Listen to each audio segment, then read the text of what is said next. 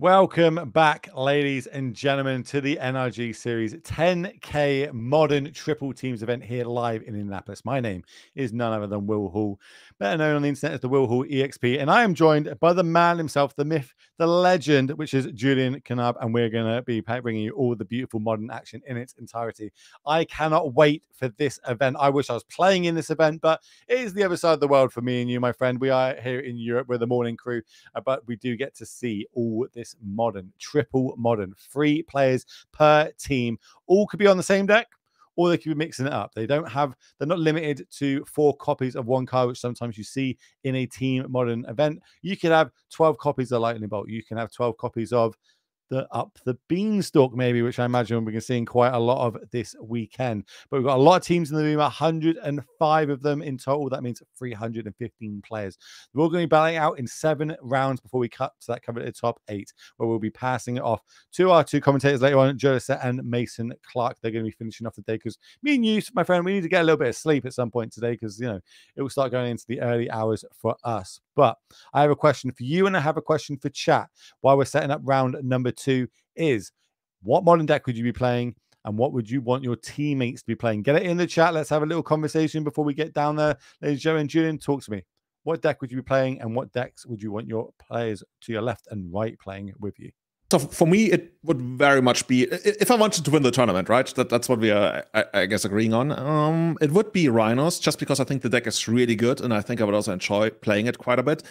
If I wanted to have fun and wanted to get better, I think it would actually be Yawgmoth. We talked about this earlier, right? Yawgmoth, one of the most difficult decks to play in Modern, and it also has that exact playstyle that I like across any kind of format you put me into. I want to be threatening a combo kill out of nowhere at any point, so my opponents have to play like conservatively, but I also want to be able to, just like get some creatures down, get in for the beat down, and that way take the game on a completely different angle. So yeah, I think it would be between those two. And what do I want my teammates to play? I think, first of all, I want them to play what they think they are good with. But other than that, it's probably going to be something like Scam. That's a really good one. I don't want to see them playing Beanstalks just because I think that the matches are going to be so long, and that's already a problem in team tournaments sometimes. So I guess for the third deck, I would pick... am I allowed to say Tron? I don't know if I should. Like, I saw that sticker on your microphone earlier today that said like no Tron zone or something. Exactly. Come on, we can't be having that here. Let's not bring the T word up as best we can this weekend. Everybody knows my thoughts on that deck, shall we say? But yeah, it is a team trios event, ladies and gentlemen. Chat saying someone said burn, burn, and burn. I don't even hate that. You're getting lunch in between each round. You know what I mean? Your game's going to go real quickly. Do you think there's some sort of preparation you should do before you play in these events?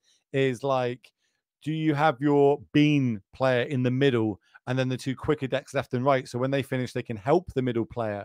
Like, is there any consideration on that when you start going into, picking your team and what decks you want to prepare with? Or are you just play what you want to play? We'll sit down. We're going to have fun because it is Magic the Gathering and it is modern. So I think try to set it up.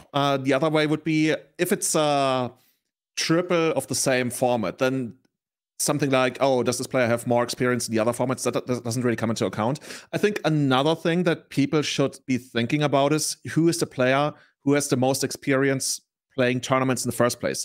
Because I've been to team tournaments where both of my teammates, they were like, they were experienced in Magic, but they haven't played a lot of tournaments. They sometimes felt a little bit like threatened or intimidated by stuff. That's why they also preferred like playing a team tournament. For some of them, it was their biggest team tournament ever. So you kind of want the person that they can rely on, that they can turn to in the middle, so they never feel left out. So that's something I do when I play with players that are not as experienced. Other than that, I think what you suggested is a pretty good option. Like, have the player in the middle who's going the longest. But then again, a lot of tournaments actually they allow you to switch seats, so it's less of a concern. But yeah, I've never done that. Mine's you're always 60. You're either A, B, or C, and that's it. A's will play. Oh no, I meant like if you're done on the right side and you want to watch the person on the left side, then you get up or like move the seat over or something like that. I got you. Like we do exactly. I've got 2 players I always team with for all team events that I play in UK and sometimes around Europe, and I'm the one in the middle because I watch obviously a lot of Magic. I play a lot of Magic. So like, well, you're going to go in the middle, Will, but they're really good players. They just don't get to keep up with the format and the knowledge of what they're playing around, etc. So they'll be asking me questions of, is that what I need to counter? Or I actually put one of my friends on Upsal spells back in the day. We don't see that deck too much anymore, but like, it used to be super powerful. Went through the motions, but didn't actually understand the last part of it to get the win. So I had to lean over to him, but he was like, Will, I think I'm dead. I'm like, no, you've got this to do that. He's like, oh, okay, cool. And then he did it and then manages to win that game. So I always find that the banter side of it in teams. When you team with your player, do you sort of encourage each other? Or do you give each other a bit of stick when you lose? Because I'm the latter part of that. Whenever one of us loses, we give him a bit of stick and be like, oh, drinks on you tonight, sort of thing.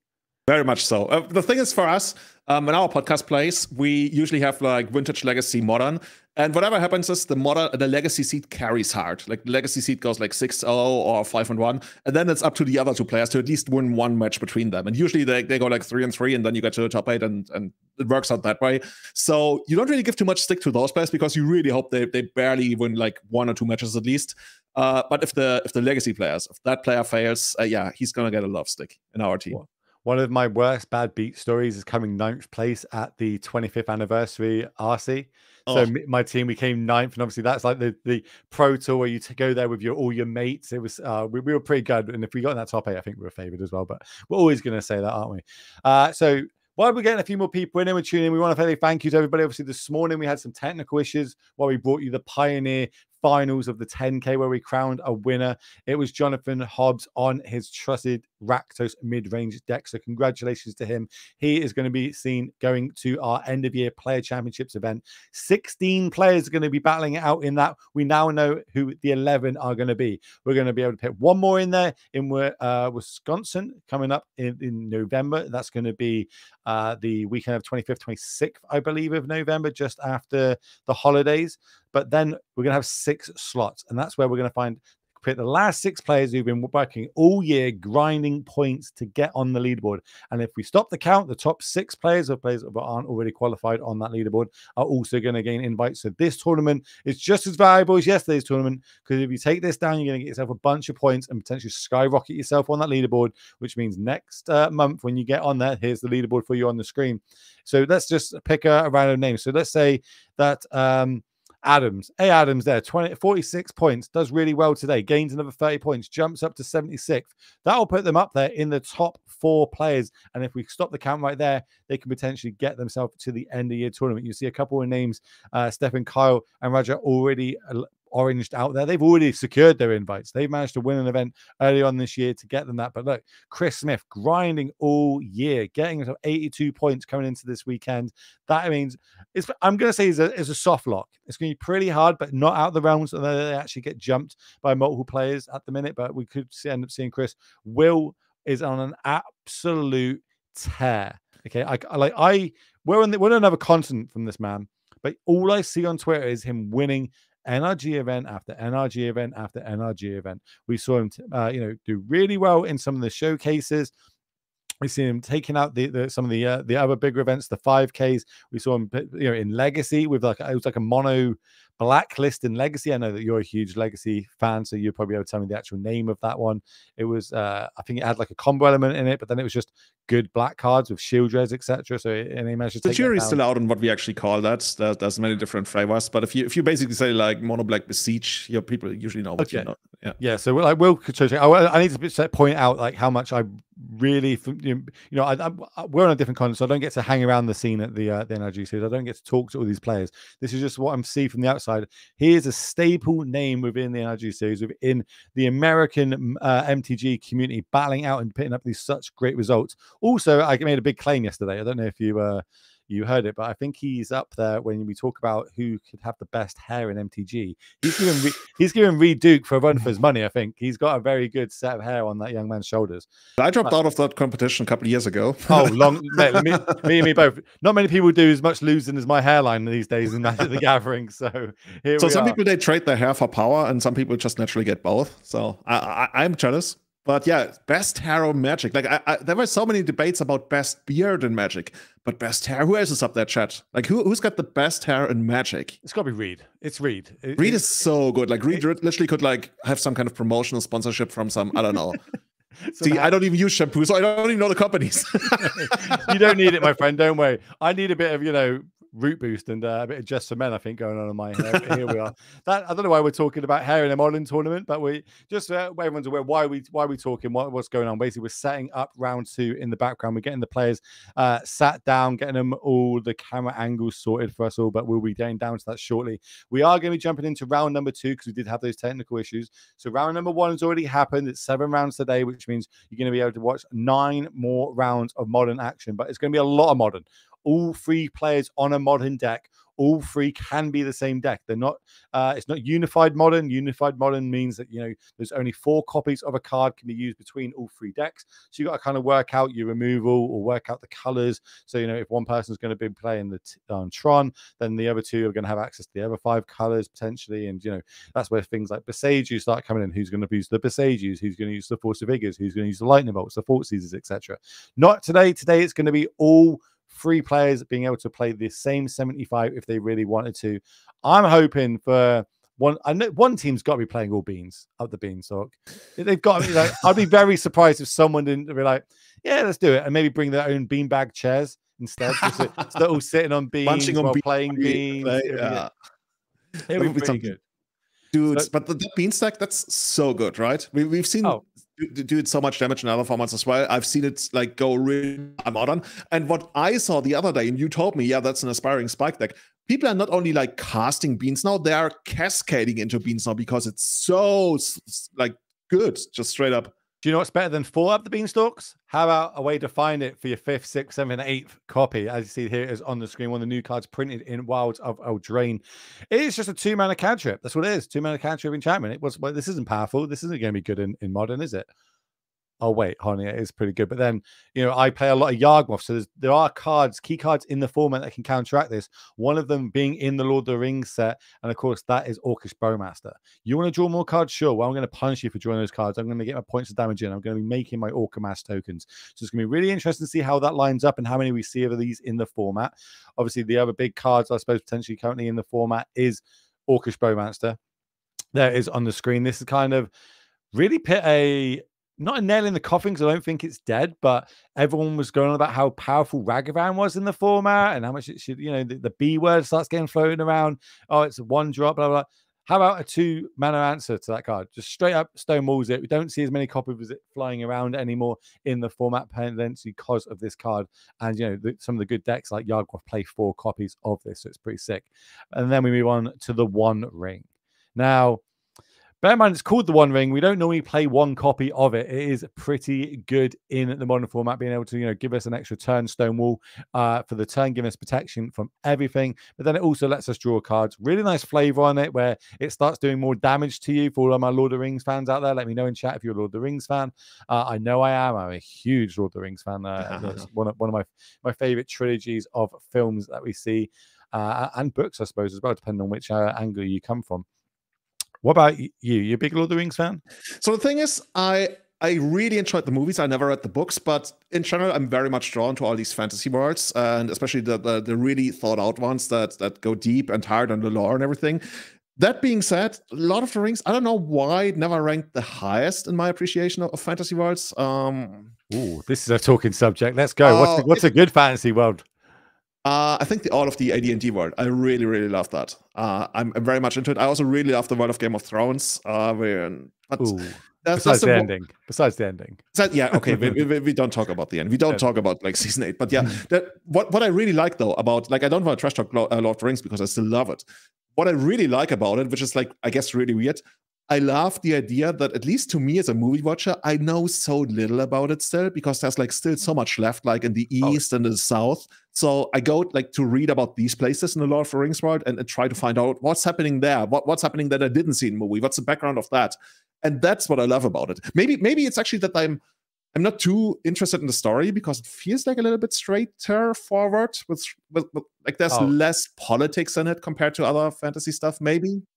So yeah, I guess that's where I'm coming from. There's a lot more to explore for me for Lord of the Rings, but I guess it's your favorite. Oh, I don't know. I'm a big Star Wars fan. I'm a big See, Star oh, Wars dude, fan. no, you're speaking my words, my language. I'm a big Star Wars fan. Actually, like I'm not going to get it out, but like, I've got like a lot of Star Wars tattoos. I was gonna get you the Millennium Falcon, the X-Wing, an AT-AT, some kind of Imperial shuttle, and an AT-ST, and Mr. Boba Fett over here. Oh, you're gonna actually go get them? Oh, you got them in Lego form. Okay, so you got. I got them in Lego. Like I'm so deep into Star Wars Lego that I literally ran out of apartment for new stuff. That's a good problem to have. Exactly. I can see the players sitting down, chat. So that means we're only going to be minutes away from being able to kick off round number 2. If you're just tuning in, welcome. Where have you been all weekend? You've missed the finals of our Pioneer event that happened yesterday, where Jonathan Hobbs managed to take it down with Rakdos mid-range, securing his invite into our player championship end of the year. But that's done and dusted. We're now moving into Modern, Triple Modern. We have got 105 teams. That is 315 players playing Modern today. All 3 players can play exactly the same 75, or they can mix it up. It is their choice.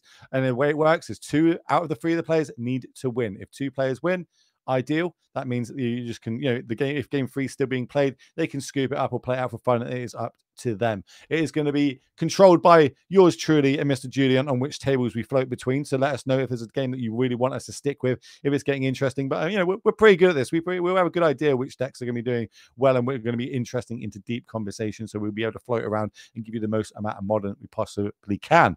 7 rounds total today before we cut to top 8. But obviously that won't be me and Julian. We will be being tucked up in bed watching from our bedside cabinets while we're going to pass it off to Joe Izzet and Mason Clark, who will be closing out the day for us all. So I need to ask you, chat. There's been a little boxing event this weekend, should we say? There's this YouTube boxing thing's a bit of a talking point in society currently. I want to know if we move that across to MTG and the Law and the Planeswalkers, which 2 Planeswalkers would you like to see have a celebrity boxing match? Julian, fire off. Which 2 Planeswalkers would you like to see? So I want to see Chase beaten up. I don't even care which one, but I've always been like very anti-Chase. So if somebody is gonna volunteer, maybe I don't know, Garuk or somebody to beat up Chase, I'm gonna be all down. I'm even gonna pay the extra fee if it's gonna be pay-per-view or something. You're gonna pay the pay-per-view just to see. Yeah, and I want to watch it twice. Like Chase gets up, and then we're gonna have another match, and Chase comes. But like I don't know why I have a lot of like hatred for Chase. Yeah, I don't like the card. Ooh, okay, I feel like we touched a nerve. We'll see if we can dive into that. We apparently did. I'm actually kind of surprised, but yeah, I've always had a thing about like Chase is not my kind of planeswalker. I think I would like to see. Let's go with Nicobolas versus Ugin. Let's get the brothers fighting each other. You know what I mean? 2 dragons. Is we gonna have this one of being dead a thing? Can we fight it through? I think that'd be pretty cool. Let's see what chat sent. Liliana, Chandra, Nihiri. I don't even know who that planeswalker is. I don't think I've ever heard that one. Karna, Johnny. Oh, actually, no. I take it all back. I want to see anybody beat Karna. That's it. Karn against Ursa. Your hatred for Jace, flip that on Karn. I want to see Karn getting beaten up by Sauron. Yeah. Hey, how about Karn against Chase? I could see that. Okay. Oh, Squeeze a planeswalker as well, right? Squee would be quite some. Squee against Nicole Bolas. How are you gonna make that work? Renin 6 versus Renin 7. Chat saying I'm here for that. With Renin 8 ref, we know we're gonna get another one of them. How many numbers are there? That's probably how many Rens we'll have in a couple of years' time. Ren Battle Royale.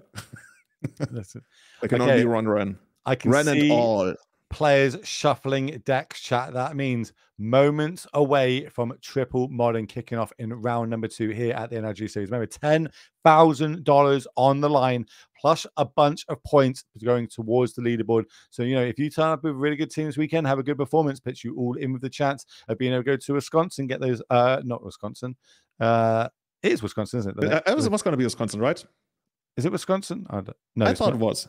Madison, that's the one. It's a different name. Madison is the next event that we're going to be moving to. Oh, in Wisconsin. Okay, yeah. It is Madison. Do you know how I know that? Because I have lots of facts written down. Madison, Wisconsin. That's where it is. It's the state and the city and the state. We don't do that too much in Europe. We don't have states. We have countries and followed by capitals. But here we are.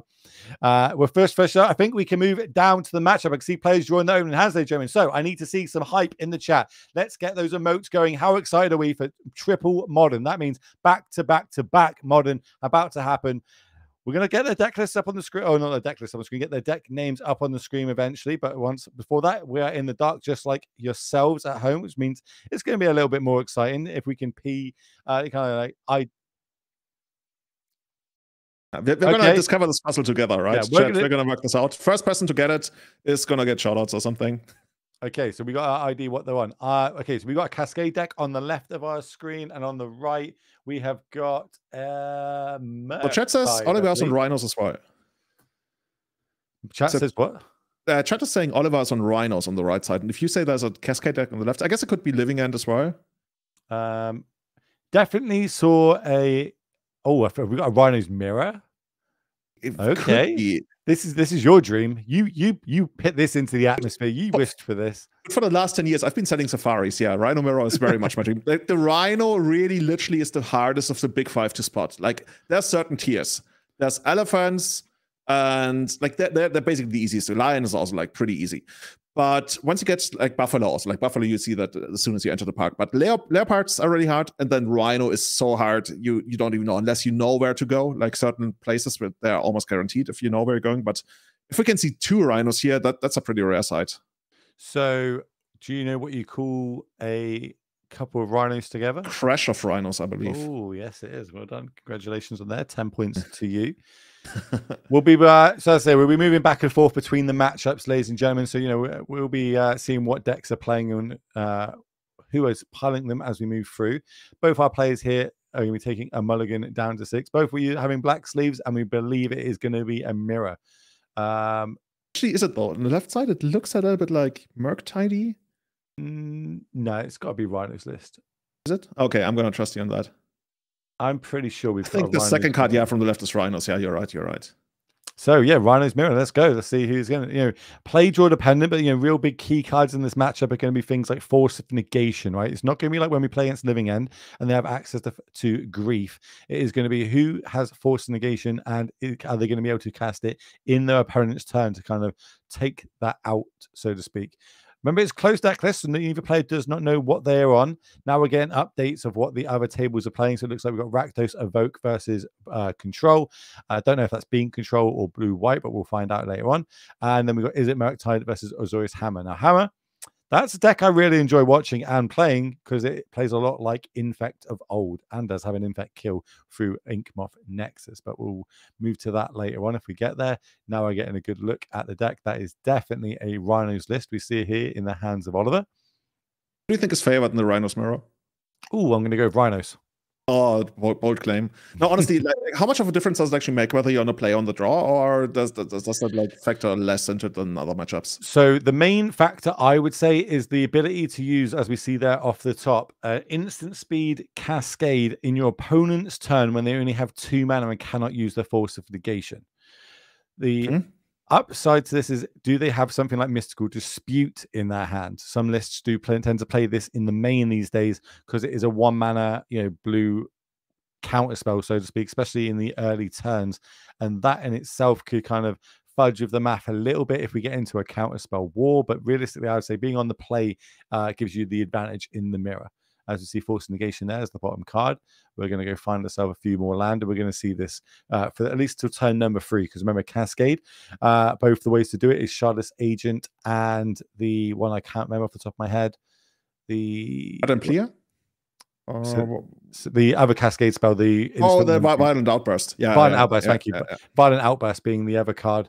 I think just Violent Outburst, your opponent's upkeep while they've only got 2 land is going to be the key play in this matchup if it is to happen. But then even if it does resolve, your opponent can just untap and then add again 8 to 10 power on the battlefield, and we're going to see a lot of potentially things like Fury coming into play. Maybe Murktides can be cast from both these players. Brazen Burrows bouncing Rhinos back in during combat because they do have trample. So see how both these players pilot it through. They wouldn't bring it this weekend if he wasn't au fait with the deck, and we're just passing the turn back. Upkeep. And we're seeing exactly what you said, right? We got Oliver going for it on Ben's upkeep while on the outburst into Rhinos. And now Ben is neither able to hardcast Force of Negation nor pitch counter because it's his turn. So I guess there's not much he can really do about this, right? We're just going to get 2 Rhinos. And I mean, he can then technically try to fight back, but if he does it right now, then Force of Negation is going to be online for Oliver, and if he waits until his upkeep, then he can hard. Actually, can he hardcast Force of Negation? The Tri-Home back there, that's going to be a blue land, right? Yeah, the Tri-Home. Oh, there's an island as well, yeah. It's the team one, so we're all good there. It's more, how do we respond? Like, if we go now into some sort of Cascade spell, and then on the other side of the battlefield is a Force of Negation, we're going to be super far behind, right? But we'll find out how this works out as we see 8 power entering the battlefield. That's the 2/4/4 trampling Rhinos. A crashing, if you will. How can Ben respond? There's another way we could have played that as well, because obviously Ben end of turn did not crack the fetch land, which I feel like I would have done. The thing is, if you crack the fetch land, then you're basically signaling that you, well, I guess Fire Eisen doesn't really matter. It always feels awkward in these like Cascade mirrors when you crack fetch lands at certain times, because you're depriving yourself of 1 mana temporarily, and both decks can, like, quote unquote go off at instant speed. At least that's what happened to me when I played a lot of the Living End mirror, where like the fetch land timing was absolutely critical. That's what I'm saying there. So we passed the turn, and Ben didn't crack end of turn. He's cracked that fetch land in his turn, which means I see what you're saying. Yeah. Oliver could have just not done it in the upkeep, and could have just waited till the turn that he cracks the fetch land and then cascade off that way as well. But slight little plays that can add up. Didn't work out too bad in this one, as we see both players now doing their game plan, spinning and turning the wheels, 1 cascade each. 10 power for Ben on the left of your screen, Oliver on just 8. And this is where a Fury would be pretty good, being able to take out one of these Rhinos potentially, or just maybe we're happy just to trade 8 power for 8 power, just attack with 2, block with 2. How many more cascades have we got in the hand? Here comes our own Shardless Agent. Cascading down. We're going to see if we can resolve this Crashing Foothills, put another 10 power on the battlefield. Well, this looks exactly like Nakuro in Kenya. Rhinos all over the place. Like you're 99% guaranteed to see Rhinos there. And that's what we're seeing in this game. So are we really going to be trying to like crash all the Rhinos into each other and then come out ahead with like 1 Rhino or 2, or try to, like you mentioned, hardcast Fury at some point? It feels like the matchup, once you get the timings down, is pretty straightforward, at least in the first game. Well, yeah, this is the easy bit, right? It's really easy. I've got my 3 mana. I've got my Cascade spells. Great. Now this is where the hard work starts coming in. When do I attack? When is it safe to attack? Should I even attack? Do I have things like Fury in my hand? I'm going to wait for my opponent to kind of, exert their game plan out. Do I have something like Endurance potentially in my main deck so I can target myself, pick my Crashing Foothills and my Cascade spells back in my deck and overwhelm my opponent that way? It's going to be interesting to see how it turns out. It looks like we're already out of Rhino tokens, so that's a good start. We'll be, starting off in the Rhinos mirror and just passing the turn back here for Ben. His board is outmatched by 2 Rhinos on this side, and we know that there's at least another Violent Outburst in hand. We do see a Fire and Ice as well, so that could be a way we can tap down one of these Rhinos and get a bit more damage in. I can't say I've played this matchup a lot, especially the mirror. I've played the Rhinos quite a bit, but not the mirror. Maybe we set up 1 big lethal turn. What I was wondering when I looked at the deck list, well, not for these, but for generic ones, maybe Murktide is in the end going to be the one to decide the match, because it flies over all the Rhinos, and it looks like the ground is pretty much locked up. See, like we're literally trading everything we've cast in the first 2 turns, except for 2 more Rhinos on Oliver's side. And by the way, Oliver has another Violent Outburst, so he's going to get even more Rhinos pretty soon. But help me out. You play 4 Crashing Footballs in these decks, right? So that is the card. Shoots through 2. He's gonna get the 3rd coming up. So yeah, there's basically 2 left in the deck. Okay, so this is interesting. So we didn't do it in response. We could have got an extra point of damage in with the 2 Rhinos that were blocked, because they also have trample. So that means we're probably holding out something like a Force Negation, or, as we know, another Violent Outburst into a Fire and Ice. But Ben didn't do anything in his turn or in Oliver's, so showing a little bit of weakness here. We do see, I believe it's a Subtlety in hand, keeping 4 mana open for that in case a Fury or some sort of hard cast creature came down, but it is just a Violent Outburst, and that's going to be enough for Ben. He's going to be scooping it up. Oliver is going to take it down number 1. So we've got the option of Rakdos Evoke being control, or we've got Azorius Hammer versus Murktide. I think I would like to go to the Hammer matchup. Yeah, let's do that. The Beam one's going to be going pretty good. So let's see if we can move down to that Hammer versus Murktide. Traditionally, how you set it up on paper, Hammer is going to be have the advantage, because if it's got instant ways to equip 10/10s, giving you a creature an extra 10 power versus things like Lightning Bolt and Unholy Heat doesn't match up too well. So moving down to the matchup, we see there was a big old Murktide on the battlefield. But not only that, we do have an aid on the battlefield with an Ornithopter. Interested if life totals are correct, we're definitely going to be looking for something like a hammer plus spear to give it lifelink, and we kind of swing the life total back in our favor. There's the spear. We're going to just drop that down. We're going to try and move this to equipping, I guess. Yeah, especially but you got the 1-0 already. That's from the previous game. Okay, that makes sense. I was wondering. Yeah, this is gonna be pretty. Like once you get the spear down, it's gonna be so hard for Mr. Murktide, at least in my experience, to make things work. Right now, it's equipped to the Ornithopter, I believe. Yeah, it's equipped to the Ornithopter, but the spear's not going to be too relevant by itself. It is kind of relevant that it gives it 3 toughness, right? We know there's 2 lightning bolts in the graveyard, so only lightning bolt can kill it currently because Delirium's not on, which means Unholy Heat isn't turned on yet. It's only going to do 2 points of damage. So that's step 1. Ben really needs here a hammer. If you can equip a hammer to this and give it +10/+10, that will mean that we're going to get an 11-point life swing.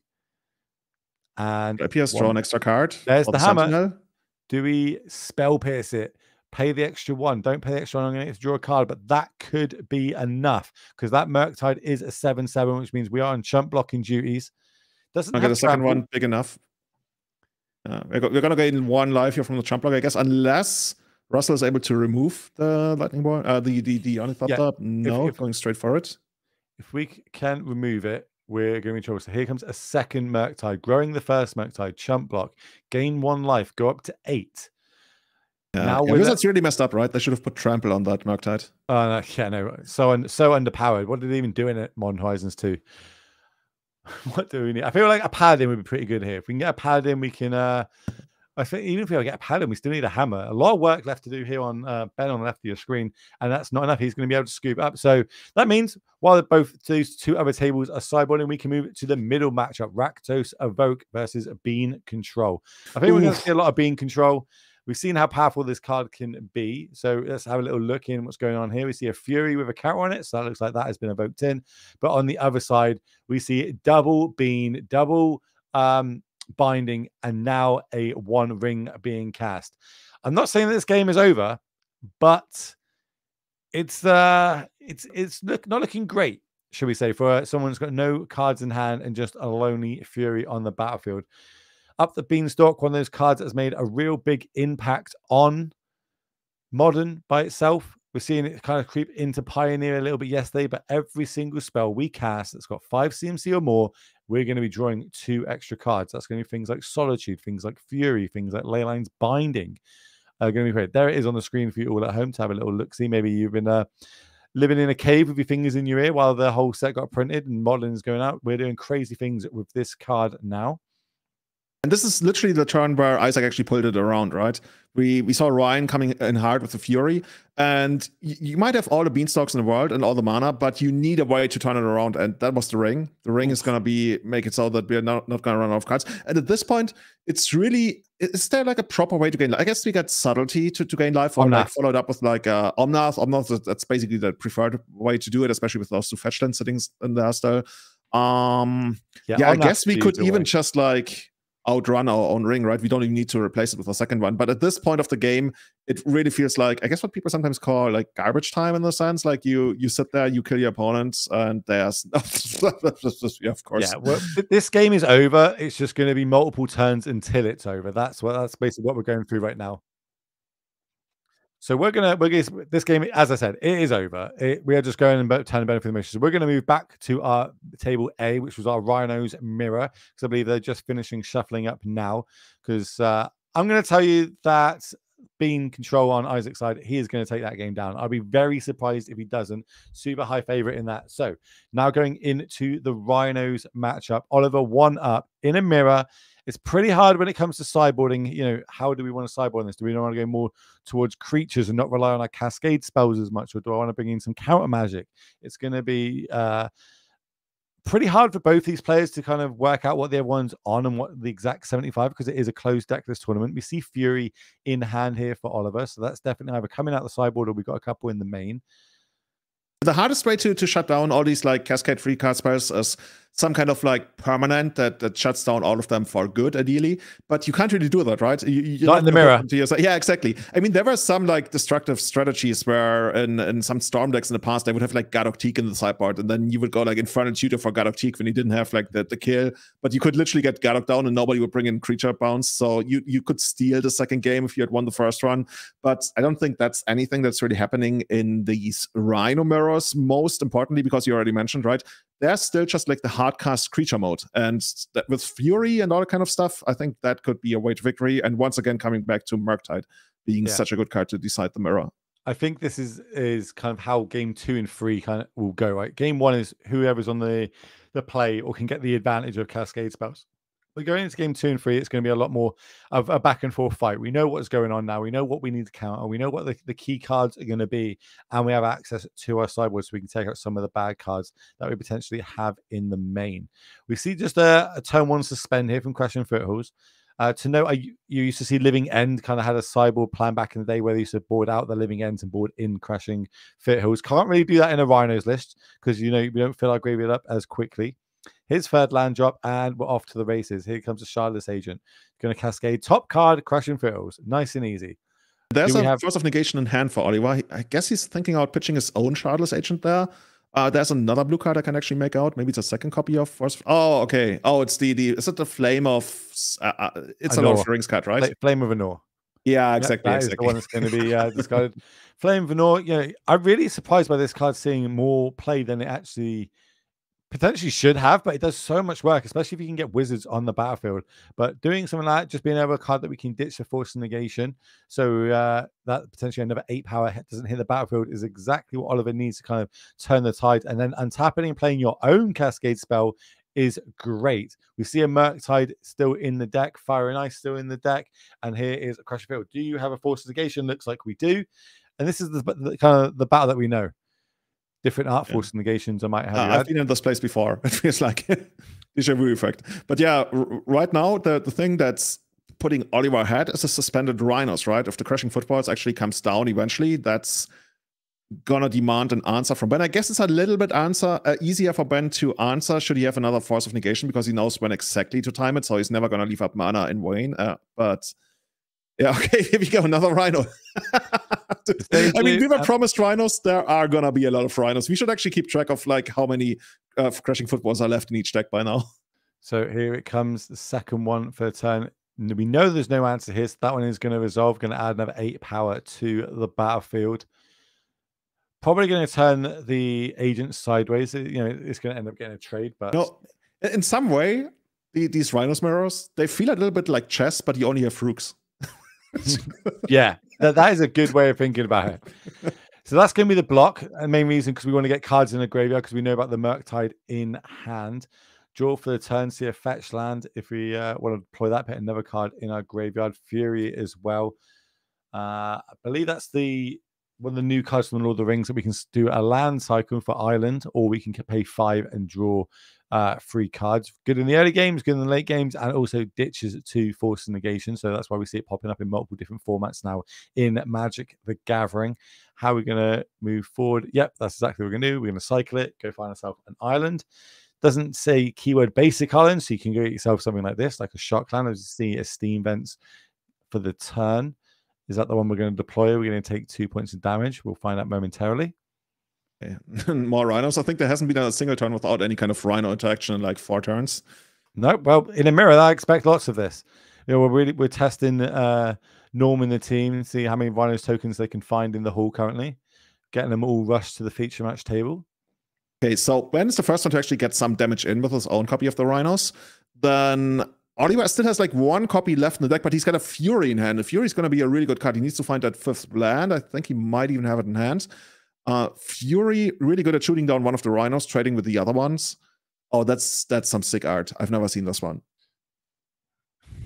Do we actually have like one of our players creating a Rhino token of sort?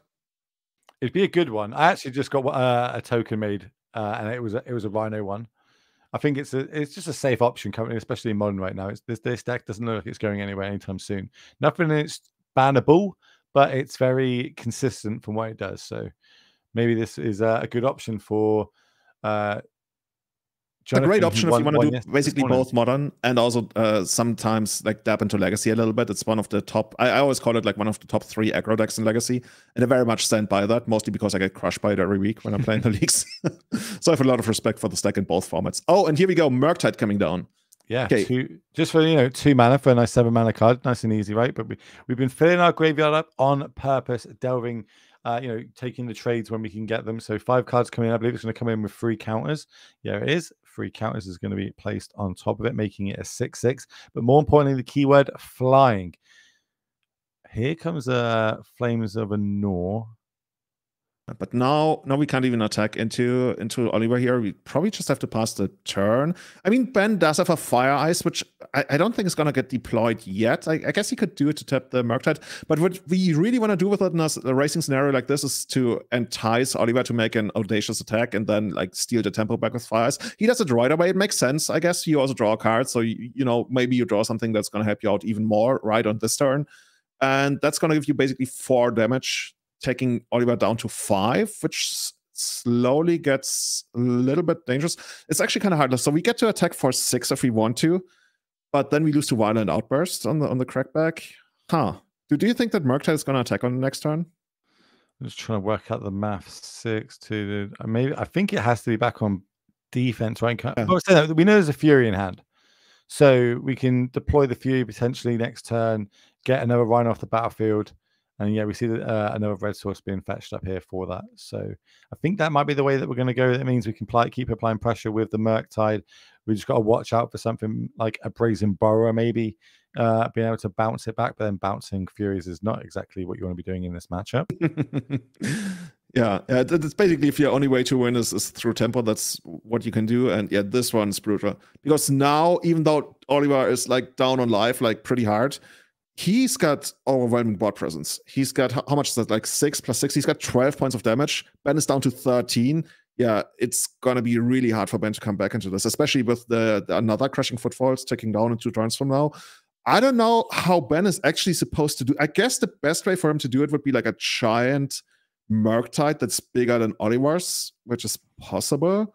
It have to be something like Brazen Burrower, Fury, maybe your own crash, a Violent Outburst at instant speed to kind of double block the Fury potentially. Definitely is a hard build battle, though. Oliver's managed to put himself in a great situation here. Him and his whole team, you can see the whole team are now up 1 game in each match, so to speak. But we've still got a lot of Magic to play here. We're going to move 3 cards. Looks 3 mana normally means some sort of Cascade, but not in this instant. That is going to be a Flame of Anor doing 5 damage. No Wizards on the battlefield, so we don't get an option to use the second abilities, which is destroy an artifact or draw 2 cards. 5 awkwardly does not deal with this Murktide as well, so that's going to come across, drop Ben down to 7. As Oliver deploys one of the most beautiful basic islands in the game. What's your basic lands of choice? It depends on whether it's foil or not, but if it's foil, if it's non-foil, it's probably going to be unglued. I really love the unglued ones, but there's a couple of really beautiful ones. If it's foil, it's probably going to be like unhinged, but honestly, actually, no, it's going to be, okay, we're getting too deep into this. There's Arena League promos from 2001, 2002. Those are my favorites, but yeah. As we say this, Oliver gets in for the kill using the hidden mode on Fire and Ice, dealing 2 damage to Ben to actually take him down from 7 all the way to -1 in this case, securing the match for team Oliver, Isaac, Russell. Dude, what a team, by the way. Yeah, well, that means we can move across to one of the others. Let's go to the Hammers matchup. Let's see how that one's getting on. Azorius Hammer versus Izzet Murktide. We saw Murktide being able to take down the Rhinos matchup then. Are we going to see it here in the Izzet Murktide list? Going on the board here, we have got ourselves a couple of artifacts. We've got let me get that. Go back, man. Thank you. Yawgmoth Nexus on the battlefield, along with Urza's Saga. Now, that's a powerful card that that was kind of sleepy. I remember that got spoiled, and everyone was like, we didn't really understand it, I don't think, when it got spoiled. Like, you had to decipher it first. Yeah, you're like, it makes mana, and then it sacrifices, and you can make it some yeah, it doesn't look that powerful. Whoa, were we wrong? It's turned up in multiple different decks, and how good can it be in them? Here comes the Yawgmoth Nexus getting animated. That's going to be on blocking duties. That's going to be able to give the Jagamage Channeler a -1/-1 counter, kind of stem the bleeding a little bit more. Ooh, that's probably going to take out the Urza Saga here, right? There's a good chance that is going to name Urza's Saga getting it in the bin, meaning constructs cannot be made, which means the spear on the battlefield and the other equipment cannot be equipped to it. But as soon as we do get a creature, we can start making strapping all this to it and making it pretty big and potentially gaining the advantage in this race that we see happening. I mean, that's one of the problems with Hammer, right? I really love the deck. I always love these like sum greater than its parts deck. But sometimes you draw a lot of stuff that really needs something else to work with. And maybe Ben drew, I guess a creature would be a start. No, another hammer that doesn't do anything. Rough. I think we're setting up for potentially a Paladin coming down. Here comes a Stoneforge Mystic. If does resolve, we get to go look in our deck, find ourselves an equipment, put it into our hand. But Russell has the lightning bolt for it to take it out. Like there's even a world where you just like let all of this happen, and then eventually just take out the Stoneforge, maybe in response to an equip or something. But I guess what he's valuing here right now is, do I want the extra reach? Because we are about to take Ben down to 5, right? But I think he's going to play it safe. It's a 2/2. Remember, it's got -1/-1 counter. Oh, that's a -1. Oh, okay. I thought they were like indicating that it's like not thresholded. What's it called? Delirious? No. Okay, it's a -1/-1 counter. Oh, okay. Got it from the Yawgmoth Nexus, I guess. Yeah. You'll notice here, so Ben is on the blue-white version of Hammer Time, which, you know, does play some number of spell pierces and sometimes mana leaks in the deck of old. Does have 1 mana up. If that Stoneforge resolved, we can see there's a Springleaf Drum on the battlefield. So potentially could have been a bit of a blowout there for Russell. Kind of got away with it because there's 1 card left in hand for Ben. We're going to go find ourselves a Cauldron. Now, this card, when it hits the battlefield, is very good. The problem is getting it on the battlefield is the hard part, because it does cost 7 mana, and with Stoneforge Mystic going to the graveyard, it is probably going to be sat in hand for a little bit. There it is on the screen for you. It is a living weapon. It is indestructible. Gives whatever it is equipped to +5/+5, first strike, trample, indestructible, and haste. And then if that's not enough text for you, how about whenever this creature deals combat damage to a creature, exile that creature, when we equip for 7 mana as well. But, you know, we can get around things like that in this deck. We have like Paladin and the new equip card that I cannot remember from Lord of the Rings. Something to do with the fancy sword that Aragorn gets. I'm sure someone in chat will point out to me. I was going to say Lightbringer, but that's probably something. Nah, it's not Lightbringer. Is it? No. It's not Lightbringer. It's a 3 mana white enchantment. When it comes in, you can bring something back from your graveyard, and it can be equipped once a turn. But I think that is going to be enough for scooping it up. Murktide's going to take that down, but then they're going to take it down for the whole team. I don't know if the Bean Rakdos deck's going to keep battling out for us on camera, or if they're going to scoop it up. We'll find that out in the background. But in the meantime, we're going to move back to. Oh, wait, they are going to play it out for us. Even better. So we'll move across this. Awesome. Get your camera time while you can, Lee. You know what I mean? We all want to see more Bean, right? But then we can see a Bean on the battlefield. We can see a 1 ring on the battlefield. We can see an Orcish Bowmaster, which I said was amazing. But then we did just see a Fury come down, and that Fury is going to clean up that battlefield nicely and draw a card along the way. Blood Moon fixing our mana, right? We need red mana. Sure, you got Blood Moon on the other side of the board. Easy. That's how we do it. This is pretty rough, right? You would think that the Blood Moon is supposed to be really good against the Beanstalk deck. Is it even 5 color? Sometimes I'm used to it being 4 color. I've wanted like black in there. It's got spells that are equivalent to 4 mana, but it does play the swamp when it needs for things like for Leyline Binding. For Leyline Binding coming down. You can see that's the 1 triumph on the battlefield currently. But yeah, being able to have not only the 1 ring on the battlefield, but also having a Bean, having access to red cards like Fury, getting that Babbo on the battlefield, that is going to be able to close this game down real quickly if we start turning it sideways. Looks like 1 counter on the 1 ring, though. So, 9-turn clock for Ryan. Could get there. We'll find out. We're just going to get another Fury. Easy. Okay. That card is so good. Multiple format All-Star. It is. It's pretty rough. Is it the German version of this card's called what? I knew exactly you were going to bring this up. And the German version is called Wut. Oh, Wut? Okay. So like English speakers would say, what? It's literally a very, very short. Wut. It literally means rage, fury, but basically it's kind of funny because in the past when you had cards like that, it would be die Wut or der Ärger, which is like anger, but now they didn't put die Wut on there because I guess it looks weird. Honestly, like all the German cards are weird. There's very few German cards that have like translations that are not awkward. Fury Wood actually works pretty well.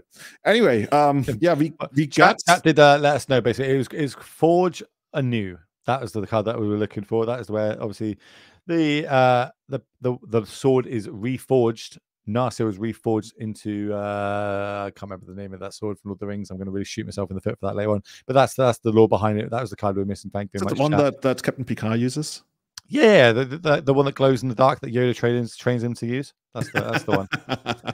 We're going to see a Orcish Bowmaster coming down doing another point of damage. This is going to add up, but unfortunately, I think double Wood is really going to be able to close down this game pretty quick as it comes across for 12 points of damage. We're going to get some chump blocking going on here, and we're going to have an Undying effect. Okay, this is why the deck has its name with Scam, I guess. Yeah. On the Proto, they didn't really like that name, I guess. And here's another red card from our 5-color deck. So it lines up nicely. Lightning Bolt. White bordered, though. Where are we on the white bordered Lightning Bolt? So we're yay or nay? If it's summer, I can see it. Other than that, I really like the black border ones. If I had to pick, I would pick the foil one, the misprint one that doesn't have any text on it. I think that's the ultimate best experience that you can get on a lightning bolt. I'm going to blow your mind with my lightning bolts then, because we were talking about secret layers earlier. I own a lot of secret layers. Another League of Legends one. No, it's not League of Legends this time. It's Street Fighter. Oh, okay, that's good. That's the Hadouken, right? Yep, the Hadouken lightning bolts. They're pretty cool. I love that so much. Appreciate chat helping me out. Yeah, it is Andril is the sword that is made from the shards of Narsil. Look at us on our Lord of the Rings nerdiness chat. I love it. Never change, never change. Shout out to Doug on Twitch. Welcome, my friend. Had a good run yesterday in the showcase, I believe. One of your fellow legacy players. And that is going to be it on this game. Too much for Rakdos Evoke to kind of come back from here. Blood Moon, you get the hype behind it, being able to get that downturn free, shutting off the deck on the other side, but not enough when they have things like Furies that they can just straight up hard cast, especially when you got Up the Beanstalk on the battlefield. So I think we're going to see a lot of that Up the Beanstalk card in Modern this weekend. Remember, 7 rounds of it this weekend, battling out before we cut to the top 8. That is going to be the end of round number 2. So there's a lot of different tables out on the field. So we've got 105 teams, 3 players per team. That's 315 for everybody out there. That's quick and math. So a lot of different modern decks floating around. We need you to interact with us, chat. Start spamming the chat what decks you want us to get in the feature match tables. We'll go out into the field. We'll see if we can get them onto the feature match for you each round. But our hands might just be forced because obviously we only want to get the tables that are winning. They're still in contention for top 8. But if you've got a spicy deck you want to see, maybe you want to see more Beanstalk, more Yawgmoth, maybe you want us to try and find some burn matchups, or just the real spicy decks. Those meatball flavored decks that are out there in the field. Let us know. And we're going to be monitoring chat. We're going to be having a look in there. But Julian, talk to me about that matchup. Rhinos, Mirror. What was the key cards? The key cards in the end, as we expected, right, was Murktide. Murktide was the one thing that gets to ignore everything going on the ground. And the other thing being Fury, which buys you a lot of time, like clogs up the ground even more, puts some pressure. So, yeah, in the end, it looked like a big flying dragon is still one of the best things to have in Magic.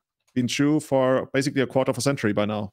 Even more, right? We recently had like, oh my God, I'm getting old. To me, Magic is like 25 years old. No, we're actually like 30 years old. And yeah, the big 6/6 dragon still reigns supreme. I don't know. There's something about it, right? See, like, yeah. I have to give a shout out to Hamster in chat. Infect, yeah. If we've got any Infect out there, I'll do my damnedest to get them in the feature match chat. I promise you, chat. That's all I want to do. I just want to commentate on Infect one more time. But there's quite a lot of time left in the round everyone's going to battle. So we're going to be talking. So that means I'm going to be asking you some more questions, chat. I'm going to be firing them to Julian. And the first question I have, and this one always gets good answers, Julian. Wait, ready for this. If you could make a secret lair crossover, what would it be? What's the worst? Let's start with the worst secret lair that could possibly come out. Last time I asked this question, we had a Kardashians one. How would you like a Kardashian secret lair, Julian? Dude, everything I know about the Kardashians is that like their father is like a famous lawyer, and I don't know who the Kardashians are. I couldn't even point them out if I saw them on screen. So I would actually get introduced to them by the secret lair. So in a way, I guess, yeah, I don't know if I'm supposed to know that, but that sounds pretty bad, honestly. Yeah, it's not a great one. Another one said, someone said was cheese. A cheese secret lair would be pretty bad, just having different sets. I mean, there are a lot of different flavors of cheese.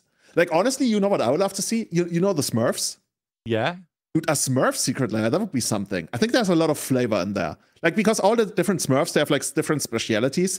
And then there's like a couple of evil guys that you could like flesh out pretty well. And the graphics on the Smurfs is also like pretty popular. I just like the graphic style.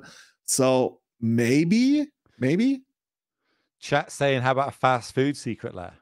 Is that we're still doing the bad ones. Okay. I mean, American fast food places would easily be the worst one because like nobody knows them except Americans, right? You know this is going out in America, right? You know this is I know, but I think I'm pretty confident in trash talking fast food places. Even though I gotta say, when I went, like people took me to a couple of different burger places, and I really enjoyed those. So, did you go Chick-fil-A? That's the big one. Everyone in America always tells me to go Chick-fil-A. Five Guys, and the other one was in. Help me out, chat. What's the best fast food place in America? Oh, no. There's another burger place. You've opened a can of worms you did not want to open. Fast food restaurants, which one's the best in America? So there's another one. In-N-Out Burger. In-N-Out Burger. I was actually invited. Like one of the players we went to, he made day 2 at the GP, and then he invited all the legacy players and at In-N-Out Burger, and he treated all of us. And that was my introduction to In-N-Out. So maybe that's why I like it so much. Well, while chat starts spamming all the different fast food chains that are in America, which, you know, I'm in America next month, so feel free to let me know. I really want to go to some real good restaurants. I've never been to an In-N-Out Burger. We should probably talk about the future event that we've got coming up. There is one more NRG weekend this year, and it is going to happen in Madison, Wisconsin. That is on the Saturday. Is going to be a 10K Modern Showdown happening November 25th. And then on the 26th, we have got ourselves a 5K Pioneer Trial. But you know what happens when we talk about future events? I get to go about some Will Hall facts about the locations we are going to. So let me just get my phone open. Let's look at my Madison facts. So did you know, chat, Julian, that Elvis Presley famously broke up a street fight in Madison in 1977 on his way to a concert? Why would you do that? I mean, they teach that in German schools, so I know about that, but I don't know if Chat knows about that. He was really good at karate, right? Apparently, so he stopped and used his karate skills to break up that fight. While you're at Elvis, did you know that Elvis had his last concert ever in Indianapolis? That is my 6th fact actually on my list, but thanks for ruining stealing my thunder there. Appreciate that. Well, let's trump that with, did you know that the city has a thriving craft beer scene? Madison is the home of several breweries and brew pubs offering a wide selection of craft beers and unique flavors. So maybe if you're going to turn up this weekend and you're going to battle it out and maybe Saturday doesn't go too well for you, you can go jump yourself out and find out and, you know, try some of these craft beers and kind of drown your sorrows a little bit. I did speak about, I'm genuinely looking at how much flights cost from Orlando into Madison, because I would love to turn up to this, meet the team, play one of these events, potentially, you know, beg, borrow, steal until I get a feature match, and then I can see chat kind of rinse me for all my bad misplays that will happen. But that is going to be in Madison, so that is the last one of the year. That is where we're going to find out who is taking the 10th and final direct invite to our Player of the Year Championship Showdown, where we only have 16 players battling out for $25,000. We've got 8 names already. We just crowned the 9th this morning. We've got a graphic. Here it is. You've been going on the NRG for longer than I have. You're going to be more recognized with a lot of these names. Any of these names stand out for you? Any of these names? Yeah, definitely Roger. Like, I called Roger out to be he was my pick to become last season's champion, and I'm simply proud for actually like predicting that, even though I totally stole Anurag's pick because I thought like if Anurag picks Roger, I cannot not pick him. Other than that, Steven Dykeman as well. Like, I honestly, there's just like too many players who are playing on the NRG event to basically say, oh, this is the one that sticks out. Even though I want to say some have made that, you know, that not that A tier but that S tier name for themselves, and I think that's a great thing to do when you continuously play these series.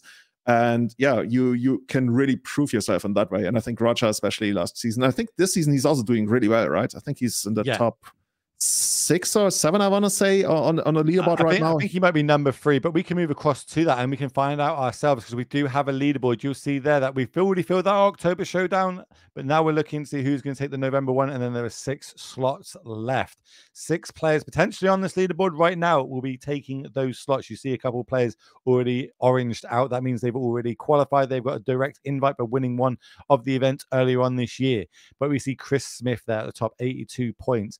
he is giving himself the best possible chance to gain one of those 6 invites. Because remember, 16-player tournament, that's not a lot. You know, you've got a 1 in 16 shot of potentially winning that and taking down a lot of money. That's how math works, ladies and gentlemen. I'm here a week. But going down, we can start getting to, I'd say like Chris, Will, Benjamin, we could put them in the soft lock territory, but we start going down towards, you know, Ryan, Sarah, Fletcher, Cliff, Scene, Casey. These are all sort of players and many more below them. I'd probably go down to around the high 30s, mid 30s, could all start starting up the leaderboard, especially with a good weekend, if they go like back-to-back top 8s or something like that. So still a lot to play for in these. And maybe you haven't managed to play all year. Maybe you've had a busy year. Maybe the series hasn't been anywhere near you. But now, you know, you are local to Wisconsin. You want to come down. You get yourself to Madison. You can battle it out in one of these. If you manage to spike it, take it down, you instantly win yourself a direct invite to this. So everything's still to play for, and that's potentially what I'm looking to do next month. See me taking down one of these events. It's call me a has-been anymore. Come at me. bring my trusty Yawgmoth deck and hope for the best. I was wondering, what are your picks? Like, if Will Hall, the character that you pick in a fighting game, what are your different moves? What are your different decks in different formats? Like, what is your legacy deck of choice? Modern? What have you? Pioneer? Where are you? Okay, Pioneer. I'm probably mono green. Okay. Oh, you're one of those people. I didn't choose to be one of those players. I just happened to have a lot of the cards and built the deck. And yeah, it's you don't really have to think for it. Modern is Yawgmoth. I love creature combo decks. That's something I've really found in my experience of playing Magic for lots of years. I really like creature combo decks, even though I suppose I'm probably better known for Infect, but it's not a deck anymore, unfortunately. It really hurts my heart that all 5 modern Infect players around the world. It's just like so sad right now. I know. Can we have a moment of silence? Okay, that's long enough. Legacy, I really do like the Grixis like Delver list now that Bowmaster's floating around. Oh, okay. I think that's pretty cool, but I am favored to lands. I just love the idea of sure all your spells are basically dead because I'm just going to use my graveyard with lands. I think that's pretty sweet.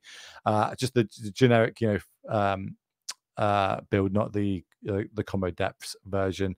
Wait, you're going to play lands without the combo in it? Yeah. You literally, like, that's what we did 12 years ago. And you want to go back to that? Like, we used to like put Mindslaver on top. We used to put like, I don't know, Worm Harvest, what have you, Smokestack to, dude, I can appreciate that. That was my time playing lands back then as well. I just think that it's a cool way of playing. Same when I first started playing Modern, I picked up Affinity, which, you know, kind of again another deck that's kind of fallen out of favor. But you know, I guess the revamp of that now is Hardened Scales, which is kind of rising in popularity because of Agatha's Cauldron. That's a card that we're probably going to see a lot of this weekend. Very good, very powerful card. Kind of not high in people's expectations. Everyone's like, this looks like it could be busted, but we're not sure what decks it will be busted in. Turns out it's going to be really good in Heliod combo. It's going to be really good in Hardened Scales. It's going to be really good in Yawgmoth. And we're still going. We're still trying to find out what decks this is going to be really broken in. Because I don't know if you know this, Julian, but if you exile a Grist with this card, that means all your cards are now turning into Grists with +1/+1 counters. You can then start ticking up all your creatures, making more insect tokens. And then when they start gaining loyalty, then you can start ticking them down. It's a really, really cool interaction that can happen. It happened to me the other weekend when I was playing Yawgmoth. And then we play Walking Ballista, turning all my creatures into Walking Ballistas. It's a pretty sweet card. And I think whoever made this at R&D needs a pat on the back. It's really like a good card for brewing in the modern metagame.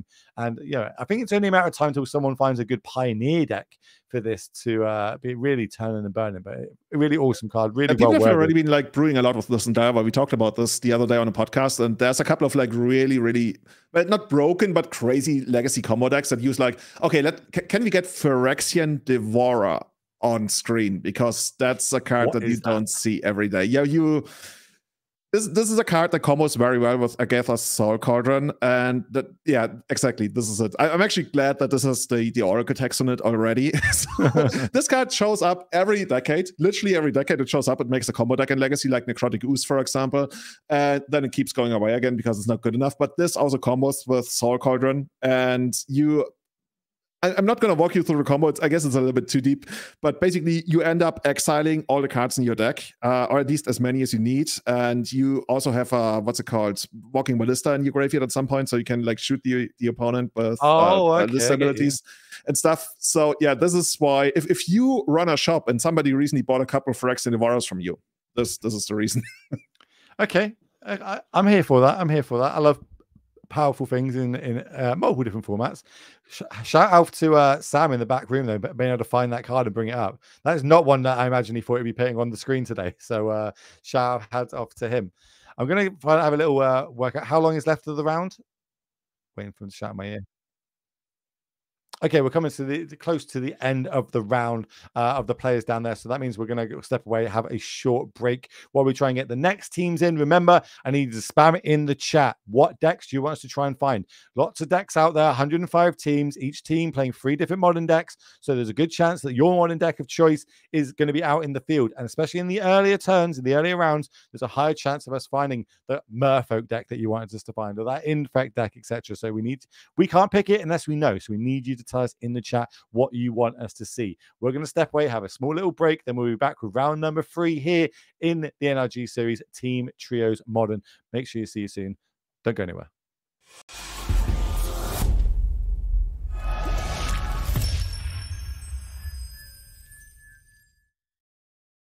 Welcome back, ladies and gentlemen, to the NRG Series Team Trios Modern event. 10K on the line this weekend. We're obviously live in Indianapolis. My name is Will Hall, better known on the internet as the Will Hall EXP. And I'm joined in the virtual news booth by Julian Nab, and we are the European casting team this morning. We're going to take you through for a couple more rounds before we pass it off to the amazing Mason Clark and Joe Lissette. But a lot on the line this weekend, right? We started off yesterday with a Pioneer Showdown. We had 227 players battling out in 9 rounds of Pioneer action. We've cut to top 8 before we were able to crown Jonathan Hobbs our victor, getting himself an invite to the Player of the Year Championship playoff. 16 players are going to be battling out in that for their share of $25,000. Nothing to sniff your nose up. And we need to put emphasis on that, okay? Sometimes you go to tournaments, sometimes you spike it. That's awesome. That's magic. But sometimes you turn up and you just don't get there, but you always put up good consecutive finishes. And that is what's been happening throughout the year for a lot of players. The top 6 of those players this year grinding in the NRG series are going to also find themselves there. We've got this weekend to go in this Team Trios portion at a load of points, and then one more in Wisconsin. So make sure if you haven't hit that follow button, you hit that follow button and you stay up to date on all the different socials from the NRG. Maybe you want to go back and watch some of their past events. They also have a YouTube channel. Go hit the follow on the YouTube channel. Stay up to date on everything that is going on. We need to support the NRG series the best we can so they can keep bringing this awesome paper magic to us. Julian, we are going into round number 3, which means we are going to have another 6 players sat down. That potentially could be 6 more modern decks. Chat has let us know what decks they want to see. What deck do you want to see this round if you could pick? Okay, if I could pick, it would definitely be Yawgmoth. The gold standard. Okay, I want to see Yawgmoth. I definitely, I was going to say Splinter Twin. I just broke a lot of hearts, I know. I was just like in my head, I was going through my favorite decks of all time. No, I want to see Yawgmoth. I don't know why, but I kind of want to see Tron. I'm with you kind of on the side. It's like the bad guy in the format, but you know, you still need a villain for a good movie. So I want to see Tron go up in a really hard match. I want to see some really weird combo deck that nobody ever understands, because I feel like there's always something out there. People are mentioning Bring to Light. I think we can go a lot weirder.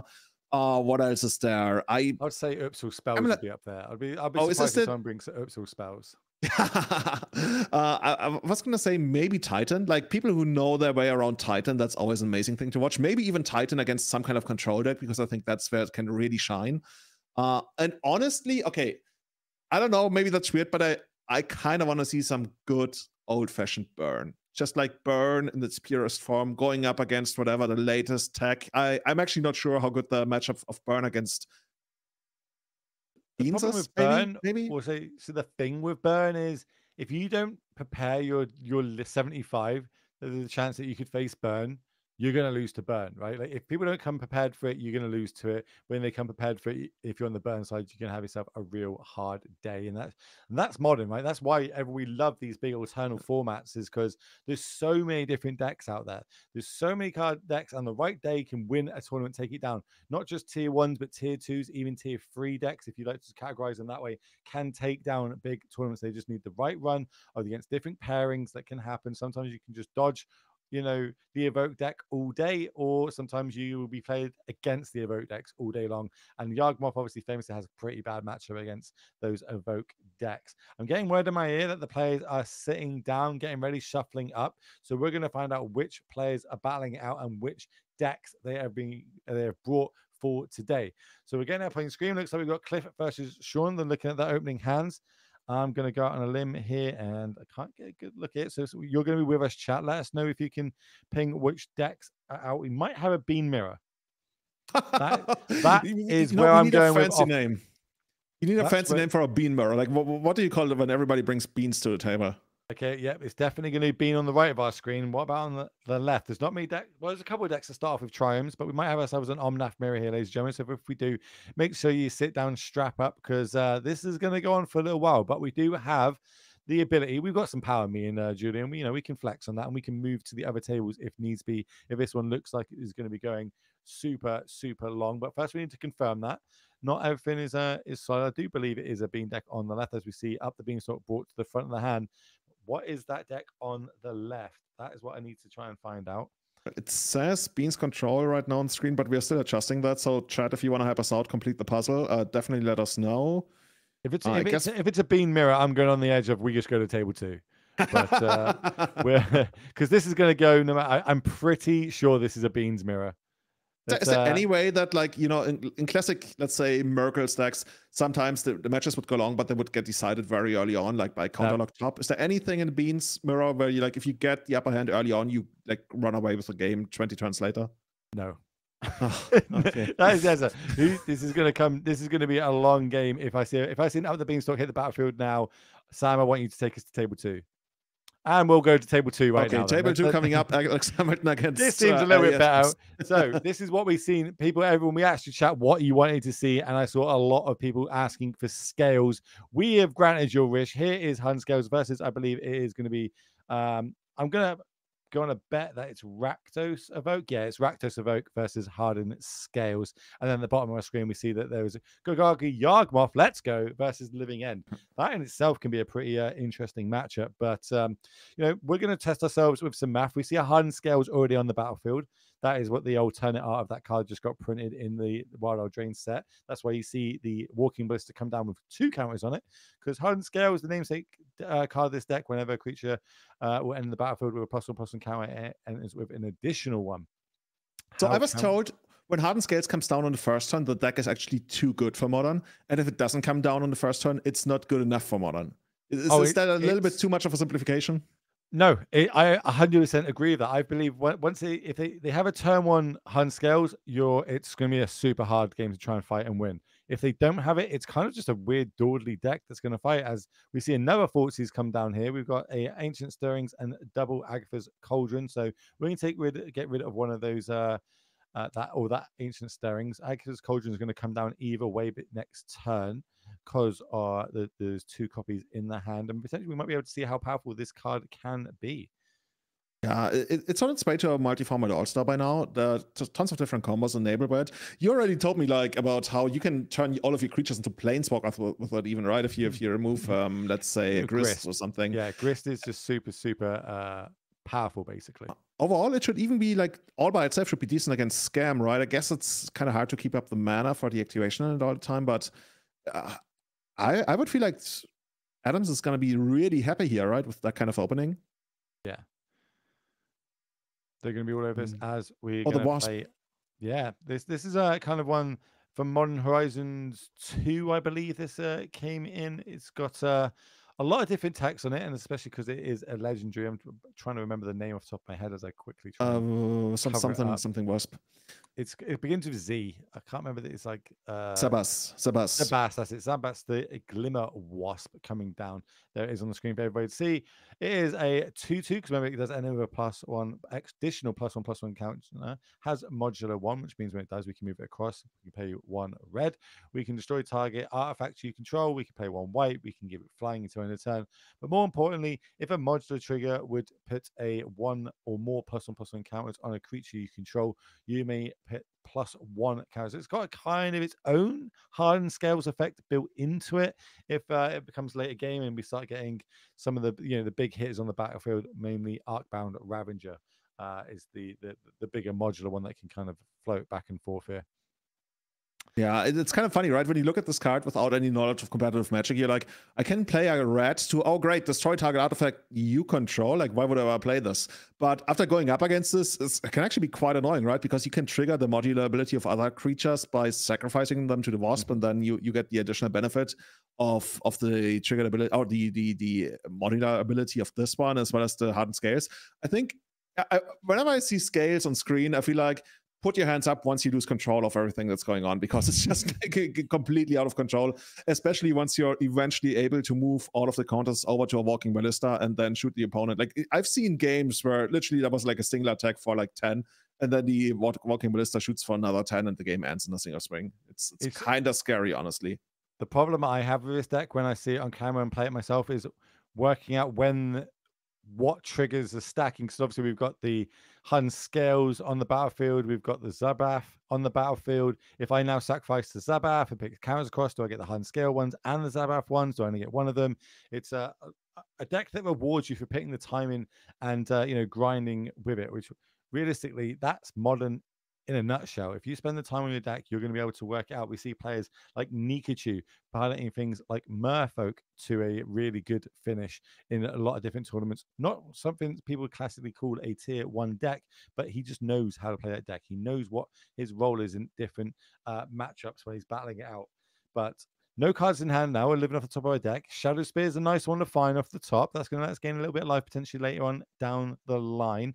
We're going to just come across for 2 because this Grief with the evoke effect coming down, getting both Agatha's Cauldrons into the graveyard. Not so great when it's in the graveyard. I love how you have to like sometimes piece things together from interactions that you didn't really intend to. For example, Adams probably didn't come here thinking, hey, I'm going to put my spear on my Wasp and then get in with lifelink damage in the air to raise a Grief. But just because of the nature of the deck and all these like different tiny interactions that you're trying to maximize, sometimes you end up in a board stack like this, and yeah, we're going to get a Cauldron down. Like, this is what I like to call like an EDH board state, right? If you look at this, you would think, okay, we are playing like the best of all the cool decks on all the cool cards. And eventually we're just going to get to a position that we didn't really anticipate, but we're surely going to take advantage of. Yeah. So let's see how everyone's going to move this forward. Grief is a good one, especially once it's got a 4/3 body. Yeah, 4/3 body, because it's got the new Wicked Roll, kind of an upgrade that they all got. So I'm right now, it's kind of awkward in Modern, right? When you're in this early game, I guess it's for Alex, it's not that much an early game anymore. Alex down to 9 life facing us. That like 9, I guess it's 2 counters on it, so it's like 9 damage in the air. Adam's out of cards, so for them it's actually going to be all in on this, right? And sometimes I'm trying to pick up, oh, maybe the cards are being dropped. No, we're all in on this Wasp. And for Alex, like, you basically, you know what? You want to kill the Wasp as soon as possible, right? Because as soon as Adams is going to untap, they are going to have the activation of the Yawgmoth Nexus available, so the Wasp would be able to transfer the counters, and then we start all again with infect counters. Yeah, this is already a little bit tricky. And Alex sitting here on like a land. And what's the other card in there? The other one is one of the scam effects. Remember, there's a Hardened Scales in the graveyard, so we can exile that, potentially turning the Wasp itself into a walking ballisted ability. It would obviously gain extra counters because there's Hardened Scale on the battlefield as well. So could, at 9 life, could just be over next turn, especially if there's 2 creatures in the graveyard that we can exile. Because remember, every time Cauldron exiles a creature, we get to put a +1/+1 counter on a creature that we control. That's actually what's And happening. I would have totally fallen for that. I would have certainly not seen that. And I guess, as you mentioned, right, that's one of the ways that you get a leg up, and especially modern, like all these non-rotating formats. If you're a master of your deck and you go up against somebody who's not as familiar with it, you could sometimes like kill them out of nowhere. Or I guess in some cases they don't even have a choice and just like die to it. right, big draw step. Didn't use Cauldron end of turn. Maybe playing round some sort of removal. We'll find out how we want to go about this. Grief is back on blocking duties. Only at 9 life, we need to kind of protect that. We see there at the bottom of the screen, Fletcher has picked up a win with Living End versus Golgari Yawgmoth. No shock here that the Bean Control Mirror is still going in game number 1. By the way, can I send an official complaint to Wizards of the Coast? As somebody who once missed a top 8 because he looked at an artwork, saw the creature was flying, didn't block and died. How does Savas not have flying? Like, seriously. Well, you can give it flying, right? Pay 1 white. Yeah, but come on. You look at that, you think like it's gonna have flying outright. Okay. Does it really take like a white mana to send it to the air?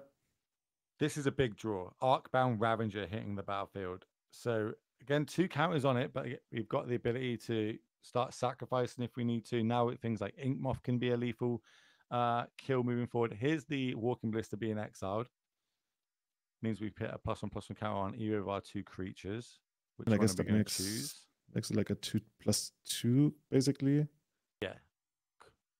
So it's got to be put underneath there. So now everything's going to gain the Walking Blister ability. Can we make a creature big enough to just do a 1-shot here? 9 damage. So sacrifice 1, 2. So everything you sacrifice onto the Ravager. Yeah. So everything you sacrifice onto the Ravager adds 2 counters, right? Mm-hmm. So we need Cauldron on the battlefield, though. If Cauldron goes, it doesn't gain the Walking Blister part of it. We can put like 6 on the... No. You can 4 on this one and then transfer 5 over. I think we got it. But that's just like my very quick math. So we sacrifice the Spear, so that puts Arcbound Ravager to 4. When we sacrifice the Arcbound Ravager, put 5 counters on the Wasp. But then I guess the question is, unless I missed something, is whether Adams wants to do that, because Alex might have like some kind of removal spell, but I don't think there's too many that really matter. That's what we're playing around, right? Like, if I go for it and they've got it, how bad do I get blown out here? Yeah. I think Fury off the top is pretty good, though. I guess the thing is, Adams isn't forced to do it. They can just like sit back and wait for Alex to do something, because the Wasp kill with Cauldron is instant speed, so you can just like wait and maybe find something else until they commit to something, maybe tap out, like in this place. Well, yeah, if the life totals are correct and we're taking 2 going down to 6, we're just going to shoot you for 2 here, shoot you for 4 here, and that should be game number 1, right? We're just going to move them all across. 8 damage to the face. GG going into game number 2 there. That means we can move across. Let's have a little look at the bean. Let's see how this is piling up. Yep, exactly how we thought it would be. We've got some 1-rings going on. We've got a lot of beans. We've got some Omnaths. We've got Teferis. We, more importantly, got an Elish Norn on the battlefield. That's got to be pretty good. That's going to turn off all the ETBs on Sean's side here. Is that the one that also gives you like double ETBs on your side? And it gives you double ETBs, yeah. So it's great for your beans, up the beans for your Leylines bindings, getting 2 targets, etc. It's going to be pretty crazy. Remember that all 3 players could play the full 75 if they wanted to go that way. It could also all just play completely different decks, and that's what I think we've seen so far. I haven't seen a team with all 3 of the same deck, but we are in only round number 3. Remember, 7 rounds today, battling it out. So that's a Fury going to come down here. Yeah, this is sorry, that was interesting there on the Fury, right? So we evoked the Fury in, but we don't have the evoke trigger once it hits the battlefield because we've got Elish Norn on the battlefield. Yeah, that's what I was going to bring up, right? It's kind of cool. And that way you get a free 3/3 double striker. Of course, you have to pitch something, but you're not paying for it. And as we get down another Teferi to bounce the Elish Norn. So we bounce the Elish Norn after using it. Very rude, very rude. That's just like the Teferi way. So many cards in hand. This is only game number 1, remember, ladies and gentlemen. You already mentioned this to me. Yeah, by the way, well, you already mentioned this to me, as you mentioned so many cards in hand, that this actually comes down to decking at times. It can do, yeah. If you've got multiple beans on the battlefield, it is not a maybe, it is you must draw. Here comes a Ren and 6 coming down. That's going to return a land. Double Fury on the battlefield, and Cliff at 7 life, though. This could be interesting. Is there any kind of like commonly played mass removal in these bean stacks? I'm not really familiar. Depending on the build, sometimes you can have like a board sweeper, but we could just play another ring, right? Give ourselves protection from everything for a turn, get back into the matchup. We're going to start off with 3 mana here, though. Could be Teferi. We're going to need a bunch more of those if we want to make it work.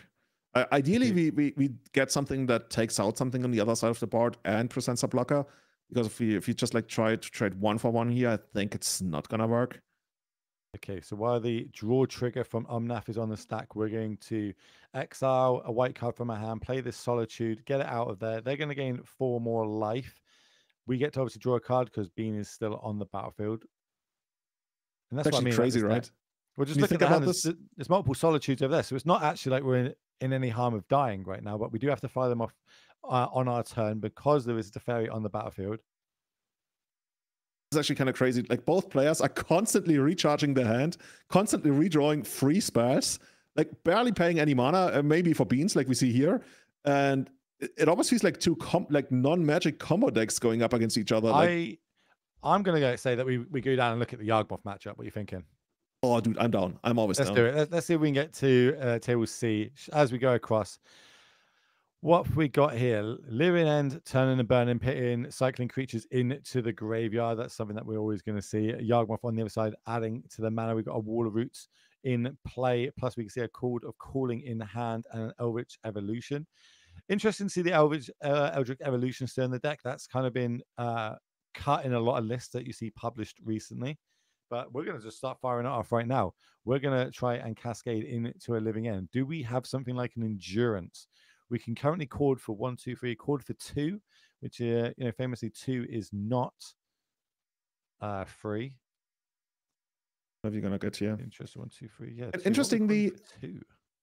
So what I've learned about that matchup was that Yawgmoth actually has a couple of tricks up its sleeve, right? Especially against Living End. Where what is this?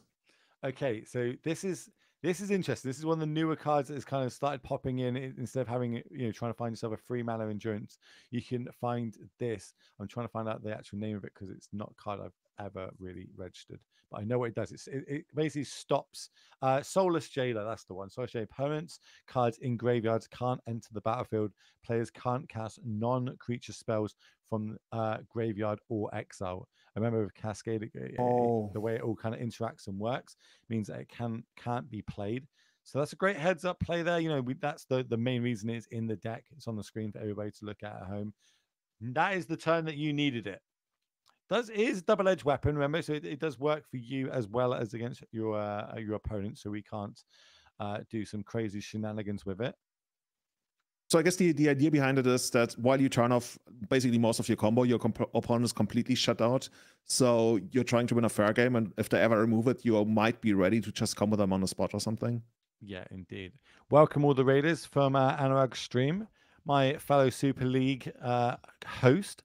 Hope you had a good stream, my friend. I believe you're probably battling out with Legacy or something crazy like that, probably involving up the beanstalk. I know that you have a dear affiliate with that card and how much you enjoy it. But welcome everybody jumping in. This is the NRG Triple Modern Team event that we're streaming this weekend. 7 rounds of modern action.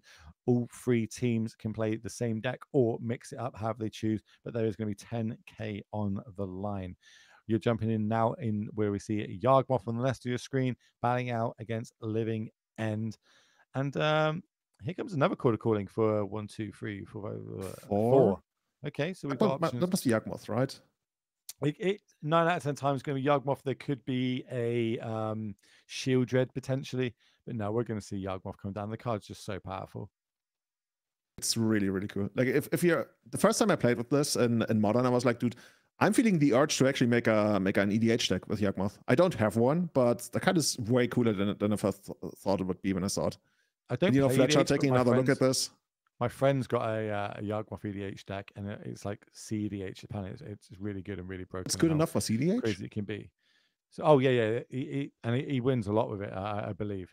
So we see it on the battlefield there. For 2 and 2 black, we can cast a protection from humans 2/4 creature that has the abilities pay 1 life, sacrifice another creature, put a -1/-1 counter up to 1 target creature, and draw a card. The key bit there is up to 1 target creature. And then it also has a double black discard a card and proliferate. Not bad when you can put a lot of -1/-1 counters on your opponent's board and kind of deal with it in one full sweep, or grow your team, grow your grist, and start ultimating it quicker that way. What's the most common way for Fletcher to get back into this? Are we gonna use some, let's say, Fairy Trickster or something to bounce the jailer? Or, I mean, we're not gonna get back into this by randomly casting our big creatures, right? I mean, Living End sometimes does that, but it doesn't look like the kind of game where this is gonna work. Well, I imagine it means we need our 4th land drop and start hard casting 4/4 flyers. It's probably the main way to get back into it. It doesn't play not endurance, fury like you'd see in the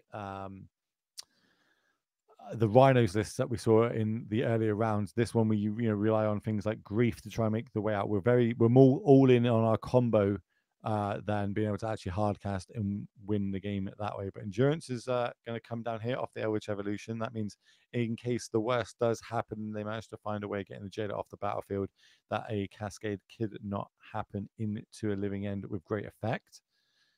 Also, it's got a 3/4 body, so it's quite big and can get this down to turn itself sideways and close this game out, leveling it up potentially. I mean, it looks like we're going to get what you love the most, right? Game 3. There's a good chance that, but you see there on the bottom of your screen, looks like we have a winner for game number 1 in our Bean Mirror. Sean taking that one down. So while they're going to sideboard up, we'll let them keep going there. We'll stick on this matchup because, let's be honest, Yawgmoth's a lot more cool to watch, especially these interactions. So can we get Fletcher? Can he get back into this matchup? We'll find out shortly. It's going to be pretty hard, right? You mentioned it's not going to work the normal way. I mean, Fletcher might as well just try and see what he can make work there, but you doesn't really inspire the greatest right? of confidence in me there. Especially in a team event, you're always going to play out. You're going to play for your team. At the end of the day, you're not just going to try and concede early, especially when you've got like a good 5 to 10% chance of getting back in this game. We're seeing a swamp cycle here. One of the reasons why we did see a spike in these Living End decks, because they gained all the Lord of the Rings creatures that could cycle for swamp lands. I think there's a plains one as well. It doesn't see as much play, but that means that we can cut down on our land count in the deck, adding more cyclers to it.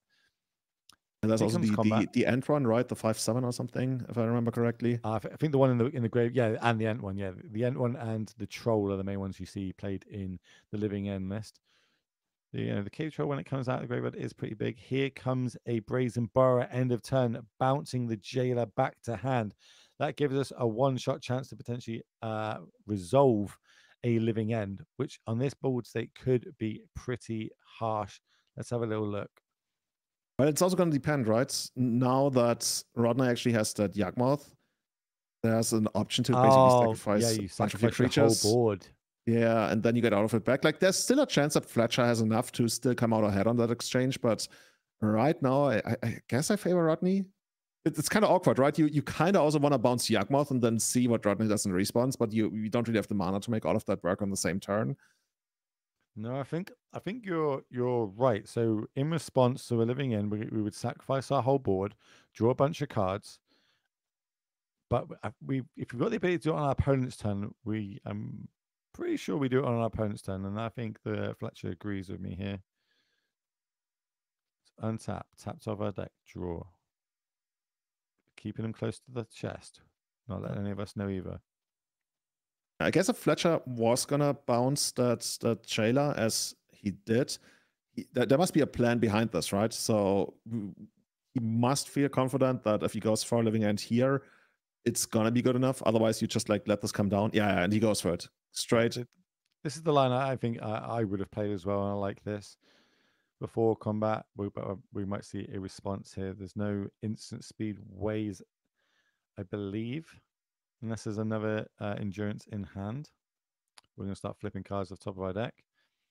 And remember, Living Ends worded very differently. Each player exiles the cards in play and then exiles the graveyard and then swaps them. It's not like a sacrifice effect or a destroy effect that you typically see. You sacrifice it, they all go into exile, then you swap them around.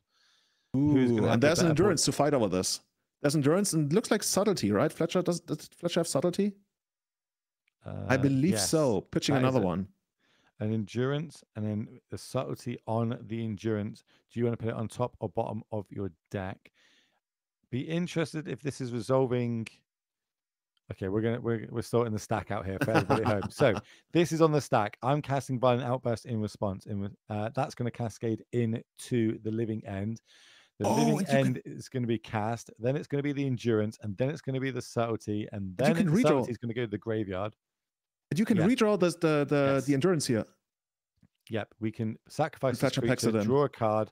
That means the endurance is going to go to hand. We've got 3 mana up. We can still cast it. So yeah, getting the stack out there, line them up, making sure everything happens the way it should do is going to be able to mean that Rodney can take that game down. We're going to move back to our middle matchup where we've got Rakdos Scam versus Hardened Scales. We see a Leyline of the Void and Hardened Scales already on the battlefield. Why would you be bringing Leyline of the Void in this matchup? So I would guess, like, my first instinct is it shuts off Modular, right? I don't know if there's like an additional benefit from it, but shutting off Modular should already be a big thing considering how much the deck relies on that. Is there anything else on top of that? I suppose it stops Cauldron as well, right? Like Cauldron means that we can't exile things like Walking Ballista in the graveyard. But do we have... Actually, that's really good. Like you shut off a lot of angles that way. Yeah, yeah, it's good now. More is the module, so you're not scared of the big combo finish that they can do when they sacrifice everything, put it onto an Yawgmoth, so to speak, in 10 hours. As we see Cauldron in hand. That's pretty rough. Like basically 2 Cauldrons that don't do as much as we wanted them to, and like we got the Dismember, easy take there, and then we are literally sitting, like Adams is literally sitting there with just the Walking Ballista, and that's gonna be a tall order to ride that to victory.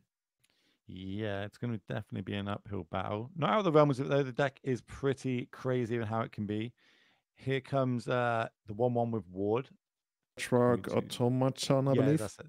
Correct, Patchwork. That's the one. I was trying to work out what I was like. It's Automaton, but which Automaton is it?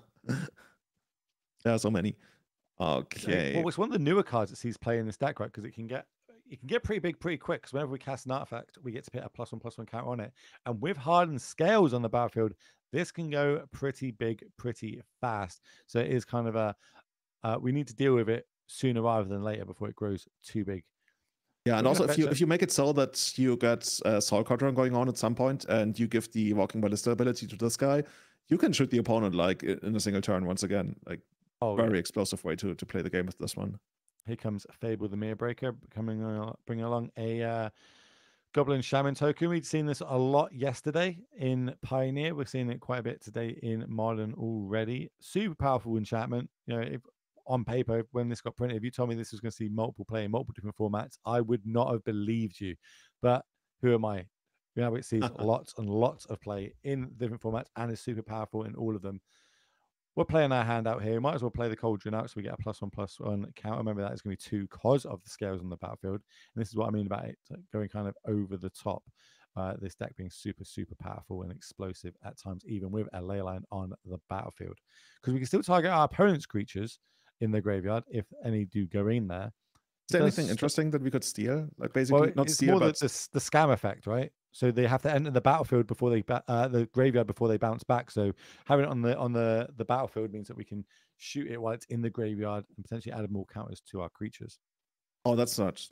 I guess okay. So in that way we can still use the Cauldron for that. Is that a Blood Moon? No, that wouldn't be a Blood Moon, right? In hand for Alex there. Looks like a land. That is a Blood Moon that's just been discarded.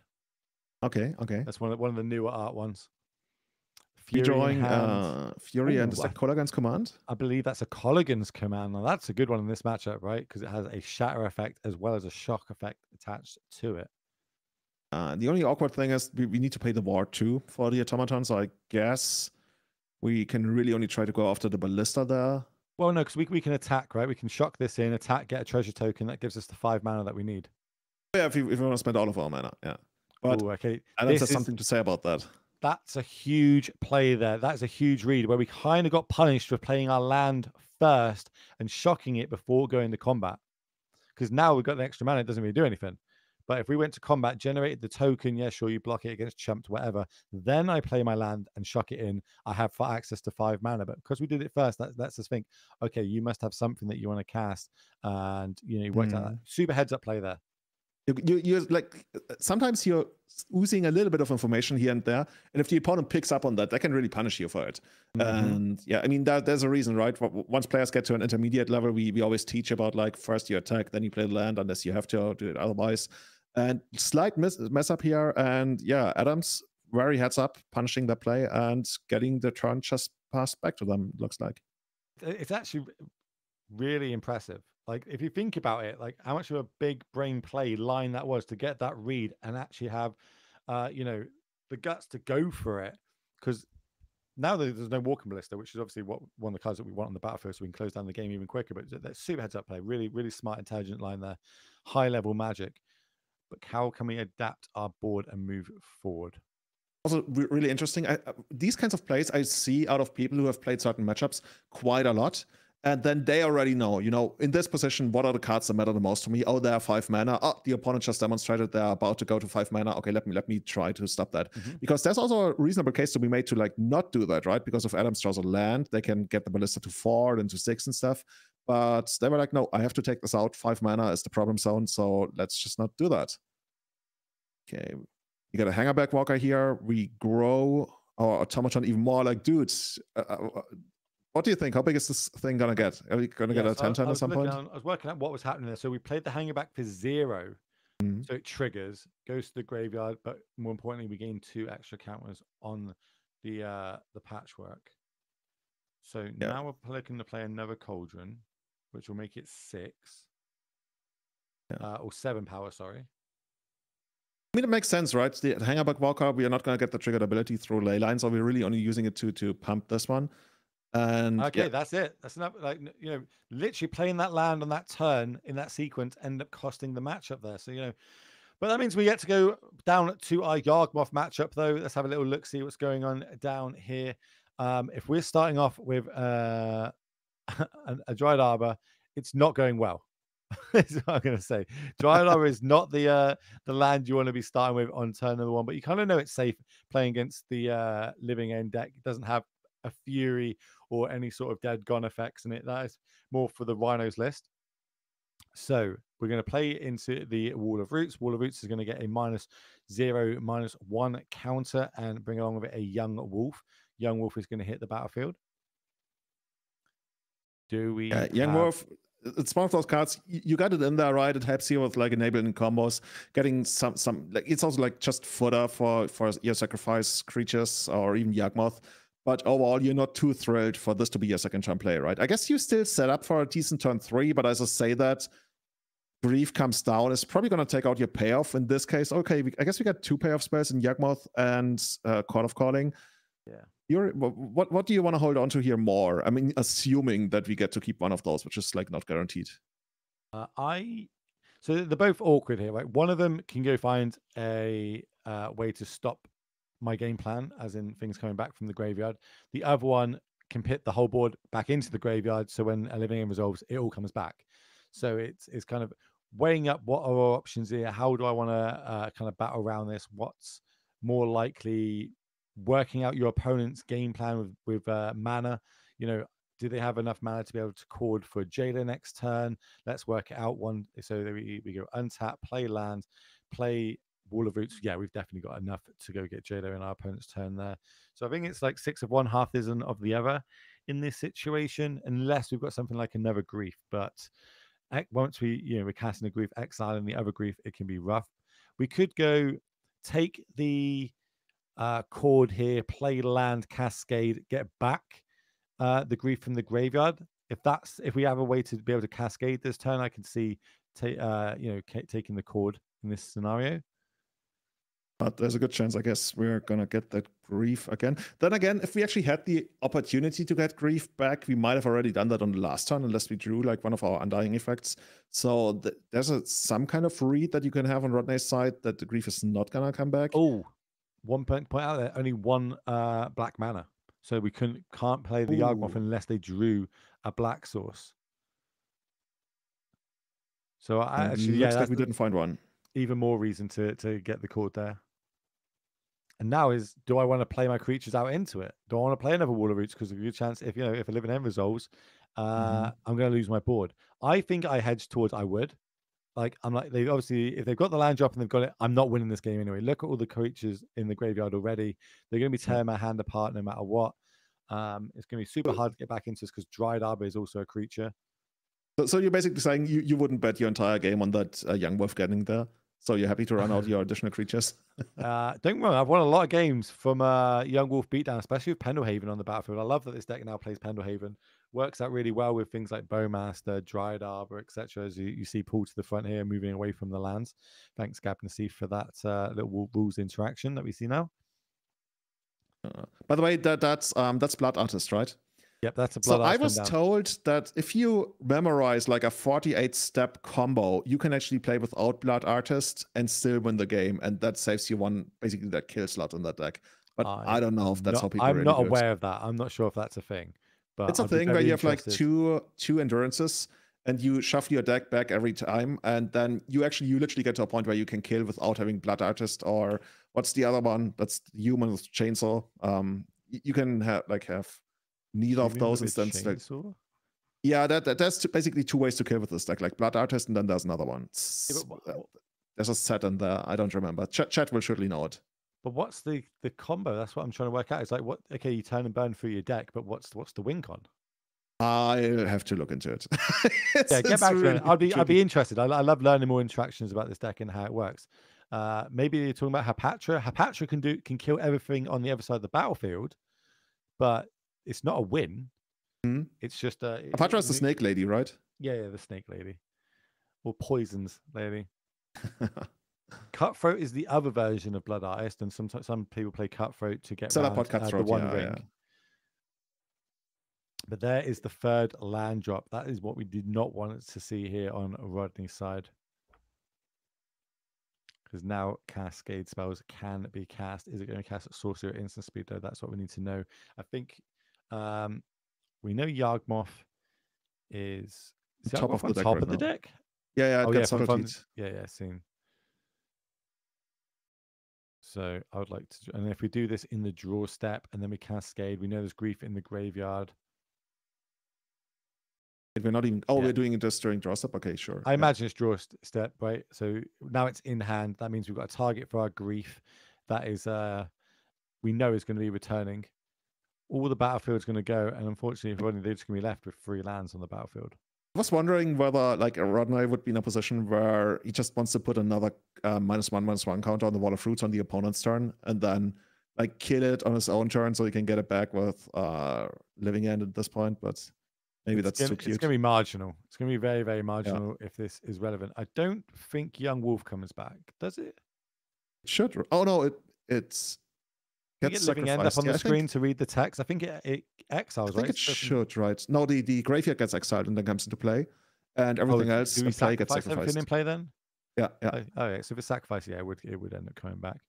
But so does all these creatures that we see in the background. This is 6, 9. 19 power. 19 power on the bunch. Is that good? And some swamp walking. I hear it's pretty good. It's not as good as a dragon, but we're pretty close to it. Turn it all sideways, scoop them up. That means the team of Cliff, Adams, and Fletcher are going to be taking this one down. So congratulations to them. It means that we didn't have to watch that bean mirror anymore, because that is every time we went in there, it's just a stack of permanents on that. I know some people love to play with Up the Beanstalk. Multiples of copy of that card make the game go crazy. I think when we looked in, each player has something like 10 cards in their hand, as well as rings on the battlefield, as well as planeswalkers, omnaths. It's just like, oh my word, what's going on here? So we stick it to the more detailed decks, should I say, more finesse decks. I'm still waiting for the finals being 6 Beanstalk decks, and then we're just forced to go through with it all the way. That's Joe Mason's problem. That's not ours. That's their problem, right? I'm being told that we're going to try and move one of the winners into the game, into our booth, so we can have a little question and answer with them, see why they brought their team this weekend, why the team brought those decks, etc. So if you've got any questions for them, this winners interview is going to be the place to ask it. So make sure you type all those questions in chat for us while we kind of move them across. So I think we'll go back to the theme that we were bringing up at the end of last round is secret lairs. There's a lot of different arts now on a lot of different cards, and it makes our life a nuisance being commentators trying to pick up on what they all are. That's why we thank you, chat, for helping us out all the time, telling us what those cards are when we don't really catch them. But I want to know, what is the best secret lair that we can make as a community? What would you want to see? Me, I want to see a Teenage Ninja Turtles secret lair. Ooh. I would like to see that. You know what I mean? Which one's your favorite turtle? Leonardo. I'd like to see that Leonardo's swords as like an equipment, and like Donatello's staff as an equipment, stuff like that. I think that'd be a pretty cool secret lair. Let me know what you've got. I'll start shouting them out to and talking about to Julian. Maybe he agrees with you, maybe he doesn't.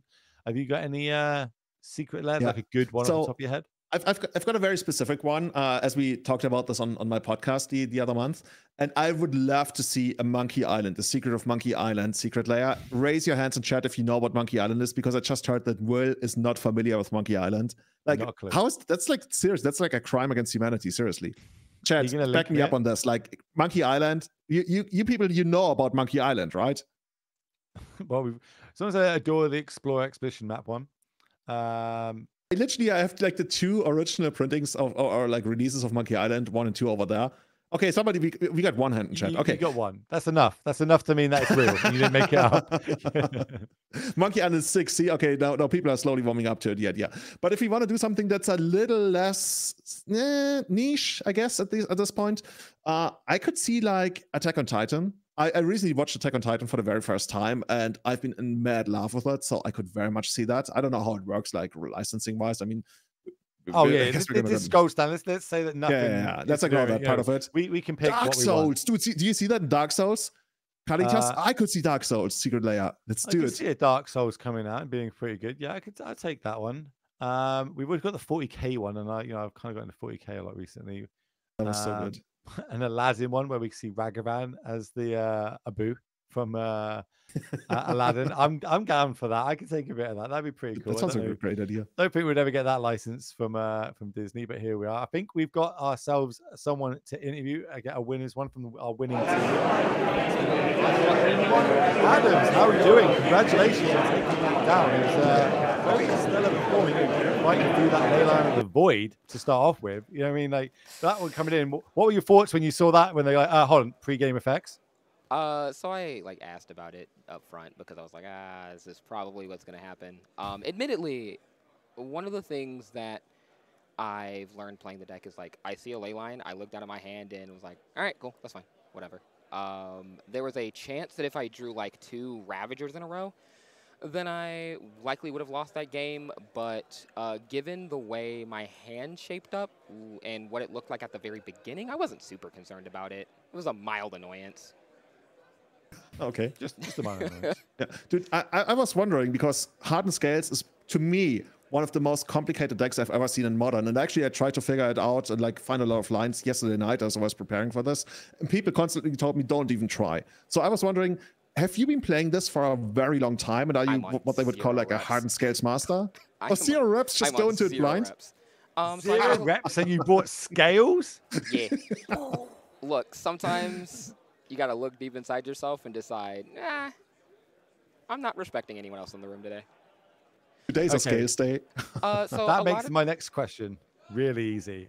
It's Agatha's Soul Cauldron. Give me your thoughts on how good that card is. Oh, that card's ridiculous. It's crazy. Admittedly, like, I did used to play a lot of Old Affinity, and that deck actually had some really difficult math. It turns out when you can just turn all of your creatures into ballistas at any given point, and also, like, it pumps your best creature just by existing. It makes the deck significantly easier to play. I do think there are some really difficult lines that are, like, a little annoying to figure out, but I don't think this deck is remotely playable without the Cauldron. Before this, it was just a stone copium deck. Oh, is that bad? Oh, yeah. Oh, yeah. Yeah? It's just like before, it was a combo aggro deck with a really slow clock that required you to invest a lot of resources into accelerating your clock. And also, once you accelerated your clock, you still lost to Bolt, Push, Solitude, Fury. And, like, now you at least don't have to attack with the dumb 1/1 in order to get a win going. The number of times you just stick a bunch of counters off an Ozolith onto a Yawgmoth Nexus and then just don't bother attacking. Fantastic. Also, if you all got to watch Game 1, I didn't have to attack the last 3 turns of that game because I just got to sit on everything being a Ballista. And then as soon as my opponent breathed, I just domed them for 8. Like, that's what makes the deck good. That's a good way to put it. I shouted you out. I said that you had such a good heads-up play. When they shocked in that Blood Crypt and they needed the treasure token, I think they should have done it in the other order. They should have attacked and then done the land. But because they shocked it and you knew something was up, you were like, no, wait. I'm going to shoot your I'm going to shoot that Goblin Shaman token with my Ballista before it. That is such a heads-up discipline play. I need to congratulate you for that. I think that might be my highlight so far of the weekend casting. Might be the best play I've seen. It was so good. So heads up, congratulations on that one. Thank you. It was a strange turn because, like, I was probably going to shoot the Goblin anyway, but once they shocked it in, I was like, all right, cool, I'm killing this. The only thing that matters is Fatal Push now. And if they don't have exactly Fatal Push, any artifact off the top wins the game. I do agree. The opponent likely just had a minor brain fart. It happens to the best of us. Or just like too many cooks in the kitchen asking for advice when, you know, your gut's likely the better answer or whatever. But I do think shocking in that Blood Crypt was probably game losing. Well, it was the extra 2 life, which, you know, if they had that, would have been 9 and they dropped to 2. But what they had Colligan's command in hand, which would have been a super blowout for you because it would have been able to shoot both your creatures and paying the ward. So, yeah, I really think that I can't go over how good that line of play was. So, yeah, congratulations to that. Next question, Julian. Yeah, I was wondering, we were talking about this earlier. When you set up your team, did you have any discussions about what people should play, or were your teammates like, are you sure you want to play Hardened Scales without any reps, or do you trust each other enough that you're like, okay, you just do what you want to do? I love Fletcher and Cliff to death. They're both very good friends of mine, but they had some choice words for me when I decided to pivot off of Scam. The worst part is I was like, pivoting off of Blue-Black Control onto Scam, correct choice. Pivoting off of Scam onto Scales, probably stone incorrect, but it's working out so far. But we definitely had a lot of really long conversations about the deck theoretically. I do have to give a shout out to Andrea Piemonte here. I saw his deck list with a couple of like really good cards to fix the Scam matchup and improve the Beans matchup. And they've been absolutely fantastic pretty much all day. Well, yeah, you can't go wrong with a Piemonte deck. You know, he bits up some very good results, plays a lot of Magic at very high level. Also super nice if you ever get to meet him. So I'm going to end on the last question. We've got a topic that I'm going back and forth with chat, and it's about secret lairs, right? If you could make your own secret lair, what would you make it? Ooh, that's a good one. I've thought about it a good amount. I would probably say if I were going to abracadabra my own secret lair, I'm gonna cheat a little bit. On the spot. My deep gut reaction is I want a Sonic the Hedgehog secret lair. Oh, okay. Very bad. Yeah. But I think the cooler thing to do would be a secret lair that sort of honors the tradition of competitive Magic, and each of the individual cards are various grinders and Pro Tour players from across the game's history. That's the kind of secret lair I would really want. Anything off the top of your head that you'd make? Any random cards? Like, I don't know... Sean Finkel, Planeswalker. Oh, please. Please. Let's go. Give me a Johnny Magic. Give me PVDDR, the GOAT. Just Ragavan with haste. Please. I'm down for a bit of that. Well, we're going to let you get off with your teammates, have a little bit of rest in between rounds. So congratulations. Hopefully we get to see more of you throughout this tournament. Keep up the good work. Congratulations. Speak to you soon. Thank you very much. Thank you. Good job. See you. Y'all have a good one.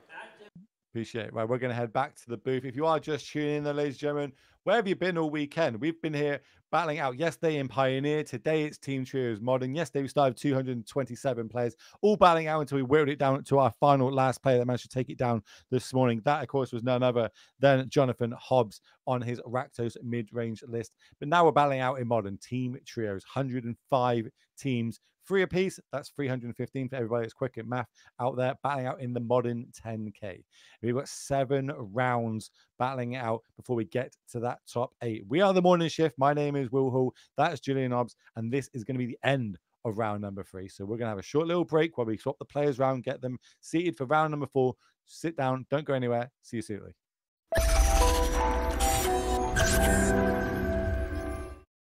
Welcome back, ladies and gentlemen, to the Modern 10K Team Trios event we have here at the NRG Series live in Indianapolis. My name is Will Hall, better known on the internet as the Will Hall EXP. That in the virtual news booth is my European colleague, Julian Kebab, and we are bringing you round number 4. Yeah, we're in round 4 now, aren't we? Round number 4 of the 7 rounds that we're going to be bringing today before we cut to that top 8. Remember, we have 105 teams battling it out to try and get into that top 8 and grab themselves a bunch of points to get on our leaderboard. Because remember, we're getting close to the end of the year event now. Only 16 players are going to be invited to it. There's going to be a $25,000 on the line, and we already know 9 of those names. So let's get that leaderboard up on the screen. Let's have a little look-see who's getting close to getting in if we stop the count right now. You can see on the screen we've got a couple of names already oranged out. That means they've already won an event this year. They've already qualified. Congratulations to them. But if we stop the count right now, we would see everybody down to 9th place. Fletcher Jones that we just seen in our last round being able to qualify on 60 points. But I want to point something out to you here, Julian. 3 points down is Cliff. You know, that's how tight this race can be. And we've got points for today. We've got points in Wisconsin on the Saturday and the Sunday. So everything can change. A lot to play for the players that are turning up at these NRG series, right? Yeah, there's few people who actually can feel safe. You already mentioned Chris Smith earlier today, who probably is as close to a lock as it gets of all the players still battling for the leaderboard. But everything else, there's still a chance that they could be overtaken on, like, given how the tournaments are going to play out. So you really got to grind those points all the way until the end. Yeah, like Will Qualtree on an absolute tear this year, taking down so many events, up there 73 points, locked with Benjamin, but potentially not safe yet. Haven't gone that far ahead of the pack. They are 10 to 13 points ahead of, you know, down to 9th in Fletcher. But this weekend, we're going to see this all kind of shaking up. I know a lot of these players that we're looking at right now are in the tournament yesterday and today. So when we come back next month, November 25th, 26th, we'll have the leaderboard will be fresh, updated, and we'll over the weekend find out the exact 6 players that when we conclude on the Sunday, who is going to be locked for it. So it's going to be pretty cool to see. We've got some players sitting down in our feature match area. So while we get that ready to go, let's see if we can get up our future locations over in Wisconsin. See if we can get that slide on the screen for you all. I'm testing the production team now, see how quickly that they can throw it up. There it is.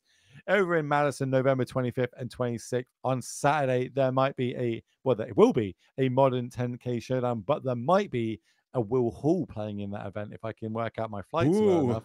And then on the Sunday, we're going to have a Pioneer trial for $5,000 as well. A load of points on the line there. A little bit too late for me to start flying to America every month and grinding these out, but not for a lot of the players on the leaderboard that we just seen. So that is going to be, it's like, you know, in sports, when you've got your league tables and the final weekend where all the results start filtering in and you start adjusting the table and find out who gets themselves into championships, playoffs and stuff like that.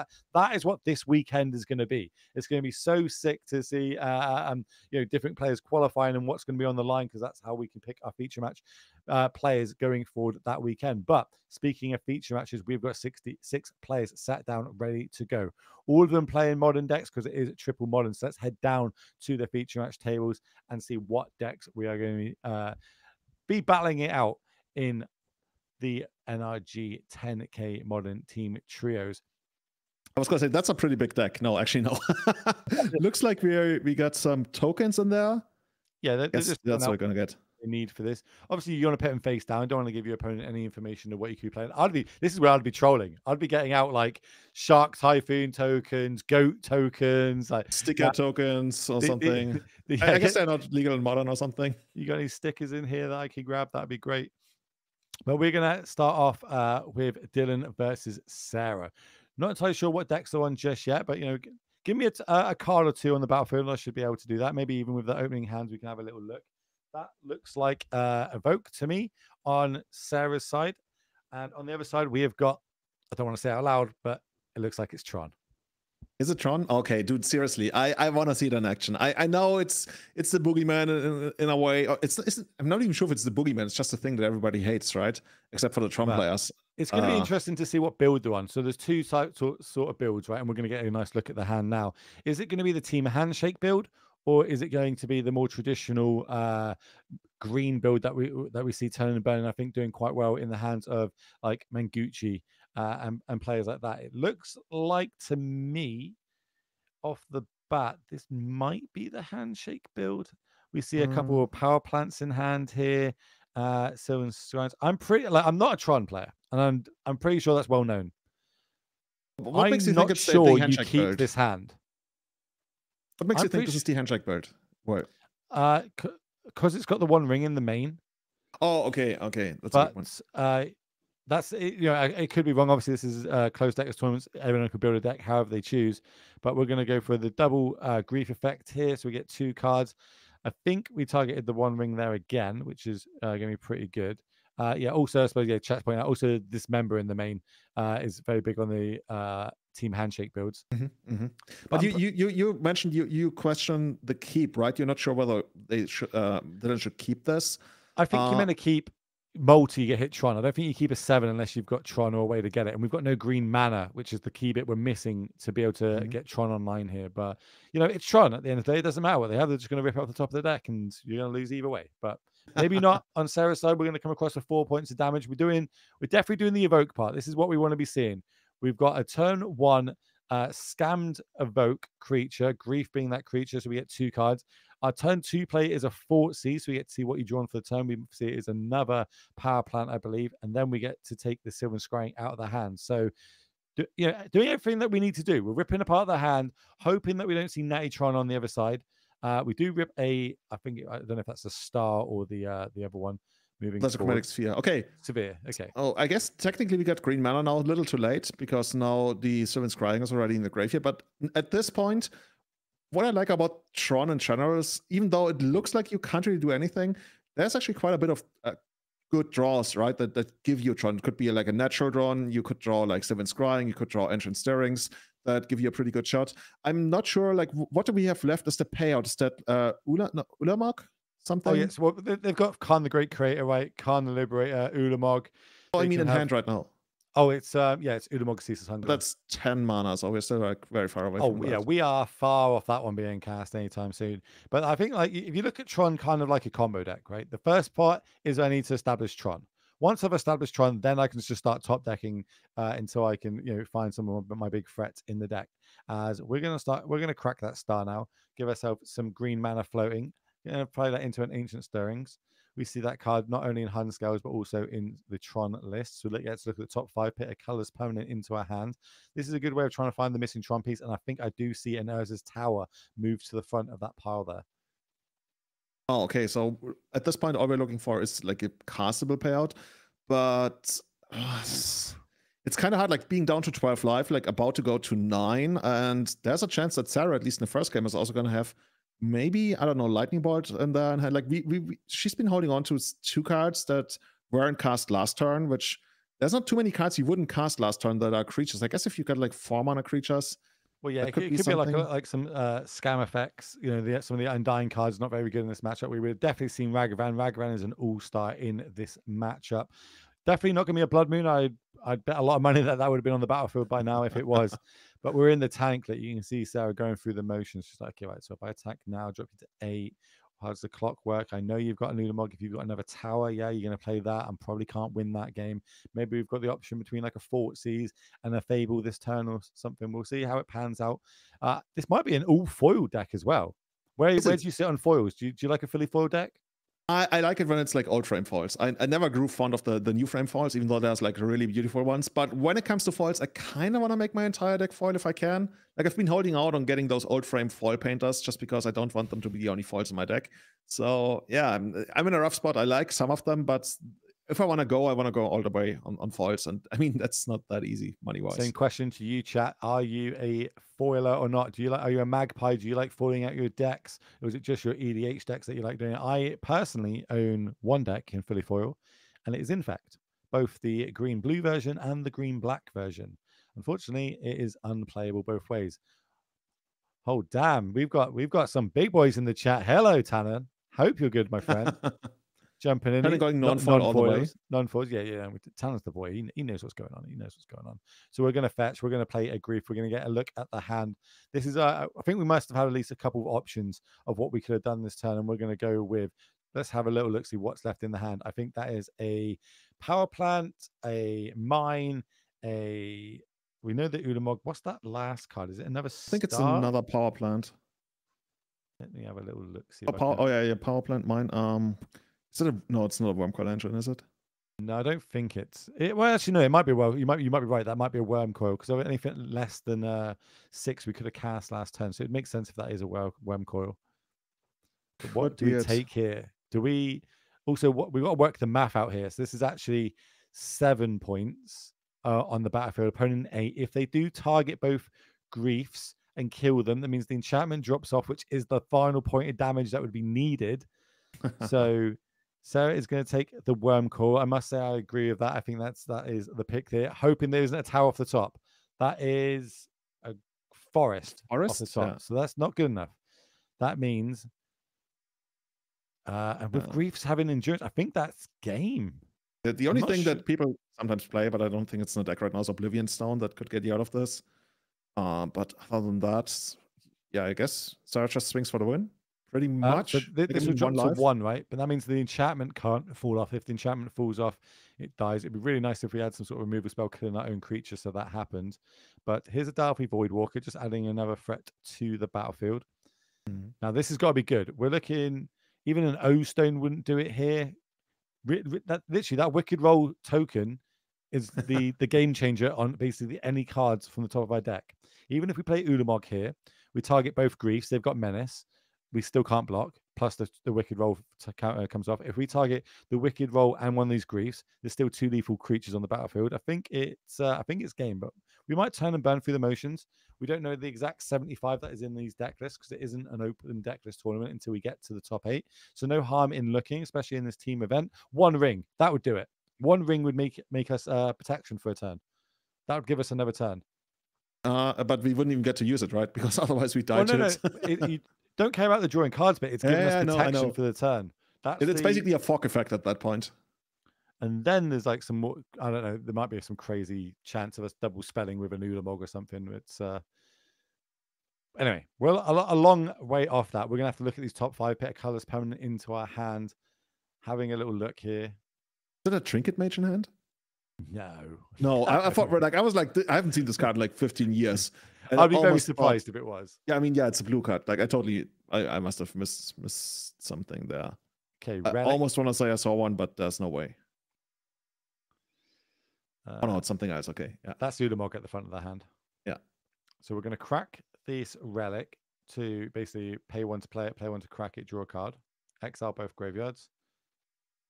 Trying really hard to come up with something that I think might just not be there, right? As you mentioned, like we can take out the token and maybe the Voidwalker, but then we need like 4 creatures to block, which is like I think that's just enough. Enough, which is good. So we're going to see Rakdos Evoke going up 1 game. Do you want to jump over to our Bean and Hammer matchup, table B? Okay, well, we're going to go to A because it's better than a Bean matchup, I've been told in my ear. Basically, nothing to do with them about to draw the opening 7. Production does not want beans on camera. If you've got a disruption with that chat, let us know. But let's be honest, I'm a big fan of Amulet Titan. I think it is a great deck. I think it is super powerful and explosive in the right hands. But it's pretty rough when your opponent is fort seizing you, when they are griefing you, when they're double griefing you in the opening turns. It's going to be a bit of an uphill fight for them.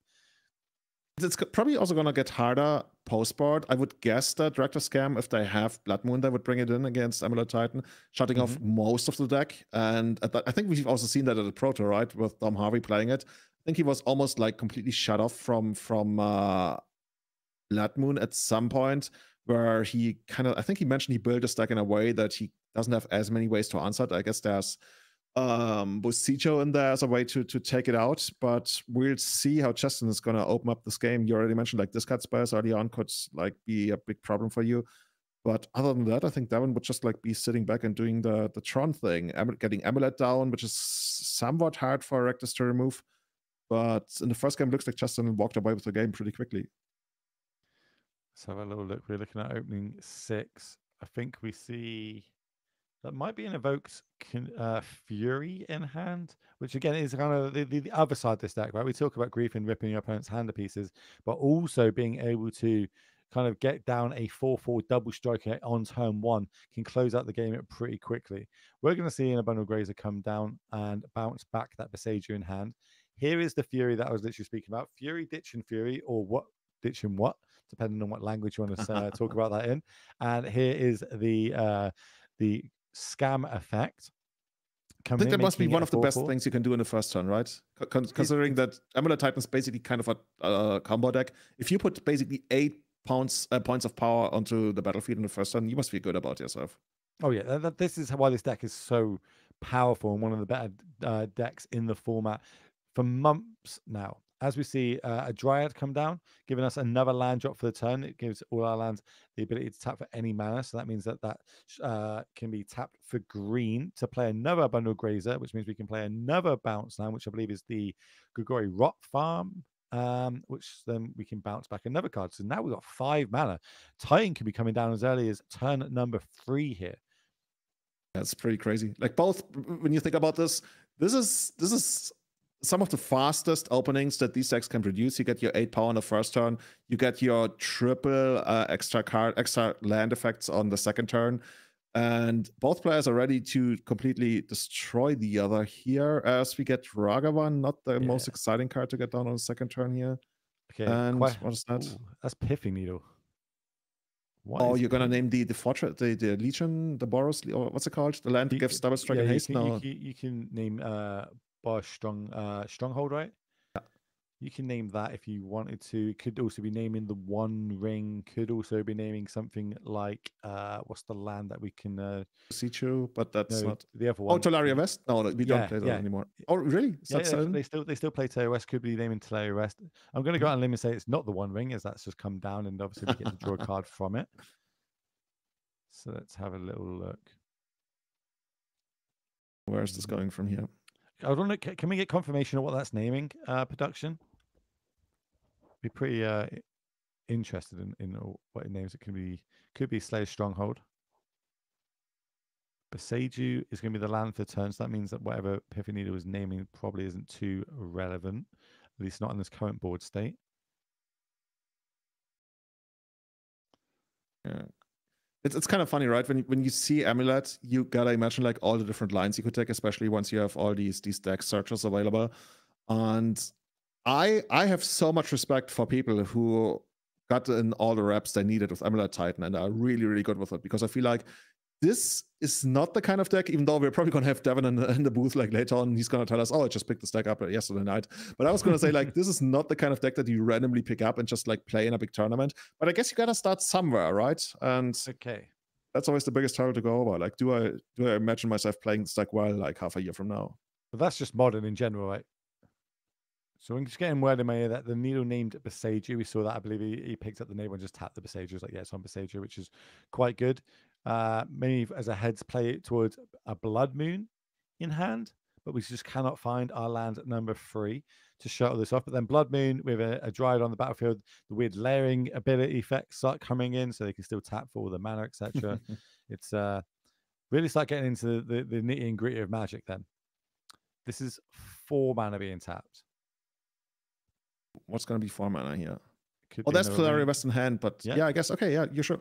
You're right. So I'm not even going to try to imagine what we're going to get here. Like, my first thing was like maybe a Summoner's Pact to eventually get the Titan, but I wouldn't be surprised if there was something better.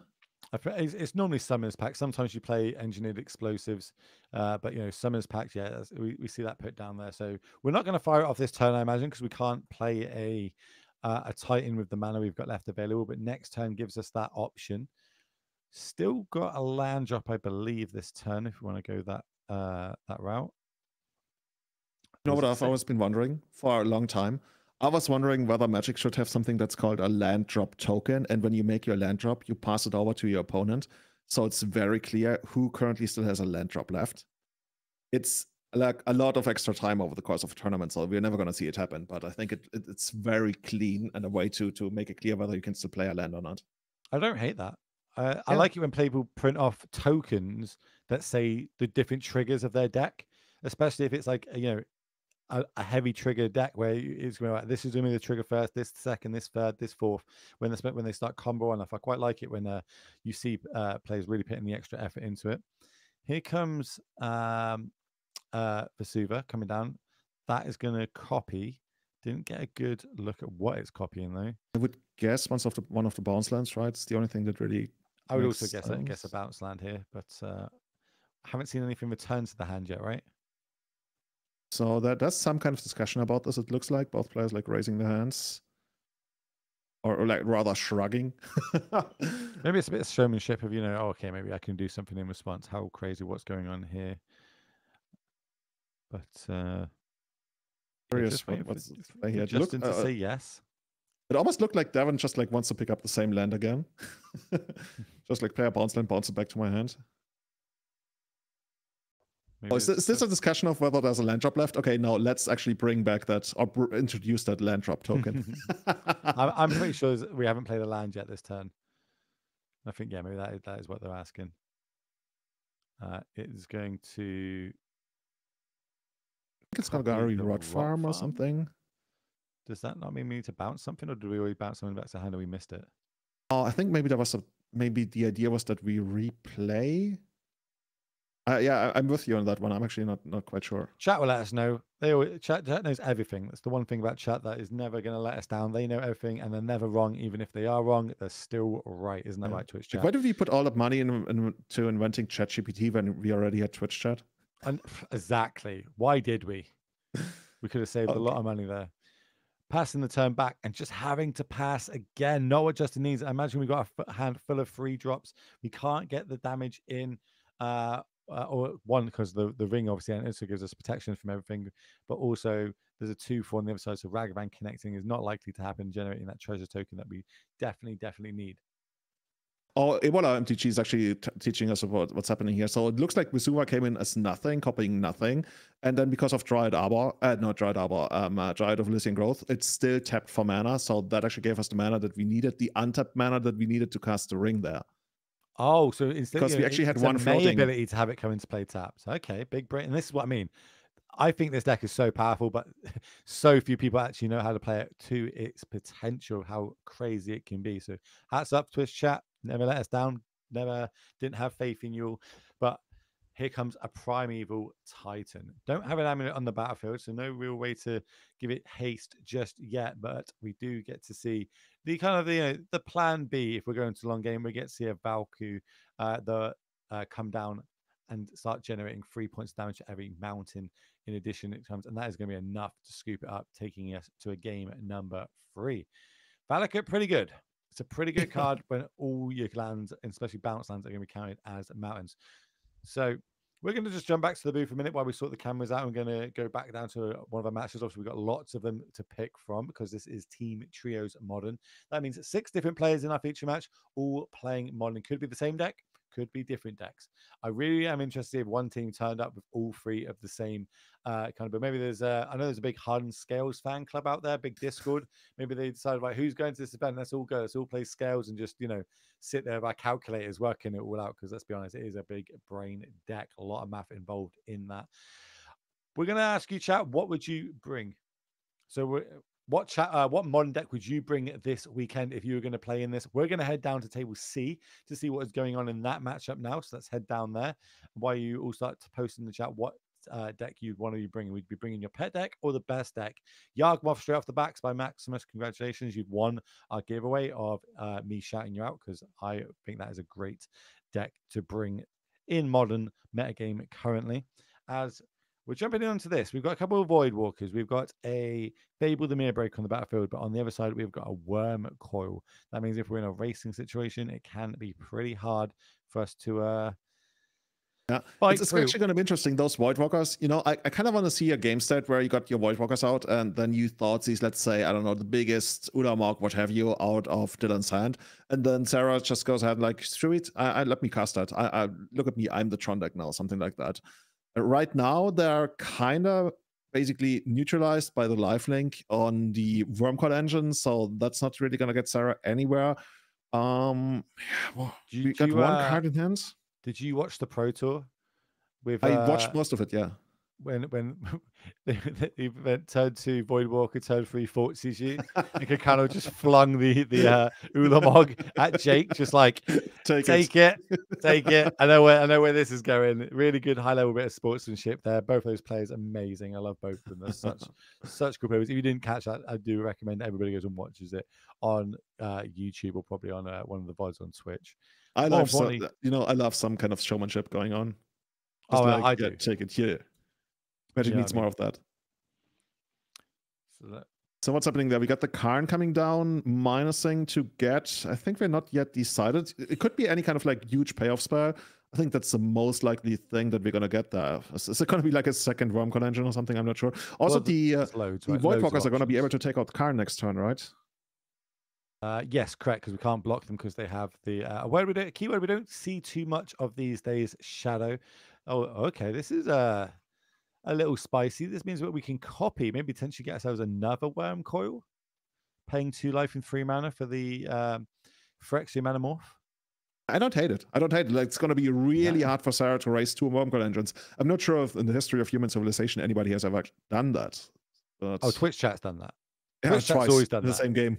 Yeah, same game. Twice over. It was easy. They did it with no cards in hand as well. I wouldn't expect any less of them. But what can we do? We do have, obviously, Fable. We draw 2, or discard up to 2, draw that many. Only one can have. We're going to go to the sideboard. We're having a look. What is still in my deck? What can I draw to? If we do kill one of these Wormcoils, we can actually cast it, right? Yeah, we can cast it. Then the opponent also... No, actually, no, the opponent doesn't... Actually, how does this work? Because... No, they don't get the tokens, I believe. I believe the tokens don't come because you choose... Oh, that's kind of cool. Yeah, it's quite nice how that can kind of play out. We actually like attack Karn with one of the Void Walkers and then cast it with the other one, but that's probably not... Oh yeah, you see, that's actually why Sarah probably looked into her sideboard. She was like, what can I actually get from my sideboard with Karn? But right now, she seems kind of undecided. Like, not sure what the way to victory is. It doesn't really feel like the ultimate of the Fable is really going to help us out all that much more, except for, like, I guess, increasing our clock. But come on, 2 Wormcoils. It's going to be rough. Obviously, it's not open deck, so we're not fully sure what it could be, but what is like a really good card for us to draw here? Maybe some sort of, if we can evoke out a Fury and get like double hits doing 8 damage that way, maybe. A Terminate would be pretty good because that's a nice clean way to getting these off the battlefield. It is after sideboard, so could have something along the lines of... doesn't really feel great though, right? No. To have Terminate in your deck against maybe Tron. Colligan's Command could be in the list. Mm-hmm. Nothing that's like an all-star game-stopping play though. Well, I guess it's another card that Dylan can't really block unless he wants to keep both creatures back, which he probably doesn't. But right now, it's just like so hard to raise these 2 creatures here. We're going to take out Karn and then actually cast it. Interesting. Oh no, okay, we're not casting. We're splitting the damage. Okay, 3 to you, 3 to Karn. It's one of the only cards that's not great for us to cast off the Darby Void Walker. Imagine going to your sideboard and getting something. I'm sure there's some crazy stories of people getting, I don't know, like a chalice or something like that from the sideboard. But what was that draw? Didn't get a good look at it, but more importantly, Saga has gone to 2. That means we can start generating construct tokens as well, and this clock can start swinging. Here comes 12 damage coming across. We're going to chump block with our Goblin Shaman token. or is it the Grief we jump blocked? Maybe it was, oh, okay, it was the Grief we jump blocked with, just taking 6, but more importantly, gaining 12 more points. Oh, it looks like Sarah changed her mind. We're actually blocking with the Shaman It was the tokens here. Goblin. I thought it was that's what the original was, but here we are. So yeah, nevertheless, we gain 12 points of life and drop down to 4. Bit of an uphill battle. It's going to be pretty hard. Yeah, especially like when you think about it, Dylan also has that with Sicho in hand, if I remember correctly. Yeah. So even if we somehow manage to navigate the game to a point where our Kiki Chiki was supposed to do something, we're probably going to be taking it out at the end of turn here. Do we have like green mana available? There's like one card there's a bit of glare on it. I think there's a forest at the bottom. Okay. Yeah, it's just like the forces Dylan is putting onto the battlefield, they're slowly getting absolutely overwhelming, especially with the 2 extra constructs coming in. And in the end, it's all about the lifelink, right? And the lifelink is going to make it so like without the lifelink, we'd be down to like, I don't know, less than 10 at this point. We've gained so much life. The race would be so much different. But, you know, heads up to Dylan, understanding that, knowing that this is going to, you know, the race is kind of on and it's going to be super hard for these Wormcoils to get off the battlefield. I think at this point, Dylan really only needs to make like 2 constructs and then send the 2 Wormcoil engines into the lifelink zone, and the game is just going to end 2 turns from now. Oh, I think this is lethal now, right? Or like, right away? Oh, yeah, because Sarah only left back 1 blocker. Yeah, maybe she got some cards. Now here comes. At least she's representing something. Oh, okay. Paseju, Undying Effect means it comes back, means we generate another blocker because another Goblin Shaman token. Oh, that's cute. Oh, dude, I love that so much. We not only get the token, we also get the Fable. And we get the land, I believe. I believe you still go get the land off it because it is destroyed. Yeah. Oh, that's cool. Fable's going to come off and it's going to be able to go get itself a 1 mana or 0 mana artifact. Have a little look at what's in it. Could just be a relic, could be a map. I think that is the most likely options. Could be a star as well, but just give us another draw at what's on top of our deck. But once this is all cleaned up, I believe we'll have a Fable the Mirror Breaker back on the battlefield with 1 on chapter 1 of the saga. An extra land entering the battlefield can be a shock land if we want to go that route. Probably not while we're at 4. It's going to come into play tapped, but we do get ourselves the Goblin Shaman token, as I said. So it also looks like Sarah is going to be able to, well, if she survives into her next turn, she's going to be able to loot, because we, on the rare occasion that we actually get a Fable down on the opponent's turn, then on our turn, we're going to go straight into chapter 2 of the Fable. Not sure if it's actually going to like reward her with anything, but it's oh well, never mind. I think the cards in the graveyard should be in exile currently, but I don't think that's going to play too much of a part in this matchup. I believe we're saying the saga, right? At least the procedural. But here comes okay. Looking at Hey, why didn't want to go that route. What do we want? What else is there? There can't be many options, right? It's not. This isn't the rights in the deck. It's not powerful for its 1 and 0s. It's not like. I mean, you could get a Chromatic Sphere and just like pop it immediately, trying to draw onto something. Yeah. That's where I think that the options are right now. It's, do I want to destroy this Fable, or do I want to kind of turn and burn through my deck one more time? Because we all know if there's something like an Ulamog on top, even another Khan, that could just be enough to get us over the finishing line now, because we've got 3 creatures that are all lethal. In fact, yeah, we've got 3 creatures that are all lethal and 2 blockers. It all depends on that last card in hand, right? Well, what could that be? Like there's not too many removal spells you can have that can take out. I guess a braid. We talked about that. That could be a thing. Token can get killed with something just like a fatal push, right? Or call against command, I guess. Yeah, Colligans would be pretty good. But we're turning and burning. Or maybe we're not. Maybe we're going to go to combat first. Doing some math, playing some keyboard. We are going to cycle the star. Again, that's going to go to exile, I'm sure. Looks like we got 1 floating. Oh, with the sphere, should I say? Oh, dismember. Oh, that's going to make it so much harder even. That one should also go to exile. Yeah, you're right. I guess it doesn't really matter. Yeah, just picking it up, going to game 3. So there's like a weird interaction of why they play sphere over star now, because of things like Dolphy Voidwalker, which the team handshake believed was going to be the most played deck, and obviously one triggers with Dolphy out, the other one doesn't. So that's the reason behind that. But that does mean, as you said, we're going to be going to a game at number 3. We're going to move to the being control list in the middle versus Hammer Time. Being control up 1 at the minute. Have a little looks in here. Looks like we've got a Epiphany Needle, a couple of Horizon Canopies, and a Memnite, and just 4 land. Just 4. No biggie. Just 4 on the other side. Could represent something like an Omnath here. No beans just yet, though. What are we going to name on the needle there? What do you think it's going to be? Beseju. Beseju? Maybe Okay, that's actually so unexciting whenever people do that. Just I'm gonna name the thing that takes me out. Ooh, okay. It looks like it's not Teferi. Okay, Teferi just goes to 1, doesn't respect the Memnite at all. Okay. Normally when you're on the hammer list, you want a super explosive turn. Are we going to be able to kind of catch back up from this now? Let's find out. Not, just a little 1-1 on the battlefield. I do see a Sagada's Aid in hand. I think I see an Ornithopter and maybe the Forge. I think there was a hammer, right? Okay, we got the needles on the 1 ring as we just hear. Yeah, but I don't think 1 ring is the key part that I don't like. Obviously situation is everything in Magic, but the drawing cards ability isn't the bit I'm scared of with 1 ring. It's giving them the protection for a turn where I'm a deck that wants to try and get that 1 shot hit, and this is kind of what we're seeing right now. We do have the Aid and we do have the hammer, as you said. Good spot there, my friend. That's going to equip to this might, and that's going to swing across for 11 points of damage, dropping him down to 2. Is there any kind of reach in the hammer deck that we might be able to get across in case our creatures get dealt with? Not in these lists. I don't believe they play any reach. I used to play a version that played red, a red hammer list that played like Ragavan and stuff like that, and had a little bit of reach through blasts, but not this one. Basic for the turn. Remember, we can bounce that Memnite because we have got this Teferi on the battlefield. Also, nice little step there. Remember that we had to play the hammer at sorcery speed, not instant speed. I've seen a lot of players kind of fall short of that, shall I say, in the past, thinking that they can equip it during combat with a Teferi on the battlefield. I like that.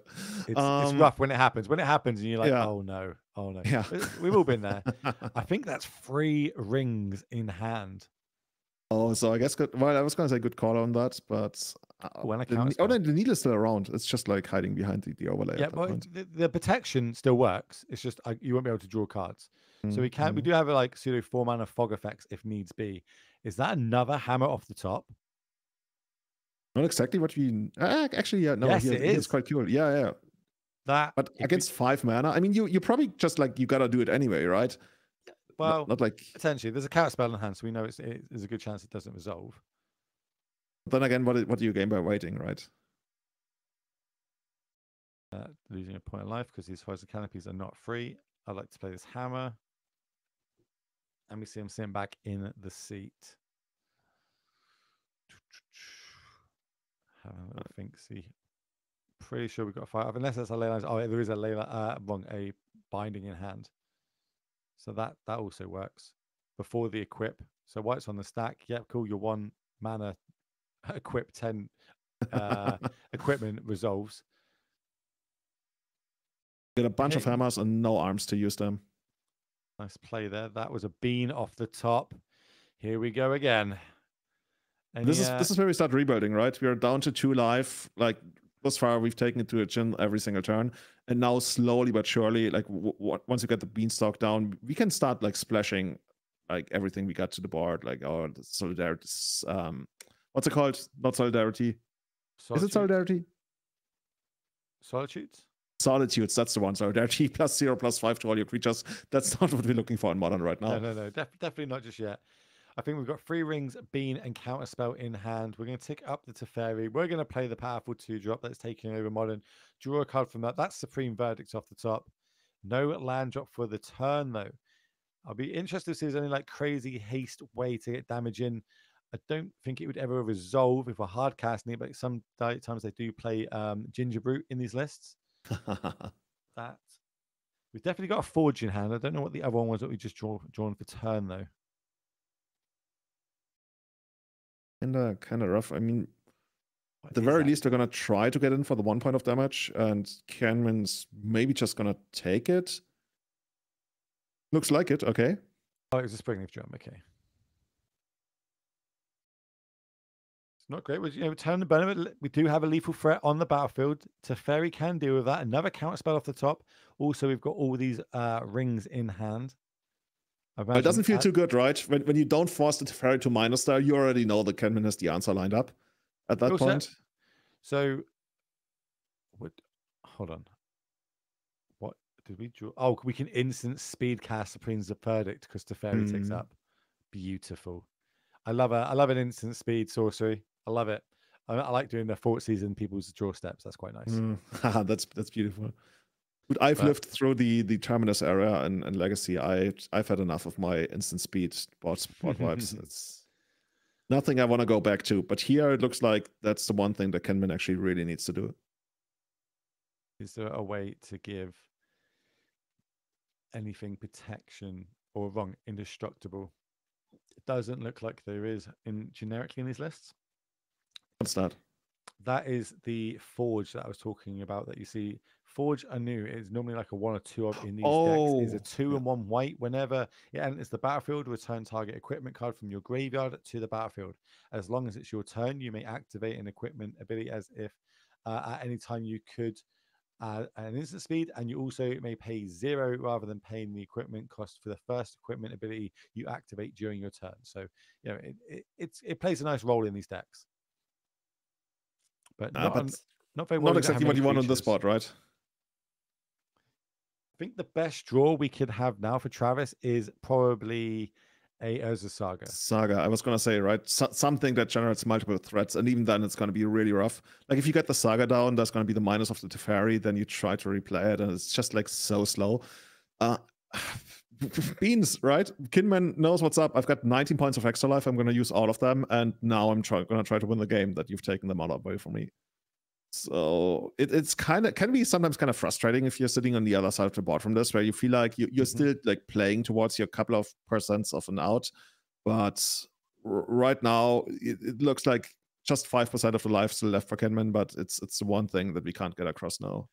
It is one of these. It's I've been there, and this is the sort of games that you think back and you're like, okay, did I miss a point of damage anywhere? Is there something I could have done where at the end of the day, 1 point of damage can equal life or death. We're seeing this Teferi tick down, bounce the Beanstalk back to our hand, drawing a card, recasting the Beanstalk, drawing another card, multiple counter spells in hand, plus rings. Here is Urza's Saga, though. Cannot be counterspelled, that one.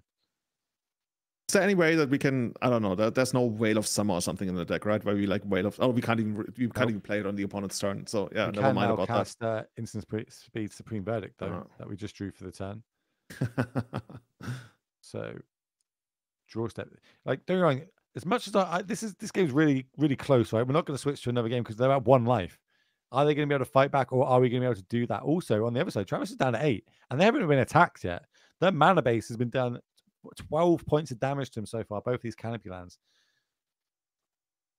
Didn't get a good look what that was drawn for the turn. Looks like it was like another land. Yeah. Okay, plains passing the turn. And do you like minus the ferry here now, or do you just like, I guess you plus it? Oh yeah, it really depends on what you got in hand. No, we plus it. We got an instant speed Supreme Verdict, multiple counter spells. What's the worst that can happen? We go construct, they untap, make another construct, get themselves a ginger brute.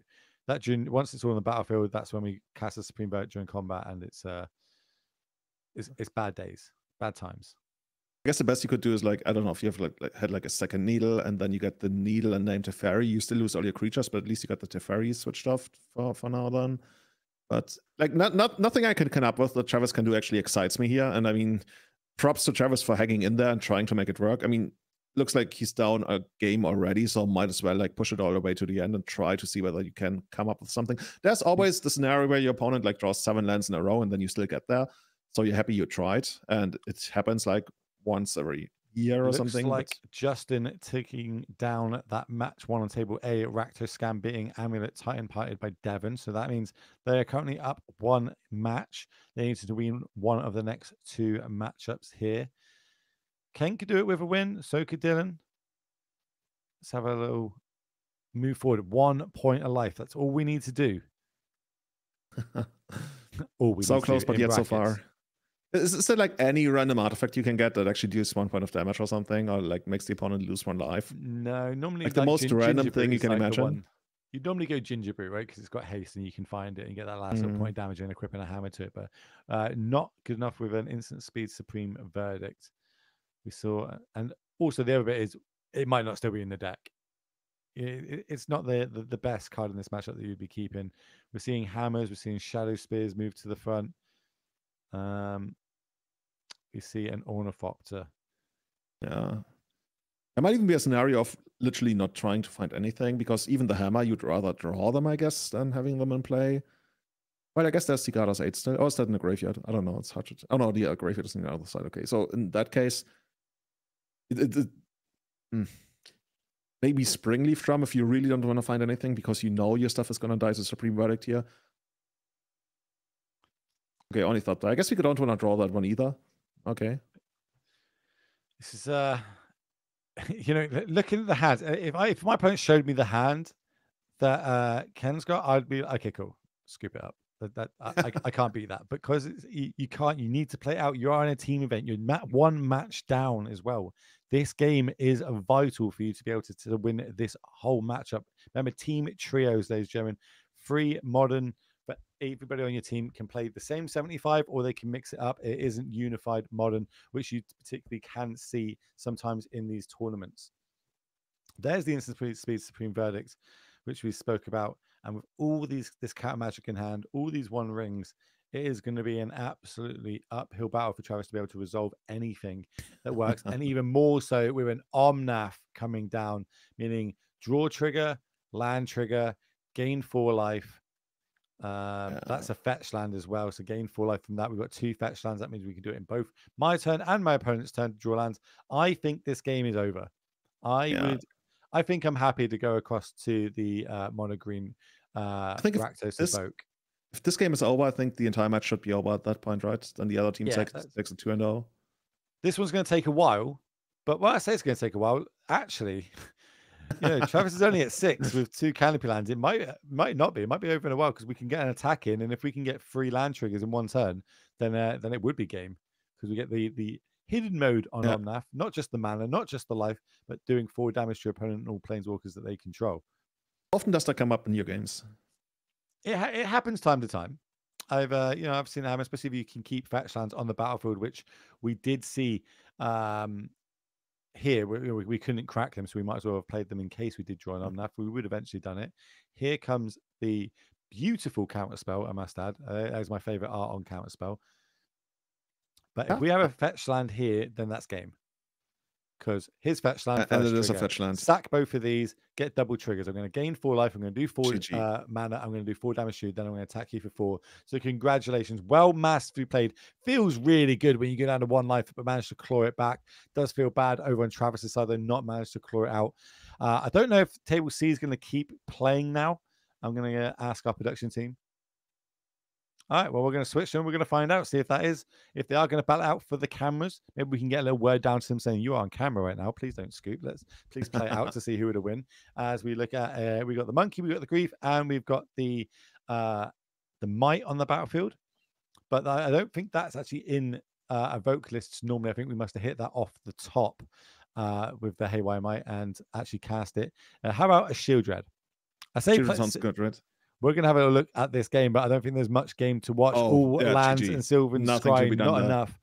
Unfortunately, not enough, though, for Sarah winning for her match, but not for her team. So they're going to drop down to a 3-1 record, where we're going to see Justin and Dylan's team going up to a 4-0, giving themselves the best possible chance they can to get into our top 8. Remember, there's going to be 7 rounds of action today before we cut to that top 8. Only is this going to be our last round production, or have we got another round after this?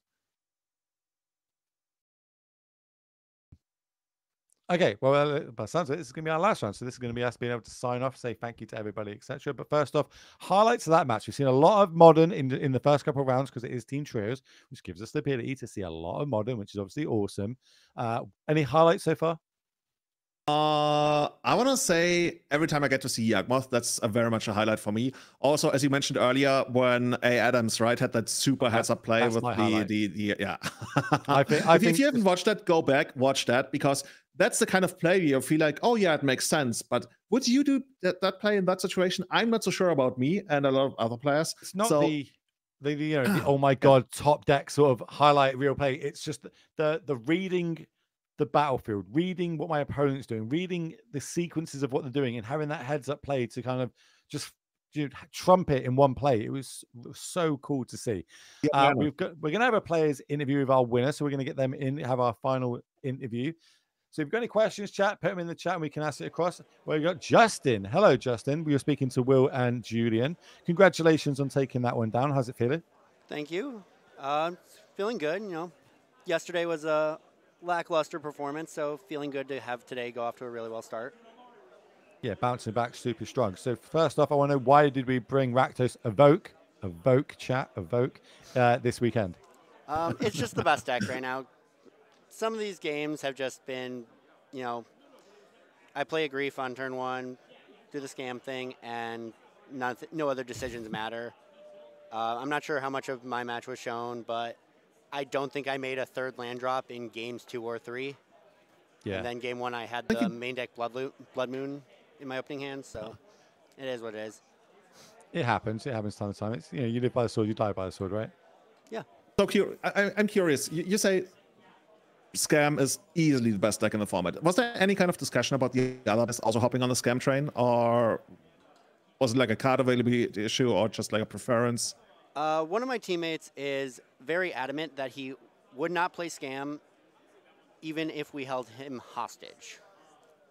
He is playing on our Kyle, and he's very happy to be doing so. And being 2 Scam, I really didn't like the idea of that, so we wanted to not have the same deck, just to, I guess, play it safe and have a more enjoyable experience anyways. So we decided that have at least Scam, Evoke, Beanstalk deck, and then either Tron or Rhinos, just hope to get the right pairings, really. It was really good watching at the end there, obviously, of your teammate on the Beanstalk list, dropping to 1, but able to survive and fight the way back, having a fully stacked hand, having lots of rings in hand, but seeing the Piffy needle on it, so it's named, so it only get the protection effect.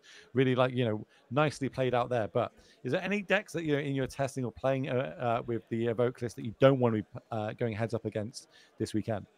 I feel comfortable. Actually, the matchup I feel the least comfortable with is actually the Mirror, just because I haven't gotten to play against it that much on Magic Online, and somehow in RCQs I am successfully dodging the 25% of the room that's playing Scam, because Chicago is filled with a lot of great players, and they're all going to choose the best deck. But for color, the matchup's close. I feel very comfortable with like my sideboard plan there to get an edge that a lot of Scam players aren't taking with Wear Tears, but I think that it really just depends on the texture of the games. So when you say there's a lot of mirror matches and you don't necessarily feel comfortable about that, is there anything that gives you an advantage in the mirror that not a lot of people are playing, that you are considering playing in that deck that typically doesn't really go into the deck? For the mirrors, no, because the ley lines are the only really enchantments, and I don't think bringing in Wear Tear is worth it for that, because the games are still so resource tight, and I think there's more of a liability of having cards that don't do anything versus having cards that marginally will do something. But also just being on the play, and just even if you can't scam a Grief on turn 1, probably just playing it on the draw or on the play is correct. And just kind of figuring out those nuances as I've played the Mirror a couple times today. That's super interesting. I think that might be either time getting called on the round, or if not, we need to let you get off, have a little break, celebrate with your teammates for taking this down, advancing yourselves to 4-0. So congratulations. We're going to let you shoot off. Hopefully we get to see you in that top 8 towards the end of the day. Thank you very much, Justin. All right. Thank you. Thank you. Good luck. It. All right, it's back to the booth. So if you're just tuning in, ladies and gentlemen, I'm going to give you one last rundown, which is going to be the last rundown for myself and Julian before we shoot out of here and we get Joe and Mason in the booth. So yesterday we started off, it was Pioneer. We had the showcase 10K where we had to send one person to our Players Championship, as well as a lot of money. We started with 227 players. That's one over the threshold, which made it 9 rounds of Pioneer action. They battled it out all throughout the day, all throughout the top 8 until we got to a winner, who was none other than Jonathan Hobbs on his Rakdos mid-range deck. He took that down this morning, so congratulations to him, locking up his invite to the Players Championship, which, remember, is a 16-player 25K tournament at the end of the year. Only one more slot is on the line for someone that wins, and that is going to be in Madison in Wisconsin later on next month. And then the 6 different slots for the players that are battled out throughout the year, who have got the most points, that are battling out today, this weekend, next weekend, out the year. We're going to find out who that is next month yet again. Starting today, team trios. We've got 105 teams. That's 315 players, all playing Modern, battling out in 7 rounds of Magic, trying to get to that top 8. We don't know who that's going to be yet, but we'll find out super shortly. That is going to be the end of round number 4 from myself and Julian. Julian, any last words for the people? Yeah, please don't print that Kardashian secret layer and give us Secret of Monkey Island. I'm counting on you, Izzet. I need you to send me the links to Monkey Secret because I have no idea what that is. So I'm literally picturing a monkey on an island with a banana, maybe a volcano. That's Birds of Paradise sequence with of the game. Ragavan. That's what I'm picturing in my head. Actually, you know what? You're gonna go get it. Have you got something? Some made of Lego? This is the Secret of Monkey Island. And also, okay, this is gonna be awkward. I hope it works. This is. Oh my God. These are my trophies, chat. Oh, don't mind them. It's the poster behind the trophies. Oh, oops! How did I get them on camera? All right, we get it. You're good at magic. Jeez. I was at some point. No, let's see. Well, I'm gonna start. I want to thank NRG for putting me and you both on the screen together. You know, we've wanted to do this for a long time together, and getting to do it on this platform is amazing. So thank you, NRG. I want to thank chat for being here, being awesome, helping us through it, holding our hands, getting us through this. Because you know, we're in Europe. It is an American tournament, so we have to kind of work a little bit later on into the evenings to get these done. I want to thank you, everybody behind the scenes that you don't get to see. There's so many people working hard behind the scenes, putting this production on for everybody to enjoy. So we need to be a big shout out to them. Sam in the background, big shout out to you, my friend, for putting this on. Awesome. We're going to pass it over to Mason. We're going to pass it over to Joe. They're going to carry you through to the top 8 until they crown a winning team. So from me, from Julian, good night, everybody. Hope you have a great one. Stick around because there's more Modern action for everybody to see. Good night. See you, everybody. Thank you for tuning in.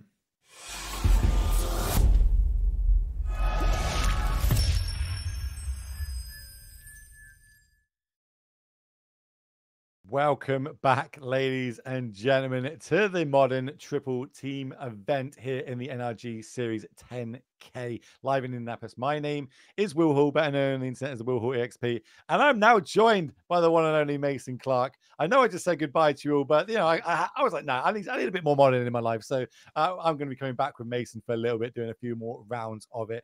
Mason, welcome back in the booth. It seems like it was just yesterday it was me and you in the booth. Yeah, you mentioned you couldn't get enough of it. I thought 10 rounds of coverage yesterday wasn't enough. Give me another 5 as a treat. So here we are, and I can't wait to take us all the way to the finals with this Modern Team event. Modern is my favorite format by a lot, so I cannot wait to see the action. I've been checking in. You know, I've been doing a little chores today around the house, trying to be more than just Magic person this weekend. It's hard with all the awesome coverage, but now I get to fully enjoy it. I can't wait. Is there any decks that you're looking for, particularly anything you want to be seeing this weekend? I know you're a bit of a Scales fan, and we have seen a little bit of that so far on camera. Yes, I love Scales. I loved 8 Adams match. They really killed it. That was one of the ones I did see in the entire year. I couldn't look away. I love that. I like Yawg. I enjoy the 4-color decks. You know, it's kind of what I'm known for was the Yorion stuff. I like the Scam. I actually find the Scam matchup to be pretty interesting a lot of the times, as long as it isn't just, you know, the grief when you're putting a mulligan. So there's not a lot that I'm not interested in seeing. I think even Tron has pretty interesting games these days. So, you know, there's very few decks. Like, basically, I don't want to see a Belcher mirror, but if you give me anything besides that, I'm down. Yeah, it's been a while since I've seen one of them, and normally I'm on the dark side when I play that matchup. It's very interesting. There's a lot on the line this weekend, though. Remember, so just not only yesterday we managed to crown our winner, or this morning, should I say, we crowned our winner for Jonathan Hobbs. Not sure if you caught that out, but Jonathan was able to take it down with his Rakdos mid-range deck. So that is our 9th player into the Players' Championship, but still a load of points on the line in this tournament, right? Especially in team trios, you can potentially elevate 3 players up that leaderboard. So, you know, only one weekend away, and we're going to be able to find out what is going on. I said it's kind of like when you watch sports and that final weekend for your team in the league. You know, all the results start coming in, and you start working out. Okay, they're going to jump them. They move to that. It's going to be super exciting next month. That is going to be 25th, 26th in Madison, Wisconsin. Maybe you're going to be there. Maybe I'm going to be there. I don't know. I'm trying my best. I'm going to be. Here's the plan. I will be in the booth commentating the matches. I cannot wait to see it. I mean, the Players' Championship is the thing that is always the most exciting to me. You see me bring it up on coverage all the time. I love these big storylines. And if you're one of the players in the Players' Championship, you might be shaking your head a little bit because Jonathan Hobbs is no slouch, and your field just got a lot tougher. and typically is willing to bring either stock great decks or off-the-wall choices. So when it comes to metagaming, Hobbs really throws a wrench into the things. And so if you're one of those players or one of our 6 at-large players, you're maybe shaking your head a little bit. He was saying this morning to us in the interview that he basically dusted off his deck from 5 months ago and just played it. Didn't make any changes. Went, yeah, picked it up, bought it, works out really well. That kind of does what it needs to do. Pretty good against Phoenix with my configuration. Yeah, that works. That's and sometimes that happens. You know what I mean? Sometimes you don't have time to do all this testing and everything like that. You rely on just being your skill or your matchups and how they line up. We saw yesterday in Pioneer play draw pretty dependent in Modern. Not as it's not as much as a big swing of percentage points. I did see something a Twitter. Article, Twitter sort of a talk discussion between players about the evoke creatures and how that they believe that is the way to counteract the play draw dependency. They think it's good for the Modern format. What, you got any opinions on this? Yeah, I got some good ones with that. And so I think basically what they have, really quickly as we start the match, the quick thing is because there's a lot cheaper cards in the deck, you can do more. You don't fall behind because you're able to keep up. So 0 mana spells are a way to sometimes break the play draw discrepancy. Obviously, having turn 1 grief, is going to, if your opponent doesn't have a free spell, is going to exacerbate it even more so. But, that is sort of the nature of all spells. The cheaper they get, the more the play draw is going to matter. But, if your opponent has this equally costed cards, it's going to even out.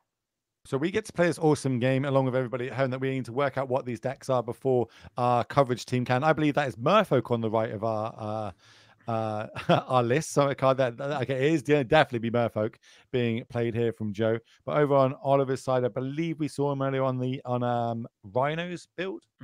Yes, yeah. I think Oliver Tomajko, a big fan of this Rhino deck. Him and Nathan Stoyer and Abe Corrigan, 3 players who, along with Isaac Bullwinkle, actually is the 4th one, are 4 players who really like this Rhinos deck. Those players are all about it.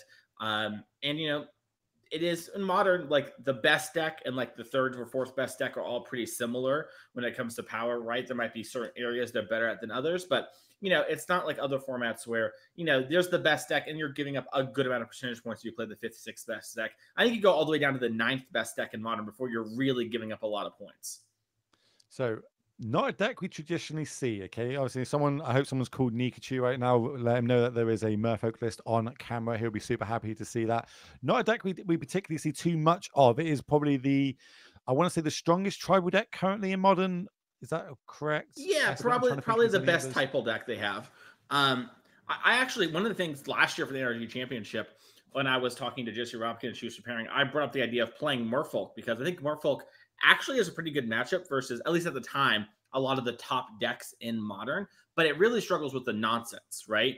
If you build Merfolk in certain ways, like we've seen Nikachu do it, where main deck Chalice of the Voids and Subtleties, if you have those sort of things, matchups like Rhinos and Scam get a lot easier because you actually build up these pretty big creatures, and the only way you can actually sort of fall behind is a successfully scammed Fury, which is a pretty hard thing to do, especially with the new Flash Lord that has entered the format.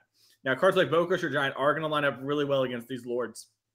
Yeah, especially in the early turns, right? Just having a 2/2 body, but if it can fall like a stack of dominoes, if you have one Lord and that dies and they all fall down, things like Fury is coming down. One card that's kind of pushed this to the front though is Hexcatcher, right? Like that card does a lot in this in these decks, not only being a Lord with Flash, but also giving all your Merfolks the ability to sacrifice and counter non-creature spells unless their opponent pays the 1. Could be pretty relevant in this matchup.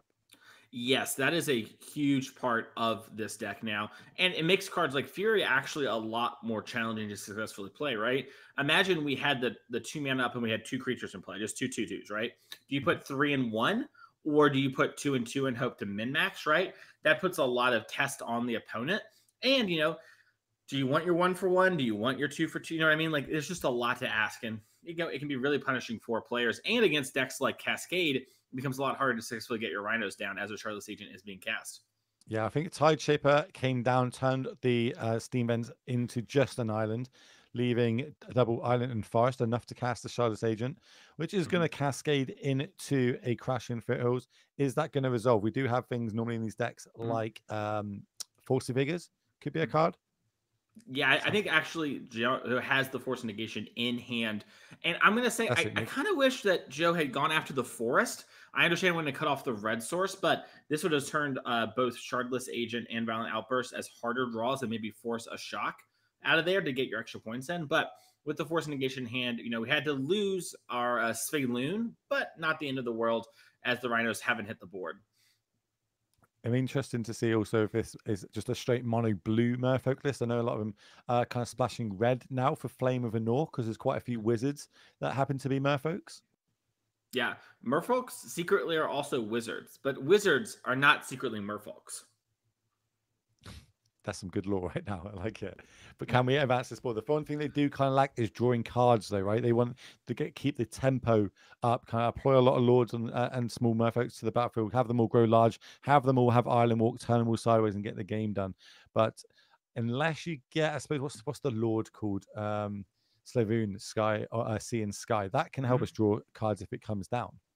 Yeah, that card is actually just kind of a powerhouse on its own. We've seen mono blue prison decks about a year ago pop up, which are basically this deck, but without the typal synergies and just had more interaction. And they would just play Sphaloon as a creature that attacks and draws cards and has a well-statted body.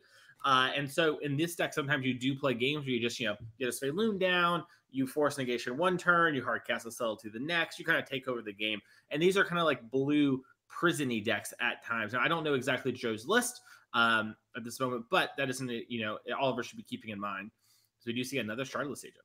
Yeah, more Rhinos. A crashing, I have you will, going to come down. Here it comes, as we spoke about, the Hex Catcher coming down, giving the Merfolks the ability to sacrifice and carry it unless they pay the extra 1, and that is what's going to happen. We're going to sacrifice the Tide Shaper here.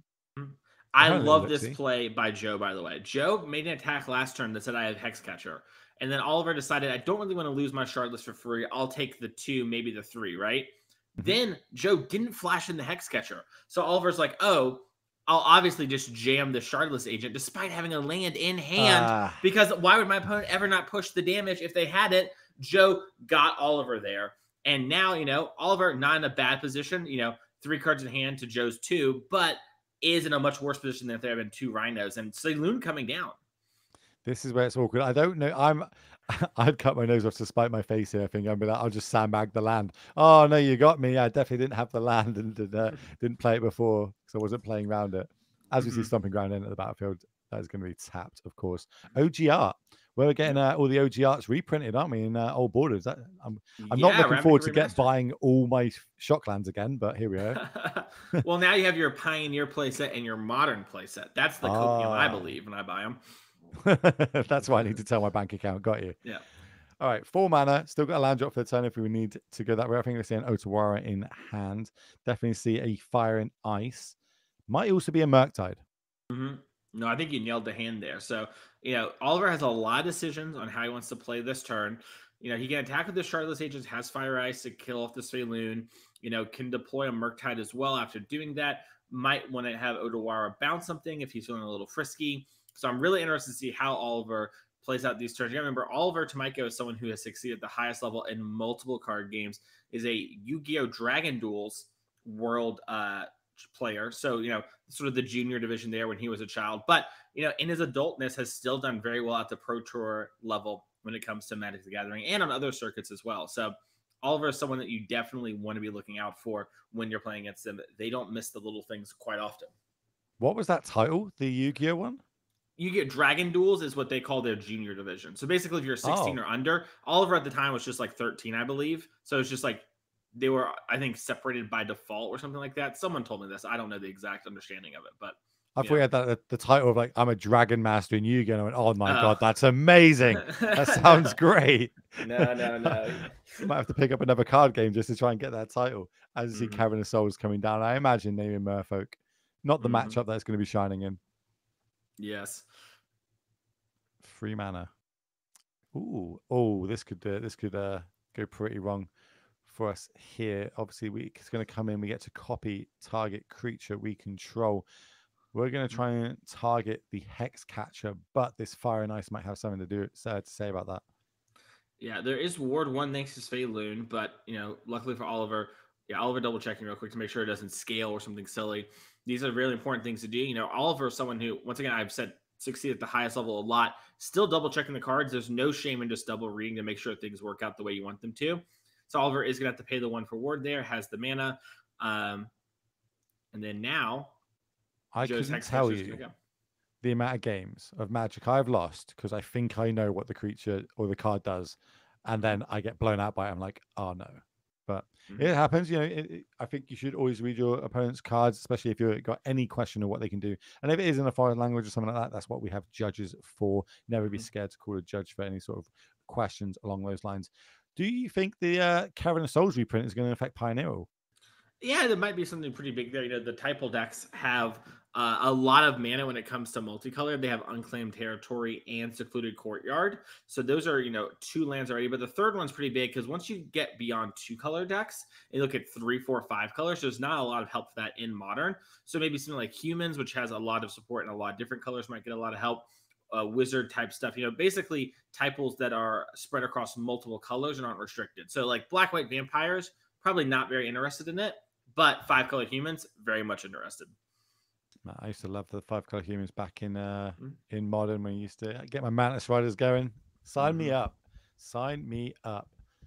And just to strip past the turn, because we know that this Murktide's going to be able to get there. 5-5 in the air. It's going to be pretty hard for Merfolk to block and deal with. How are we going to get back into this for Joe? Just to pass the turn, I imagine isn't the way. And this might just be lethal, right? Otawara. 13, what we got? 5, 11. That's exactsies, I would say. Not with through this Trickster, though. Trickster's going to tap down the Murktide before combat. Yeah, and this is one of the things where the Merfolk deck needs to get its traction going early so that the opponent's stronger cards as the game scales won't be able to keep up as well. You know, Oliver, while also playing sort of a synergy-heavy deck in the form of Rhinos, still has a lot of strong cards on their own, right? Like Bone Crusher Giants, no slouch. Fury is obviously very good. And yeah, we're going to see this attack, and Joe is going to die there. But that is just something that happens in the nature of these decks. Sometimes you fall behind. So we're just going to pop back to the booth while we sort out which one we're going to do. I also see there that I think Murktide took down game 1 against Hardened Scales. And as surprised to nobody, the Bean deck is still going in game number 1. So we're going to set up, potentially we can get down to that one. We're going to move, we are going to move down to the Bean. Let's have a little look, see how that's getting on. It's probably got some crazy board state going on. And yeah, it looks like there's a lot of permanents on the battlefield, namely the One Ring, a Bean, and a couple of ley lines, bindings, and a bunch of land. Looking at these graveyards, it looks like it's been a bit of a go back and forth, but the life total is a bit too high for Nick to be able to really push through that last bits of damage that he's trying to fight through. Do you know exactly what sort of list this is? Because there's a lot of different Beans lists out there, right? There's obviously a news list, there's controls list, there's the Bean walk list that Reed brought to the Super League. So yeah, there's a ton of different lists. I will say that if you couldn't tell by the board layout here from Isaac Bullwinkle, he is a Magic Online grinder and one of the best in the business when it comes to innovating at decks and playing them incredibly well. Isaac has done this multiple times on Magic Online where he's changed up decks to really great success. And, you know, you can tell, right? We have one leyline binding on the bottom of the board. We have one on the top. Clearly, we play a lot of Magic Online, not a lot of paper Magic. But jokes aside, that makes me want to be a little hesitant to comment on what's in there because, you know, Isaac will do a lot of things that are a little unorthodox at first, but often make a lot of sense when you look back. Like at this. What happens. How about a time walk? Time walk, draw off the Bean, take another turn. Yeah, that's very nice. And Orcish Bowmaster now being played. We didn't do it in response to the Omnath. I guess maybe we were trying to get a little tricky there. But, you know, that is going to trigger off the Bean. Isaac's going to take another damage. My big guess is, you know, the core of this deck is probably pretty similar than all the other lists you've seen. Now, also, we have seen people like Aspiring Spike popularize Bean lists that have the One Ring. Jerry Thompson also on his podcast this week talked about how he is anti the One Ring right now in 4-color, he thinks. So a lot of players are going in different directions. Isaac's staying with the One Ring for now. It's hard to go too wrong. You know, even if the One Ring is not the card you want to play, it's still really good. Yeah, still a really good card. We're going to see this Ren 6 come down, ping the Bowmasters, get that out of here. I want to be drawing cards all day long with this deck with my Beans, with my One Rings, with my Omnaths. Bunch of land left over. I think it's a Solitude in hand. Yeah, I think there's 2 Solitudes in hand, which, and I think there's a Bean too. So I think Nick is a little bit behind. You know, you were talking last night how something in your career you're trying to work on is calling matches when you think they're done. And this game won't be done for about 10 minutes, but I would be willing to bet a large amount of money that Isaac Bullwinkle will not make the silly mistakes needed to actually lose this game. and let Nick get it. So, you know, if production of another match is started, I we was can about probably to say, swap I think away. we should go down to the Murktide Hun Scales list. And I know you want a bit of Hun Scales in your life. Let's get down there and have a look at that one. So, and it's just started, which is great. In game number 2, we do see the Cauldron on the battlefield. Yeah, we have Cauldron and we have an Alpine move from Russell Lee. That's going to name Urza Saga, which will kill it because it is no longer a saga. The chapter rules, it gets really funky. All you need to know is that's basically 1 mana, blow up the Urza Saga. Yeah, yeah, I like it. I need you to name a card though, please. Are you sure you want to name this this really good land artifact enchantment that I have? Yeah, small misstep there from Nick though. Didn't eat a card at the end of turn. You can't eat cards from your opponent's graveyard with Agatha Thol Cauldron. Sort of a unlicensed host at home situation. Yeah, comes up. You know, I say it does come up relevant, especially in these decks when they're trying to get Delirium on the other side. Mm-hmm. Here comes a Patchwork Automaton. Yeah, Patchwork. This is a really strong creature in this deck. You know, the Ward 2 is actually really hard to interact with. So yeah, we see actually this Walking Ballista get cast for 0. That's going to put a counter on the Patchwork Automaton, and now we can eat it with our Agatha Soul Cauldron and turn all these creatures into Walking Ballista 1 or Hangerback Walker. This is going to be beautiful. Yeah, I'd eat this. I'd like to turn these into Walking Ballistas. Are they 1/1 still on the other side of the battlefield? Yes, they are, because there's only 3 cards in the graveyard now. A creature is going to go, but I think it's double land in the yard, so we're okay. Could have been a problem if we hadn't eaten with Agatha's, but it all works out. That is beautiful. I'm all here for that. Love to see it. Now, can we rebuild? Maybe something like a Murktide being a big old threat would be the way that we want to go here for Russell. Going to decide, though, did drop pick up a land for the turn.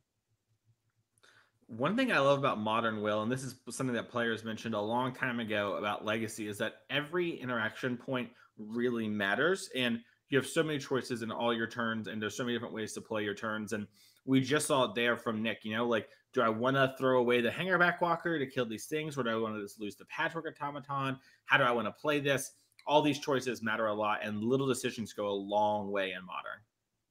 I agree with you. And the more we get to cover these sort of awesome matchups that have these little intricate details and really see how they play out. We're going to see a Lightning Bolt in response to this Shadow Spear Ward trigger. Yes, I'd like to pay the extra 2. We can. Oh, yeah. Do you see it, Will? I see it. So we're going to go. We're going to blow this up using the modular trigger, putting a counter on here. Then we're going to eat a creature from the graveyard, putting another counter on top of it, making it a 4/4. Let the Lightning Bolt resolve 3 damage on the stack. Sure, take that all day long. We also could have ate the Hangerback Walker and then used the Hangerback Walker's ability to put a counter on.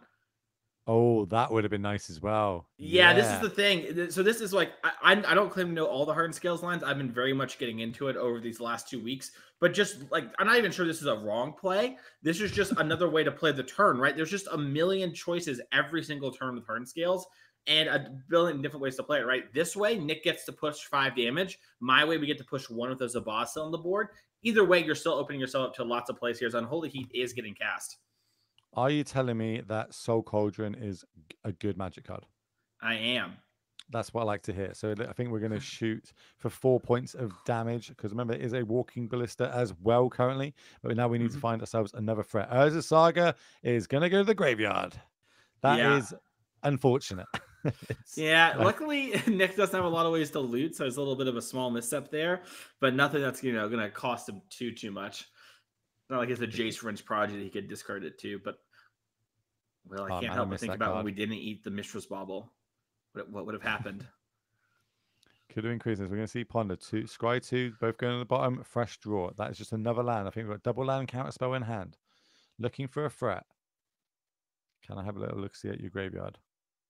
Do you know, it's funny, Will, we talked about how you can eat your opponent's cards. You do get their creature's activated abilities. So in like the Yawg Mirror or Scales versus Yawg, you can eat it, and now you're the Yawgmoth deck. Oh, no, we had Nature's Claim. Oh, no. There is a counter spell in hand, let's be honest. But like, that's not as, this is more of a punish now than we thought it was. But 2 mana. I would like to play as Walking Ballista for 1. Yeah, is this good enough to counterspell, do you think? Yeah, I think that's going to get a counterspell just because, Russell is in a spot where the board's empty. Let's just, keep it that way for a second. That's also a pretty scary creature. I wonder if life totals are correct because, like you mentioned, The Patchwork Automaton we hadn't played before was a walking ballista, so we maybe shot some, but we gained 4 from the claim. So I'm unsure what the actual, situation is. But I think we got Patchwork on top. I think we do too. Obviously, all this would be super crazy if the Hardened Scales was on the battlefield as well. Mm-hmm. But yeah, Soul Cauldron is so cool, man.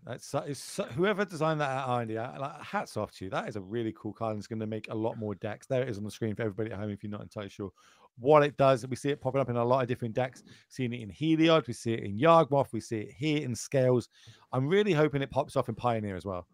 Yeah, I imagine it's a matter of when, not if, when it comes to a card like this. It creates whole new archetypes and bolsters archetypes as well. A really strong card. It's hard to imagine anyone could read this card and not be surprised to see play in the Eternal formats. Just such an obviously strong card. Right, we're going back and forth, 1-for-1 cards. Who's going to be able to top deck their way out of this bet? I must say it must be the Izzet Phoenix side who's going to be favored in this because they have a lot more ways to draw cards in the deck. Here comes a Walking Blister on 1. Remember, we've got Cauldron activations if we need to go that route, and we put extra counters on the Walking Ballista. Russell Lee at 12 life. Does have Lightning Bolt in hand, and I think that might be an iteration off the top. That is a good one to get back in this game. I mean, it's funny. For a long time in Modern, we would talk about how iteration was sort of the card advantage card, and why decks part of the reason why decks like 4-Color and Murktide were some of the top dogs in Modern is because they had access to explosive iteration. So when you hit the late game, you got this huge draw to and all this extra selection. But now the Bean, the One Ring, this is just another kind of tool and not the top dog, which is I can't imagine you telling me that there would be 2 cards printed in 6 months that were going to make this card look absurdly not playable. This would never have crossed my mind. It's not going to be the super powerhouse that it is, but here we are. I'm not saying that there's a power creep, but, or would you, I'm sure. No, I don't think it's power creep. I think expressive iteration was probably more of a mistake than anything. Would be my guess. It is a very good card. We're going to see 1 card go to hand, 1 to the bottom, and 1 to exile. That 1 to exile is a bauble. We can all see there, just push to one side. That is what we're going to cast. That's going to give us the ability to look at either our deck or our opponent's top card. We could use it as a scry ability if we want to, because we do have a fetch land on the battlefield. Mm-hmm. Now, we're in the tank. It's never good when my opponent's in the tank. Like, oh, really? Really? What have you got? What did you draw?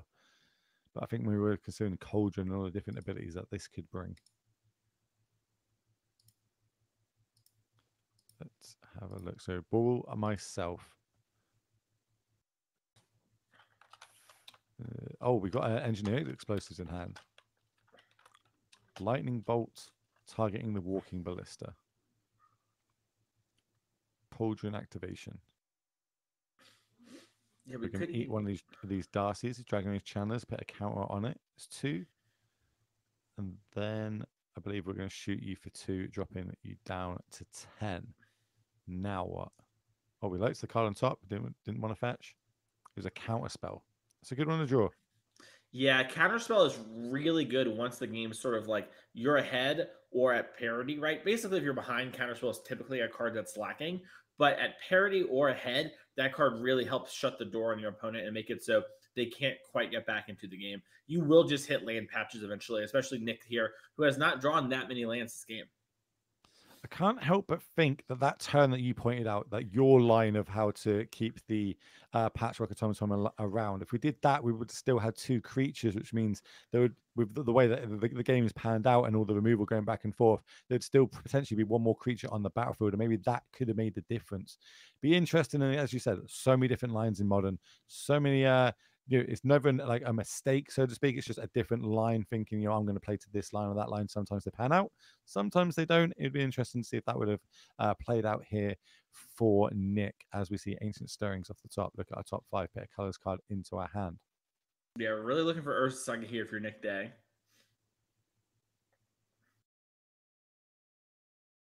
Have a little look. There's a boss thumb to the front.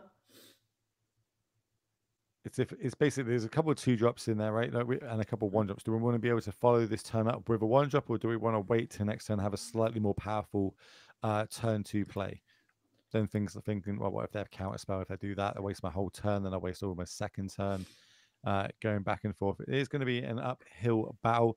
We see, though, over in table match A, Rhinos and Merfolk leveling up. That means that's one game apiece there. Beans has managed to win that game number 1 that we jumped in on and seen. We are here with Russell Lee up 1 game on Izzet Murktide versus Hardened Scales, parted by Nick Day. Yeah, Nick Day in a bit of an awkward spot here. So I think what's happening is we have Arcbound Ravager and Zabaz in hand.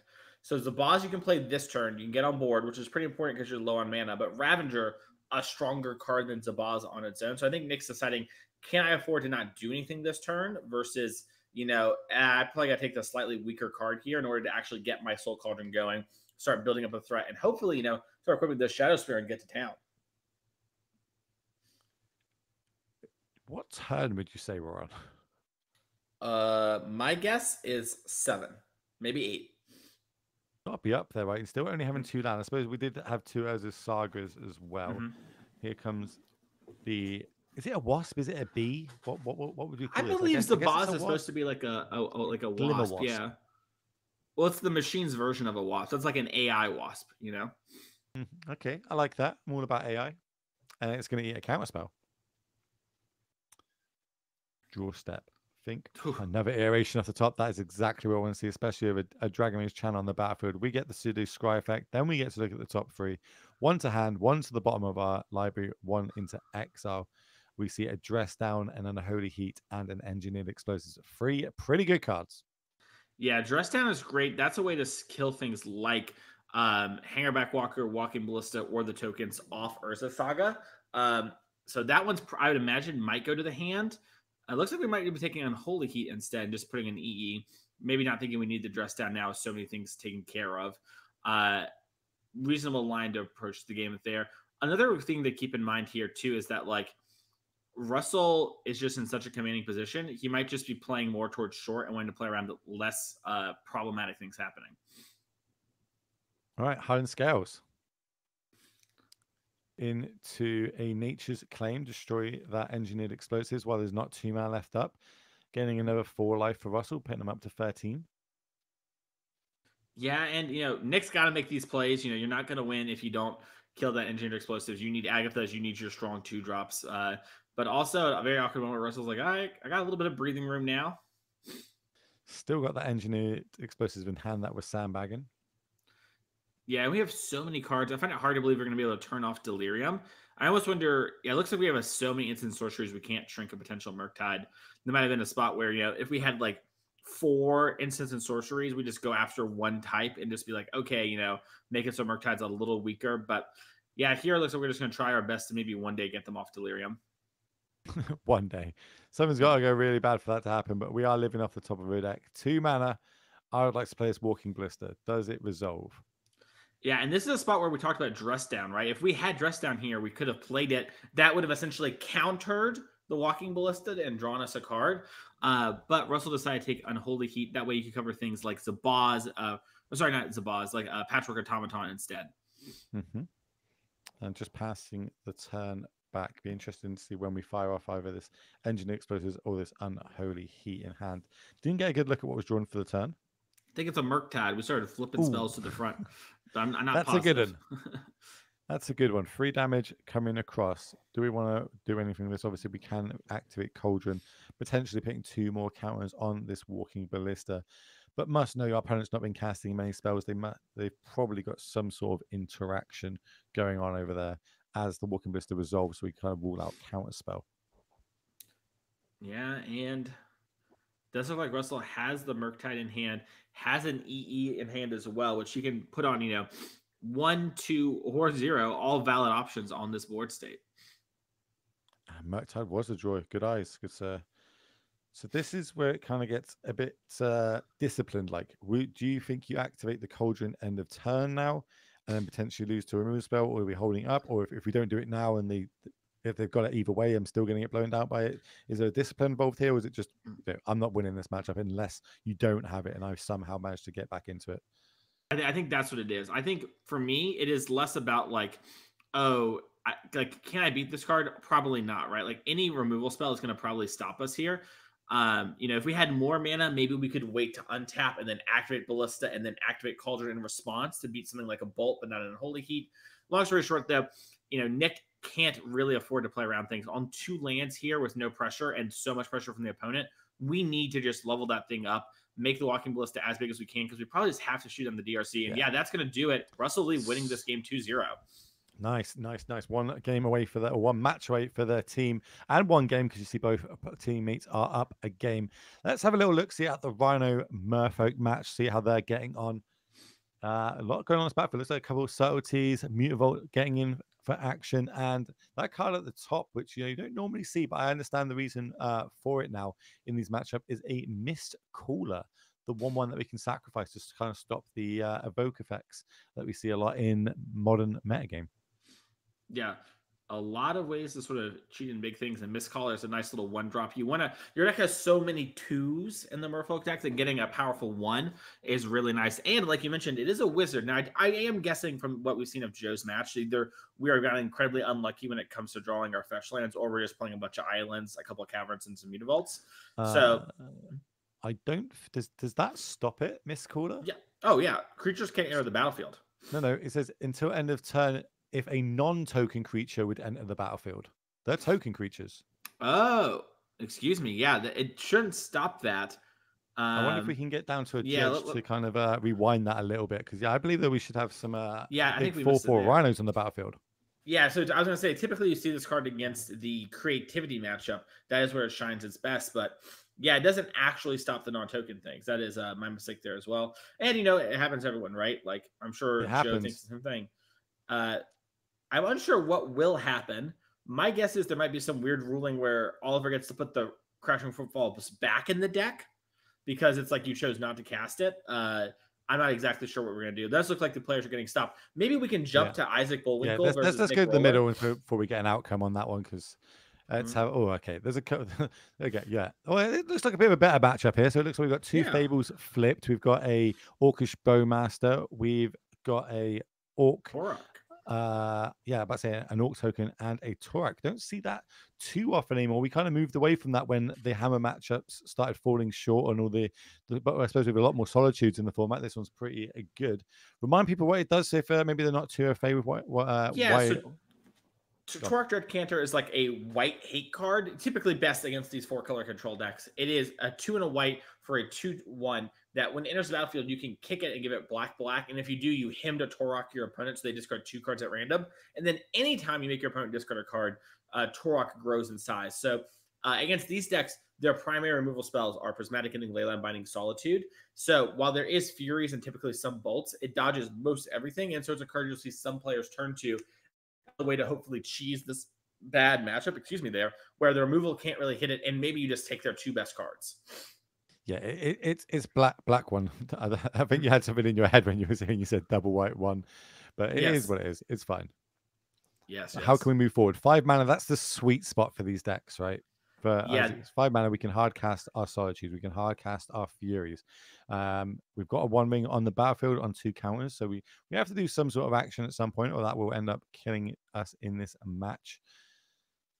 How do we want to move forward? Yeah, it's gonna be a lightning bolt in hand, maybe. There's definitely a white border card. Yeah, it's interesting because lightning bolt when your few answers to Torak Dread Cantor, but also there's this Orcish Bowmasters in the way. So your endurance and your fury do block it for right now. So on the short term, maybe you do want to answer that Bowmaster, and that does seem to be what Bullwinkle is wanting to fight over. So we see that happen. Then we're going to activate the 1 ring, draw 3 cards. That's pretty good. Picked up a Bean, a Leyline Binding, and another white card. Over on the evoke side, I think that's another Fable at the top where the glare's kind of on it slightly. It would make sense to me that it's up there, pushed to one side, but it could be anything. Yeah, I think that might be the Summoning Sick Fable that's lower, and then the Unsummoning Sick one. Obviously, there's no mana up at the moment, but things like Besage, you make it so that it's good to differentiate. Obviously, Bullwinkle will probably say the not Summoning Sick one if he was to be something like that. But all right, there's the bean count. I feel like yesterday we had a sound for the boats that were coming in. I wonder if we can start making a noise for the bean. What's it? Just bing. Bing. Just like like little like ooh, piece of candy. That sort of situation. Ooh, piece of candy. Family Guy references. I love them. Okay, we are activating the 1 ring.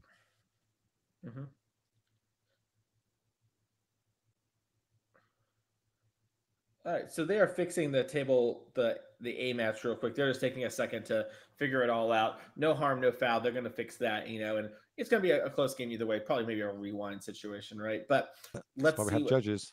Yep, judges are great. Okay, And Nick this looks Roller here might be able to win this one, Will, and kind of the nightmare matchup for Scam doesn't have many bad matchups, I would say. This is the one matchup that can get out of hand consistently for them, though.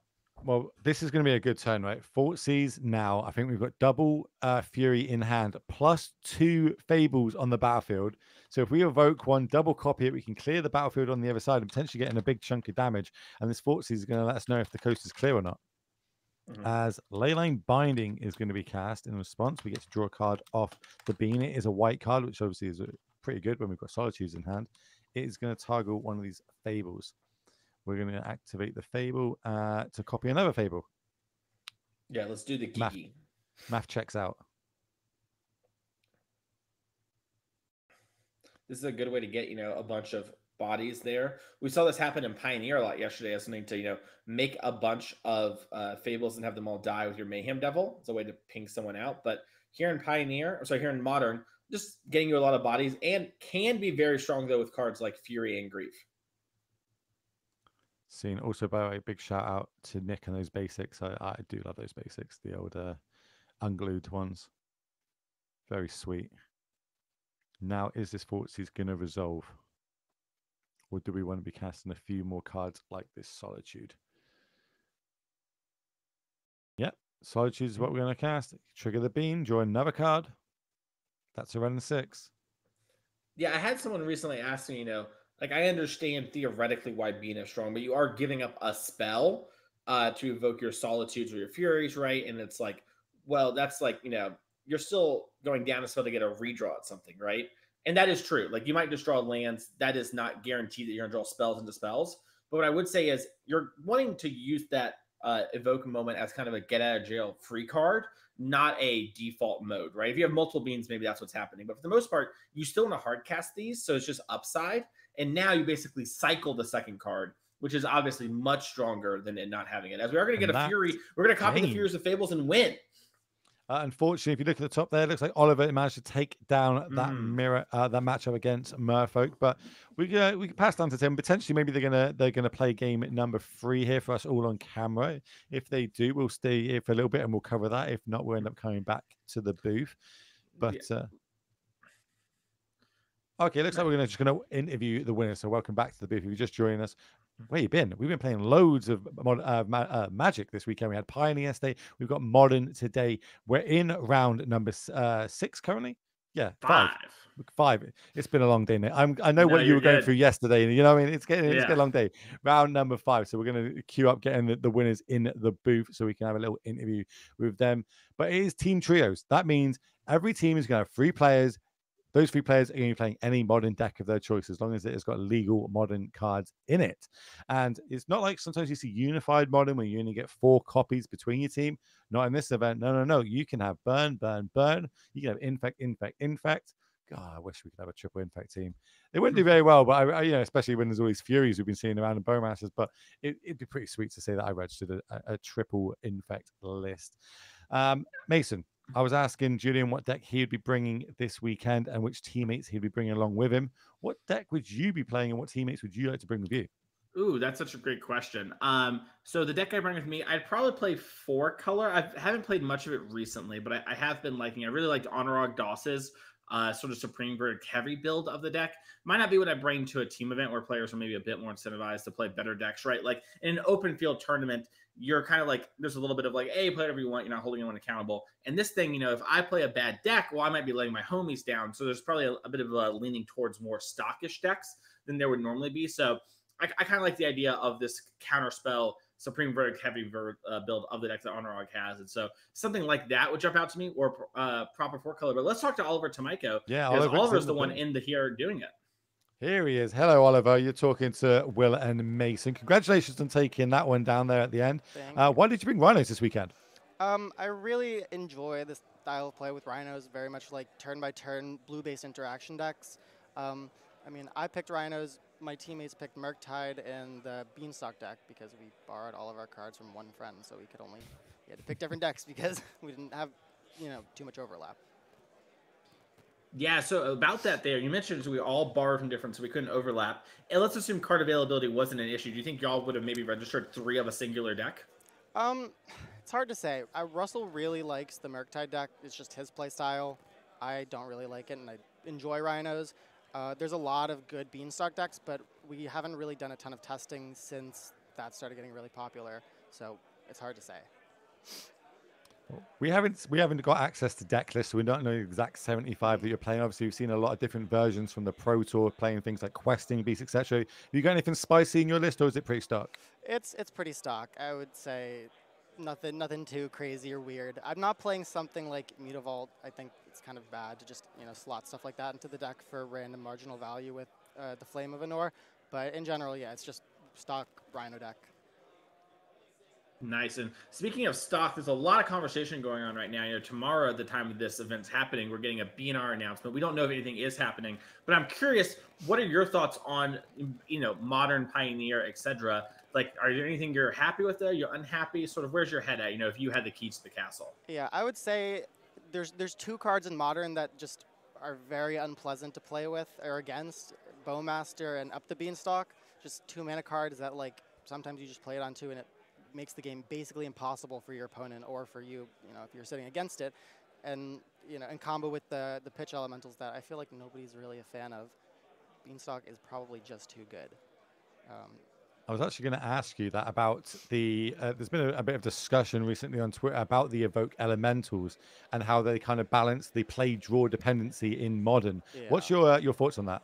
Yeah, it's like kind of a thin line where it's like having free effects generally is quite good in Magic just for gameplay because it lets you interact with your opponent and makes non-games less of a thing, except in the case of these elementals, it kind of just makes it impossible for some decks to enter the format, and games get decided really early for no reason because of that. Whether it's like the game is decided if you have your fairy or you don't, and that kind of decides it. So I'm not a fan of them, and Modern has been pretty stale for the last year or so. That means I've got to ask you what would you want banned then? I've got to ask it. Right? If you think it's stale, what would you do to mix up the format? I would unban stuff. Just unban lots of stuff. It's fun, and if it doesn't work, ban it again. Like, you can just keep doing it. I don't know. That's a split and swing cry if I've ever heard one, Mason. Everybody wants split and swing back. If it be good or bad, we want it made more importantly for the meme. Now chat's obviously going off saying that as well. So congratulations. Unbanned when talking in the chat. they love it. They love it. Oliver, congratulations. Good luck with the team. You're off to a running start right now, 5-0. If you can keep that up, I'm pretty sure you can start seeing yourself in that top 8 battling out to try and walk away with the trophy, the title, and all the money. So hats off. We're going to let you shoot off there as we come back to the booth. And in that one, welcome back to the booth, ladies and gentlemen. Will Hall, Mason, Clark. That is going to be the end of round number 5. Triple Modern, lots more of it to come after this short break. So make sure you don't go anywhere. Stick around. See you shortly.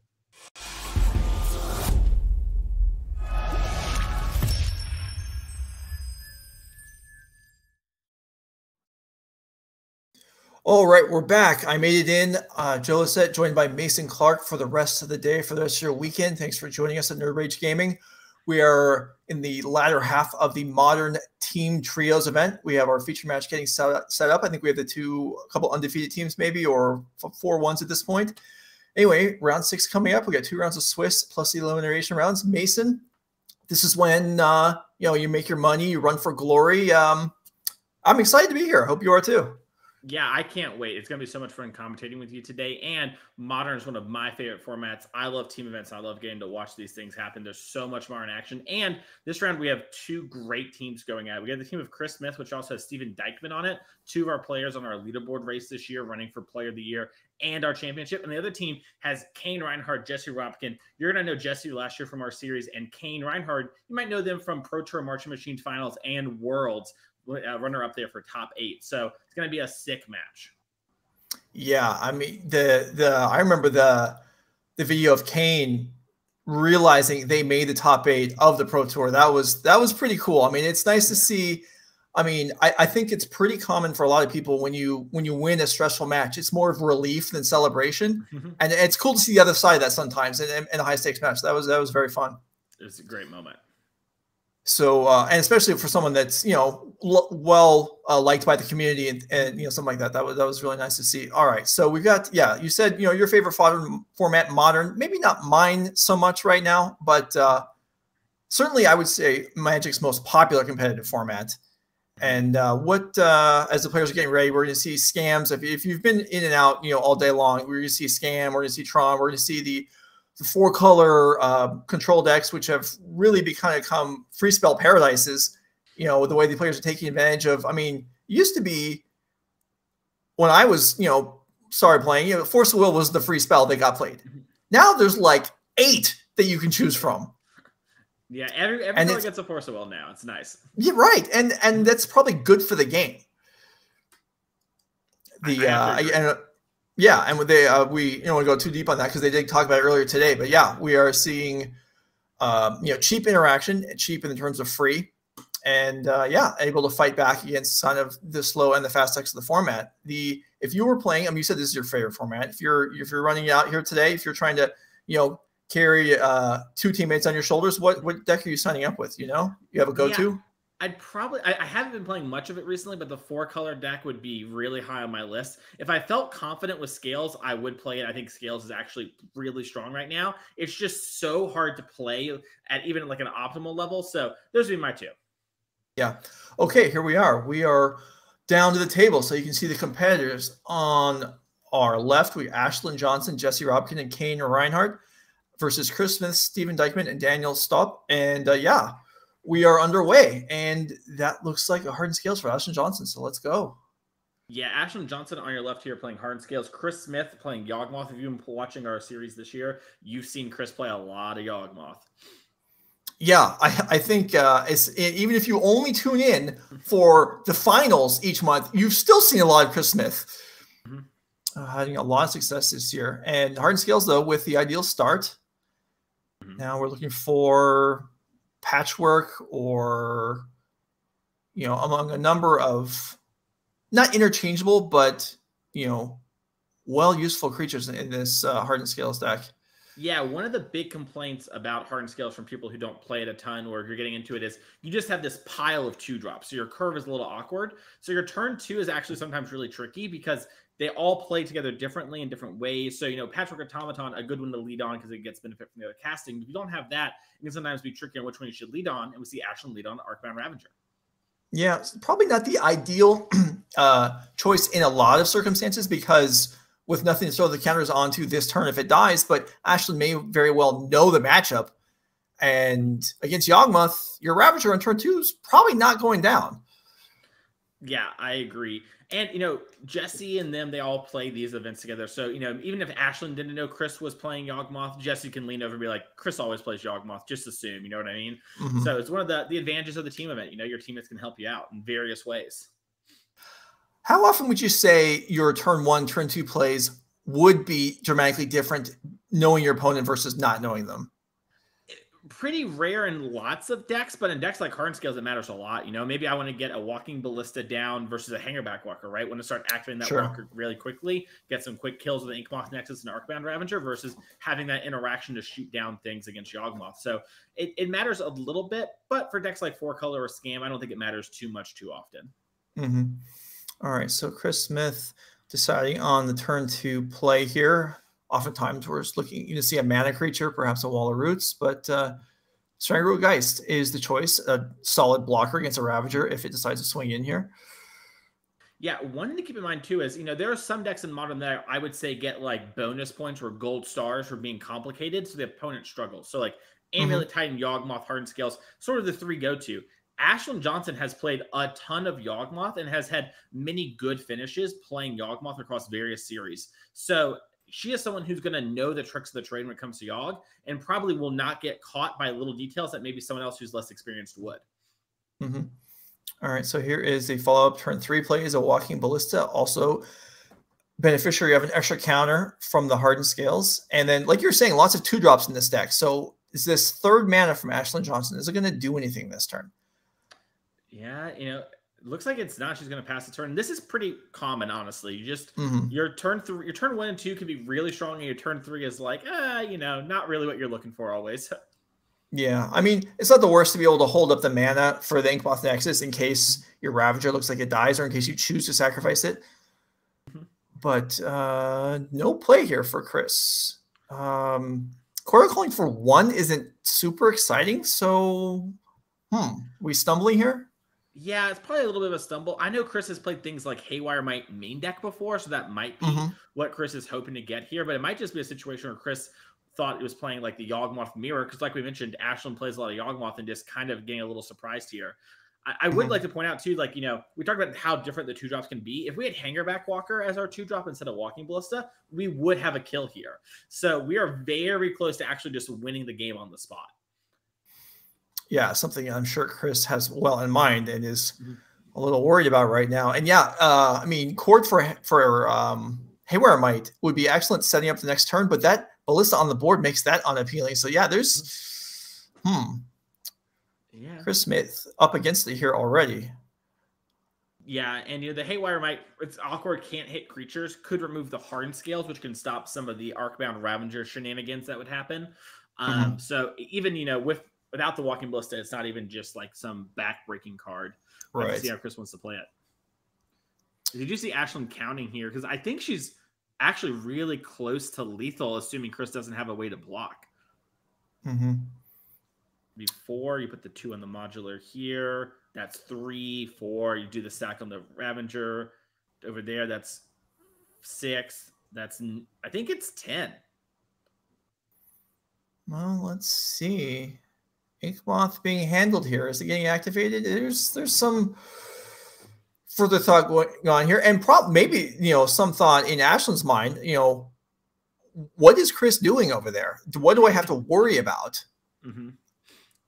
Yeah, and maybe, you know, Chris might just be, even if the quarter calling is the play, it might be Boseiju too, right? Like that's a card Yawgmoth typically plays as a 1 or 2 of. And to win the game this turn involves sacrificing everything to the Yawgmoth Nexus here. So we'll have that 1 in the land zone, but that will be all we have left. And if Chris Smith can get something like a Yawgmoth down, we can fight over these creatures in a pretty effective way.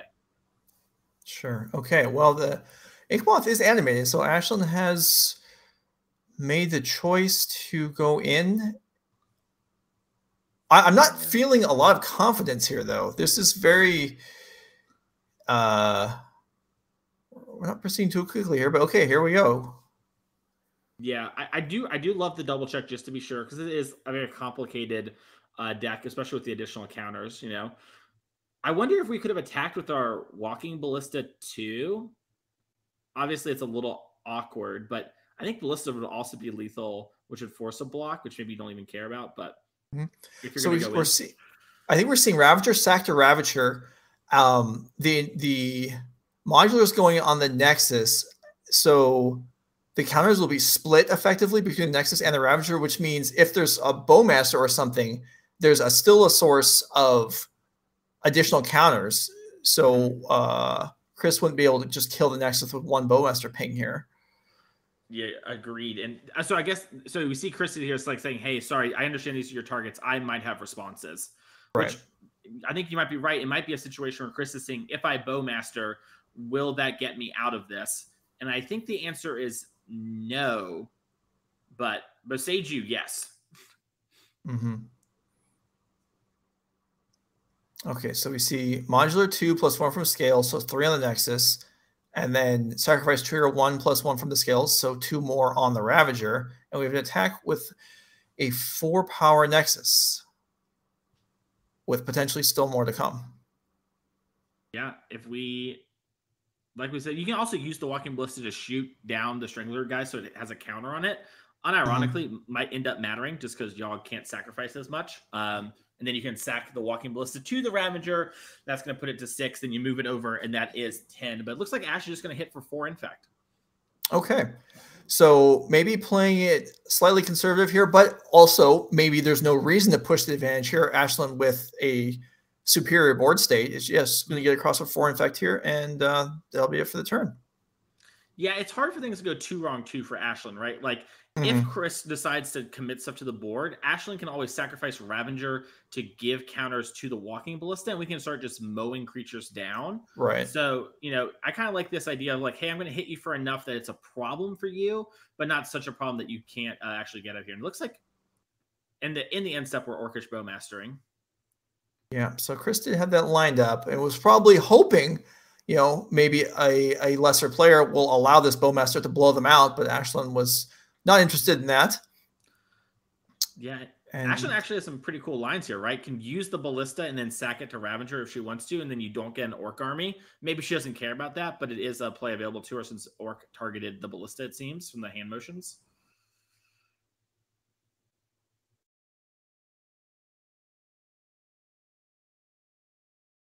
By the way, this just shows how complicated these two decks are, right? You and me do not play we play a lot of Magic. You know, you've been doing it for a long time at the highest level. I play a ton of Modern. You know, we are experts at this, and it is just like, okay, mind melting amounts of information going on. That's what also makes it such an exciting match to watch.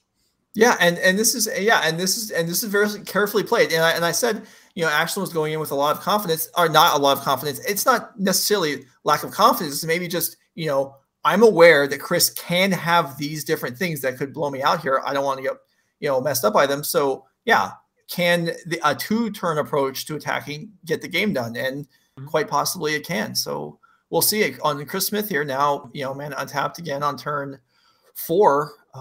He needs to do some work, or Ashlyn's going to take this first game. Agreed. And Chris dangerously close to, you know, assembling the combo, but he's going to have to get Yawgmoth on the board in the next turn or two if he's going to win. It's kind of awkward too, right? Because in a lot of ways, you know, maybe Chris bluffed the Bestage, maybe, you know, slowing down made Ashlyn rethink going for it, right? Turned out to be a Bowmaster. But regardless, if Chris taps out, Ashlyn just sort of does have the kill lined up. So Chris can't really just tap out because he can't actually stop the Inkmoth from killing him. Mm-hmm. Now, tricky consideration for Ashlyn here is without some additional sort of pumping, this Nexus isn't lethal without sacrificing the Ravager, which she may not want to do without some kind of, you know, guarantees. Agreed. Yeah, it's an awkward moment. I guess Ashlyn's really hoping to draw something like another Arcbound Ravager. It looks like we're just going to animate both the lands. Okay. Very awkwardly not lethal. One off. Right. Like you were saying. It's like, okay, I'll go to 9 infect. Yeah, and this, I mean, Chris would be wise here probably to just accept this and then force Ashlyn to make the next move and then buy himself a whole nother turn, because this, okay, going up to 9 infect doesn't hinder Chris's ability to win on his next turn in the slightest. Agreed, yeah. And this is a classic moment against infect decks. Also, we might want a quick notice here. Jesse Robkin just beat Steven Dykman in the Rakdos Evoke Mirror. So they're up 1 on that team. And, you know, we have a close one going on here, but we'll keep you updated on how those other matches go. And when this one ends, we'll hop over there to see how that's playing out as well.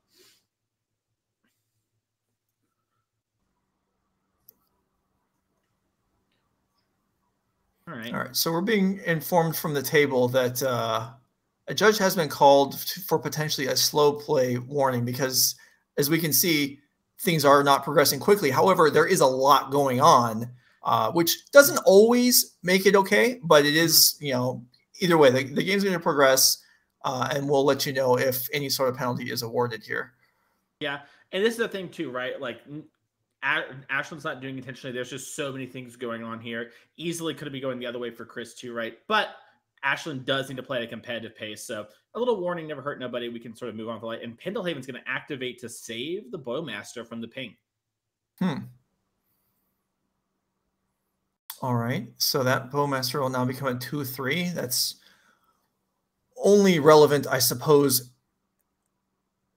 if Ashlyn lets that resolve, then a future ping this turn also won't finish off, but that's not going to matter. All right. So 4 comes across. Yep. And do we have production, can we get the poison total up on the board? Yeah. One thing to note too, by the way, is like just how strong the 1-drops are in this deck, right? Imagine if we didn't have Hardened Scales, this game would not be even close. Also, if we had something like the Ozolith, this game would be over. Ashlyn could just sack, it splits the counters up in a really weird way with modular, it's timey-wimey magic there, and then would end up, winning the game. It does look like Ashlyn maybe in the end step is going to sack the Ravager to the Hangerback Walker. It's going to get +1 additional counter because of the Hardened Scales, and she's going to start mowing creatures down. All right. So, okay. Yeah, I was going to say, if we see that, then we'll likely see the both matches get picked off, and that is going to happen. I like this play a lot because Ashlyn's basically saying, hey, you're going to lose your board. It's going to be really hard to do something like Yawgmoth. And if you want to use your Pendlehaven, then you lose a mana, and she wins the game. Yeah. And actually putting, so assuming Chris isn't going to win on his turn, which clearly was not the case, Ashlyn putting Chris to 9, in fact, means no, 1 Boseiju isn't going to stop. 2 Inkmoth Nexus the next turn. So that actually was, I mean, if there's not a kill that Ashlyn felt confident in, that's a pretty strong setup for the next turn. So good work there, even if it took a little while to get it going. Yeah, it's one of those mind-melting moments, too, where I wonder how much harder that'd even be if you didn't even know Yawgmoth, right? Because she knows it so much, she's kind of playing both sides. And then it's like, oh, wait, I have this Walking Ballista. If I do this play that she just did, I kind of lock everything up. I almost wonder if the Pendlehaven sort of reminded her, like, oh, I can lock up his mana for the next turn, and then he's basically checkmated, and can't do much if he doesn't have double Boseiju right now. Yeah, so, all right. The team of Johnson, Robkin, and Reinhardt is up in 2 of the matches, and we are now moving into the middle match, which is a Rakdos mirror, and we'll see how Jesse Robkin and Steven Dykman fare with their opening hands. Yeah, Jesse Robkin last year, someone who was tearing up the NRG series. This year has been kind of taking things a step back, working on her movie and her film and writing. Steven Dykman, however, has taken up that mantle for us and has been the person who's kind of been going to all the events and dominating. So kind of a battle of titans here on the NRG series. Yeah, Steven Dykman has been in the #1 slot on the leaderboard since the first time it got posted, since day 1 of the year. Actually, huge performances on the opening weekend, and it's kind of not necessarily coasting, but other players are gaining on him. I mean, it would have been, there was no way he was going to maintain that margin at the beginning. I think he was up something like 40 or 50 points after 2 days. Yeah, well, he did win both the first tournaments. It's really hard to not be very far ahead when that happens. Yeah. But still up top. While the players are shuffling, I guess, if we have the leaderboard available, maybe we can bring that up. Yeah, noticing on the leaderboard here, 6 people at large going to make it. Benjamin Ungar, this isn't updated from yesterday, but Benjamin top 8'd Pioneer. So Benjamin got, I believe, at least 15 points from where they ended up in the top 8. So that's a huge jump for Benjamin. Yeah, so you can see here, the orange names are already qualified. 16 players total will be coming to the championship. And, Chris Smith also in this match. And other players here this weekend looking to join them, looking to make their way in. All right, maybe we can go back to the table and see if 6 cards is going to work for either player.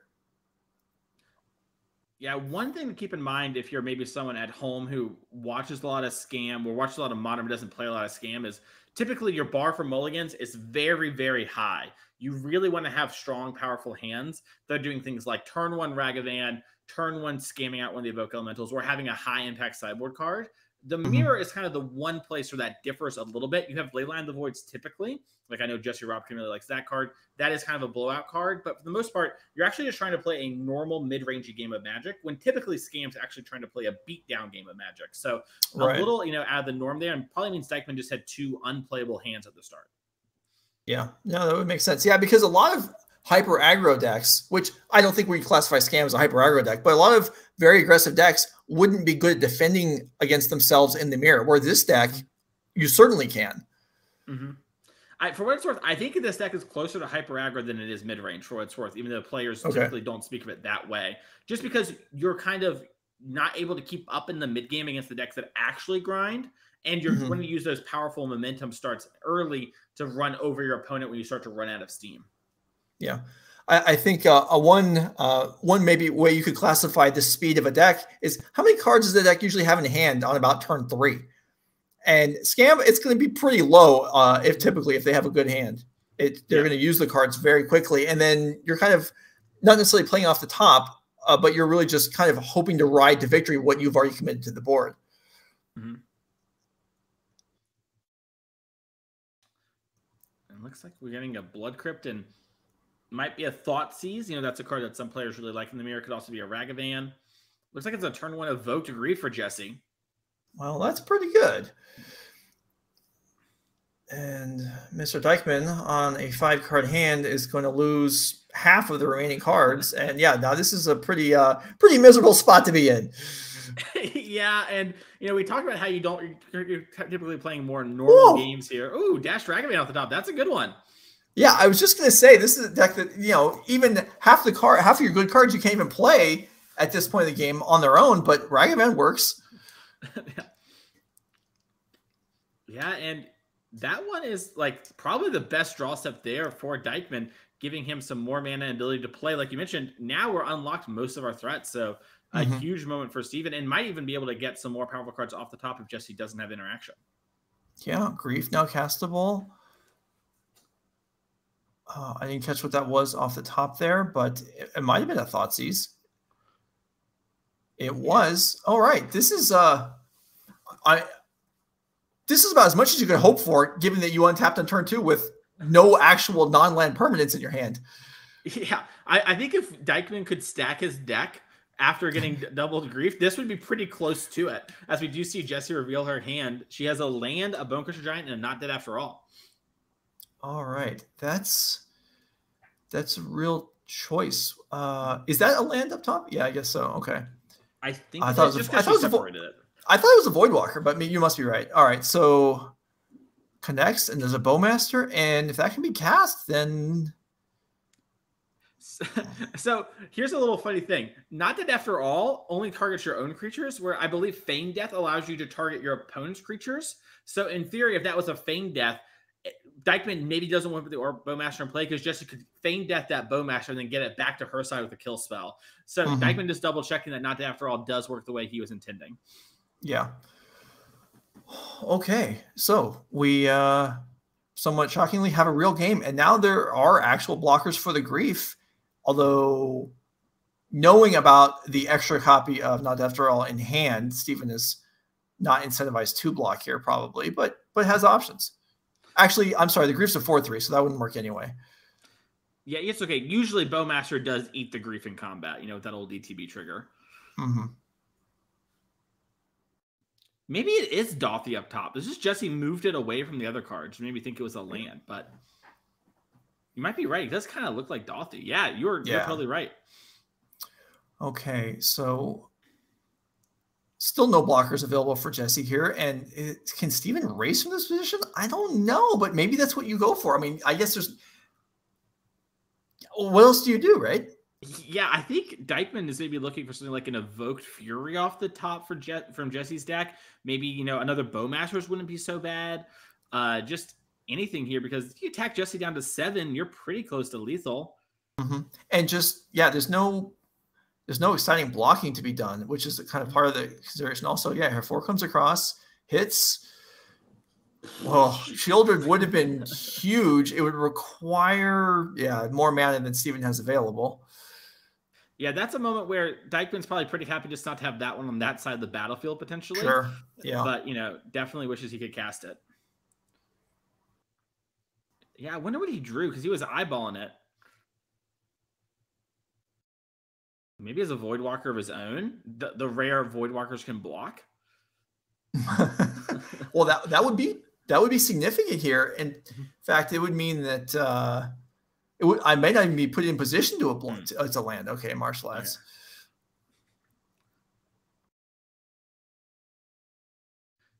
Okay. But Steven... Sorry, you go. Yeah, I was going to say, Steven has built up enough mana that a Fury off of actually either player's deck would be castable for him now. This is a really interesting spot. You see both players are like, am I supposed to be attacking? Because in theory, someone shouldn't maybe be attacking. Now, it's possible both players just are forced into attacking because they don't have the defensive tools to get out of it. But quite often, typically in Magic, someone's supposed to be attacking and someone's not supposed to be. But both players think they are the beatdown as Jesse puts Steven down to 3. Yeah, 3. And the Grief may be blockable in some scenarios next turn, but the Voidwalker is tough to get in front of. So, and now the Ragavan can't get through. So this is going to be tough. Yeah, this is going to be a big draw step here for Dykeman. I think you're right. I think it has to be Fury. If he draws Fury, he can clean up both Dothy and the Goblin Shaman token, and then have a good board presence and put Jesse on the back foot. All right, let's see what else could get it done here. One, two. There's a Croxa would be, I think, a point short. Well, Jesse still has that not dead after all in her hand. She just has it face up on the table. Oh, so you're right. You're right. 3. Yeah. You're right. I was thinking the same thing too, and then I was like, oh wait. You see Jesse sort of like wave her hands like, all right, draw the Fury. Oh. What did he draw? I think it was a red card. I agree. I thought it was red too. I'm sure he'll show us in a moment.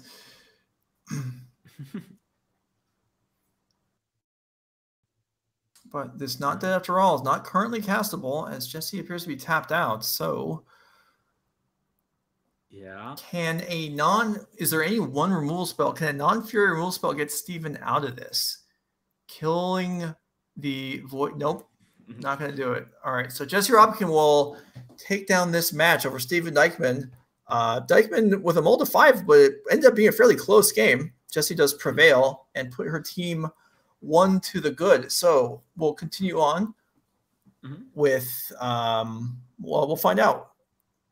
Yeah, with coverage is going to take us to a match. Nice. We're jumping into Kane versus Daniel. All right. There's a lot of stuff on one side and some lands on the other side, but that doesn't mean, well, maybe it does. We'll see. And this is a real moment of if Kane has Counterspell in their deck, it's going to be in a great position, probably can't lose. If they don't, it is possible for the Devoted Druid deck to maybe win, even if it's very unlikely. Yeah. This I'm sorry. I just noticed. Oh, wow. So we see that. I just noticed the live totals, and then production just informed us that Daniel is actually at 50,000. So Daniel has already comboed out, not in the lethal fashion, but in the life gain fashion. And Kane Reinhardt now is forced with having to somehow deal with this. And despite there being approximately 20 permanents in play for Kane Reinhardt, is there it's just the Omnath, right? So I think, sorry, you go. No, which is, not going to make inroads on Infinity.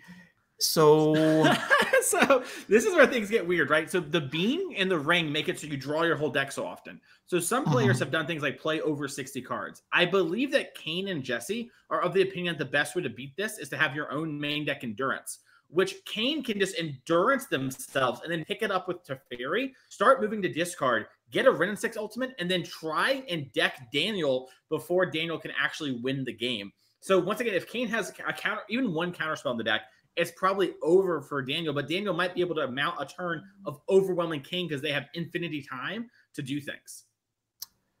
Yeah, maybe. Leyline Bindings allow obviously interaction on the opponent's turn. So if Kane could break up Daniel's combo and then go back to their own turn and then clear the board, things would be fine. Yeah. How is it possible we're unable to even determine who's ahead in a match where one player can't die? Yeah, it is a very impressive moment here. And also Kane is someone who knows that this deck can take a while and is a very methodical player. So yeah, here's the endurance. I was gonna say, if Kane doesn't have a way to win, Kane would just pick up the cards. Just be like, whatever, I'm not gonna waste time. I gotta help my homies out. So yeah, I think Kane is we're gonna see Kane pick up that endurance here in a second and just ride it to victory because Daniel will just run out of cards in deck before Kane will, because Kane can just move to discard. Yeah, this is So is this in fact locked up for the player that didn't combo out successfully?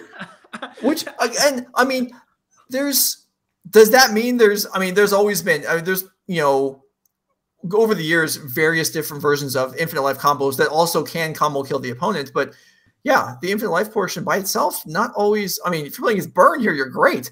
But this 4-color deck is built a little different.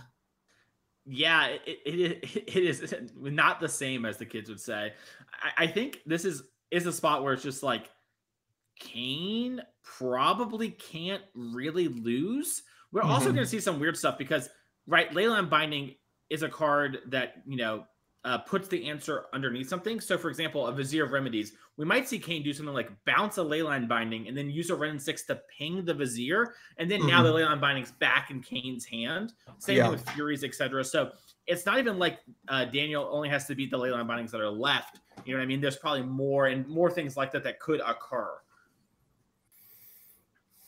All right. So we saw Ashlyn Johnson maybe playing a little slowly because being unsure of how to close out a game. Kane Reinhardt arguably is in the same scenario, playing a little slowly, trying to figure out how to close the game out, except this is having too many resources. I think we're on end step here. Kane's trying to decide which 2 cards to discard, it looks like. Yeah, it seems like maybe Kane is talking to Jesse. It looks like Kane's body's kind of like positioned a little to the left there. Kane's at the bottom of our table. So that might be what's going on. And I think Kane's just saying, like, yeah, we don't really need to do anything right now. Let's just hold our mana up because Daniel has to play a card or move to discard themselves on this next turn. And if you're okay, so we've talked from Kane's perspective a little bit. For Daniel here, what are we hoping for? The easy part of the deck there. Ooh, aggressive shot. Sorry, continue. The easier part of the combo to execute is to gain life, right?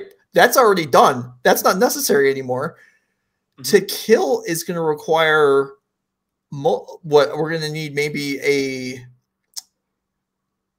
Heliod, I'm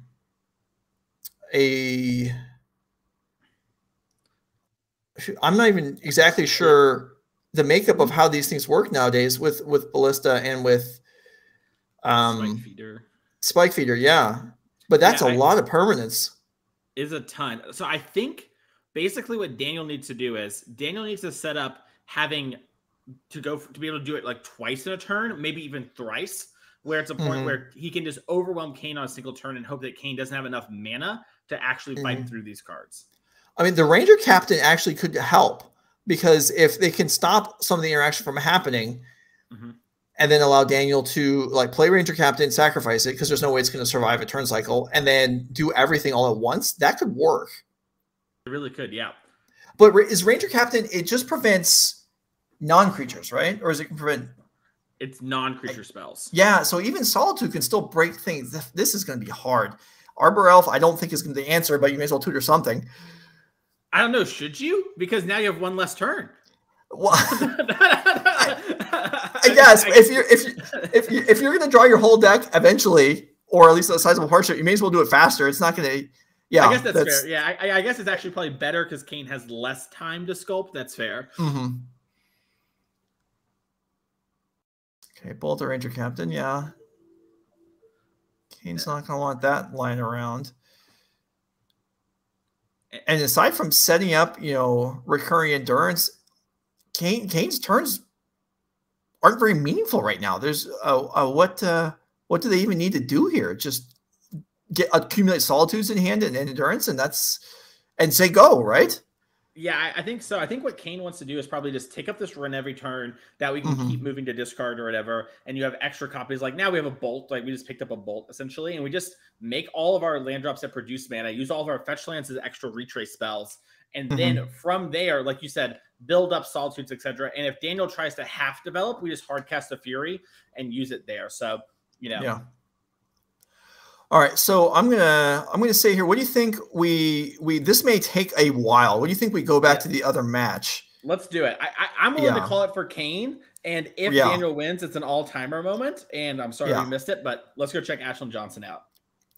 If Daniel wins that game, we'll maybe bring him on for an interview and ask some questions on how that happened. But here we are back for Ashlyn Johnson versus Chris Smith, who appears to have done a lot more than in game 1. We have Fulminator, Yawgmoth, and some. Okay, so I think what's happening is the Walking Ballista, something is happening, and then the Yawgmoth is trying to put those minus counters, and Ashlyn's responding by using one of her creatures. I'm unsure which of them, but I think that is sort of what we're indicating by this. Oh, here they are. They're showing us what's happening. Okay.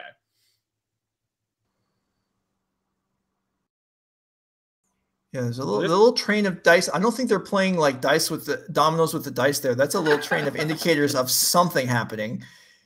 Plus one minus counters, probably. I think so too. Yeah, and it's weird too because every time Ashlyn puts a +1 counter, she gets 2 additional. So Chris might get a card, but Ash gets to fight through it pretty easily. And this is all in response to, well, I was going to say to the Relic of Progenitus, but there's a Relic and a Hangerback Walker both in Ashlyn's land pile. And I know some players put spells on the stack, on or near their lands, but they can't both be on the stack. So that's not what's happening. Oh, I just saw Jesse's hand. Looks like Jesse and Ash are talking through exactly what to do here. It looks like Jesse pee poofed on Kane and was like, I ain't helping with that one.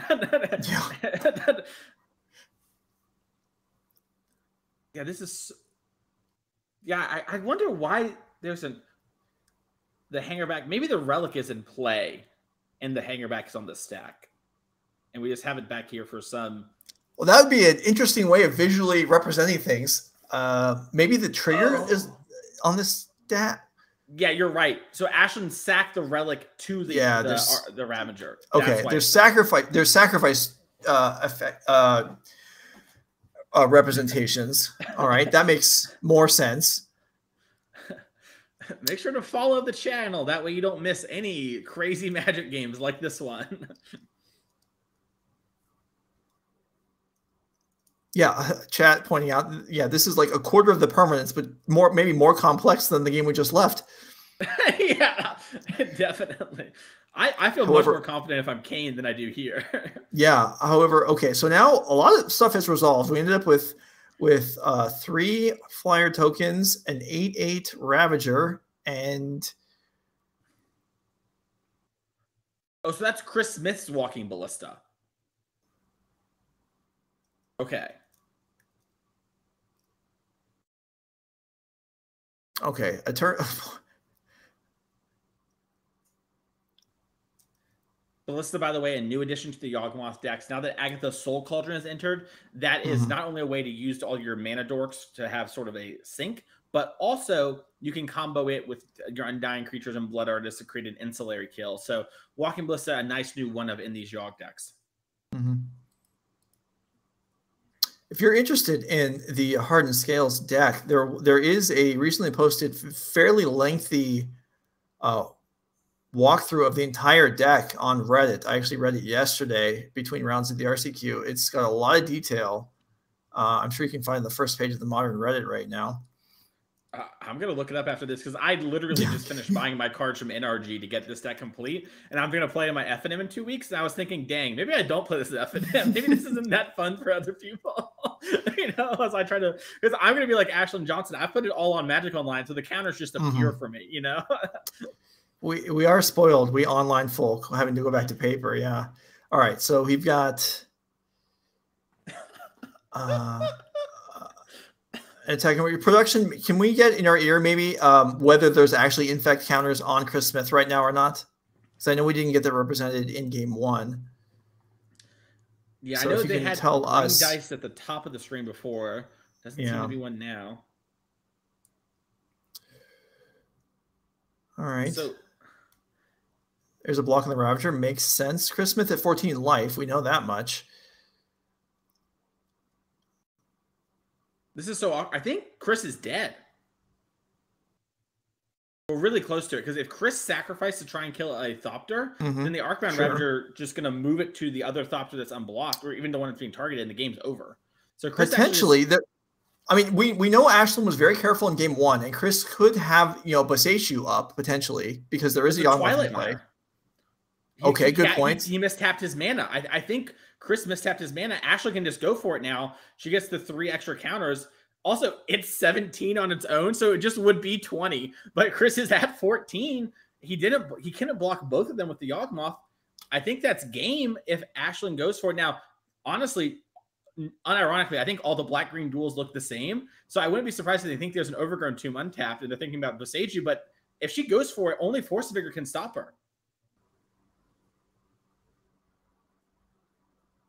Oh my goodness. All right, let's see. We okay, update from the bottom. Kane Reinhardt did win game number 1 down in the other match, 4-color versus the Devoted combo. Mm-hmm.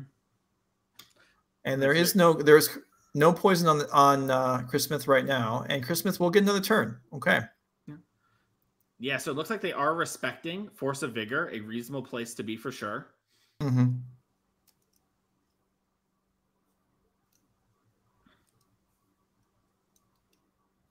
I mean, Arcbound Ravager is such a funny card.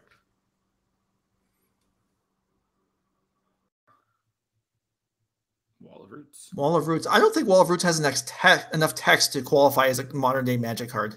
It's too simple. It only has, 1 ability plus some extra text. Here's a Yawgmoth. All right, so Chris Smith representing the ability to, do a lot, actually. That was a lot of cards in hand. Yeah, how many spells does if Chris has only 1 card, we now know Force of Vigor is turned off while Boseiju is turned on thanks to Wall of Roots. That's true. But now other forms of protection are available. Yeah, so this suggests to me that during Ashlyn's turn the previous turn, Chris Smith probably sacrificed several creatures and drew several cards during that turn because otherwise these other things would have been on the board already. Yeah, and this is so awkward too because Ashlyn, when the Arcbound Ravager is dying, and she can sack it to move the module around, but then Chris is going to be able to kill it by sacrificing the Wall of Roots. Now, that is going to prevent Chris from being able to sack the wall or have that mana up, or sack the wall to reset the wolf and then have the wolf do it. But it is an awkward moment of she can't really move these counters around as properly as if she had something like the Ozolith. Yeah, we see her target the Thopter and then it gets sacked and killed, so Chris will draw another card. Right, and now with that Ravager gone, all the counters gone, nowhere to safely land, and Ashlyn looks like she has 1 card in hand. Chris Smith looking well positioned to tie this match up. Very well played from both players here. Which would be the first game win for the team of Smith, Dykeman, and Stop in this match. Yeah.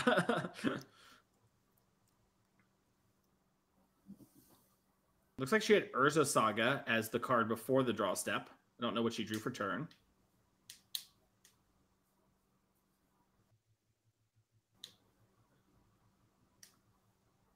Another Urza Saga. All right, that's nice and everything. But it's going to require several turns for those Urza Sagas to allow Ashlyn to dig out from this because Chris is applying pressure and just the ability to take up Grist and get an insect means Chris can cash in for cards. He can do. We hit a Grist off the Grist. Sorry to interrupt you. That's not even fair. No, you should absolutely interrupt. That's a rare enough random thing. You should absolutely interrupt me to point that out every single time it happens.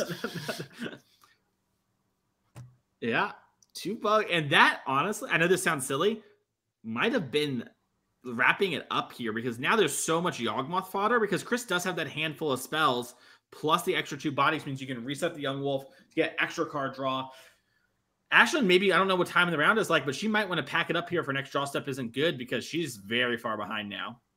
That's a good point, assuming she gets another draw step, which I am not at all confident will happen. Yeah, and what can she grab? I guess she can grab the Ozolith or Shadow Spear off her Urza Saga as cards that can start getting us out of this. All right. Yeah, Chris doesn't have any sort of way to finish things off right now. But yeah, he's so well defended at this point. Oh, I wonder if Ashlyn brought in Pithing Needle. That would seem appropriate. And we're not seeing much of a response from Chris Smith here. This could be the way she steals the game. Yup.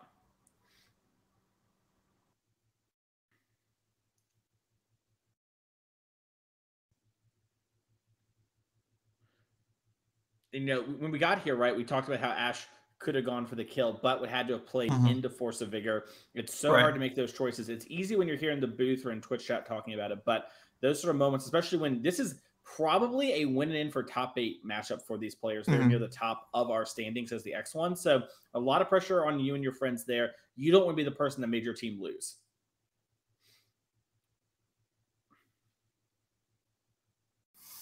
Patrick. Okay. Automaton comes in with mana from the floating mana from Urza Saga that ticked up to 3 plus the Nexus. And I don't know. Chris Smith's still looking very strong here. Plenty of life to play with. Yeah, interesting too that we developed the Patchwork Automaton. I would have thought we were going to go for making more constructs with the Urza Saga, but I mean, your deck has so many 2s that, you know, your mana can be a little clunky at times, so it is reasonable.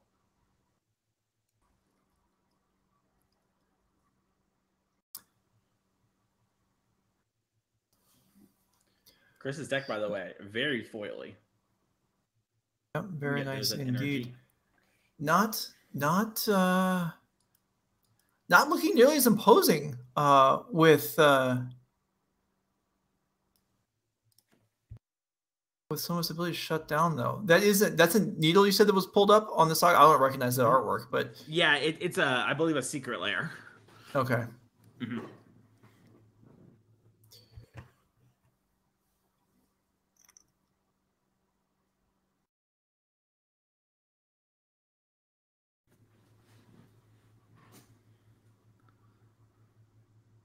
And I think Ash's last card hand might be Dismember. Some curious things, at least from as a non-Yawgmoth expert, it's interesting that Chris didn't tick up before attacking to have extra fodder. Yeah, just in case he has some way, because he's just gonna do it no matter what, right? So like if he has a I think so. Yeah. Yeah, I can't imagine we don't use the Grist. Maybe Chris knows it's going to decking. That'd be some mega mind stuff.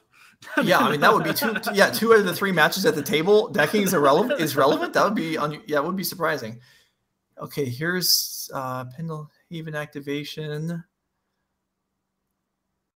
Saving the creature in combat. And I think Ash is down to 4.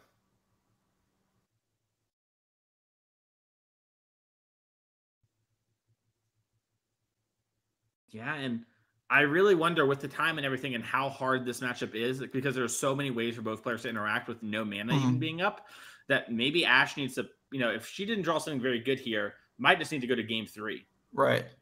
I'm confused. Did the Grist didn't take down that turn, did it? But I didn't see it tick up either. Anyway, either? Yeah.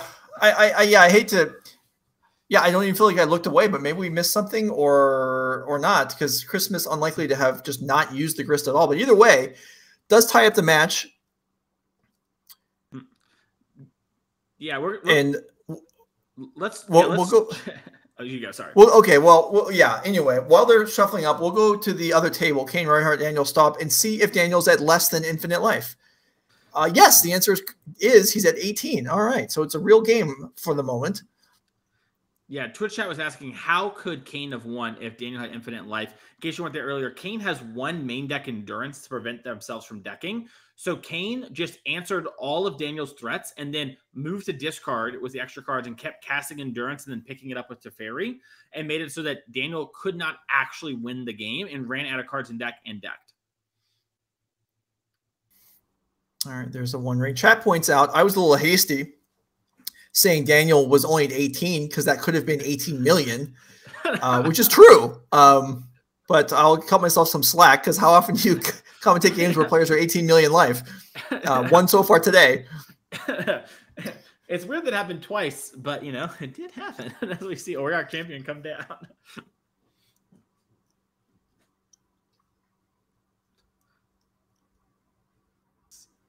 Bike feeder the play. All right, and Daniel passes the turn. That looked like a kind of like, okay, go do your thing, crush me, because I don't think, yeah, it's not looking great here. Kane has several cards in hand. Daniel has one. And that's Time Warp that Kane just picked up. That might have also been a card Kane had in the main deck and just took infinite turns and just attacked. Like, you do have to name a number when you gain life in an infinite amount. So if Kane has infinite turns, right, Kane can just go like, oh, attack you 1,000,001 damage with my Omnath. So that could have also been what happened. I know not every version of these 4-color decks, it may even be in the minority that play any Time Warp effects, but I do like the elements that adds to the capabilities of the deck, with the Renin 6 emblem potentially allowing going infinite. Yeah, it makes it so your Ren's actually a threat, when sometimes the Ren's more of just an annoyance and a mana fixing thing than anything else. Kind of like the biggest Birds of Paradise you've ever seen. Yeah. All right, here is up the Beanstalk. So Kane will be flush with cards for the rest of the game, and Omnath attacks. Like, well, if you're not in infinite yet, I may as well get an attack in while it's relevant. And with one card in Daniel's hand, it's going to be hard, especially with the Teferi in play. You know, if Teferi wasn't in play, Daniel might be able to do something like play a bait spell, Kane goes to respond, Daniel casts Coco, and finds the answers that Daniel needs. But now, you know, Coco needs to kind of find both of them, and then Kane can respond with the Leyline Binding, and there's a Teferi. So it's going to be very hard for Daniel to get out of this one unless we have some heat or draw steps back to back to back. And it has to happen soon, because the One Ring's already at 2. Next turn, it'll draw Kane 3 cards. And okay, Ballista, that's exciting for 2 counters.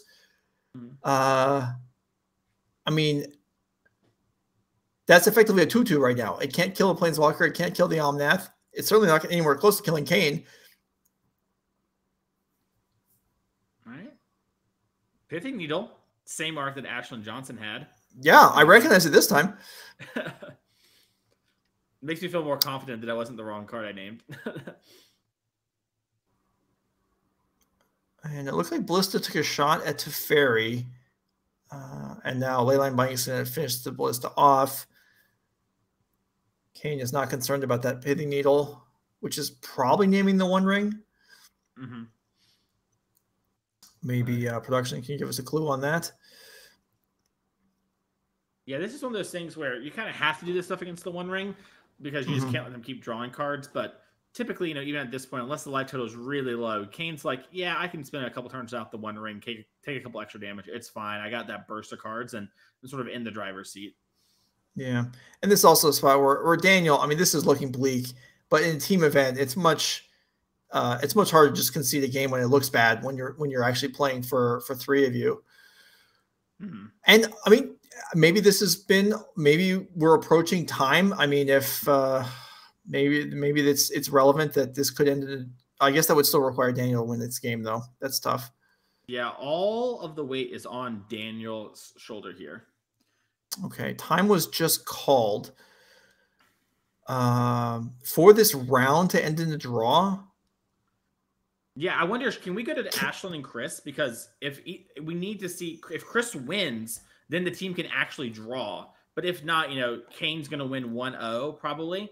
So we need to see if Chris can actually get to lethal here. Now, time was just called in the round. Our feature matches are typically 2 or 3 minutes behind those clocks. So I'm going to guess these players at least have 1 minute going on here. Also, with slow play warnings, you get 2 extra turns in the extra thing now. So, yeah. Now, this isn't something that I have experienced too often, but if in teams, if it's 1-1 in matches, and then Kane is up a game, that's enough for Kane's team to win the overall match, right? I think so, but I'm okay. Not That's why, 100%. I'm in the same boat. That's what I think also, but I don't know that for sure. I could believe that it's just like we go by match totals, and Kane being up a game just means that, you know, it's essentially like you're in game 3, quote unquote, from a normal game. Yeah, it looks like okay. They're maybe packing it up. Yeah. Kane might have won, and then they're just ceasing to finish out this other match. Yep. So we'll can we get word on that from production for Okay. Yeah, so the team of Ashlyn Johnson, Jesse Rupkin, and Kane Reinhardt did win this round. They advanced to 5-1 and may be looking to take a draw next round. Yeah, they are definitely in a good position to be in that. No hard answers. We don't know exactly where it's at, but worst case scenario, those players are going to be having a win in next round. So congratulations to them, at least for getting to that point in the tournament. And great run so far by Chris and Dykeman. They still got one more Magic to play. Both those players are playing for Player of the Year. Chris Smith wants to lock up the Players Championship. Has such a lead right now on the rest of the at-large people, but one crazy weekend in Madison could undo it all. So you definitely want to make sure you get as many points as you can. Yeah, indeed. Okay, so that looks like the end of round 6, unless production tells me differently. Meanwhile, to reply to the one person in chat who asked how my RCQ went yesterday, did I win? I did not. I was eliminated by a 14-year-old girl. So if you're traveling in the Southern California region and you're going into an RCQ, and you're like, oh, I'm playing against a little girl, do not take precautions, because Dana Fisher and Serafina, there's multiples of them, and they are out for blood. Anyway, Mason and I were kind of, slightly older, slightly more easygoing on our opponents, not ripping your heads off like these little girls are to me yesterday. Anyway, this is NRG Gaming. Thanks for watching. We'll be back after the break for round 7. Stick around.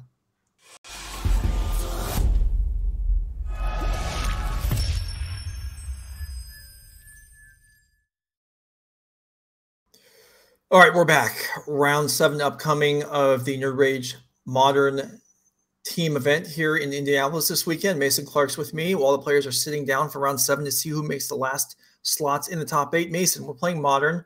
There's an announcement tomorrow. If you were in charge, or if you were making suggestions to the people in charge, which is a little safer, what would your recommendations be potentially? Or what's relevant? What are the relevant factors? What do you think? What do you feel?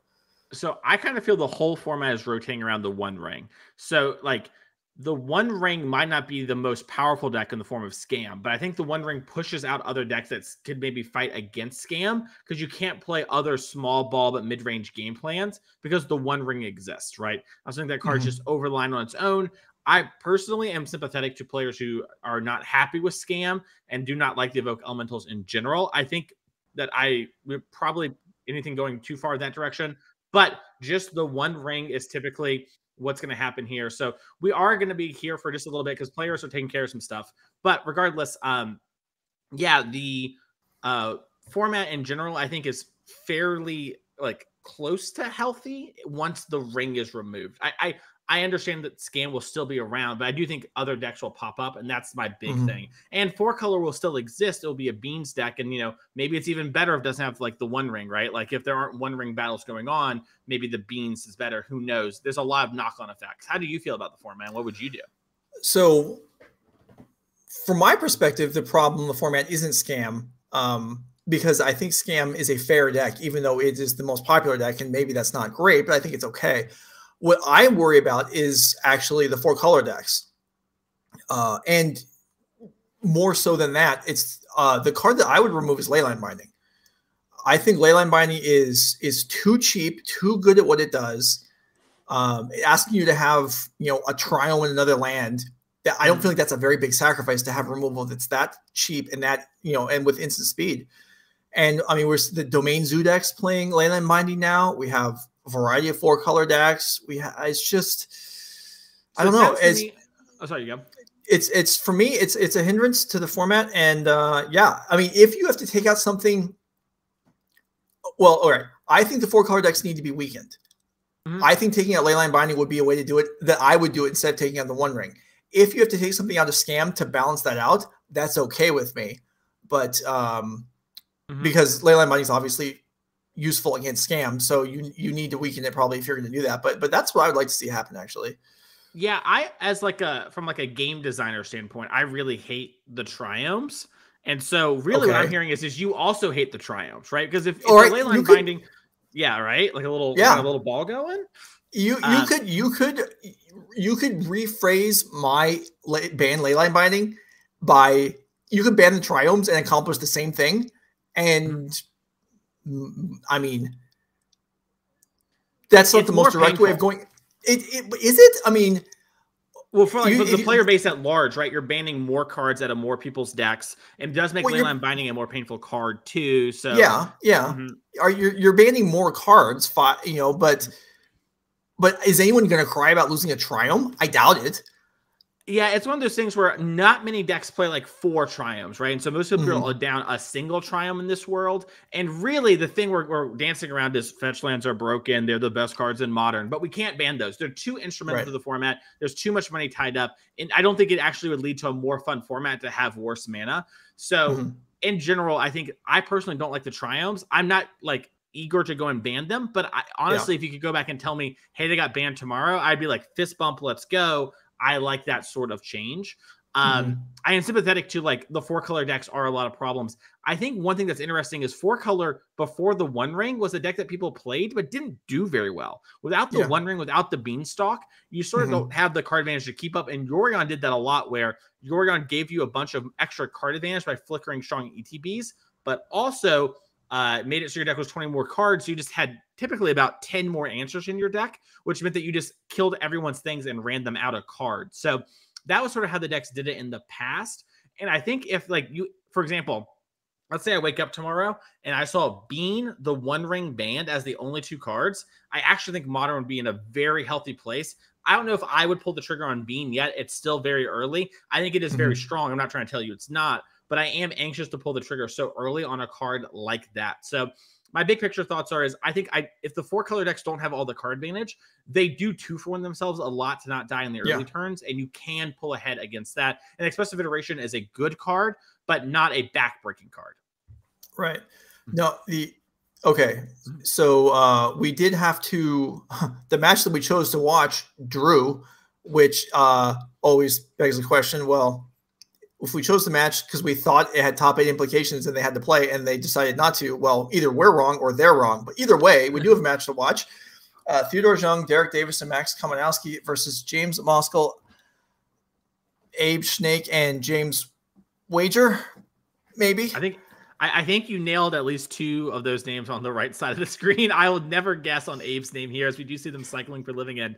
Want to point out too that, you know, Theo and Max, that's 2/3 of the team that won our team event, I believe, in the last Indy last year. Connor Mullally not on the team today. Instead, they decided to upgrade Connor to world's competitor Derek Davis, who also got a Pro Tour top 8 this year as well. So Derek's been on a bit of a heater. Yeah, I was actually on a team with Derek for part of the year for Pro Tour preparation, and I had not really interacted with him before, even though we covered him some on Nerd Rage. And pleasant guy. I enjoyed his company, and yeah, I was rooting for him. So we'll see how this goes here. I know we're supposed to be impartial, at least in theory, but we'll see how this works out here with Ren 6 into play versus, I mean, from Derek's perspective, you look across at Steam Vent's Botanical Sanctum, you have a pretty strong indication what you're playing against. Love this evoke by Derek Davis here, basically saying, hey, if you cast a living end, I'm going to answer some of those creatures and have a little bit of a board presence. You know, this card not going to matter too much in this matchup unless it's doing that role. So love that there. Also, I know we don't have the deck names yet, but Max is Twinless Twin on Twitter, someone who basically is a Murktide innovator and leader. So I'm willing to bet my paycheck on the weekend that Max is playing Murktide. So we got that going down. And Theo's a huge Rakdos Evoke fan. So that would be my guess as well up there. About these other players, unsure. I do want to say, though, Joe, when we're talking about the draws, these players actually had better breakers than the players we had picked to watch. So if they're playing, that might have been a risky draw there from our table 4. All right. Well, we will sort that out at the end of the round. In the meantime, Ren 6 ticking up, which really is just some more land drops at this point. It's if that ends up being relevant, that would be surprising as far as the ultimate goes, or even pinging anything. There's not going to be anything small presented from Abe's living end deck. Yeah. Ren 6's job is just to make all the land drops all the time. And it also makes you feel bad, though. Every time you draw a land from now on, you're just like, oh, that's dead. That's not dead. Teferi Time Raveler will completely shut down Abe's deck. So we're looking to see for an answer here, and looks like we have one. Force Negation, a great play here. Pitch Cast, which we know what that means. That Abe has other uses for his mana this turn.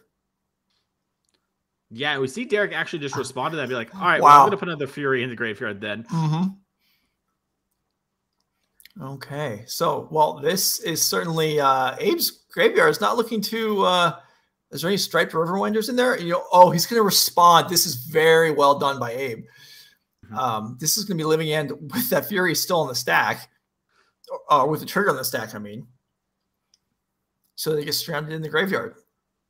Yeah, and Derek Davis had a Solitude in hand. Unsure if he had a white card. If he does have a Solitude, he can actually get that, and then it will come back as well. I think that would mean Abe loses all the creatures in the graveyard that aren't Striped Riverwinder, because I think there's only 2 right now. Derek is going to double check what was flipped over there.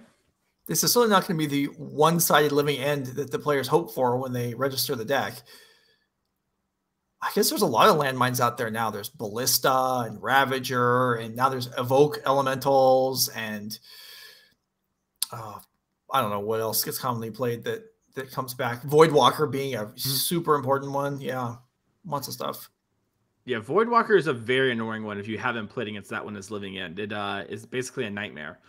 I said, yeah, we had another Teferi 3 in our hand, so this Solitude's going to be coming back here too. And Derek Davis just is going to benefit more from this living end than Abe is. This is 3 pitch cards here. So Derek Davis is just throwing 3 cards into the trash to take advantage of what Abe has going on here. Yeah, and the 2 flyers are going to go down here, and Derek's ahead on the board. This is Abe's combo. Oh my goodness. Yeah, so this is the thing where last year this matchup was pretty favored, I think, for living end. But now that the One Ring exists, Derek Davis can actually fight through these things quite often. And so now I think living end still favorite, but not as much, and they have to go for it a lot sooner. And when you have draws like this, it makes your game ones very easy. And post board, 4-color players typically still have a lot of cards for these matchups. So Abe is going to be in a bit of a rough spot this match if he can't figure out how he's going to win this game. Yeah, this is the point where Abe looks, glances to each of his sides and looks at his teammates. He's like, hey, guys, you might need to win this one. Yeah. I'm in trouble. What happened? Well, I comboed out, and I'm screwed. Yeah, I did what my deck's trying to do. My opponent's going to kill me in 2 turns now. This is, in fact, 2 rounds in a row. Last round, we had a player go to 50,000 life and lose. And now we have Abe combo out, and, well, he hasn't lost yet, but not looking good. Yeah, also worth noting, let's say Abe starts cycling a bunch, cast living end again. It will be better for Abe than now, but there is a Fury in the yard still. So it's not like it'll be rosy, Well, I was getting something here. So attack comes across. Architects does chump block, and Derek Davis isn't done yet. Okay, it's just a cycle land for, Ren 6 to have more work to do. Oh, yeah. Value Town.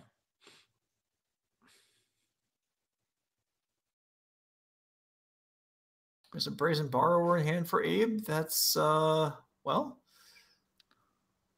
knows one of the cards in Derek Davis's hand is the land, but Derek's at the point where these incarnations can start being hard cast.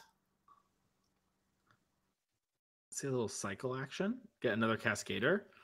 So do you think is the plan here to just try and load the graveyard up so much that Derek can't deal with it? Yeah, that's probably your best bet.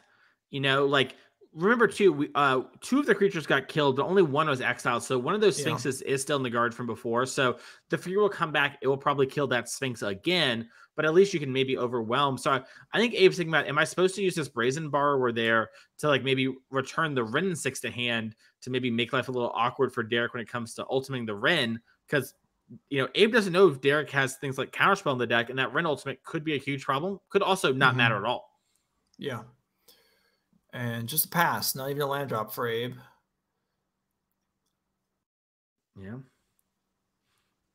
Derek's going to go grab one of those Triumphs probably. Maybe a shock land. I guess he has 1 Triumph and playing 1 in hand, so doesn't really need one. You're right about with deck lists being unknown at this point in the tournament until the elimination rounds, the players be presented with each other's lists at the beginning of the match. And these 4-color decks not being, all stocked the same 60 or 64 or whatever they're playing with that afternoon. There could be Counterspell, like you said. There could be a Time Warp. There are certainly things that the Ren 6 could get, Emblem can get ugly. But then there's versions also where, there are still versions, right, where the Ren 6 Emblems doesn't do much. Yeah. It's really awkward where Ren 6 sometimes is this huge threat, sometimes it's not. You mentioned last round how sometimes some 4-color players are playing Time Warp. That adds an element to the mirror matches, but also turns Ren 6 into kind of a combo kill, right? If you have your Ren at 8 and then you ultimate, you Time Warp, and you pick up a land, you Time Warp every turn, suddenly you take all the turns. All right, here is another living end, and it's going to result in Abe. I don't even think I can say taking the lead, but achieving some sort of parity, maybe something like that. Yeah.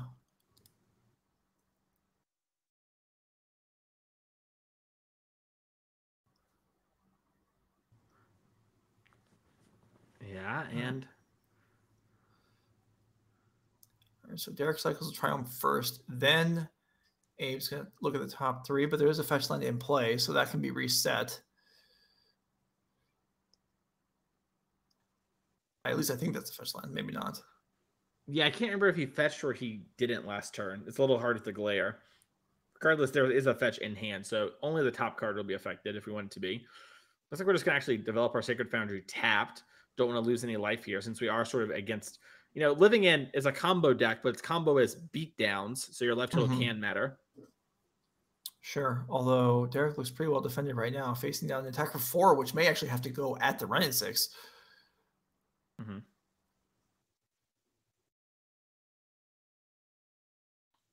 It is one, I mean, even though Derek is probably happy with his board state, I mean, you did all this work to try and get Ren 6 ultimate, and then it gets tagged once, and it's like, oh, so far away now. Yeah. Luckily, Derek does have that Triumph, and with not much pressure here, he kind of, live the control player dream and just draw 2 or 3 cards a turn, not really do much. Boom. Yeah, that does seem to be the choice for the moment. Not in any hurry. Still at 20 life. Yeah, sitting pretty. And, we might even see this Fury start attacking Abe. Just get the clock going. Yeah. All right. Willing to trade 6 damage here to give up, 3 on the return. There's no defending the Ren 6 anyway, since the Courier can take it out with 1 shot. Worth noting here, Max won game number 1 as Izzet Murktide versus Scapeshift there from James Wagner. And that matchup's going to be pretty tough there for James. Brazen Bar were into play here, so Abe is willing to sign up for a race here, coming across for potentially 10. So since that's actually half of Derek's life total, maybe he bypasses the Ren 6.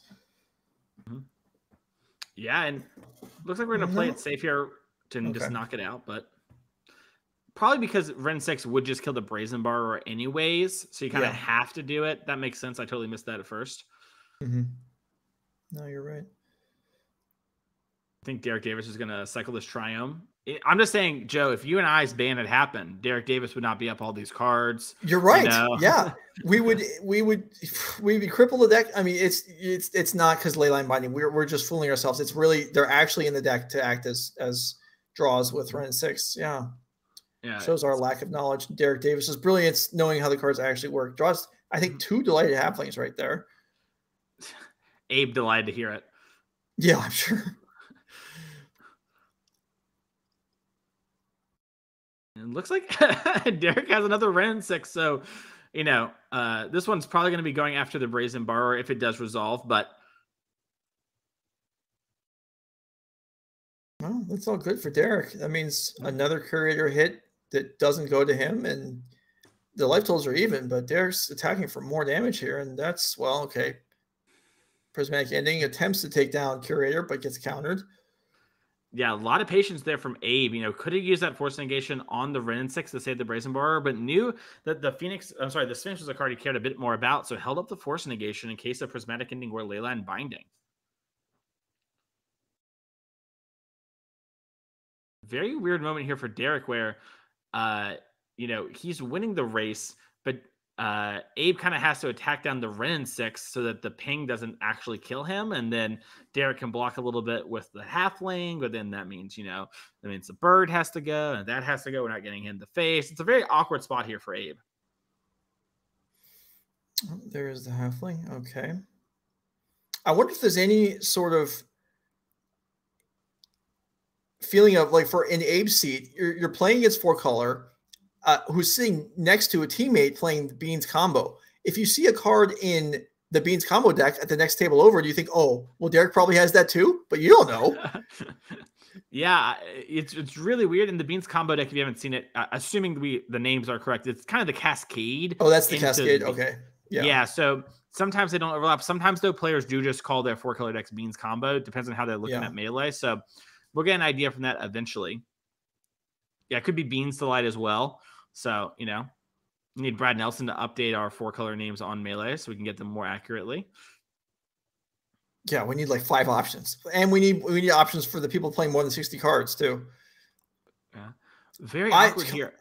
Oh, you go. I was gonna say, I was talking with Ivan Espinoza a couple weeks ago because he had played the 4-color deck and then he played it again. He's like, yeah, I wasn't playing enough cards. So he went back to 80. I was like, there's no Yorion. He's like, I know, but the mana base is so well developed that I'm just going to play 80 anyway. I was like, okay. I don't know about this reasoning, but I guess it works. Yeah. And there's just a grief here. So, yeah, I was going to say, Abe drew Living End, which turned on the grief, but means that we can't actually use this Violent Outburst as a way to get a bunch more creatures in play. Obviously, Solitude, Fury, Delight, Halfling are in the yard now, which would cause some problems there. But when you're almost on board, sometimes you have to do what you have to do. I don't know how Abe's going to get out of this one. He's going to need to get frisky with it. Yeah. Both creatures can't attack Derek. You're right, because with the ping, Abe would be dead. Or with the Halfling, I guess. Derek doesn't have to block if both creatures attack face because Violent Outburst will only do 9 damage, not 10. So the little intricacies of the damage is done up to this point in the game do seem to favor Derek at this point.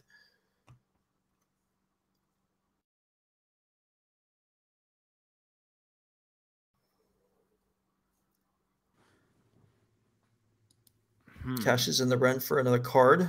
Ren plus 3 mana. Yeah. And Boseiju, who's going to actually kill the Architect of Wills. A huge pickup there, because that is an artifact.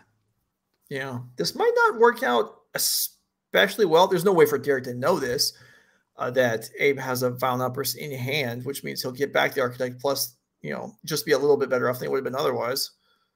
Yeah. Well, Abe's used 3 Living Ends. Some people play 3 in the main, some play 4. That's true. Yeah. So it's like, it's really a moment here. Did Abe respect Counterspell decks a lot and want to play the 4th Living End main, or does he want to sideboard it?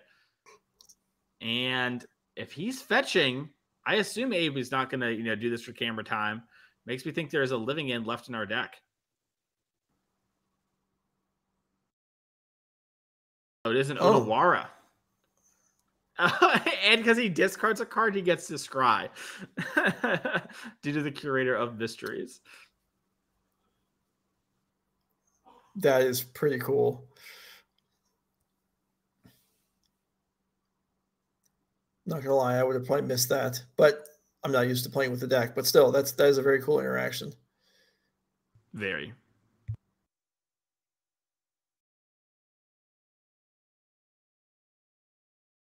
All right, so just 1 damage comes across then, and yeah, I'm still not confident saying who's winning. I still think Derek's in a pretty good spot because he's not going to dead in one shot here, and then the Fury can come down and kill the Curator. But if Abe can hard cast another flyer, he might have this. Yeah, and I mean, this deck has so many big clunky creatures that it's not unreasonable. There's also things like Oliphant that we could draw into in the next turn to just have another big body. And all right, looks like Abe's gonna do his thing. I wonder if Abe was supposed to cast Violent Outburst. I guess it depends. If he has another Living End in his deck, then he should wait. If not, then, you know, getting 1 damage maybe matters. Turns off fetch land, so maybe stops a double spell turn.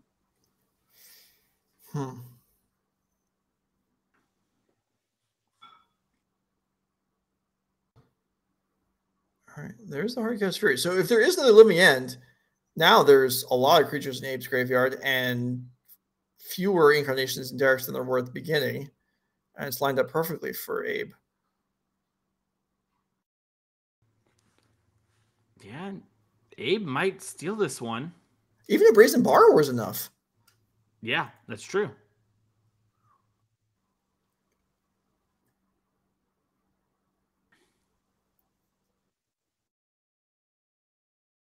All right. I can only imagine what the Bean combo mirror looks like right now. Maybe we'll get a chance to hop into that after this game ends. But Derek's going to pick up Boseiju, and here's Outburst. I mean, I don't think Abe would do this if he knew he was out of living end. So we're going to have to see exactly how that plays out here. But I think Abe might have squeaked a lethal. Yeah. I don't have a mental count of how many creatures are in each graveyard, but I'm sure that Abe has more at this point. And I don't know that Derek has anything relevant in his graveyard. There's a Fury and a Halfling. That's something. And a Solitude from the last living end. So yeah, 2 of the creatures are going to insta die. But and I guess your Architect of Wills get Boseiju again. So yeah, that means we have 3 of the creatures covered. Oh, but you have a Grief in your hand. Oh, there's 5.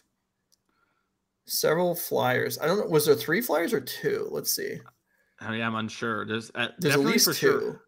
Yeah. Abe rewarded here for putting all 4 living ends in the main deck. It is a serious cost. I know that might sound silly, but against non-counterspell decks, it can be a little clunky to have them in your deck. But against decks that play counterspells or go very long, it's a big help to have that in your main instead of your side. So let's see how many of these are flyers, because that is going to be the biggest sort of factor here. Well, I guess a Grief and another creature is also troubling because the Grief has evasion. So you mentioned Brazen Borrower is enough. I think it was here, unless Derek has maybe a Leyline Binding in hand that he can play at instant speed, because he can kill 2 of the Curated Mysteries, but then there's a Brazen Borrower left over.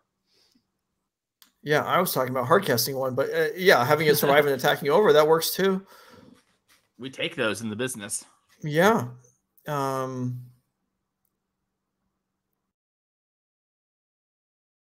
Derek's shaking his head a little bit, like, how do I get out of this? And I'm not sure he's going to find a way.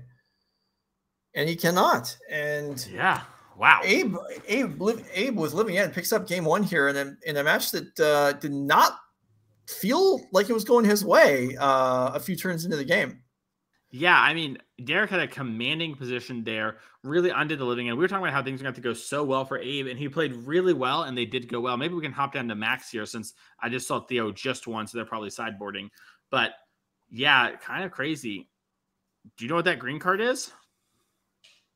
Is that the one that gets... Well, I was going to say it looks like Gaia's Revenge, kind of, but... It is Gaia's Revenge? It is Gaia's Revenge, all right. Notably can't be countered, but could be subtletied.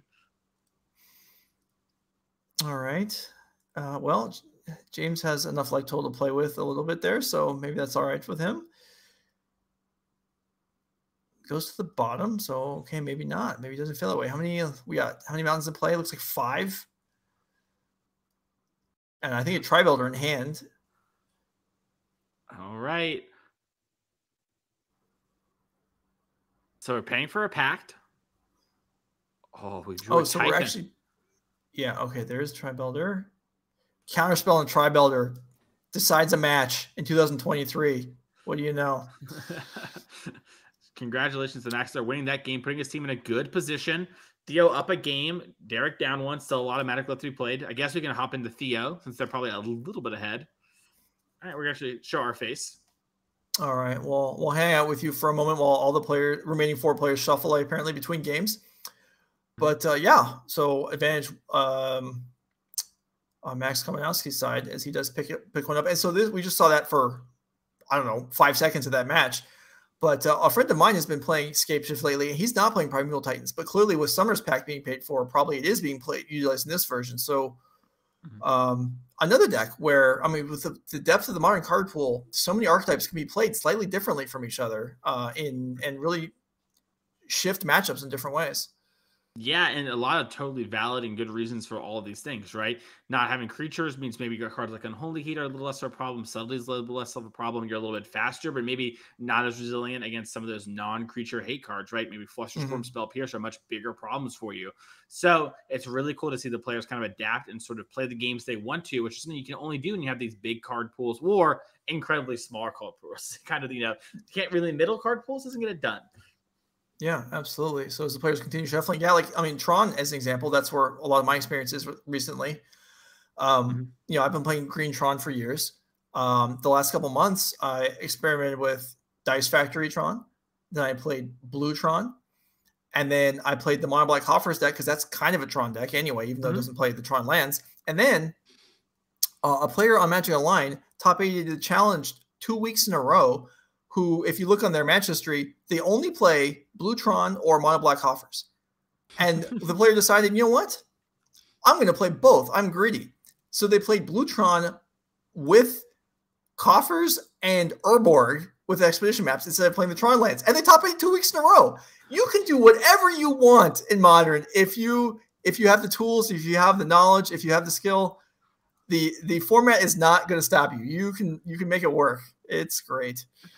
I really like that. I think it shows that Modern's a high skill format, right? Like if you can do things like that, have an understanding, know how to play your games and do something inherently powerful and play it well, you will succeed in Modern, which I think is why so many players love Modern.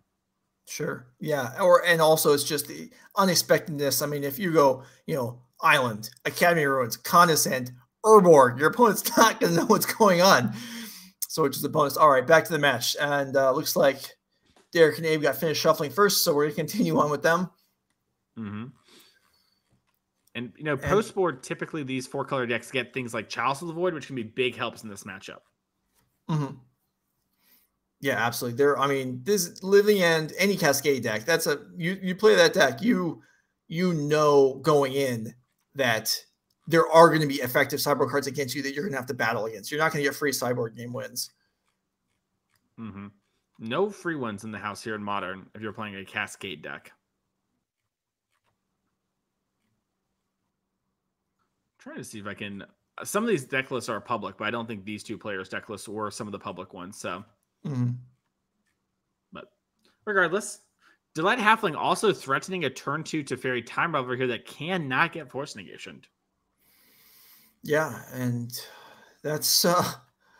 that makes it tough. I guess you can still subtlety, right? But then you're a turn away. That doesn't work. Like on turn 2, subtlety on a Teferi can buy you enough time, but not on turn 1. From Abe's perspective, anyway. I guess with Gemstone Caverns, maybe, but we didn't see one here.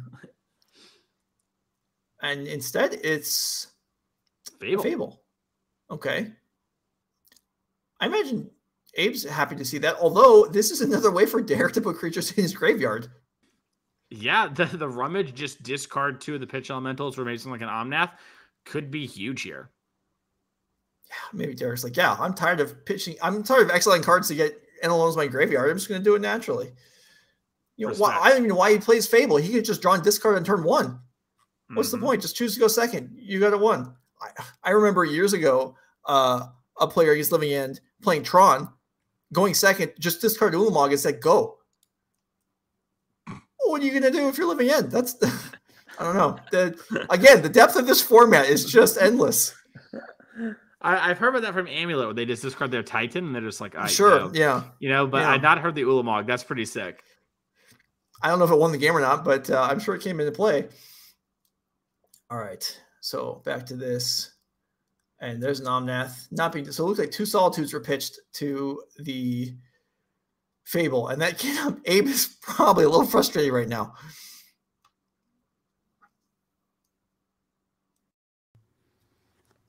Yeah, Up a game. But the plan, these Force Negations in the hand aren't doing too much right now. Yeah, it's a cool Force Negation you had. What if I had just creatures?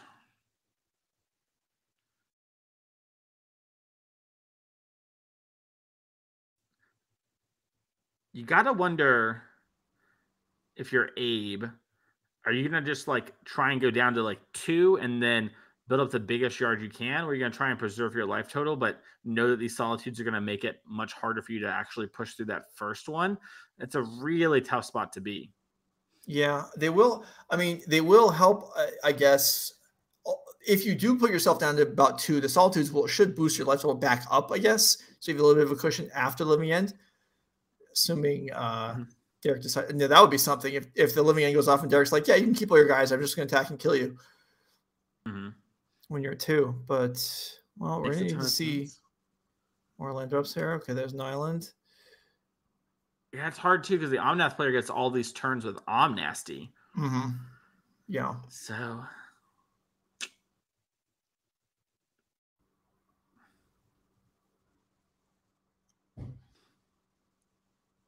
Fable also not a weak card. If we're able to sneak an Endurance into play, we can just do that over and over again. Yeah, these are all the things that the living end players are having nightmares about. And Derek Davis is doing, at least he hasn't played Chalice yet. That's something. Yeah, it seemed like Derek just had a hand that was like quick Omnath and a Fable. It was like good enough. And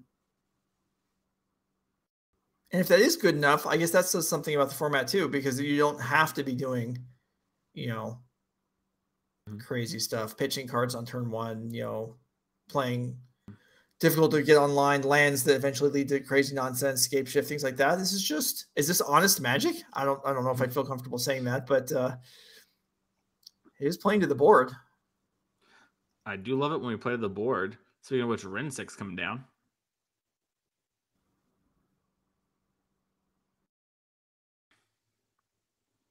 All right. Well, that's unfortunate for Abe if he thinks that's relevant, because I think Derek has another one. Yeah, and I think Abe's staring down lethal. 9 power on board, so we're going to need to do something to change the board state up, else we're going to have to cast Living End now.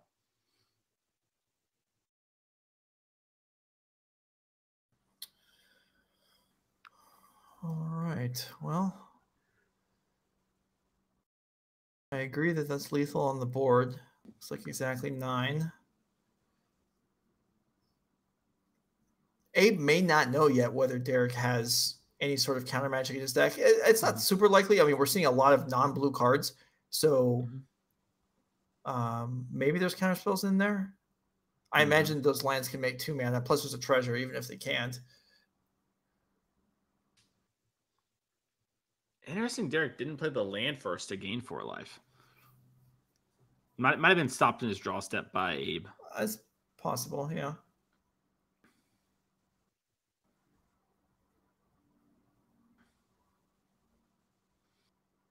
Little flipping the deck over. Will we hit the living end? Will we not? I liked it when the living index played Rhinos one weekend when everyone was playing Rest in Peace on Magic Online. That was a funny weekend. Well, James Moskal and James Wager need Abe to take down this match, or this this game, to even up the overall match. But I guess I guess they don't. I mean, it would be comfortable to even up. But if Derek takes on this game, they're not done. Yeah, James Moskal needs the one that needs to win the game that's currently being played. Yeah, James has no room for error, and yeah, so it looks like the living end is just buying a couple turns. This is just brutal. This living end, and Derek Davis is ahead again. Yeah, I will say the good thing is, luckily for Abe, he had 10 power of creatures, so he's back to 19 like you talked about. So if Derek doesn't put some real pressure on the board, it is like a 4-turn clock currently, which is going to be a long time. Yeah. Do you think Derek has the One Ring in this deck? Oh, sorry. There's also a lot of creatures in Derek's graveyard. I think Abe's empty, obviously. So this is starting from scratch here. Not even scratch, you're negative. Yeah. I know I wasn't joking. Does Derek have the One Ring in his deck? How does he have room for all these cards? Like the Fable? He generally does have the One Ring in his deck. Okay. So yeah, he may not have counter Magic at all. He might not even have blue cards aside from Teferi and maybe some sideboard card, but yeah, we have seen players actually just start cutting the One Ring this last week just from decks. We saw Jerry Thompson promote that, Aspiring Spike as well. Spike's deck a little different than Derek's deck, but I honestly don't think it's the most unreasonable thing in the world. Now the ring is really good. You have to prove it, but obviously it's not the only way to succeed. And the format has a lot of anti-ring stuff going on these days.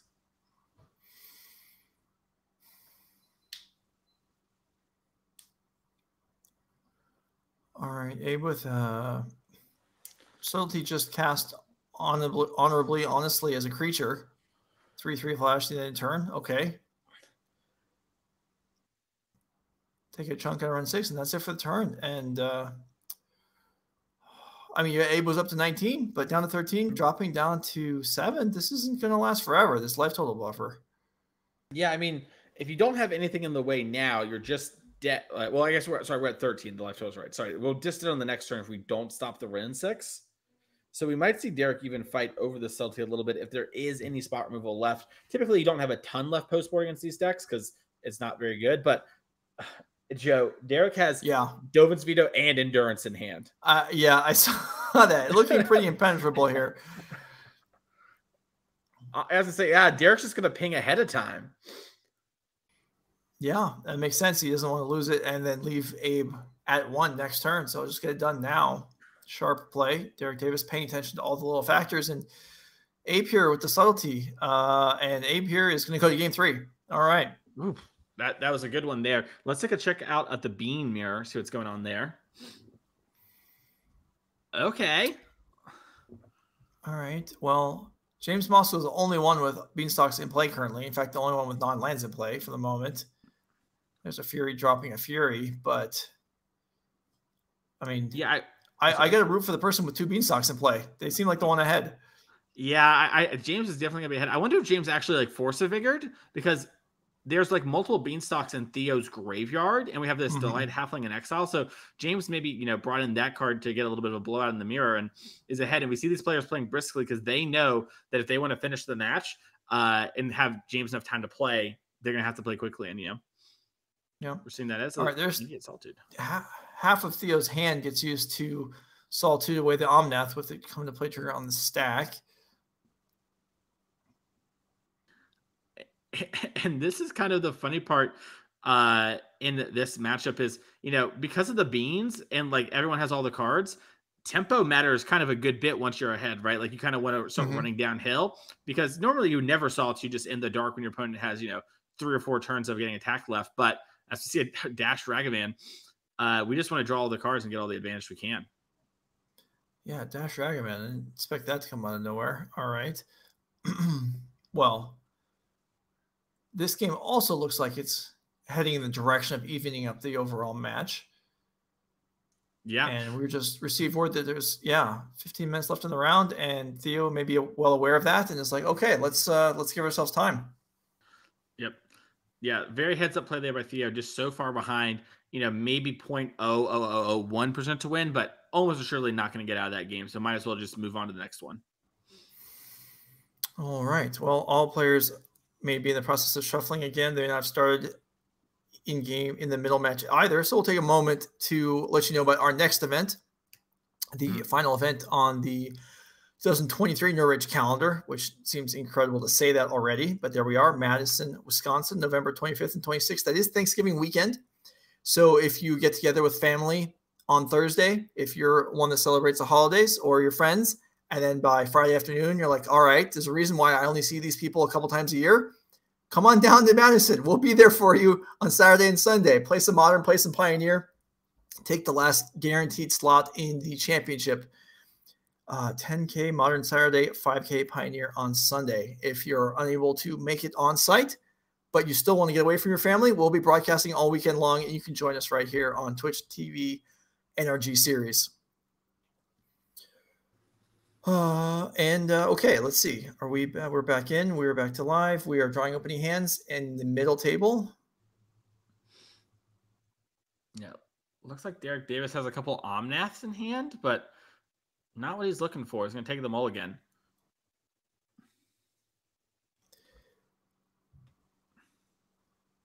Abe pondering, maybe. I don't know. I feel from what we've seen so far, even though it's 1-1, I feel like Derek has a lot of tools to frustrate the Living End deck. So yeah, I think, like we mentioned, game 1, it has gotten a lot better for 4-color. Not the best, though. And then post-board, you just have a lot of cards that line up well against what Living End's trying to do. And so it kind of becomes like, okay, they often just win game 1, and then you have to win the post-board games. And if you ever steal a game 1 as 4-color, you're just over the moon. Mm-hmm.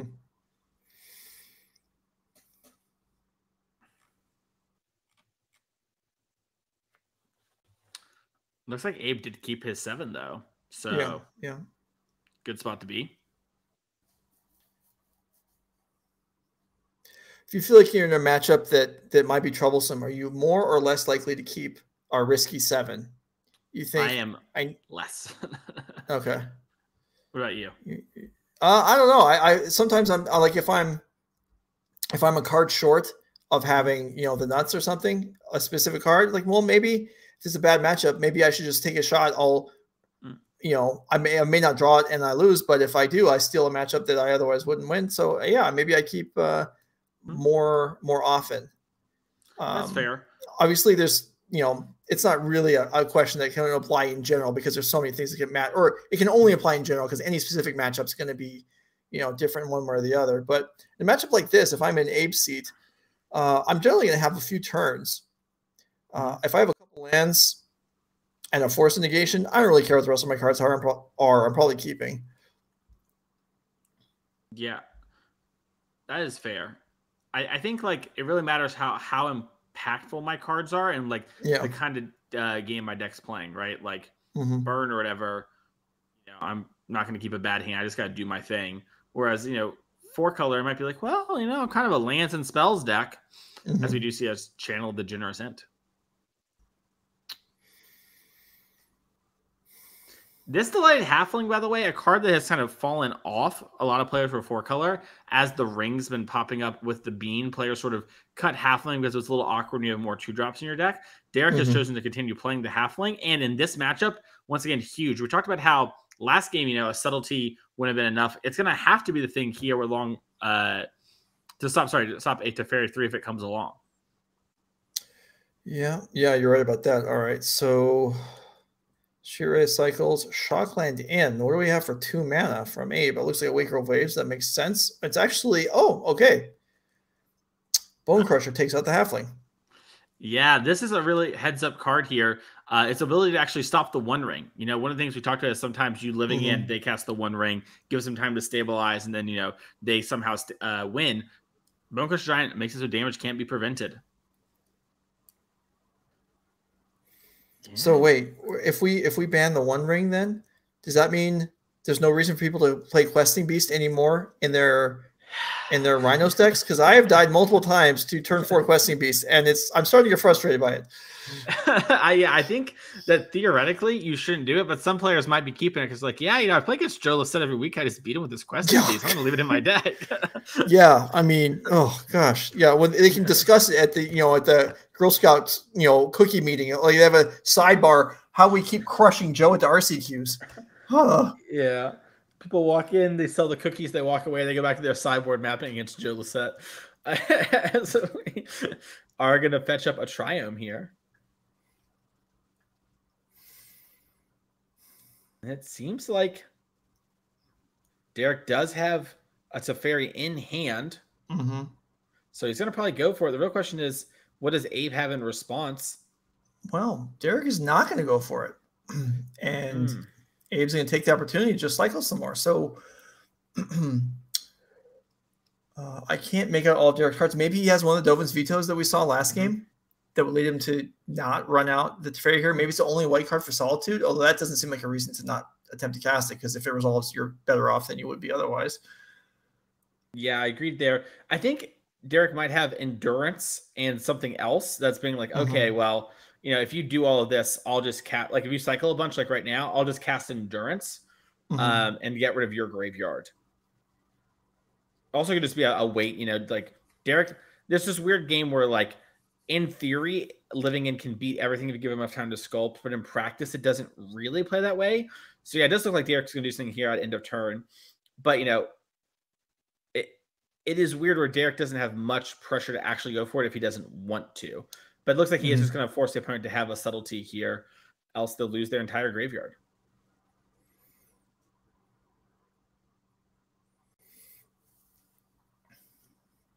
All right, those fine Temple Gardens. So this did work out. I mean, if this was, I mean, presumably you are correct, and this is what Derek was counting on, and it did line up perfectly for him. Abe tapping out here, and Endurance in, or at least attempting to be in. Yeah, Endurance in the stack. 9 minutes left in the rounds. Both players are going to be feeling it, and Abe's going to let it resolve. All right. Well, this doesn't cost Abe any cards, but it does make his eventual living end much weaker, and that is pretty significant. Yeah, I do see a subtlety in hand. I don't know if we have any other blue cards, but that might have been the thing. Could also just be we've seen Abe have a lot of patience in this matchup, right? Just take his time getting there. He might just be like, yeah, whatever, you Endurance now, it gets out of the way, and then I'll fight through the next thing later. Yeah.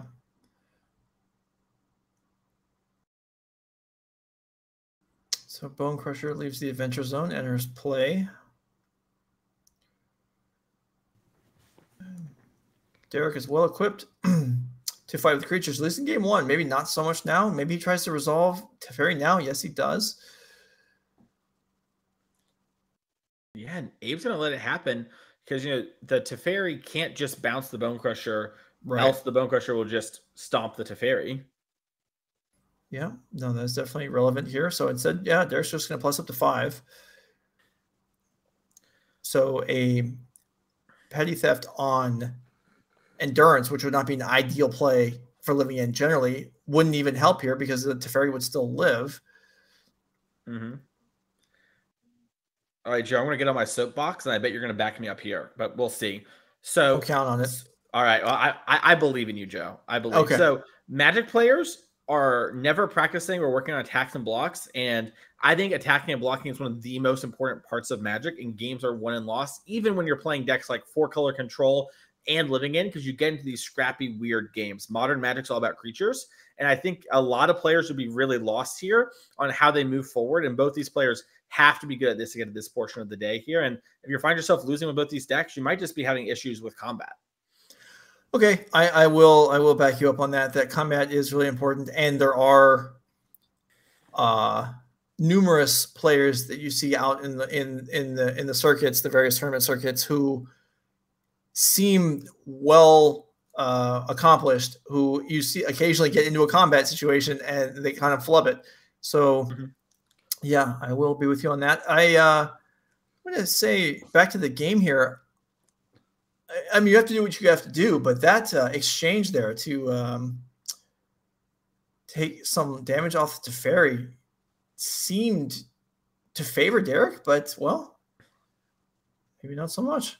Yeah, it really matters. Does Derek have he does have Solitude. Oh, you know, we kind of set up to where we were going to answer the Teferi, but this card lets us trade everything off. And now, once again, when we go for the living in, the Solitude will be there. Yes, oh boy, that was great. Exile 1 creature, put 2 more in the graveyard, including the Solitude, and then Teferi's still alive. Now, don't forget, it hasn't been updated, but James Mosky is up. Is tied game 3 with Theo, so they're in game 3 as well. So the game could randomly end, and those players are going to be playing quickly with about 6 minutes left in the round. Yeah, that's tough. I mean, there's some decks, and there always are, where even if you and your opponent want to play fast, there's just so many interactions, and that's an element of Modern with shuffling, with fetch lands. Even if you're trying to hurry, there's still just time. It just takes time to move through turns, move through phases, and draws can happen, especially in team event. I think everyone agrees draws are much more likely to happen in teams than they are in singles. Yeah, it looks like we're shortcutting a fetch here and just putting the Teferi on the stack. Well, maybe shortcutting, but then we paused and did it anyway. So, but yeah, you're right about that. I'll say this: Derek was trying to shortcut. Abe, not interested. Yeah.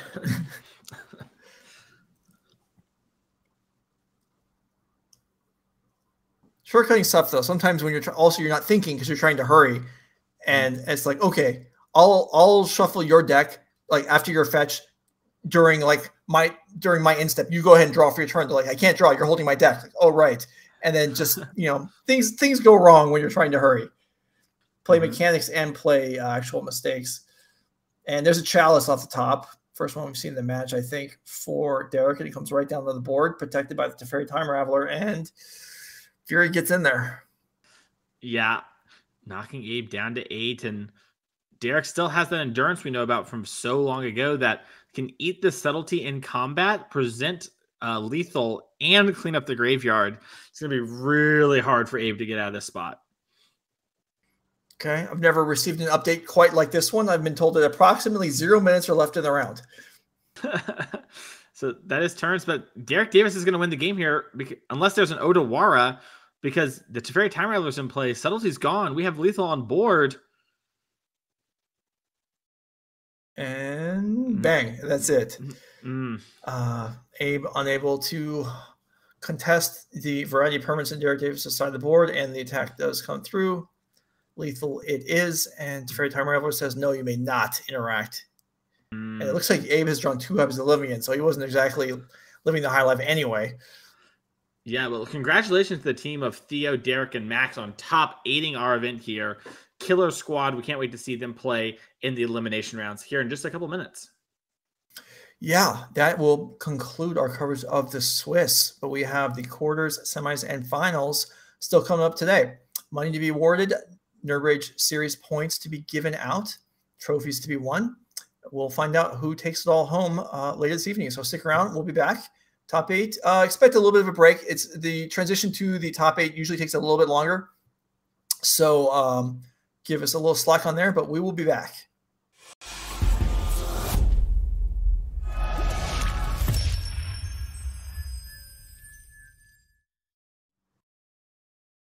All right, here we are for the top 8 of the Nerd Rage Modern Team event here in Indianapolis this weekend. Mason Clark, Joe Lissette for Nerd Rage Gaming. Thanks for being with us. Sorry for the delay. Top 8 seems like they are ready to go, and we have some notable players. We have some big names that are here to play. We're gonna go ahead and go to the table when they are ready. We've got players notable on the circuit. We've got players from California. There's actually, as far as I know, there were at least 2 teams from California that went to the event, so that's pretty cool. There were 106 teams altogether, so great attendance.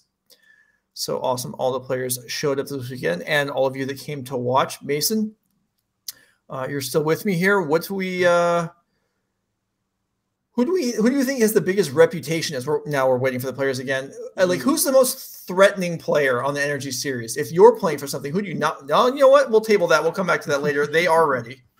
So we've got Justin Brickman, Ken Min Yeoh, and Dylan McNamara versus Zach Allen, Raja Suleiman, Ivan Espinosa. Ivan, a former Nerd Rage Championship winner. Raja also, and Zach Allen recently retired from Magic, and yet here he is in the top 8 again. Yeah, and we talked about Ivan and Raja are 2 years ago champion and last year champion of the NRG series here, and Zach Allen got dangerously close to it, but didn't end up quite making it. But a solid team nonetheless, and we're going to be seeing a little Scam versus Amulet here. It's going to be, a kind of a fun matchup. This is a deck that Zach Allen used to play a lot of 2-3 years ago, right before COVID hit. And, it looks like he's picked it back up and is enjoying it. Yeah, okay. Facing Justin Brickman playing Scam. Now, Justin Brickman, longtime associate of the NRG series, both as an employee and as a player. I don't even know how you would just, like, what did they call the people that go along on concerts and help put things together and then enjoy it? They're like roadies, right? Yeah, I think so. Justin Brickman is almost like the Nerd Rage roadie. Nice. That's a good way to put it. By the way, I think I know my answer to your question, if you were curious. Okay. I think I am curious. Okay. Yeah. That's my answer. If I go to an NRG event, someone who plays a good amount of the events, doesn't play all of them, but plays the ones she can get to. I think she is the one person I would cash my never have to play against card in. Okay, that's a good card. That should be a feature on the 2024 circuit.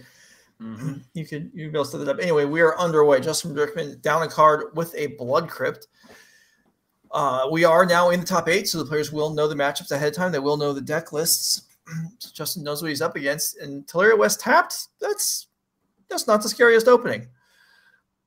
Yeah, typically these scam decks, they try to mulligan very aggressively early. You want to have something like what Brickman's doing here, a turn 1 scam and something, or a Ragavan, or have a high impact sideboard card. So it wouldn't surprise me if Brickman has something like Blood Moon in hand, and we just mulligan to that with the ability to like top deck into the scam, and we've done it.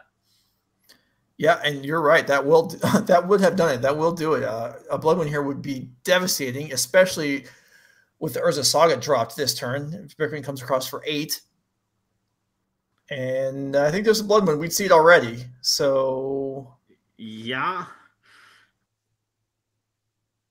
Not the case. Zach does have several more land. I think a Summoner's Pact.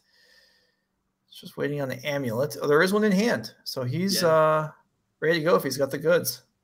Yeah, I think that was his pickup for this turn here. I think he's trying to see if he can actually get the kill. He can definitely, if he has a bounce land, play Amulet, play the bounce land, pick up either the lands or the bounce land itself, depending on how you want to do it, play the Dryad and get another land into play. You can also just play the Dryad, play another basic force, for example, and then play the Amulet to set up for the kill next turn. So Alan's just figuring out exactly how he wants to play this turn out. Mm-hmm.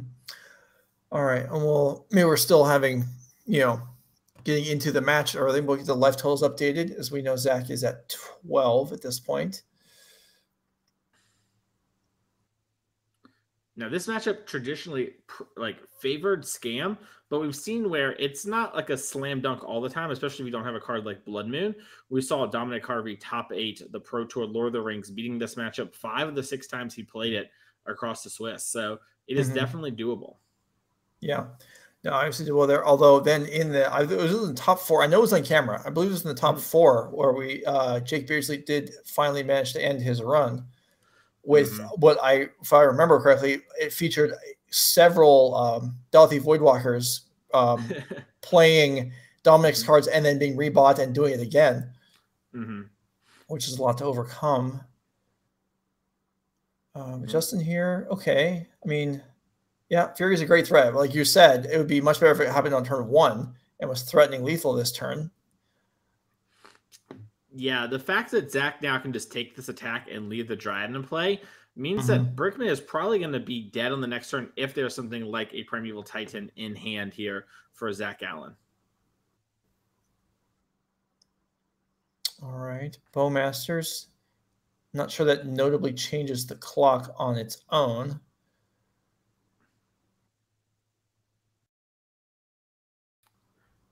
Yeah, you can attack with it, and won't really move the needle unless there's like a bolt.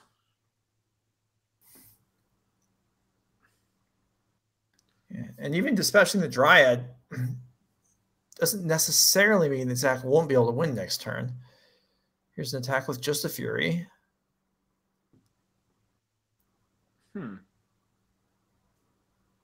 Brickman is at 18. He did double fetch at the end of turn, so the Primeval Titan will be able to double strike kill.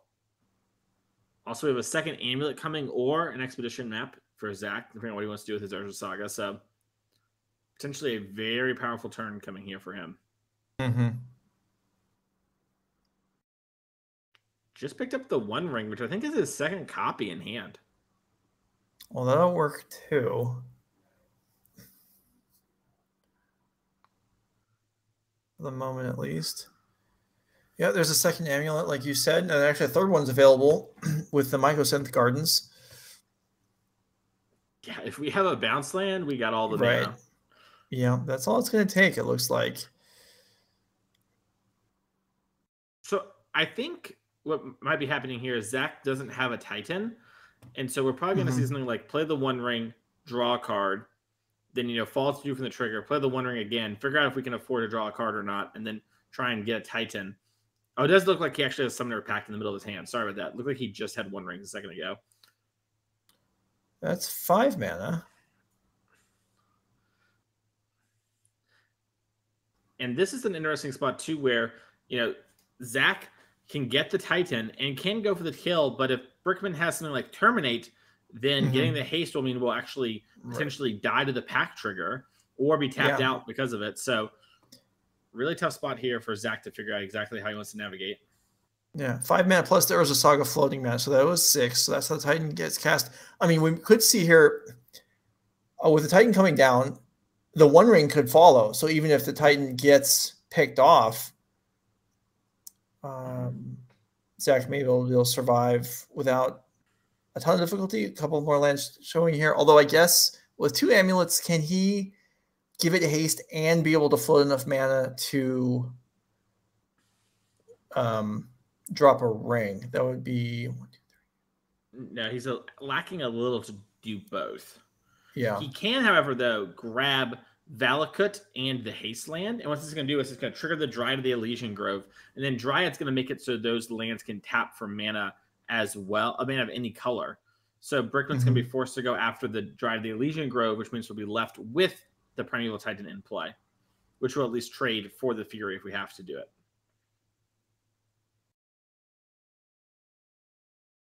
All right, I think if Brickman had it, he probably would have replied there, but looks like Zach is going to attempt to. Oh, he had kind of tapped his lands and then pointed to it, but he might just be thinking about exactly how he wants to do it. He does just have 2 rings in hand, so like you mentioned, we could just float all our mana here, play the ring, have protection. Feels like a very safe line, to say the least. Yeah. Yeah, it seems like in order to get through that, Justin would probably have to draw almost exactly Blood Moon. Agreed.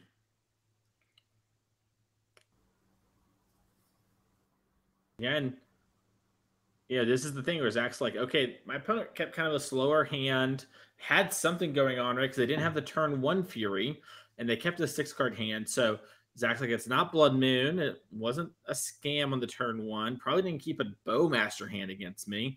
So it's maybe reasoning that the only thing that makes sense is there's some sort of removal that was going to back up the small amount of pressure Brickman had.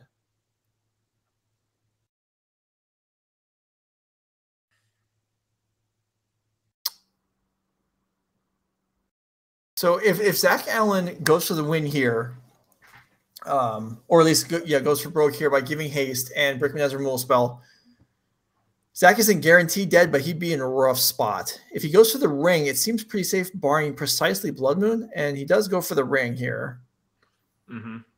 This seems like the wise decision to me. I like this choice. Justin does have Terminate.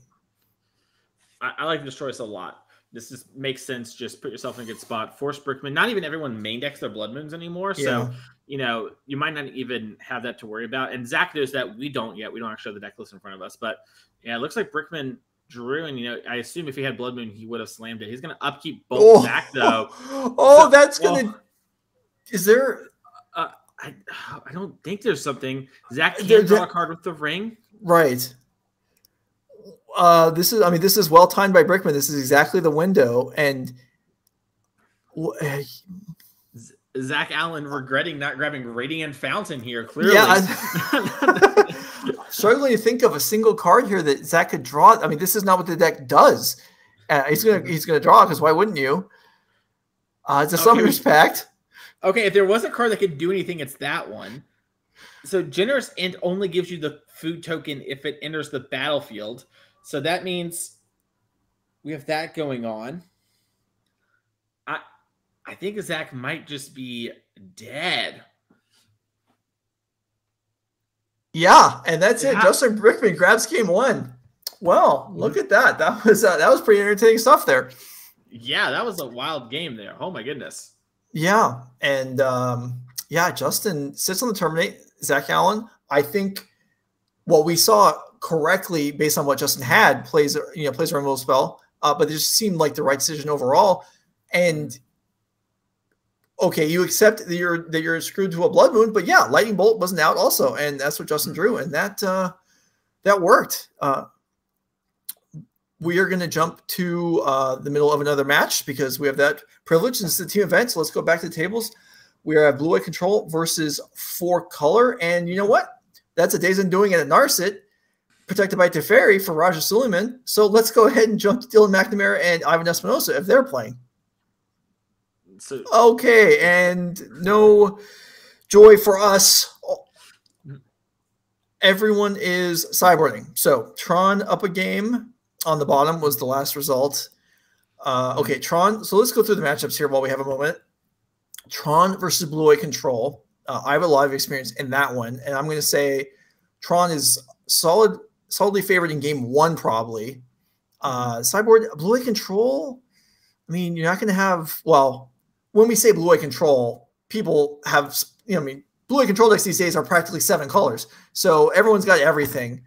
But the cast triggers of Tron are still going to dominate. Are still an advantage like they were years ago. So I would say no fluke there, Tron being up a game. How do you feel about right? And then we talked a little bit about this earlier, I think during the break. But Scam versus Titan, you said Dominic Harvey went on a run versus Scam, but then got tripped up eventually in the top 4 of the Pro Tour. In the long run, how do you think that matchup's going to play out? You think Titan's favored?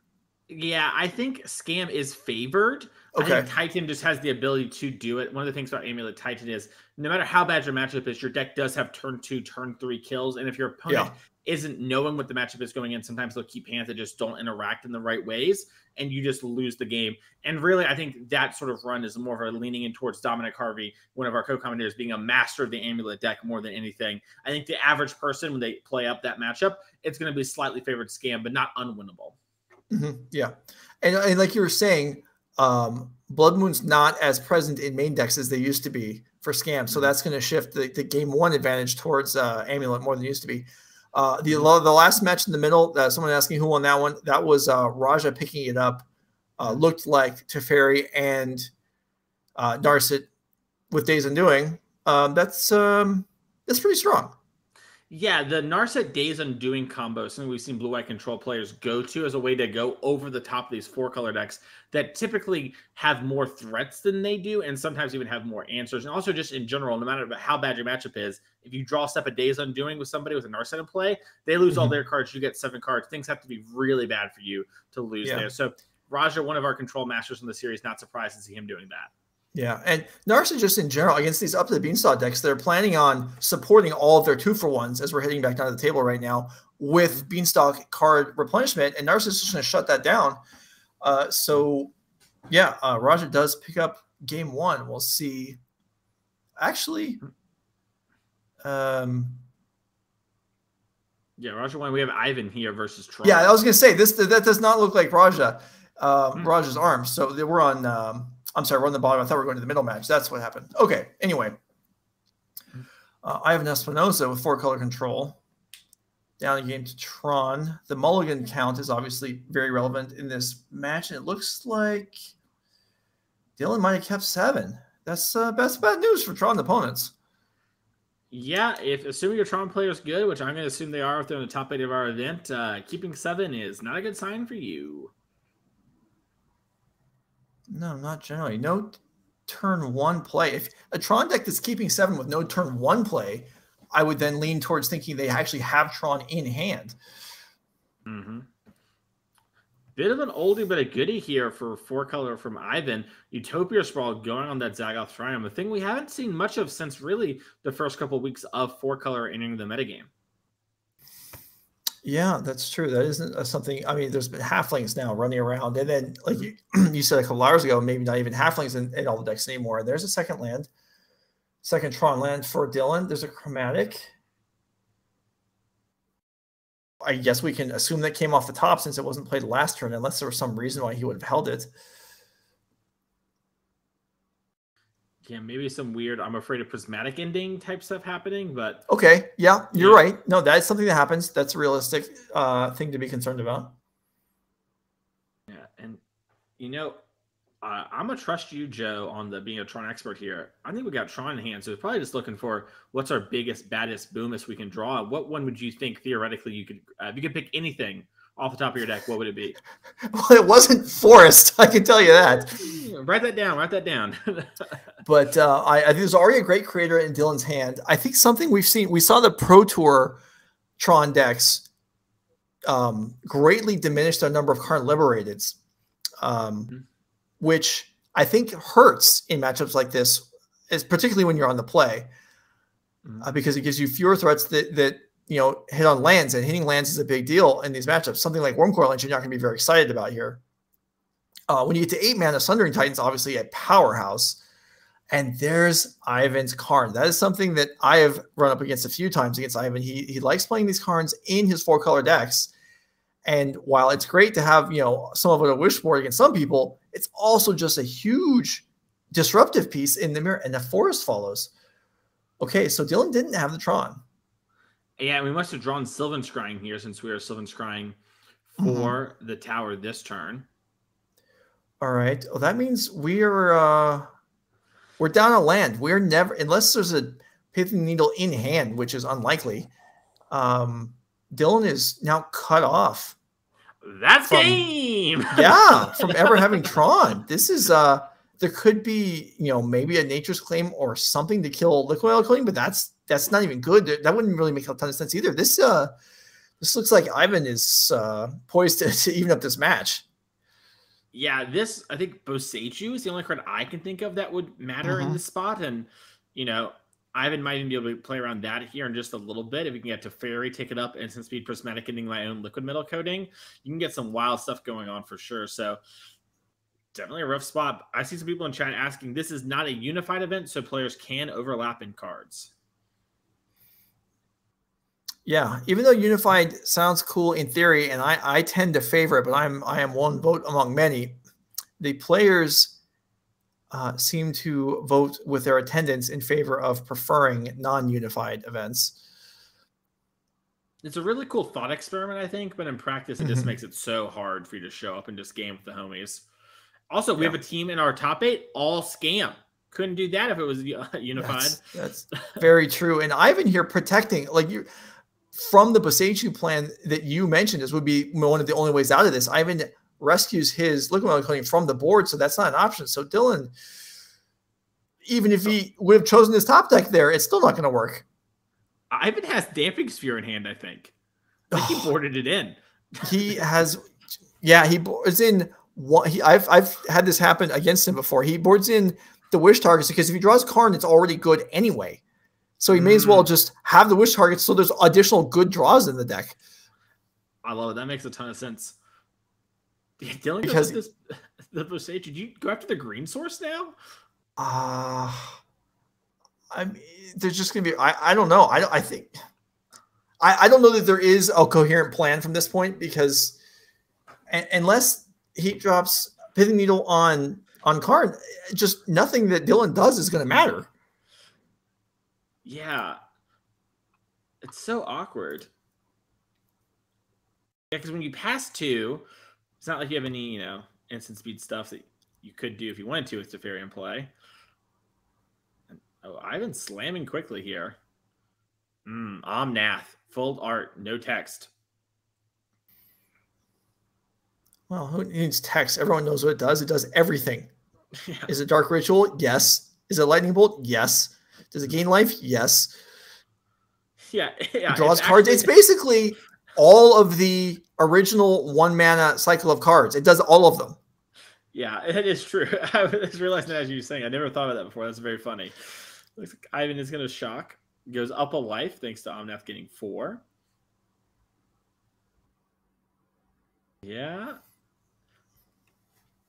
And that's going to mean Ivan can play a bunch of cards.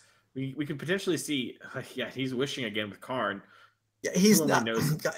If you're Dylan and your opponent decides, you know what, I could destroy one of your land for free, and I think I can do better than that, you're really in rough shape. This maybe Stonebrain on the remaining Tron land? No, it's just going to be play the coding. Oh, he changed his mind, I guess?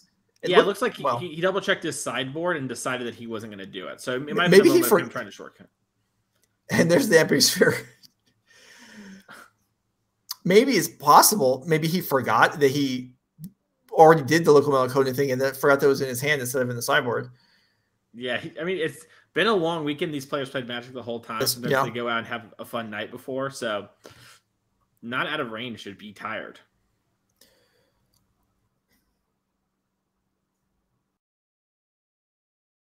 What would you say Dylan's chance of coming back and winning this game is? Is it sub 0.1%? Sub a 10th. I'll give him 1% because I think 1%. All right. Ivan could draw unbelievably terribly, and we do have the Boseiju for the liquid metal coating now, so we are out from under the gun. But I think it is not a good spot to be. If you had agreed on sub 10th, I would have said let's switch to a different match. But if you think this one is worth continuing on, we'll do it. No, I don't think that. I don't think that, Joe. I think it's just a percent.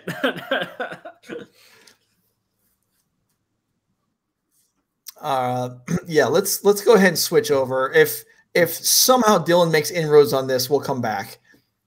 Yeah, but he just come in and say hi. Plays a chromatic sphere here that cannot draw a card or filter. So yeah, it's not looking good. And here we are with Blue Control Mirror. Ken versus Raja. Oh, okay. Well, there's a Beanstalk and there's a that's a Narset, right? On the other side? No, it's a counterspell. That's a counter. I was gonna say the timing makes it a counterspell, even though it looks like a body. There's a counterspell I recognize. Yeah, and I think Roger's actually probably playing a deck pretty close to Rakdos's blue-white control list that he actually won the Brainstorm Showdown with. And that is the deck that, of the 4-color piles, I'm the one the most interested in playing. So it's cool to see Roger kind of come from a similar place. And Narset is being played by Ken. Yeah, see, I just know the future. I had my eyes closed and I was just, conjuring what was going to happen next is what all that was. All right, so there is Force Negation in Raj's hand. Yeah. Also in Ken's hand, Kenmin's hand, but that's not relevant. All right, here's an idea. So we think the bottom match, it's going to go to Ivan. Then they're going to go to game 3. Yeah. We got some control mirror action here. It's going to be a while. Should we at least pop in and see how Brickman versus Zach's doing, even if it's just a little 20-second little, hey, how you doing? Come on back. We probably should. I want to see the resolution of this Narset, and then we'll do that. So there's okay. We'll just do it now. Okay, we're back here. All right, there's the counter back. Narset resolves. It appears. Well, actually, I take that back. There's more interaction in Raja's hand. Yeah, we have a subtlety, so we could subtlety this Narset if Raja thinks it's a huge problem. Now, he also has Leyline Binding, but he's not going to draw a card off his bean with that. So this is resolved. Right. Raja's probably going to hit that with a Binding and end of turn, so his bean's online. Let's go see how Brickman versus Zach Allen is doing because, this matchup is the quickest one, and we're probably going to be here for a bit no matter what. All right. Production, you heard it. Mason says, let's go look at Justin versus Zach. Here we are. 1 amulet in play, 2 amulets in play, the One Ring in play, a Chalice for 0, Dismember revealed, probably and no creatures for Justin. Yeah.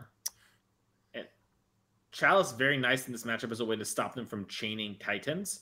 Typically something that the blue, white, and 4-color control decks do because they go forever anyway, so you kind of need that. Don't always see it from Scam. Sometimes you do, sometimes you don't.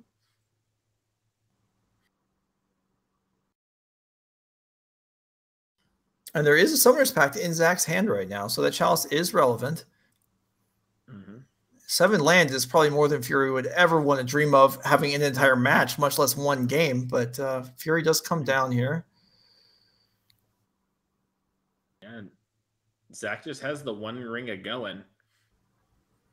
Yeah, it's hard to maintain much of an advantage in the face of that in the opposition.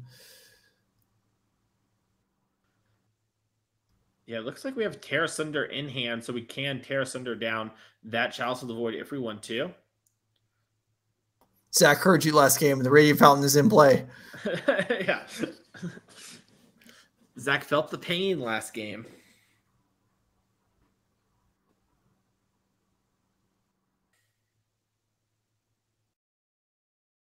Okay, the Tear Asunder takes out Chalice, exiles that. And the Pact is coming. And maybe a Titan's coming to Rumble. That's 3 amulets is a lot. Yeah, so we have a Teleria West in hand. That's going to enter the battlefield tapped. Trigger our 3 amulets, which untaps it. Yeah, that's a Microsynth Garden that is an amulet. It's just tapped because whatever, who cares? Well, it looks like we actually have the Boros Garrison. So that's going to make 6 red, white mana. Pick up the Forest. And then we're going to be able to play the Titan. Give it haste. And attack Brickman. We can also play every Titan in our deck because we can go grab all the Simic Ghost Chambers, all the Teleria West, grab them all. So even if Brickman had 1 Terminate, it wouldn't be good enough. So I guess we should hop in on Ivan since we left him. He's still playing. All right. Let's see if Somehow. that. Oh, that you'll be that one. Yeah, you're right. Well, no, okay. Debussy still on the board. Karn's still on the board. So we Tormont crypt ourselves to get the liquid metal coating back from the card after getting it Bosagi'd. So Ivan was like, "You're stuck in here with me." Yeah. So we do. There's the needle.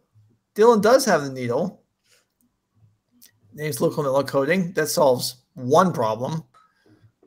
Yeah. Maybe we have an answer to the Karn. Like, yeah, I think Ivan is looking at the middle match right now. Yeah, Ivan's like, whatever. Let me know when it's my turn again. Again, though, I guess part of the problem with Pithy Needle is Teferi also just bounces it, right? Yeah.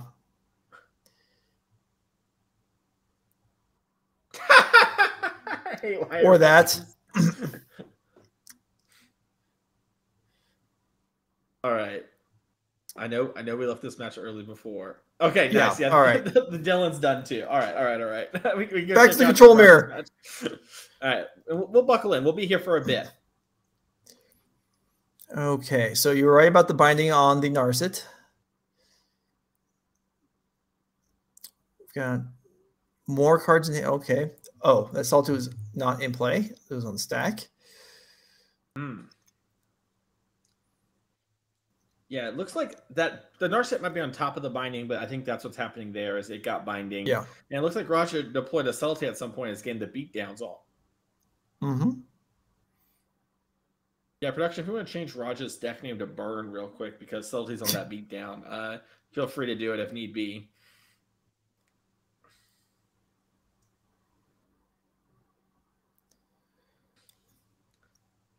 The ring. All right. Well, I mean, that's a generally good and powerful card. Although in this matchup, you have to play the dance of do you even activate it or not? At what time? Because, well, never mind. It's not even going to make it into play because of the threat of Leyline binding. Well, okay. Force back. Yeah, notably does get exiled if there's any Snapcasters in Raj's deck. All right. It's in there. There is a Days Undoing in Raj's hand. That's a card that you don't often want to play for fairly, but sometimes you may not have a choice. Beans. Yeah, Raja has Counterspell, Solitude, and something else in his hand. We might just see Raja instep a Solitude as a draw 2. Well, it looks like he's going to main phase it. Oh, it's Lorien revealed, draw 5. All right. Not too bad. Tithings could never. Yeah. The opportunity looks real bad. I mean, that costs 6. Yeah. We've And come a long way. Double land either. Yeah. All right. But ring, I mean, ring draws 2. That's still a lot. It used to be in normal times. Oh, Minamo untapped the ring. Yeah. All right. Life total is updated. Ken Min down to 8. Let's see. Only 3 damage on the board here, so I guess another draw with ring is safe enough for this turn if he needs it. Yeah, it could be a great way to maybe find, some way to answer the subtlety. Raja is tapped out this turn, so, only force negation and subtlety are things to worry about. And that's one of the things about Modern is, with all of the free spells now, you have to play around these cards in a really real way that you didn't used to have to. When your opponent tapped out before, there's barely a few things they could do. As prismatic ending on the subtlety happens. Yeah, so that actually gets through. As no force negation is present, may not have been spent anyway. And as a Leyline binding, where is this going to go? Rescue the Narset, perhaps? I wonder if it has to, because we have a Hall of the Storm Giants from Raja. We're at 8 life with the ring in play. So we might just be dead if we don't have some answer to the Hall of the Storm Giants. I'll tell you this. You asked me at the beginning of the match, who do I not want to play in general? I answered Piper Pal. Who do I not want to play in the control mirror? That's Raja Suleiman. Sure. Super smart and plays it way more than I would ever do it. Or anyone, I think. Okay. Logic not in hand, but yeah, the Hall of Storm Giants potentially unopposed here. Mm-hmm. certainly there are available answers, and Ken can still draw 3 cards.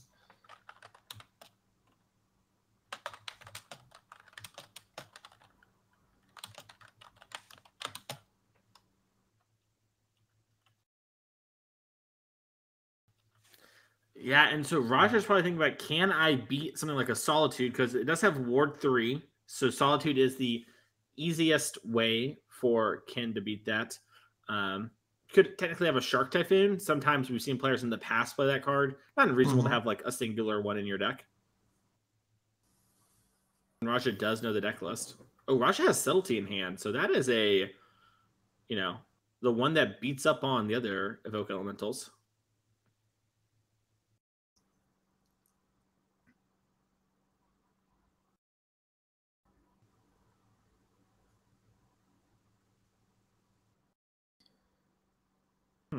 I mean, for the size of Raj's hand, it's not great. This happens a lot, right? When you play these like Bean and Ring decks and like the mid game, because we are like only in the mid-ish game, right? Like there's for me, for a Control Mirror especially, there's only like 9 lands in play. You play like 25, 26 lands or pseudo lands. So when you draw a lot of cards, sometimes you just kind of flood out against one another. Sure. Yeah. All right. Here is the activation. And can this seal up the first of the 3 matches? Or no, maybe not. Sorry, I guess I got deceived there. It looked like I thought it was being animated. I think it is, and it's just in the land zone because Rosh is not used to attacking. You know, he's not used to creatures, the blue-white mage. Right. So does Ken have a way to maybe like flicker his 1 ring so it loses the burden counter? Because this is all depending on the 1 ring being in play for the trigger. Obviously, it's not like it's a bad news, right? Like Rosh puts his opponent to 1. That's very good for him long-term too, but yeah, Leyline Binding doesn't do it against the Hall of the Storm Giants for a couple different reasons.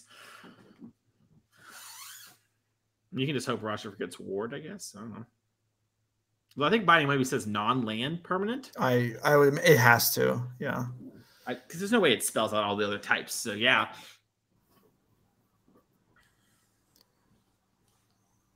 Yeah. So not too many cards that could reset the 1 ring would even make sense to be in the deck here. I mean, there is the option to draw 3 more cards with Manamo, but yeah, if there's nothing you're drawing to, what are we even hoping for? A way to gain... all right, here it is. I guess, if Kenman could find a way to gain life on upkeep before the 1 ring kills him, but that's it. Okay. Raja Suleiman takes down the match. Yeah. Oh, I guess Ken could have gone activate Ring again, then Manamo again, and try and find 2 Solitudes and Solitude a Solitude. Yeah. Okay. That would have been clever and exciting, but instead, that match is done. So Raja Suleiman puts his team up 1, and let's get back into the action. All right, Dylan versus Ivan. Tron versus 4-color, and the Damping Sphere showed up again. Ivan saying, how many times do I got to teach you this lesson, old man? As he slams another hate card for the Tron player. He certainly taught it to me last month. Jerk. Damping Sphere. And Stone Brain. Doesn't even need to wish for him. He just draws them. Yeah, I wonder if Ivan's like, yeah, when I go to events, Jola sets up my thing. So I bring a little extra Tron hate, goes to the NRG events, and just gets to spite you from the booth as well. All right, there is green mana in hand, so Boseishu would be able to blow that up for Dylan. And there's a lot of cards in hand. So again, this was a 6 or 7 card keep with a lot of action. You know the art's better than me. I think we have Tron proper. It's just we have the Damping Sphere in the way. There was an expedition map in the graveyard, so I assume Dylan definitely could have Tron if he wanted it. There's a Haywire Might. Okay.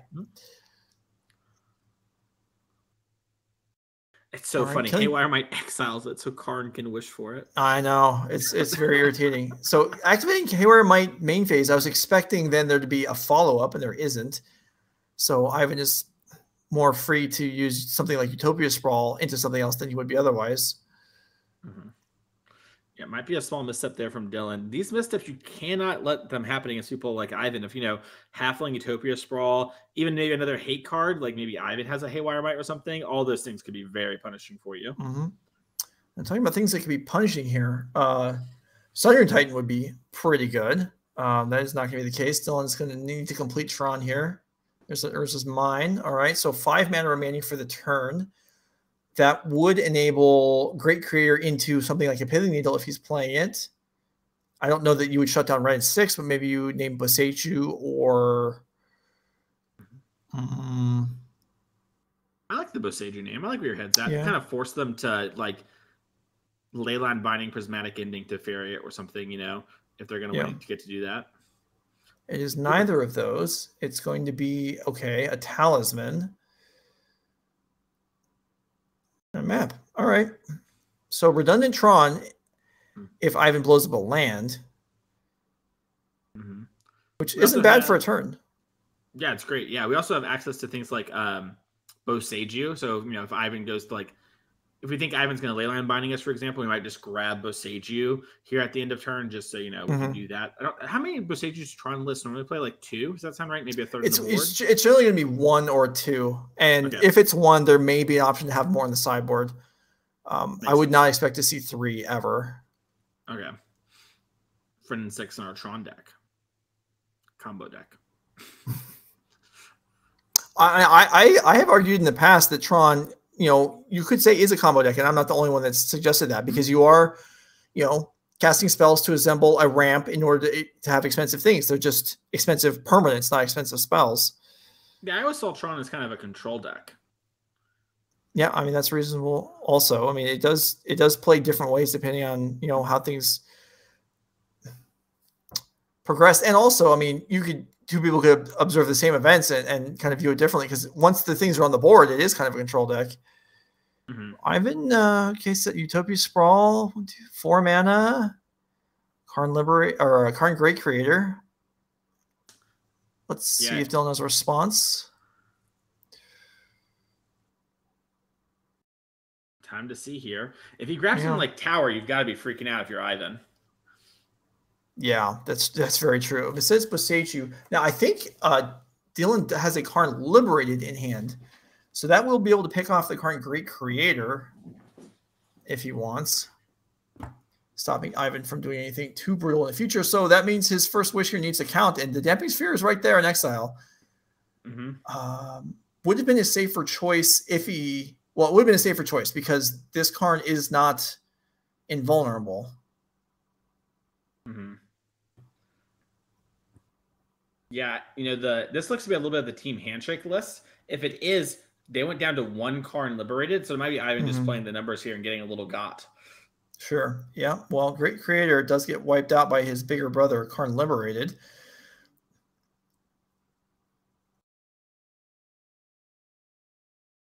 And it looks like... And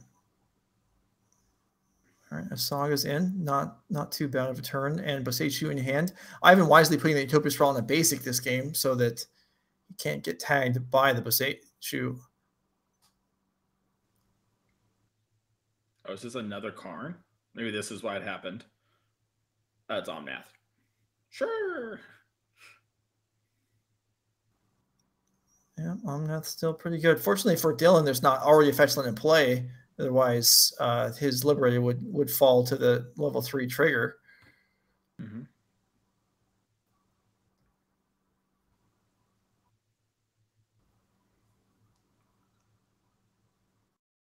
But yeah, turn 5 Karn Liberated. Not quite the menace of turn 3 Karn Liberated. So Dylan's going to need more. Yeah. This isn't enough by itself. Yeah, luckily Dylan does have a lot of big ones he can draw. Like you mentioned, we are just a Karn the Great Creator away from Sundering Titan. Maybe not all in the same turn quite yet, but if we have a tower in hand, we could do that. Oh, there's Fury.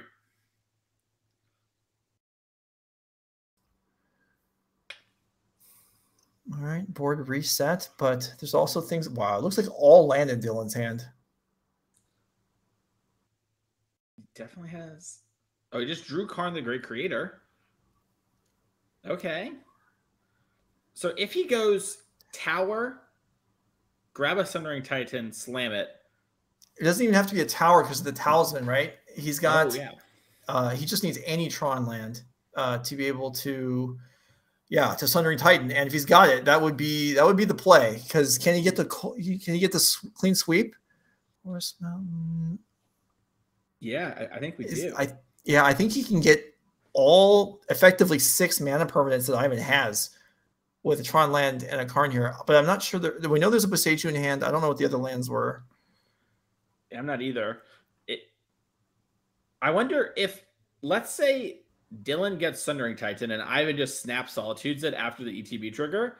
Mm-hmm. I think Ivan might still just be favored.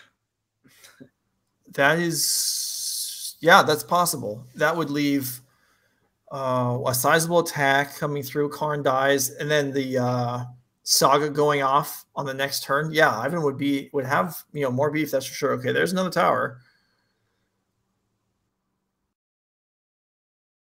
There's the Great Creator. All right. Oblivion Stones ever sideboarded? I imagine it happens occasionally, and okay.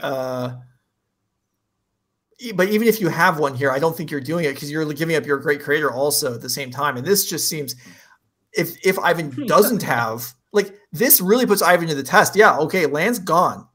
I mean, there's running 6, sure, but I guess even running 6 puts you right back at 5 mana right away, doesn't it? Yeah, I was gonna say I've played this matchup a ton.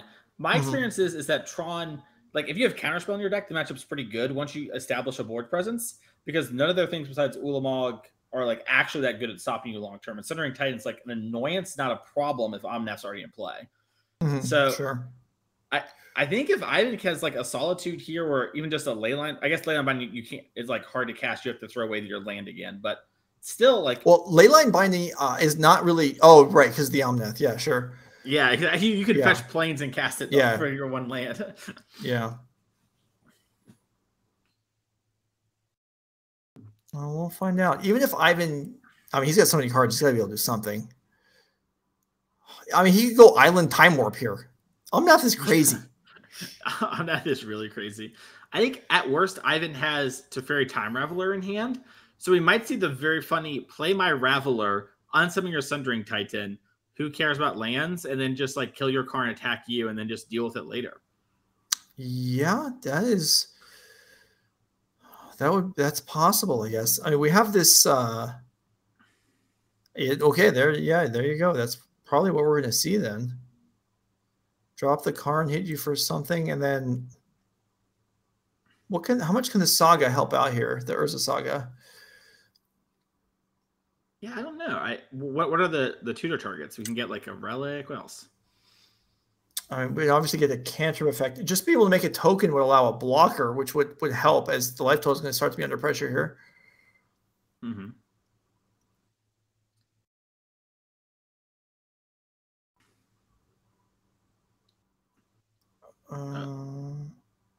There may be a judge call here. Ivan's possibly asking, does the Sundering Titan have to kill Dylan's own forest? The answer is no, because Dylan can choose the forest as the temple garden. Yeah. Oh, and then, okay. It looks like that maybe wasn't clear on also maybe the mana that Ivan is floating, because he has this Boseiju in hand. That might be part of it.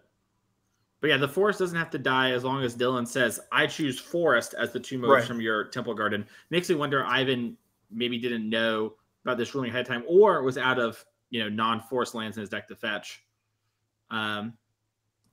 If Ivan does get to Boseiju here, he'll break up Tron at least for a second. Obviously, or just so I can grab Expedition Map and get it again, but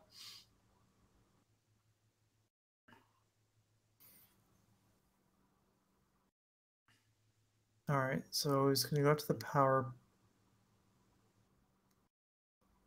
He had enough. Wow. Did he have, 3? We only need 1 green thanks to the legendary on the Omnath. But he had. Oh, right. He only needs. Yeah, you're right. You're right. The Boseiju only costs 1, not 2, so he can do it twice. Wow. Yeah. That's pretty devastating. And now Dylan is up against it. 6 comes across to the face, and Karn dies, and he's left with 4 permanent. Well, I guess 5 permanent mana sources, and Saga. Mm-hmm. Wow. And this isn't over. I mean, Boseiju can come again next turn from Ivan. Yeah, and this is what we're saying. Like, yeah, Ivan lost all his lands. By the way, Roger Suleiman just was successful over Ken, so if Ivan wins this, it's going to be over for that team. But, yeah, this is definitely a spot where it's like the matchup, if you can get things going early enough as Tron, are super easy. But once things sort of get established as locked or soft locked, the 4-color deck just slams the door so quickly. Especially Ivan's build here, where this card they're going to create and all these hate cards. You know, normally the hate cards are like sometimes people play like Crumble to Dust, which is 4 mana, which is huge and not nearly as impactful. So, yeah, you know, Ivan's deck building choices here are really paying off. And you see him kind of like wipe his hands on his pants. He's like, okay, I'm in a good spot. I just need to kind of fade this turn. And if I do, I'm probably a hard lock to win. Yeah, all right. So for Dylan McNamara here, Ivan still has a pile of cards in hand. He's not going to run. He's going to have 5 mana to use every single turn. I don't think Ren Ultimate does anything relevant right now, not compared to just being able to play more lands. I was gonna say, you probably want the Ren to ult so you can't grab Boseiju. Yeah, oh, from Dylan's perspective, yeah, sure. Yeah, all right, this Relic lets us get rid of the Boseiju.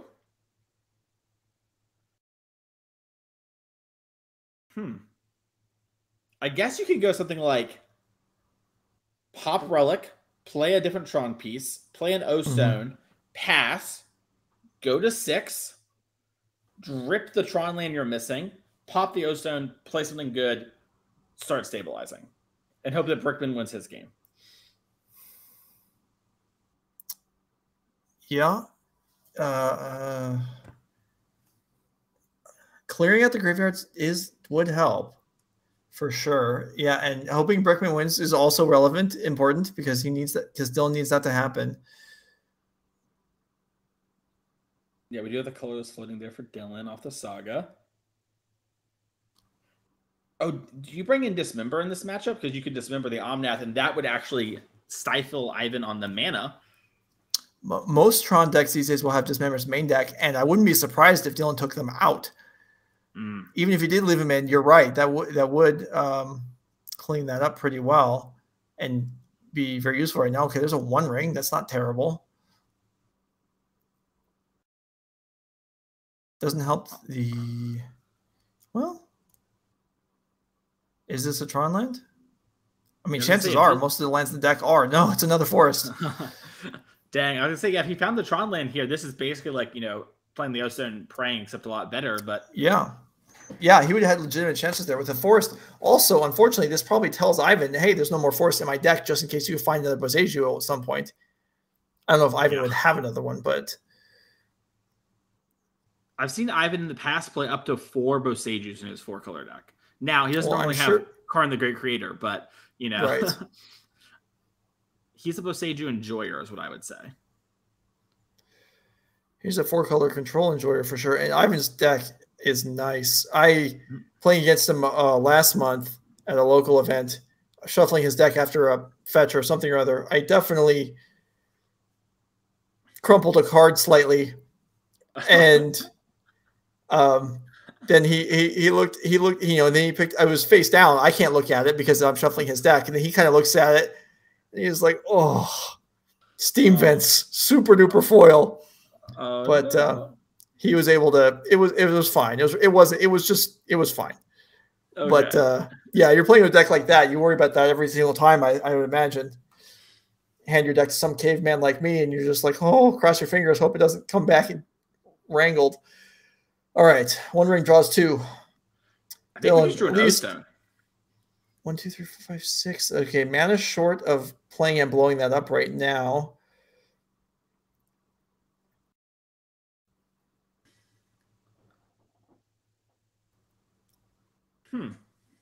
Not that on the board. I mean, Tron decks with Great Creator these days are often in a scenario where they can't board out as many cards as they would like to. because there's just not enough cards to bring in, and that varies. I build my sideboards with more colored cards than average, but even I struggle to board out all the cards I want. So Wormcoils may be in the deck right now, whether Dylan wanted them or not, but it wouldn't be bad right now. Yeah, that's what I was thinking. It's just a way to, like, you know, even if Ivan solitudes it, right? It just undoes the fury damage, which gives you time to make the land drop for the O-Stone, because you really are like, I mean, it takes a bunch of turns in a row, like we mentioned, but the ring does a good job of starting to take those turns in a row. There's the Oblivion Stone. Ulamog in hand for Dylan. Did Dylan play a land, or he played a forest, right, for the turn? The tapping of the lands. I'm not sure the tapping of the lands makes any sense here for Dylan. There's no reason to tap all the forests. Oh, he does have a land drop. Okay. Well, the land drops with Sage is the problem, and since he tapped his forest, Leyline Binding could be good against this here. It looks like he's going to play it. So, he has 2 Oblivion Stones, so he's going to try and play around Leyline Binding like this. All right, that's interesting. He, I mean, next turn, if he has a land drop, he'll get to 8 mana, and he's almost guaranteed to have a land drop because of the One Ring being on 2. So I'm not sure that was necessary, but okay.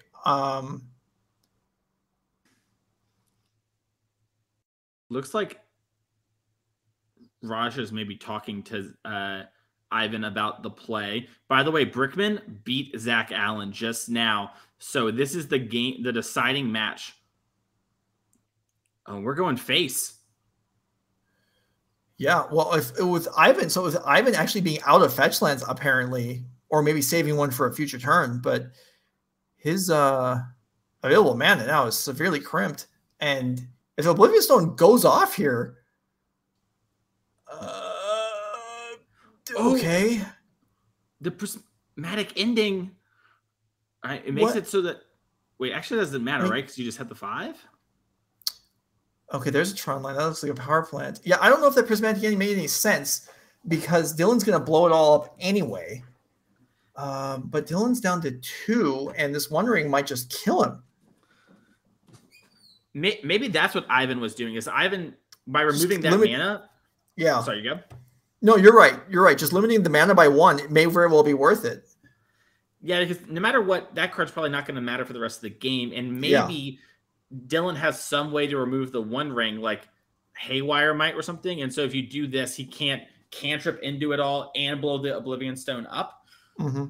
So let's see. Nature's Claim would buy him a turn because it would gain 4 life. He could just Nature's Claim his own One Ring. That's any experienced Tron player is well familiar with Nature's Claiming their own stuff. But again, most Tron players don't play Nature's Claims anymore because they're playing 100% Wish boards. Here's the draw 3. I'll tell you what. Drawing another One Ring this turn, then blowing up the Oblivion Stone next turn would seemingly work. Yeah, I think that would probably do it. And I think Dylan has some orange card in hand, but I can't tell if it's a Tron piece or a ring. All right, well, we set 2 cards aside, so those might stink. Okay. Dylan's setting up Factor Fiction piles for the sand. So if there is a One Ring to then reset and pass the turn, that means Ivan would get to use Teferi and Ultimate Ren and 6 probably. I guess the bigger threat if Ivan draws a land is able to actually make headway, but that's... Yeah, I mean, Twitch chat's telling me from some seasoned One Ring players, they think that's the One Ring in hand. I'm inclined to believe them. I think it is too, and this could be Dylan turning that corner. And maybe it's just figuring out exactly how to sequence his cards, and it's just feeling a little overwhelmed and just putting aside the cards that we think don't matter right now. Don't really have text, you know. Who cares? Long weekend. Got to play well. We definitely want to drop a Tron line here. I think there's at least a power plant in hand. Anything that's not a tower is great. So there's 6 mana. So you have 7 actual mana for the turn. If we assume One Ring is required, that leaves 3. Not sure that does much. There's a power plant. something like a scrying for another one. So do you draw with this One Ring? I think the answer is no. Yeah, if you draw. Oh, so yep. It puts you right back in the same problem the next turn then. Yeah, I think this is the classic, the One Ring is the best answer to the One Ring. Yeah. And now we just get our turn off, and we're going to hope that Ivan can't answer both Oblivion Stones or the 3 Oblivion Stones from Dylan. I don't get it. I don't know why we need that, but okay. I was going to say, I guess Teferi can bounce 1. Teferi can bounce 1. If Ivan draws a fetch land, he could Teferi bounce Oblivion Stone, Renin 6 ultimate, and then have what's like 6 mana, and then Prismatic Ending twice need there too. But then Dylan will have the mana to just replay and blow it up in the same turn. It still wouldn't do anything. Yeah, this is a really cool game. It's a very cool game. Yeah, I guess Dylan's thinking I force Ivan to use it now and do all those things so that Ivan can't do anything else. But Ivan just might be like, yeah, dog, you have the rings in play, the stones in play. I don't care. Like, they're going to all happen. So, I mean, Ivan is. Oh, they're counting fetchables. Okay. That's a lot pulled up. I think typically it's like from dual lands or dual lands and triomes, it's like 7 to 8, depending on how many triomes you play and how many shocks you play. So I counted about 6 cards there. So it's possible Ivan has 1 left in the deck. Does have a Beanstalk too. Looks like he's trying to figure out exactly how he wants to play the turn. Oh, Beanstalk is not going to contributing anything to the board that generates card advantage over time is not going to matter because everything's going to die to Oblivion Stone or Dylan's going to die. Those are basically the 2 only possible outcomes. Yeah, so maybe I guess if you had a card like Time Warp, well, if you had Time Warp plus Renin 6, you wouldn't actually win because you don't have enough fetchables to keep going for forever. You would buy a turn. Yeah, you would buy a turn. Oh, wait. What if Ivan gets Karn the Great Creator in play? He has those in his deck. How many does he play? Yeah. I know he's played 4 at one point. He played 4 against me a month ago, but I don't know that he beat anyone else besides me that day, so he might have trimmed them back down. Yeah, Karn Great Creator would probably just win the game. So maybe the Bean is good because the Bean, you have 6 mana. Or you have 7, sorry. So the Bean redraws, your Teferi redraws, and then you just play Karn, call it a day. That would work. Ivan probably doesn't have Emrakul the Promise in this build of the deck, although that would also probably get the job done. Emrakul the Promise End. Well, is that target? Oh, it does target. Yeah. Yeah, that wouldn't do anything. That would just provide one more thing for Oblivion Stone to eat up. I was thinking you could just activate the ring and then, Dylan dies in like the next turn. But I've been thinking about those beans. Yeah, this is now it's nice being the last match left. You have your teammates, you're trying to discuss what all you want to be doing here. I guess, well, no, any sort of like a subtlety is not going to do any good here because Dylan doesn't need to play anything. He just needs to use the cards already on the board. Yeah. Now that we did the Bean play, which I think makes sense given that the Karn in the deck is lethal if it's drawn. We don't have the double prismatic ending bounce line, which was just going to tie up Dylan's mana anyway. So, yeah. Does Ivan have his own One Ring? There should be 2 mana remaining floating for Ivan here. Yeah, it's not green and some other colors. I'm going to guess red was used since red's the worst one here. But actually, you know what? You can quote me on that. Ivan's looking at his sideboard. Well, how he sideboarded, but yeah, if he has a Karn, I think it's just curtains for Brickman, Yeoh, and McNamara. But oh my goodness.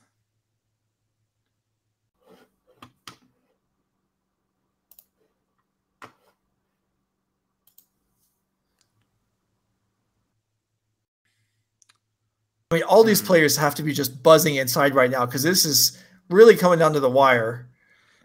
This is one of the more exciting matches we've seen here in a while.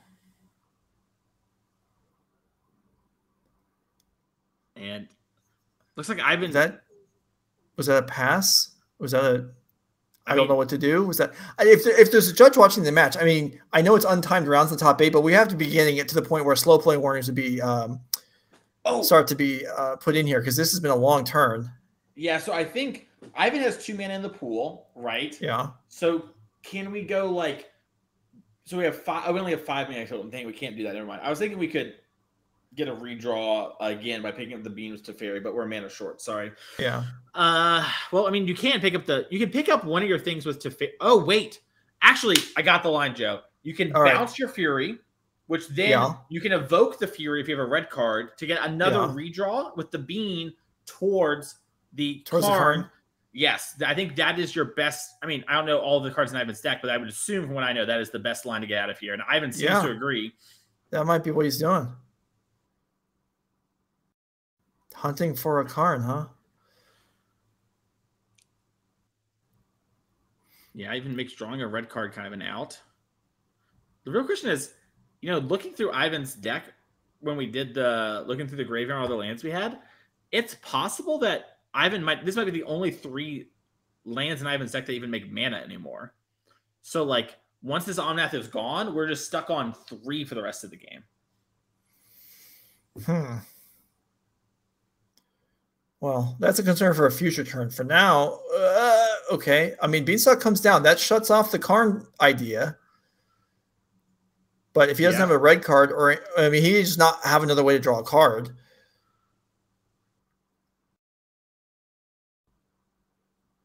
I guess it's possible Ivan also has multiple Boseijus and is... Oh, we have a white floating.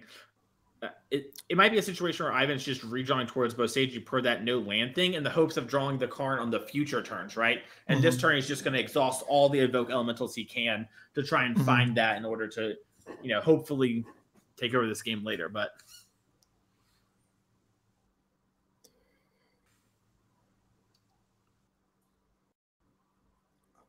I mean,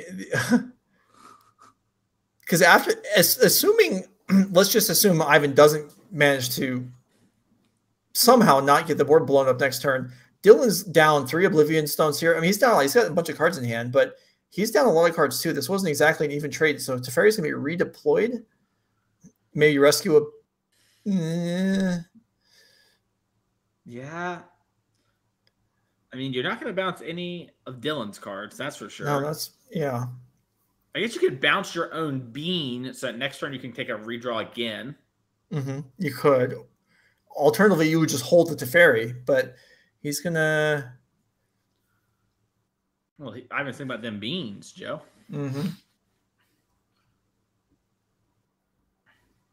There's a fetch land. And Ivan choosing not to ultimate the Ren 6, going to pick up the fetch land for long-term gains.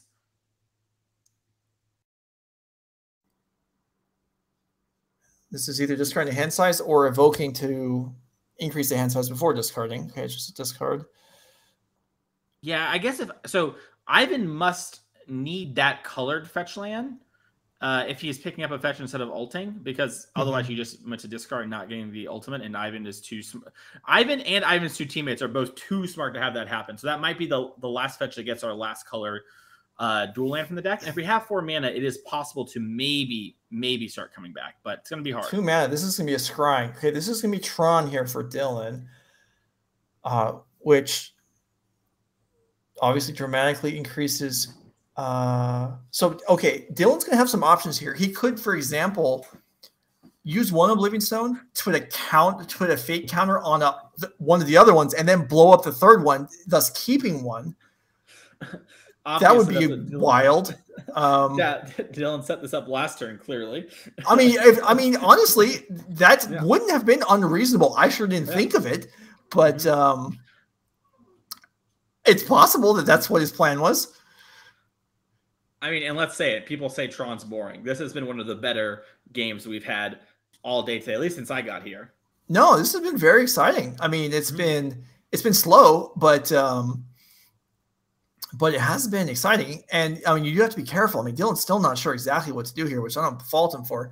I've said this before a few times that Tron is a deck where you make few enough decisions that I think to be considered a good Tron player, you have to make all the right decisions. You can't make any mistakes because you're not making enough of them for there to be any slack. But I've played a lot of Tron. I have never seen this, the triple Oblivion Stone setup here.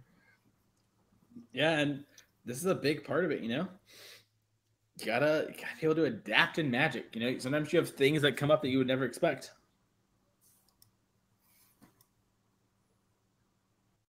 If he can pull this off, he may actually be safe for a little while. It's unlikely Ivan's going to be able to, Ren and 6 ping him twice? I mean, that would require red mana for one thing and 2 more Ren and 6s. That's not easy to do.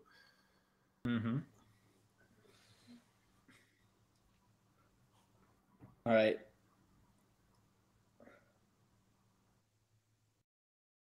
I wonder, production, let me know.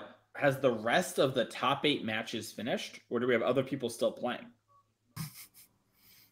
Well, if they are done, I hope they're watching this because this is pretty neat. Yeah. Here's that. Yeah, that is what's going to happen. This is so cool. Fate counter, bang, blow up another Oblivion Stone, get rid of everything else. Yeah, it does remove the fate counter. Dylan McNamara, this is good work. This was a rough spot to dig your way out of, and it's happening. And there's some coverage for another Ren and 6 if Ivan wants to start, replaying some of these fetch lands. Which, although I think you were saying that fetch lands aren't going to be the problem, it's actual lands at this point. Yeah, I think if Dylan draws Karn the Great Creator and just liquid metal coatings and starts targeting those lands, I think Ivan. I've been thinking about more like what the list could have. There's like a Boseiju that Ivan might have in his deck, right? And then if Ivan's playing the Otawara, which has kind of gone out of vogue, then he has those lands. But besides that, I think he's just out. Mm-hmm. And the fate counter does go away. That's how you paid the toll.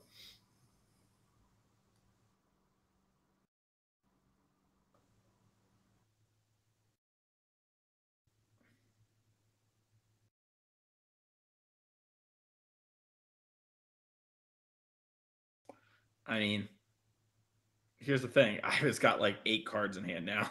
Yeah. But he does not have the mana base to support all that.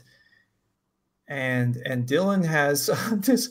I don't know what circumstance would have to happen for Dylan to be tempted into activating that One Ring to draw a card. I guess drawing another One Ring would do it. Yeah. But an Ulamog here anything here for Dylan would be great. An Ulamog to wipe out 2/3 of Ivan's mana for the rest of the game would certainly be pretty desirable. And you start thinking about how is Dylan likely to lose? Chat talking about whether Ivan might have a Lightning Bolt in his deck, which would work, assuming he can find red mana. Yeah, Lightning Bolt is a card we've seen these 4-color decks have in small numbers. I mean, it's not a weak card. That would make sense. Although I think if Ivan had that, he probably would have evoked like the Fury and stuff when he had all the Bean stocks, but maybe not. Maybe he was just, be like, well, also, I just don't think Ivan has red lands. I think that is the biggest problem.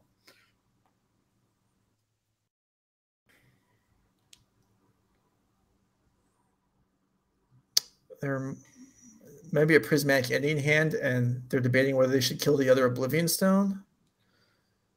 Yeah, Twitch chat seems to some homies of Ivan are saying Ivan typically plays Bolt, and we have a Boseiju on. Oh, we're gonna double check which Tron lands we have more of blown up. I think we blew up the power plant.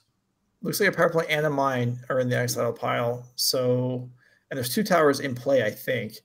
So it may not make a difference between hitting power plant or mine. All right. Looks like a draw step. We're gonna go for it. So yeah, you gotta blow up the power plant, otherwise Tron can't power up. It's in the name. All you anti-Tron players out there, don't listen to Mason. He's got the secrets. Don't let him give you ideas. All right, we have reached the point where something like Karn Liberated can be cast just straight up without Tron for Dylan McNamara and his team. And okay, that's a miss, which isn't surprising there by the Boseiju. 3 forests in play already.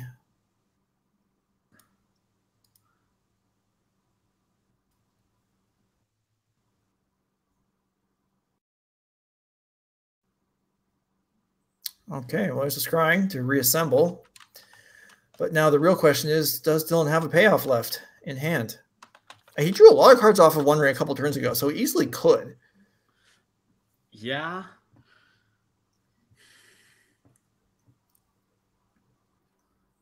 I stand by the...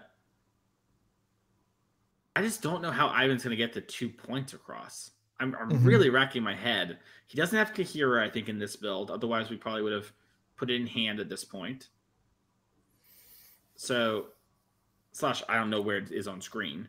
Yeah. So we don't have that. Even if we did, there's an O-Stone. Dylan doesn't need much to win the game. He just needs a threat. Although maybe it's... I mean... Oh, there's a Sundering Titan. There goes Ivan's lands. So now the dream of Ren and 6, 2 Ren and 6 is shooting for 1 is off the table. Yeah. The Fletcher's in play, right? Yeah, the Fletcher's in play. There was the play for last turn. Yeah. Okay. I mean, now this is the weird. I mean, I was talking about we weren't able to cast our spells before. Ooh. All right. Stone Brain. Well, if there is a bolt, this will be curtains on that. Yeah, and Dylan will know, right? It is open deckless. If Dylan and Dylan's teammates can do that. Okay, Ivan is going to fetch his last land out of his deck, I think, so that no matter what happens, he has at least one of his last lands. He has that going for him. If Ivan does have the player reward bolt, he's... Yeah, he doesn't have a land to get. Oh. Wow, what a match. Justin Brickman, Ken Min, Yeoh, and Dylan McNamara defeat Zach Allen, Raja Suleiman, and Ivan Espinosa by the smallest of margins in what was, while a slow played, a very dramatic and very exciting final game there. Yeah, it definitely was. And I think chat might have been a little off. Ivan did show us a Steam vent. So I think that Ivan was just like, okay. Yeah, I think he was just like, oh, I can't actually kill my opponent. With what I have left. So congratulations to the team. They were extremely well played as well from Roger Suleiman, Zach Allen, and Ivan Espinosa. 3 great players we see dominate all the time. So it was exciting to see them come out and crush this weekend. Yeah, that was entertaining stuff. And and now we're gonna take a minute. That team that just won probably needs a few minutes to compose themselves, and then we're back for the top 4. We've got 2 rounds left here at Nerd Rage Modern Team Trios event. Thanks for being with us. Stick around. I don't know if we can top that, but we're going to try.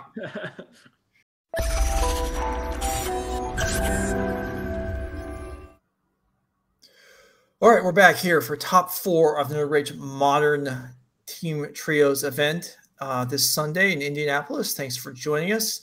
Mason Clark and I are here to take you through the end of the event, which is not too much left. We had an exciting last round, even though it took a while. So if we proceed at the average pace we've been going, we've got 2 rounds left. This should be done by tomorrow morning. Players are looking at deck lists right now, getting ready for sitting down across from their opponents. And we're going to be watching, I think we'll be starting with Max Kaminowski versus a local kid for you, Mason Clark. So what can you tell us about this Ryan kid? Yeah, so Ryan is a somewhat local player from about 40 minutes from where I live, but we play a lot of the same events. He's been playing Magic for as long as I have, but he's, I think, about 17 now, and I've been playing, off and on for like 6-7 years. So 11 years old, I think, is when I first met this kid. He's always been trying and doing really well.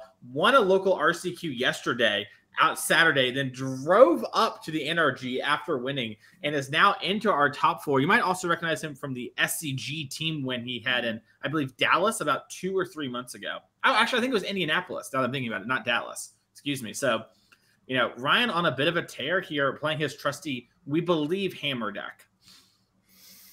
All right. So while we're waiting for these players to shuffle up, you can see the rest of the players. We'll get those deck lists filled in as production figures out what's going on. We got Theo Jung and Derek Davis, along with Max Kaminowski.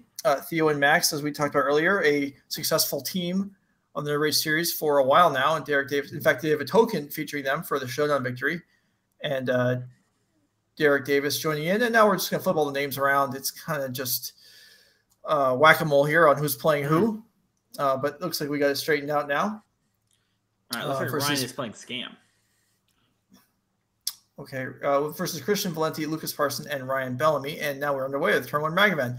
First time we've seen Turn 1 Ragavan, I think, since I've been doing coverage today over 4 rounds. So that's maybe a little bit unusual. I have to agree there. Would you have it covered with Fatal Push? By the way, production, I think we have a mismatch there with Theo having a game win already. But regardless, that Ragavan is down. And Max, Turn 1 kill. You don't know.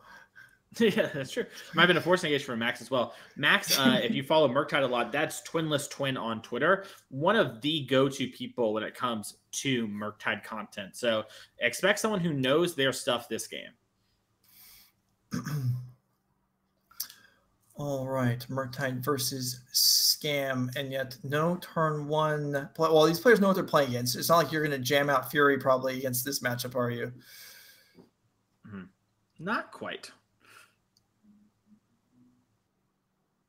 Typically kind of a tougher matchup at certain points because the Murktide deck's a little bit better at answering your stuff once you get to the mid game. Your early turns are stronger, but they have the ability to actually stop you, and they have expressive iteration for when both players get to top decking as a way to get out of it. You know, a much better card than Fable the Mirror Breaker typically is at refueling. All right, and Ryan Bellamy was down a card with a mulligan here to lead off the semifinals. You can see the team of Zhang, Davis, and Komanowski, the number 1 overall seed, put in good work this weekend, so earns the right to have to play across all 3 matches, which is a pretty big benefit.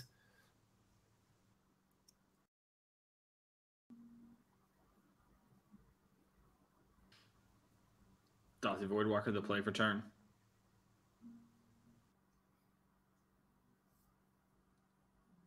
It's quickly dispatched by an Unholy Heat. Yeah, worth noting that Unholy Heat's over there because it has a Void counter on it. With how damage-based removal works against Dothy, and that's always going to get the Void counter. No third land for Max here, but nothing particularly scary about that, I don't think, even though you maybe prefer to have it. Has plenty of ways he can function on just 2 land.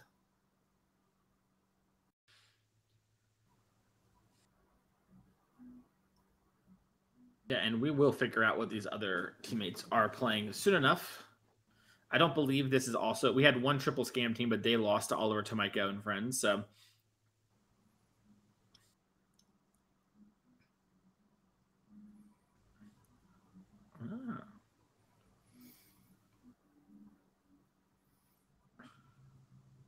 All right, second Voidwalker here. Is there an answer from Max? I mean, there are multiples in the deck. There's counter spells, which is what we're seeing. There are burn spells, and Max untaps with facing an empty board. Yeah, and this is a little bit of what I meant by Max is able to answer the stuff a little bit better. The counter spells, and typically if you're far ahead, it's like a game-ending thing. But, you know, if you're at parity or ahead, those are going to be really great for catching up. And Ryan has things like Not Dead After All and Feign Death that are good against the Unholy Heats and the Bolts, but doesn't have anything that can really interact with the counter magic outside of discard spells, which is sometimes a little hard to engineer. Max missed the land drop again. Yeah, did manage to get the 2 for 1 on expressive iteration, but did not find a land. And here's a Bowmaster, which will take advantage of that bobble trigger that's upcoming to get an extra shot in. Right. So you're noticing what's happening here is Ryan doesn't untap because he's saying, with your bobble in the stack, I'm going to Bowmaster you. So you're going to get hit twice. I'm going to get this 2 Orc army in play.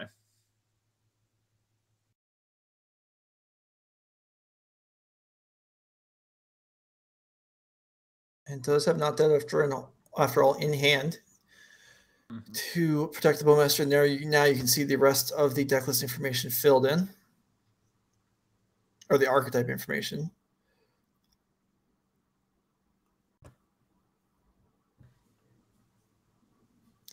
Okay, Bowmaster is not going to shoot that down.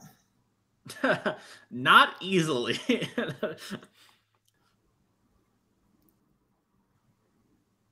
And this is the namesake threat from this deck here. And Murktide does a good job of sort of stopping basically everything in combat and turning the corner very quickly once you're ready to start attacking. Nothing except a Fury really chunks as hard as this card does. Well, you see Maxer decide to fetch, lowering the Spell Pierce shields. Well, I think we might be on Ryan's end step here. That's what I'm saying. Yeah. So Ryan on the end of turn could terminate this Murktide. Yeah, that is true. Max also kind of winning lands. Interesting play. Maybe he has something like Force Negation in here. I know he's playing that in his list this weekend.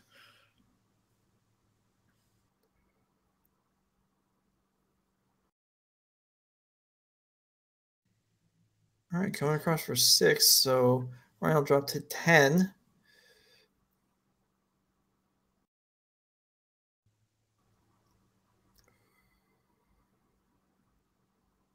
Dragon's Channeler, no Delirium.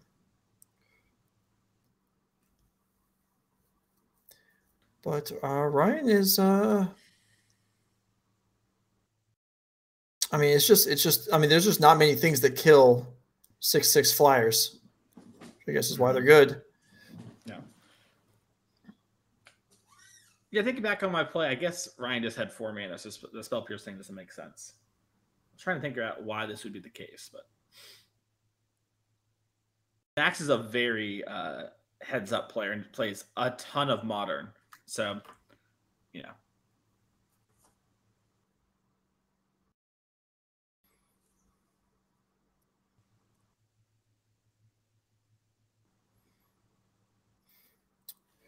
All right, after an attack by the army, the Fable of Mirror Breaker coming down, and Max have an answer to that. Maybe he does have that Spell Pierce that you speculated on earlier. If he did have a Spell Pierce, what are the chances he decides to not cast it here? It seems fairly low, given that he would get a Surveil trigger out of it. Yeah, the only thing I can think of is the punish would be if Ryan goes land terminate, and then you lose your Murktide. And I just don't even know if the Fable matters that much. Yeah, bolt Ryan down to 7, Surveil, bins a card. We're 1 land type away. I'm sorry, card type away from actually having a lethal attack force here.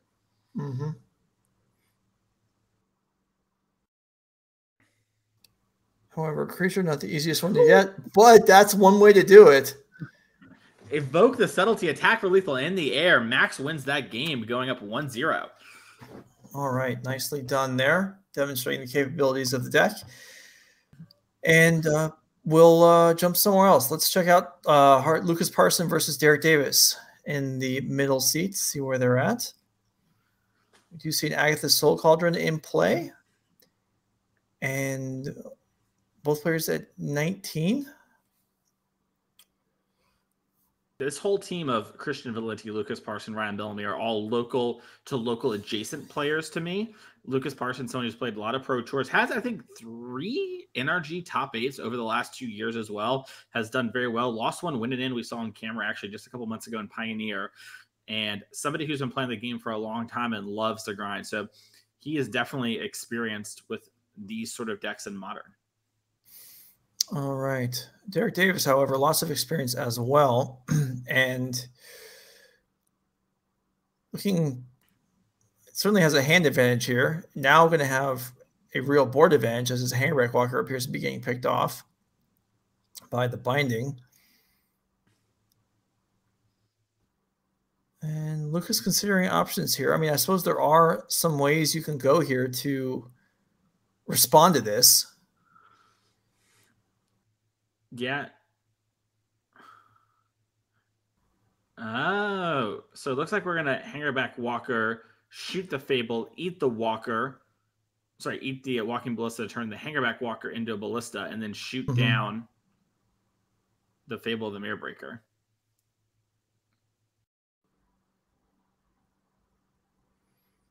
Yeah, very cool. And then with 1 point left to go, I don't think he's going to let that get swallowed up by the Leyline Binding for no reason. So, yeah, another shot take on Teferi. Nice use of available resources by Lucas Parson. However, Derek Davis has a lot more available resources than Lucas does, even after that.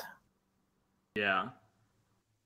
Must have been a summoning sick hangerback walker as well. We could have used Horizon Canopy to level it up. And yeah, you see Lucas sort of lean back there.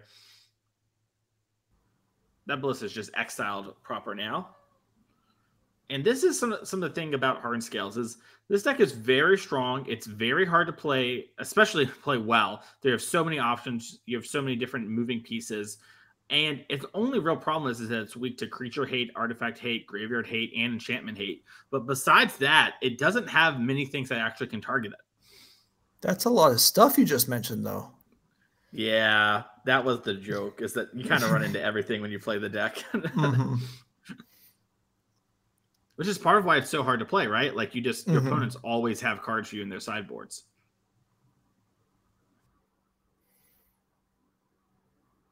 I think we just drew two lands in a row. Yeah, Canopy draw here into Grove, not what Lucas is looking for. He can make a token, but it's a 1/1 token. Derek Davis is not afraid of that. Not close. We also have, unsummon our Leyline Binding. That has nothing under it. Draw a card.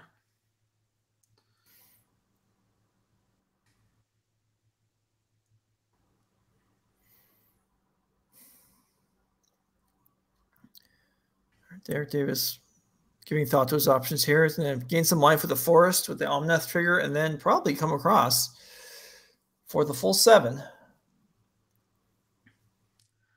Yeah, and Lucas is going to need some pretty good draw steps for him and some pretty bad ones here for Derek. Yeah. He's animating the Inkmoth Nexus. That way the construct becomes a 2/2. Hardcast the Solitude. Take out the Inkmoth, lose the construct. And now, speaking of losing, seems to be what's en route for Lucas. Well, keep in mind, he did just gain 2 life from the Solitude.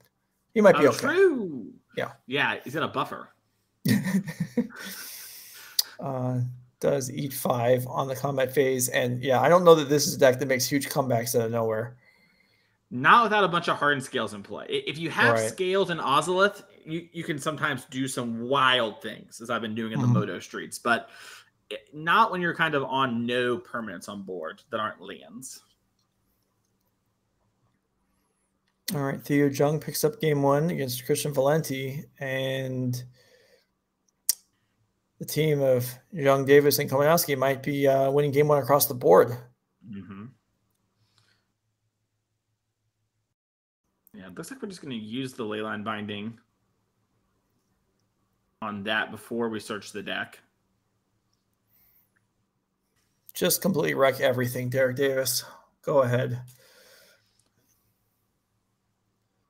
I don't know if his deck has the capabilities of a flawless win here, but he'll take winning with a couple land as being the only permanents for Lucas good enough, and they will sweep the game 1s. They were all in the play, so they were all maybe gifted a couple % advantage, but they did all come through there. All right, let's see if we can go back to the...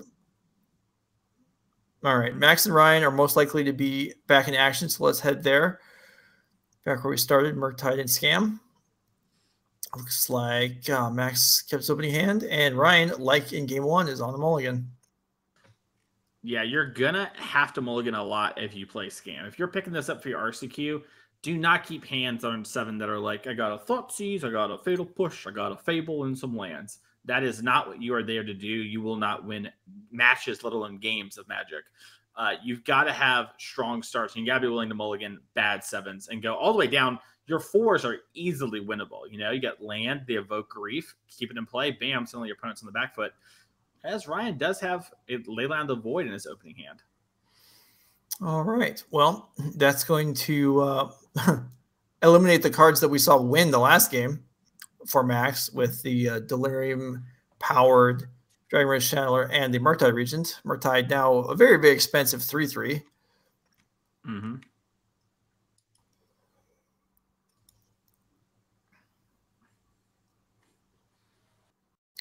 It's mentioned in chat by Fire Shoes that, being number 1 seed is so powerful in team events. And I agree. And I think if team events return to like the Pro Tour level in the future, I think it's worth looking into whether there's a way to soften that, having the higher seed gets choice of 2 of the matchups to have priority in, or something along those lines. That's awkward though. We discussed that from the Norwegian side not to do it because it is a little weird. But I do think going first across the board is a lot. Maybe you've earned it, so maybe it's okay, but it is significant. Anything to disincentivize players from drawing is in my favor. Yeah, so. Yeah, that's true. That is a valid point.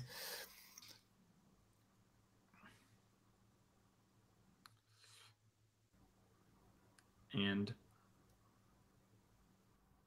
if you're a Murktide fan here, you're going to want Max to get, I mean, I'm not an expert like Max is, so maybe he disagrees with me. And, you know, if you have his sideboard guide, etc., you'll know how he's going to be playing the game. So I think he's going to probably want to get cards like Ragavan in and start getting instant advantage, and then control the game with his interaction, and then eventually find some way to get across the finish line, basically taking a much more traditional control role. Mm-hmm. But it's definitely not going to dash a Ragavan into Bowmaster mana.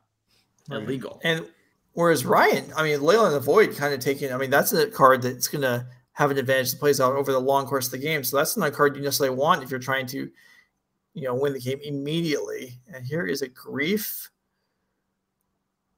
pitching Dalthy Voidwalker. Yeah, Dalthy is also a pretty strong card. I mean, Layla of the Void makes it worse, obviously, but still a 3/2 body, you know, not weak. And obviously a counterspell of some type of... So counterspell went on the Grief, and now we're evoking a Fury as our last card in hand. So Bellamy is just like, listen, I got you with the Grief bait. Here's a 4/4 double strike. You're going to need to have 2 red interaction spells, a Brazen Bar, or something like that if you're going to stop this. Yeah, that is something. That is some real pressure there. Max at 18, so he can survive 3 swings at the moment. Does have Dragon Challenger preordained. Okay, if that shocks in, that means 2 swings. That is indeed what happens.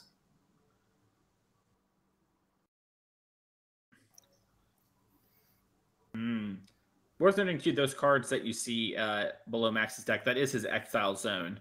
Leyline of the Void's been in place since turn 1. So these are not online DRCs, but Max is going to get, you know, Surveil once, twice, and then a Scry 2. That's a lot of looks at a way to get rid of this Fury. And typically Murktide players have at least 1 Fury in their own sideboard. So, you know, maybe the best answer to this Fury is a Fury of his own, if he has the red cards to support it. All right, so what other options are we looking at here? We're looking at Otawara, maybe, Fury, like you said, 2 bolts or other burn spells.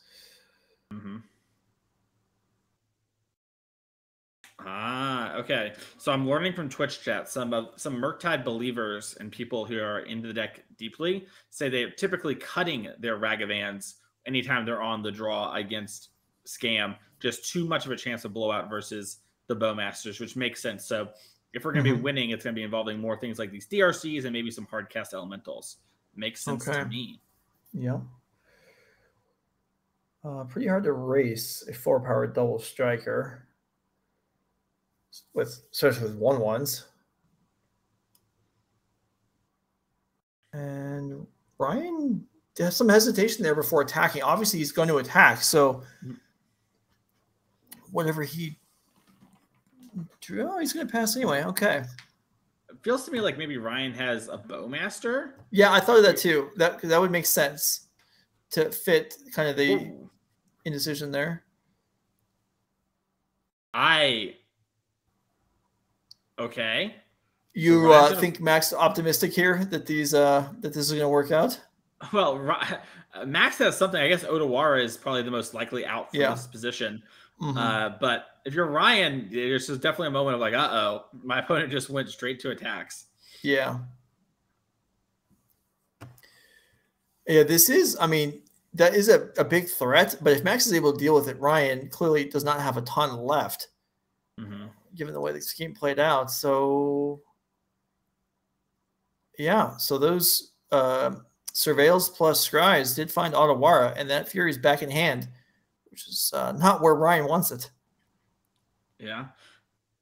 Ryan's just going to evoke a Fury. Does he have the Undying effect? Oh, no, he doesn't. Okay, he's just going to clear off the DRCs and then play a Castle Lockpoint, I think.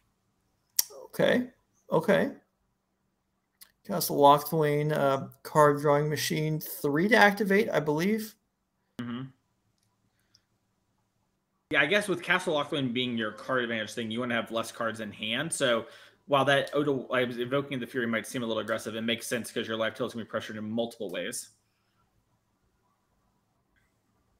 Ouch, Spell Snare takes out Voidwalker.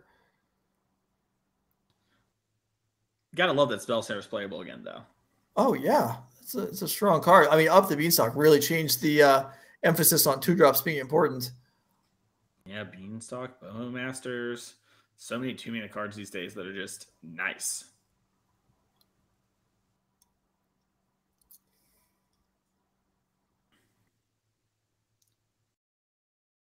It's like Bolton, some counter magic in hand for Max. What's the easiest way for Max to finish this up? Subtlety, probably, right? Because it doesn't cost infinity. Yeah, Subtlety is gonna be nice. That's a Bowmaster on top of the deck. Max is happy to draw on that bubble now. Fury is another way. Just attack for 6. Makes you lower your shields, but the very funny. We both know I have Bowmasters in hand.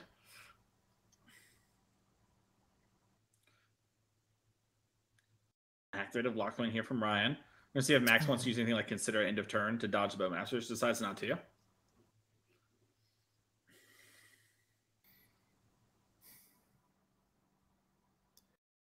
Okay, Grief, that's a solid play. See if it resolves or not. Or even how Max chooses to deal with it. Yeah, Stern Scolding. Is that Stern Scolding? Yeah, okay. Yep. Yeah, there. Max has found the Fury.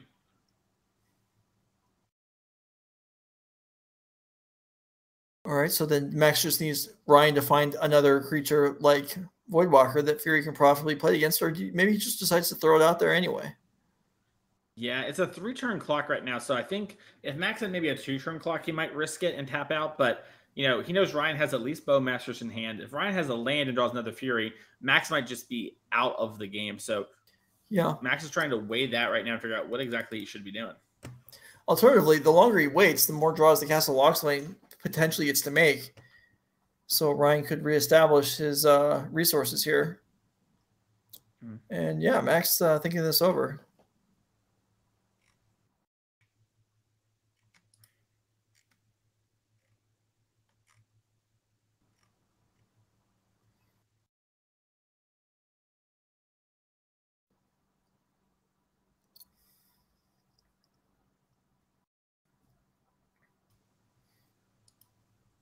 No one interested in being the first to commit to the board here in the mid-game.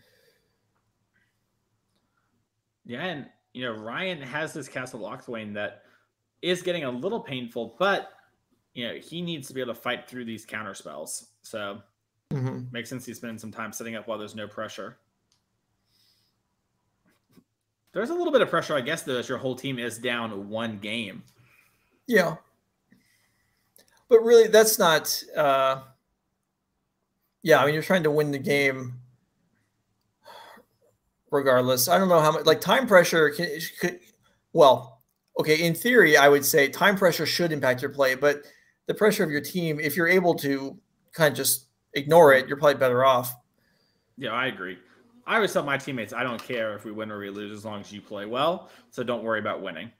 Oh, well, I don't have that opinion, but that is a good state to be in. I respect your honesty, as we do see a second Bowmaster coming down. You see, and this is why you get anxious with your teammates. I'm your teammate. You're not worried about it.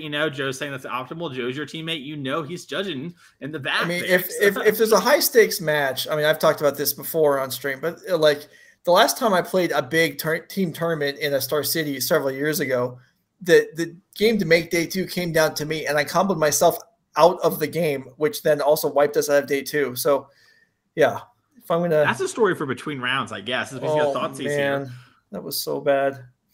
All right, Thoughtseize reveals Lightning Bolt, Fury, and Murktide, which is actually close to coming down. And now that the hand is revealed, there's no reason for for Max to represent countermount anymore. Yeah. Expressive Iteration, land, these are all things that Max really wants.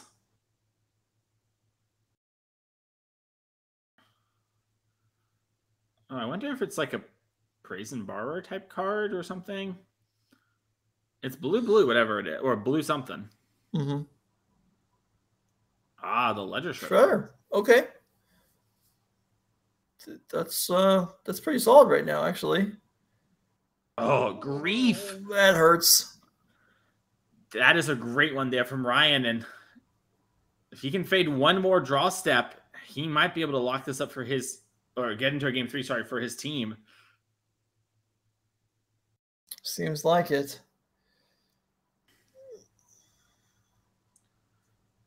He's put 3 to 1. That fetch land's dead now. Yeah, that hurts too.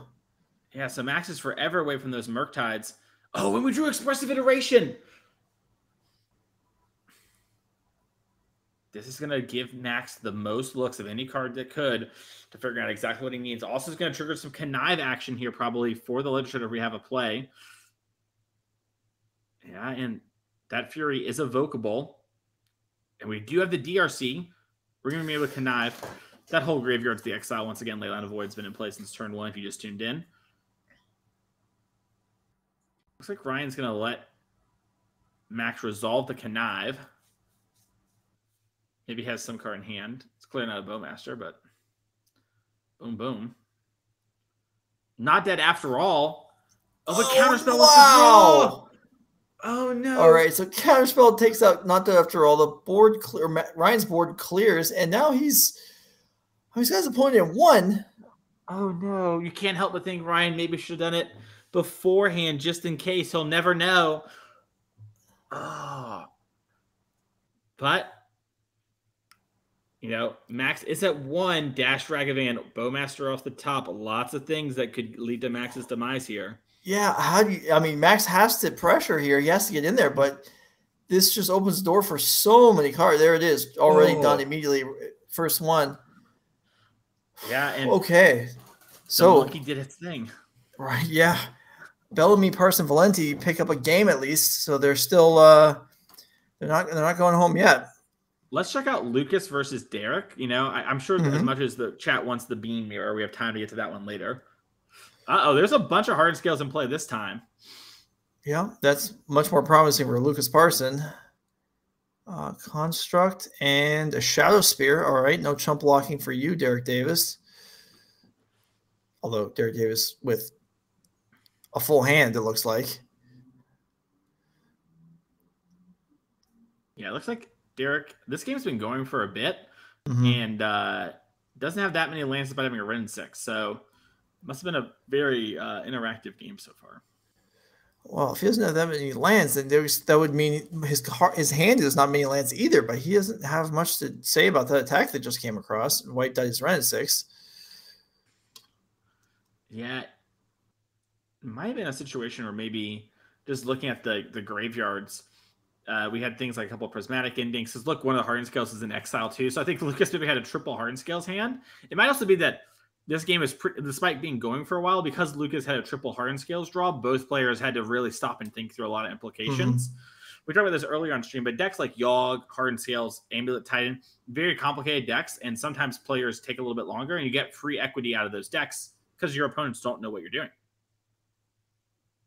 Derek Davis probably doesn't have that problem. Pro Tour top 8 competitor this year and Worlds competitor.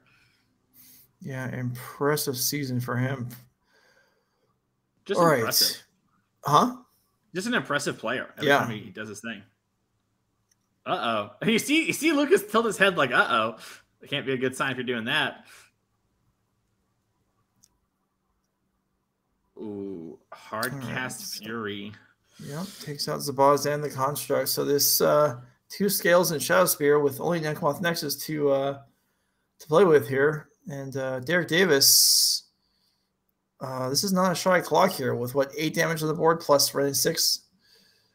Lucas needs something quick, like now. Yeah, like maybe Hangerback Walker is your best draw. Arcbound Ravager is pretty good because you can like jump, sack, put everything on the Ink Moth, hope it doesn't die somehow. Then hit Derek for a bunch of infect, but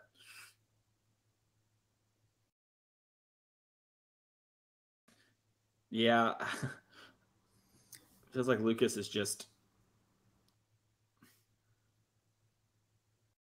All right, animates, and it's a land, another Nexus. So he's going to start by trying to take out.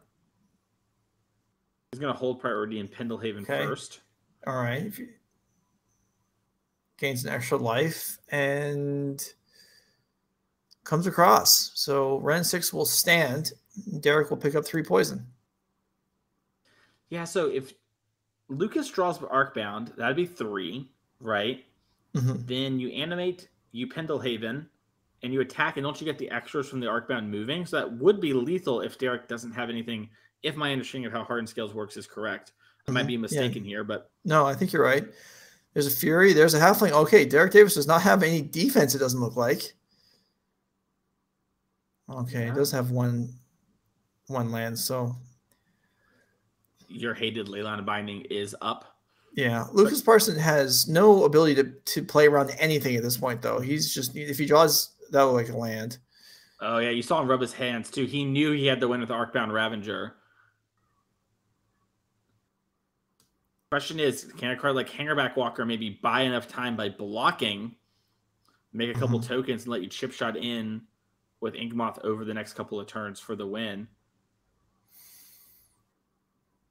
We could see animate Yawgmoth jump a Fury and then hit, and then have the exact same draw for next turn, and you won't need to activate the Pendlehaven because you have done 2 more infect by that point.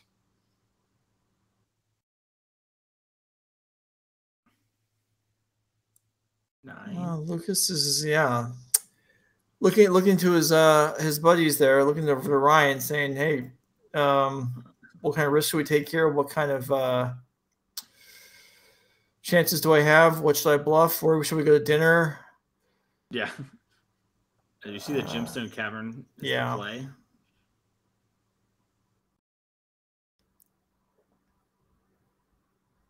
All right. Get the 2 extra lifelink. That is going to matter. Not if we have an answer for the Yawgmoth, but it is kind of hard to answer an Yawgmoth outside of Solitude at instant speed for Derek Davis. Hard Scale is kind of supplanting Hammer for a lot of players recently. I think the Soul Cauldron is a really big get. Actually, Agatha's is a win now, too. Oh, because it just adds on 3 counters, sure. Yeah. Yeah. Just +3/+3 is pretty strong. Okay, there's the block, and Derek has nothing to say about that.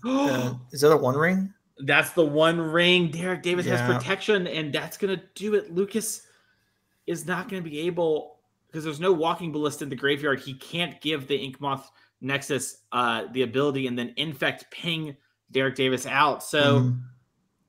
Oh, no. He is probably dead there. We could probably... Do you want to move away? Do you want to watch it? What do you think, Joe? I mean, if there's just 1 turn left, we'll let...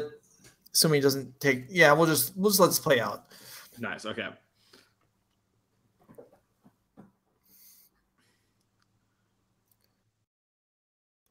Yeah, and you can't even miss the ring trigger. It's not like a chalice or anything like that. You see Derek Davis moving very quickly. He knows he's in a great position.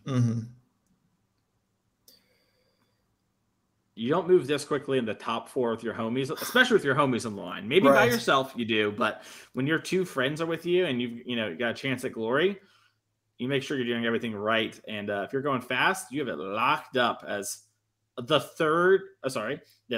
The Fable of the Mirror Breaker. We can't actually quite cast that Fury. And we have a prismatic ending for one of the all kinds of stuff. Yeah, all right. Lucas's board cut down to nothing, unable to do any damage. Going to be drawing off the top here, and then we should be going to another game shortly.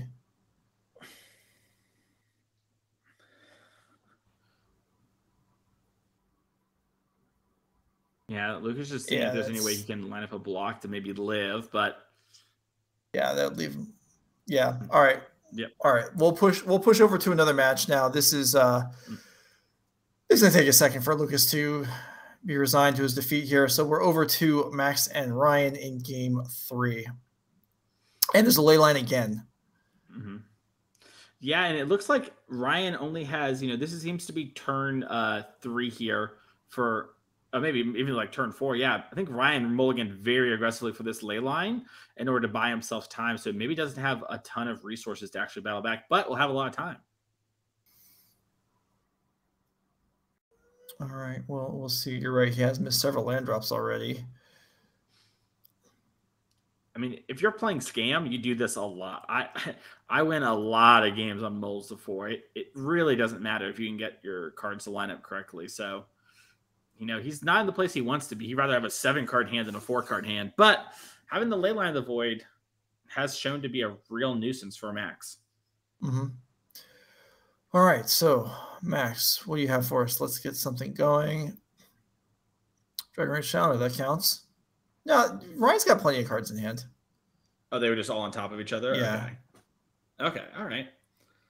Although that might be because we've missed land since a couple turns in. But yeah, at least isn't, completely out of resources. So he must have missed lands for a couple turns, right? That's what's happening. Yeah, so he's missed because he won game 2, so Max went first. So he's missed at least 1 land drop at this point. Yeah.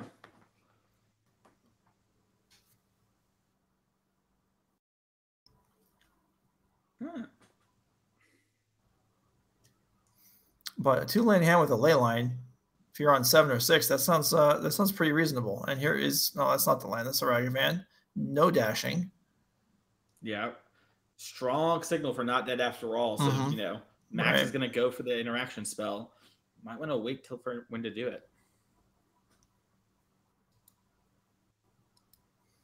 Counter magic certainly safer here than removal.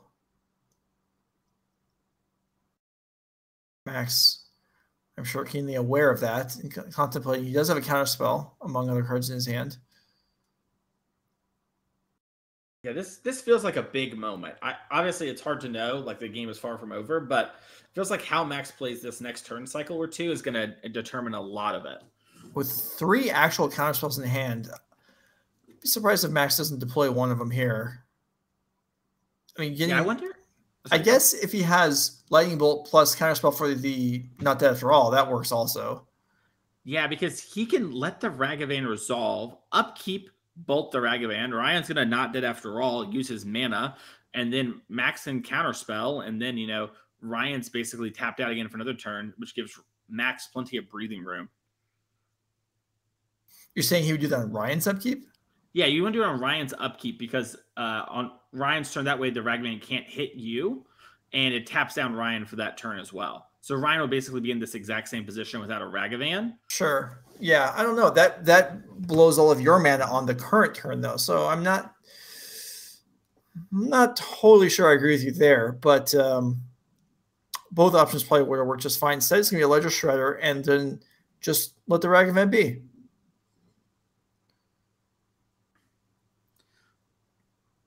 Yeah. Evoking a Grief. Like you mentioned, if this is triple counterspell in hand, yeah, Max is kind of like, listen, I've got all these. Full house. Is that? Oh, no, it's not triple counterspell. It's 2 plus a Spell Pierce. I'll count it for you, King. Super irritating on Ryan's side because even the Spell Pierce is live for Not Dead After All. I like this a lot from Ryan. He's just like, yeah, whatever. I don't want to trigger your connive. You have these Murktides, and it's going to probably happen eventually, but not anytime soon.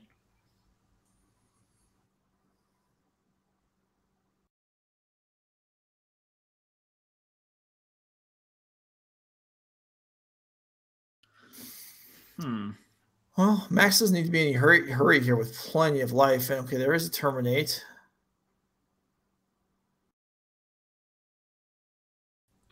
Very easy Spell Pierce here. Obviously, you want to double check it. Untimed rounds, might as well. But I don't know. At this point, maybe Max feels like he's racing against Theo for the glory of winning the match. definitely a pretty good spot here. I'll say this though, if Ryan keeps drawing gas and cards that he can actually cast, as we do see, it looks like Lucas and Ryan are talking open information, they kind of know everything Max has. He can maybe get out of this. Like if we have another Fatal Push, for example, or something where we can, use Max's mana on his turn again, and then maybe do something like Evoke a Fury.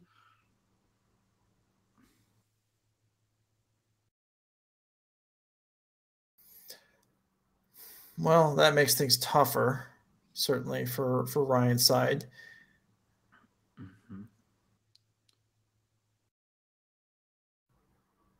Isn't this a connive as well from the Ledger Shredder? Yeah, he indicated both of them. Okay. There was two triggers, yeah. Gotcha. Yeah, I guess it makes sense you want to surveil first before you connive.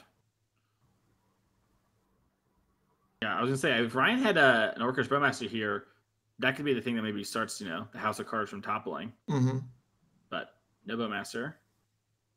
Or if we do, we're holding it.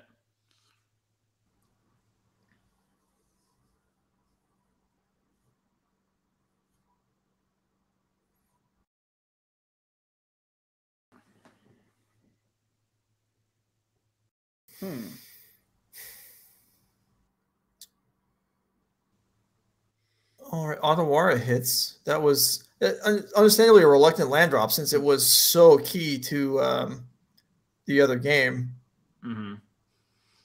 Yeah, Max just, I think, feeling that he's turning the corner here. And it's like, okay, if I have double counterspell up, I don't think Ryan can do anything on this turn cycle, and I can start setting up more connives to get rid of these Murktides.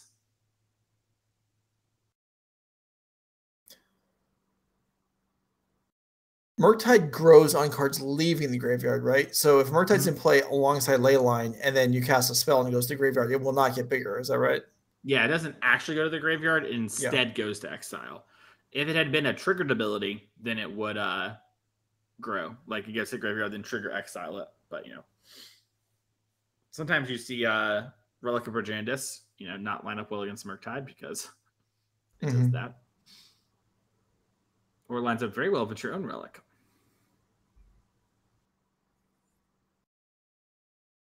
Yeah, Relic of Brigandus is just the past. Stone of Eric is the future.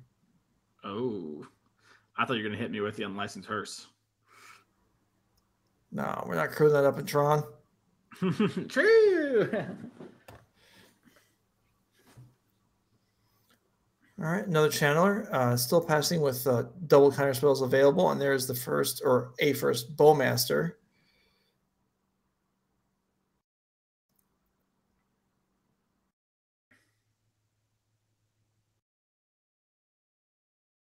Yeah, there's a bunch of things going on in here, and I think both players are playing at a pretty good pace given everything that's happening. Looks like that's going to resolve. Huh. Oh, I think there's maybe some conversation about when this is in response to the connive and the surveil. Okay.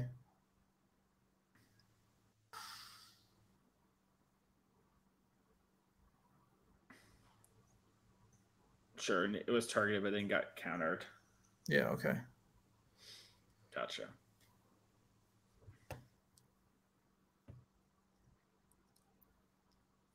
Just one there with the DRC, but is making inroads now. And yeah, I mean, if Ryan keeps drawing 2 mana spells, we've almost worked through all the counter spells in Max's deck.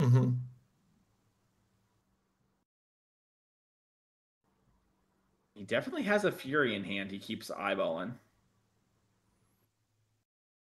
Maybe if you can do something like Thoughtseize the counterspell, evoke the Fury, and then not dead after all it, that could be something. Okay, that could work. Because that Shredder is getting bigger. But yeah, that would do it. That would actually kill everything.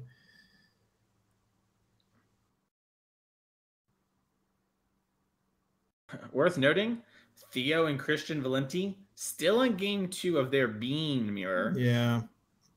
They are, if Theo wins at any point, Max is saved from having to carry the team across the finish line, but Christian's going to be battling hard.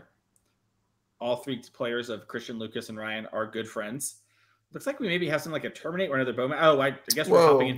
Can we go back to the other match? We don't. Yeah, get this out of here. We don't need to see this. Don't. They're battling. Just a reminder. So yeah, there's a terminate on the Legislator is what happened when we hopped away for a second. That goes through also. Okay, so I mean, Ryan has dealt with the important threat, the larger threat, and understandable really on both sides that, you know, Max wants to keep this counterspell for something worse maybe, but now his board is deteriorating. Yeah, and he did find a bolt for the Ragavan. Yeah, that's a nice pickup. It's allowed him to surveil as well. Yeah, Max shouldn't be drawing too many more lands this game, I wouldn't think, with these two Dragon Challengers out there. Mm-hmm. I sort of like this play from Max. Like, so twice now, Ryan has very quickly flicked 2 cards to the front. That would make me assume it's an evoked Fury type or an evoke of something, right? Yeah. There's something stronger happening. And you're pretty likely, you haven't found any spot removal to find one soon. And even if you don't, your 2 DRCs check the Ragavan. So holding the counter spell for something like Fable, Evoked Fury, Evoked Grief, all those things seem really reasonable to me. Now we saw Fury pitching Fable. Ryan basically trying to force Max into playing that counterspell. And Max clearly doesn't really want to do it. Yeah. Also, from Max's side, Ryan's been waiting. So what did he draw that makes him want to do it? It's a Bowmaster. Okay. Sure. Makes cards like Preordain Consider a good bit worse. Mm-hmm.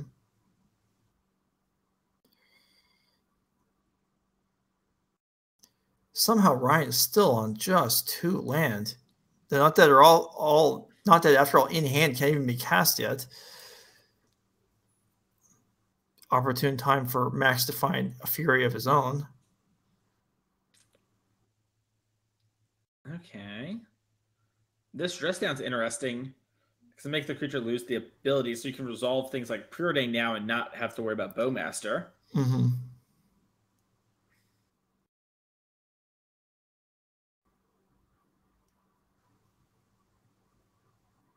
Also worth noting, sometimes players do it in the end step with dress down, so that way your opponent doesn't have creatures on their turn. If Max would do that, you might see Ryan do something like Evoke a Grief or Evoke a Fury, and it will stick around. So might not be exactly what Max wants to do there. Yeah, this is just an opportunity to fire off these cantrips without the Bowslinger getting out of control. Yeah, I think we missed a Surveil there, but luckily we want both of them as Max, so it works out. Got a Fury, I think, in hand as well. So next turn, we have that to clean up these Bowmasters.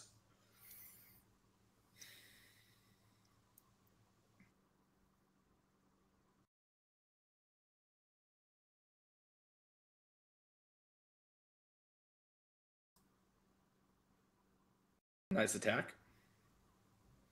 Oh, yeah, he can't surveil because of dress down. Yep. Dress down, very weird.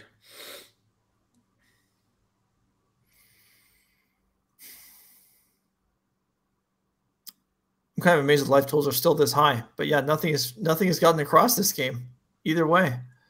Yeah, and we're on like turn 50, like I maybe not actually 15, but like turn 9, 10. It's a lot. Easily. Yeah, whatever it is, it's high. And I mean, this is what we're talking about. Oh, sorry. No, I was going to say, at this point, Ryan has drawn an entire additional opening hand at least without finding a land. Yeah, also, I know there might be some life total discrepancies. We're just going to double check that sort of stuff. I want to mention last week we had a crazy, match C in the last round. This round has done a good job from a run for its money of just an actually amazing game to watch. Mm-hmm. Modern in such a cool place.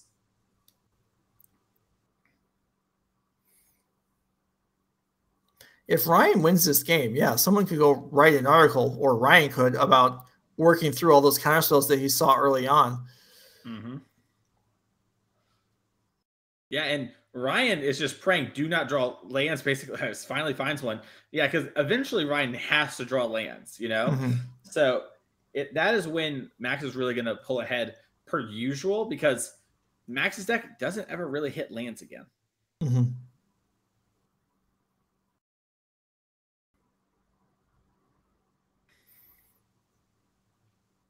Or if they are, they're free ones like that.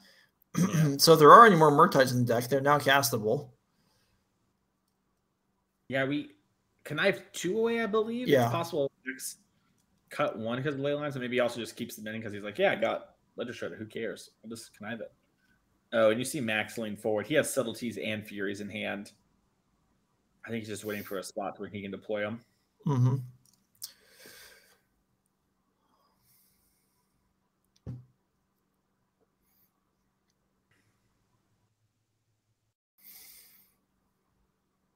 Yeah, okay. Ryan finds a 4th land, which is all he needs, really. I mean, he's only got 2 cards left. I mean, Max is probably positioned now to kind of, yeah, okay, just throws that Subtlety hard cast just to have a real attacker now. Yeah, I love this by Max. Or maybe even hold it back, but I think the Fury is ready to take down the board. So, yeah, actually both cards are coming across.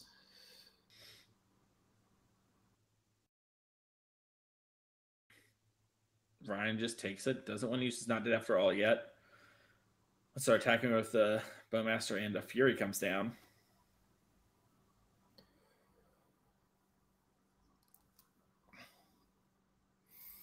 Yeah, I'm sure Max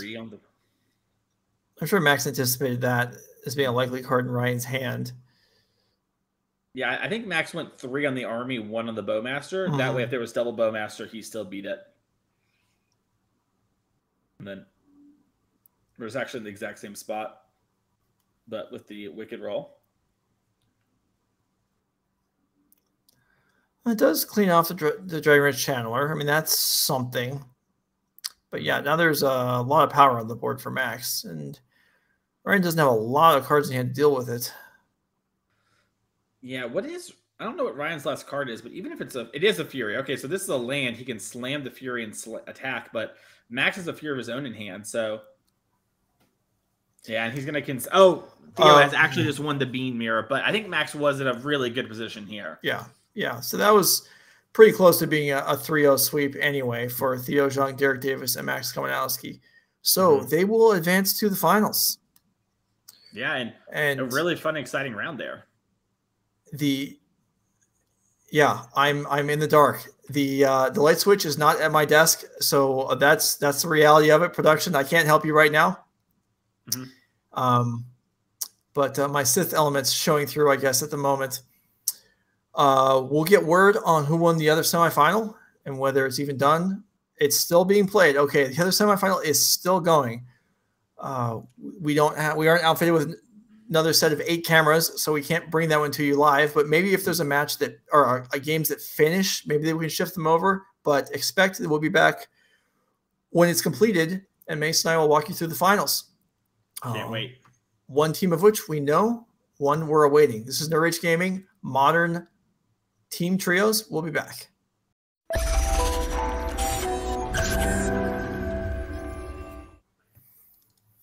All right, for the last time this weekend, we are back at NRG Series Gaming, Indianapolis this weekend. Joe Lissette, Mason Clark here to bring you home. We've got the finals of the Modern Team Trios event. Players are looking at deck lists, ready to sit down, or they're already sitting down for the finals. And we're going to start with match A, which I believe is Theo Zhang versus Oliver Tomajko. Mason, tell us about what they're playing and who do you think might be favored? Oliver Tomajko is playing his trusty Team vs. Rhinos deck that we saw him play earlier in the tournament, did very well with, and is a big fan of. Theo is playing the Bean Control deck. We haven't got to see much of Theo. Theo's been playing Bean Control Mirror, so we've been trying to let that play out, but Theo has been crushing those matchups. So we're going to watch those two players to start off our finals match here. And I think Theo's a little bit favored if he can make it to the mid-game. Rhinos can put a bunch of pressure down early and use things like Force Negation to stop the interaction. But Theo is able to overpower those things if he gets the time. Things like Omnath run over the opponent, and just in general, Beanstalk plus Furies and Solitudes. You can sort of fight away at those Rhinos, and they don't have the material to keep up with you. So I think Theo's favored if we make it to the mid-game, but we just have to make it to that mid-game first. Right. And that's kind of the thing for every deck. A lot of decks facing down the Rhinos decks is just you have to survive the initial onslaught. And then if you can, well, they don't have, I mean, they can make more Rhinos, but they can't do anything. They don't have another trick. So unless you're playing One Ring and they bash you with Questing Beast, as I've experienced a few times this summer. But thank you for being with us and getting through the weights. We have just the finals left. If you're enjoying the coverage, remember to follow. Tune in next month, Thanksgiving weekend. If you have some free time away from family, if you want to come out to the event in Wisconsin, it's in Madison, I believe. Mm-hmm. There you go. And if you can't make it out, if Modern and Pioneer, if you're just learning and you think, well, I'm not ready for a big event yet, well, you probably are. But if you feeling a little gun shy, you can watch coverage here on twitch.tv/NRG Series. We'll be here all weekend then. Modern 10K on Saturday, Pioneer 5K on Sunday, and then the finalization of the leaderboard for the year, and to find out who the 16 players are playing in the NRG Championship. Mm-hmm. Yeah, and we have we have our list of qualified players here today. We have Jonathan Hobbs added as our October player, and some players like Chris Smith had a solid finish and sort of have soft locked their place in the leaderboard. We don't know exactly where they're going to land, obviously, but it's going to be an exciting weekend, like you're mentioning there, Joe and Madison, as we hop into the match. All right, so Tomajko and Zhang, we have a Kahira, which is the first Kahira we've seen, I think, since I've been on this afternoon. And we are ready to get underway. Well, Oliver's not quite ready yet. His hand's too thick with cards. He's going to go drop one. Notice the number 1 and number 2 seeds is who made it out of the top 8. We start with 106 teams, great attendance, 318 total players, and we have 6 players left, but only 3 can have trophies. Yeah, somebody has to walk away with the W, and we'll see who that is after these games. You're going to notice there's a lot of mirror matches outside of this one. We got a Bean versus Omnath in the middle, sort of pseudo mirrors, and we got an actual Murktide mirror at the bottom. So a lot going on this round. Yes, indeed. All right, from the chat, is this an RCQ as well? Yes, I believe the winning team all earn invites to the next regional championship. Whether that actually technically turns into that's probably the one next year at this point. We're past the season for Atlanta. But yes, the winning team will get invites. May as well mention now, as they're making the early line drops, this year is the first year the winner of the NRG Championship will get a full Pro Tour invite. So that's an exciting development for us at NRG Gaming, and hopefully for those 16 players, a big incentive. Yeah, I mean, these are showdown events, and all these leaderboards are basically like little mini RCQs and then our RC proper, so with the player championship, and it's only 16 players, so your chances are pretty good even if you're at the bottom of the 16. All right, so let's beanstalk from Theo here on the stack, and Oliver is thinking about that, and it's going to resolve. So okay, that's probably the ideal start for Theo. Yeah, now that we have the Bean in play, we can do things like Evoke Solitude, Evoke Fury with a little bit more leeway, not worry about things going wrong. And Oliver's just going to set up his land drop here with Lorien revealed. Yeah, has to take a couple of damage to do that, but I doubt he minds too much. Life totals in Modern, or really in Magic, they either matter a ton every single point, or they really don't matter at all. Yeah, and in this matchup, Theo really cares about his life points. Oliver can't out-card advantage, and all he can do is apply pressure with those Rhinos, while Oliver not going to care much about this because Theo can't apply a ton of pressure. So Oliver is looking to ice down this land. Yeah, he actually may have given some thought to both of those lands, because the Forest is the only one that can cast another of the Beanstalk in case Theo had it, and actually he does. If you're a Theo Junk fan, this is a great start. Having double beans means not only is Theo thinking about dinner all the time, but when he gets to Evoke and play his Leyline Bindings, he's going to go up so many cards. And it's going to be so hard for Oliver to make headway. Yeah, this is not what he wants to see. And not a card his deck is effectively able to fight against. So 1 card for 2 4/4s is great, but when your opponent is basically free casting and drawing cards all the time, it's your advantage kind of goes away. We'll see. Yeah, Theo even has the Kahira to pick up to pitch to a Solitude. So, you know, it can only go so wrong.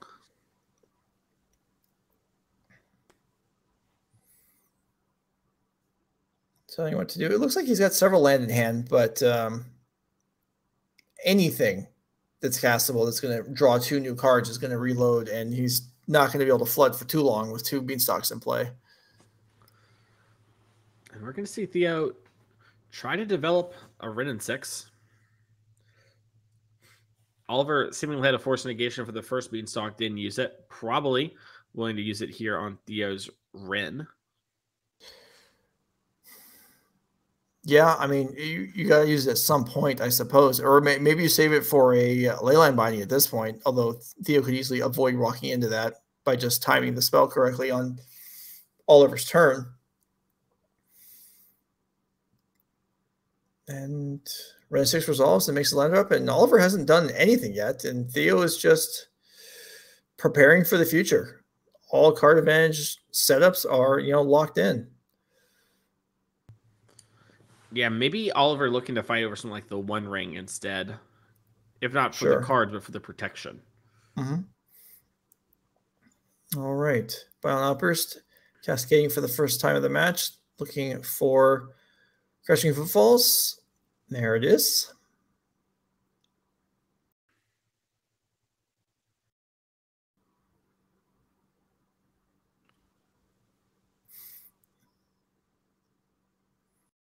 So Oliver will toss those around a few times, put them on the bottom of the deck, and then put a pair of 4/4s into play. And how long will they last?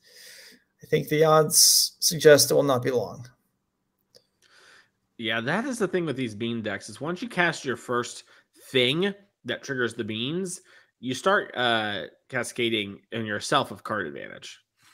Looks like we're waiting for the Rhinos proper to get found, and Theo does have some white removal spell at the front of his hand. It is a Leyline Binding, so yeah, that's a pretty good place to start.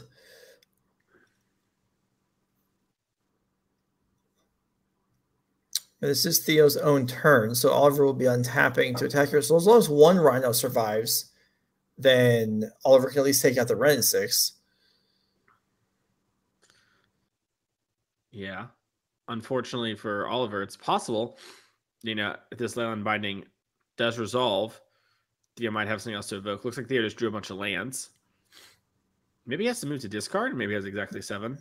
I considered that also. Yeah, he's got to be close. He's got to be at the limit, if not over. Yeah.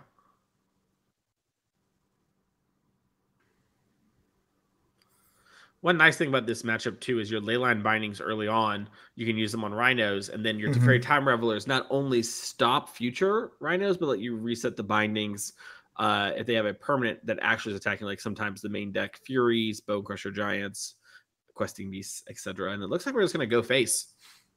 Yeah. Okay. I mean, that has some merit. This Ren 6, Theo's unlikely to miss a land drop regardless with 2 up the Beanstalks in play, and Oliver does need to get him dead. Yeah, I really like this play. Theo just drew a bunch of cards. If Theo is missing on lands, his hand's all spells, which means you're probably dead anyways with those Beanstalks, and he'll draw into something. So just go face and get across the points when you can now, and hope that Ren 6, the mana base, and the ring do a couple of little chip points so you can get, a Fire Ice or a Stomp or something like that to get the last couple points across.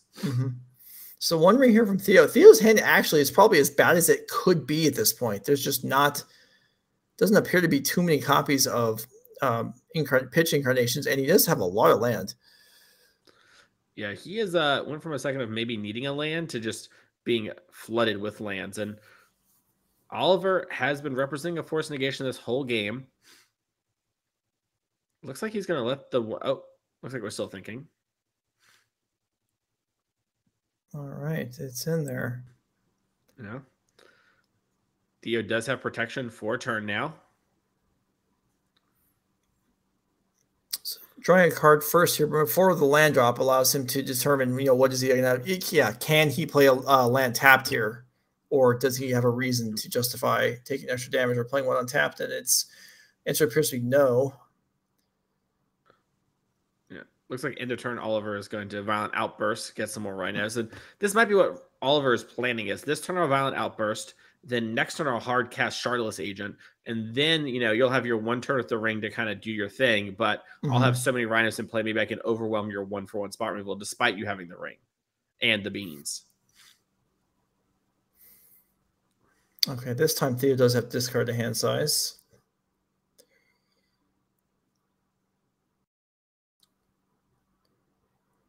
And does Oliver have... What do we have this relevant? So instead of Questing Beast, or maybe addition to it, he's playing Bone Crusher Giant, right? So that would be a route here, but he doesn't appear to have that either. Yeah, it looks like Oliver is just thinking if he wants to do anything after attacking this Ren 6. Sort of playing through his whole turn, then executing. There is some amount of you have to double check your work in Modern as well, because even though there's no mana up, your opponent might have a spell still because of the Solitudes. So here comes Murktide. All right. Yeah, here's a Gigantor Murktide. So Oliver with a humongous board presence. We'll just see if it matters. And maybe it will. I mean, Theo, this is a lot to deal with. But his deck is capable. Yeah, I think we picked up a Leyline Binding there. So that's going to be a 1 mana kill something and then redraw on 2. Now, worth noting, Oliver does have Subtlety in hand. So things like Solitude and Fury won't actually hit the board. All right, Binding will take down the Murktide, right? You region. There are some Prismatic Endings, I think, in Theo's hand. Those won't draw new cards without excess mana, but they will take down Rhinos.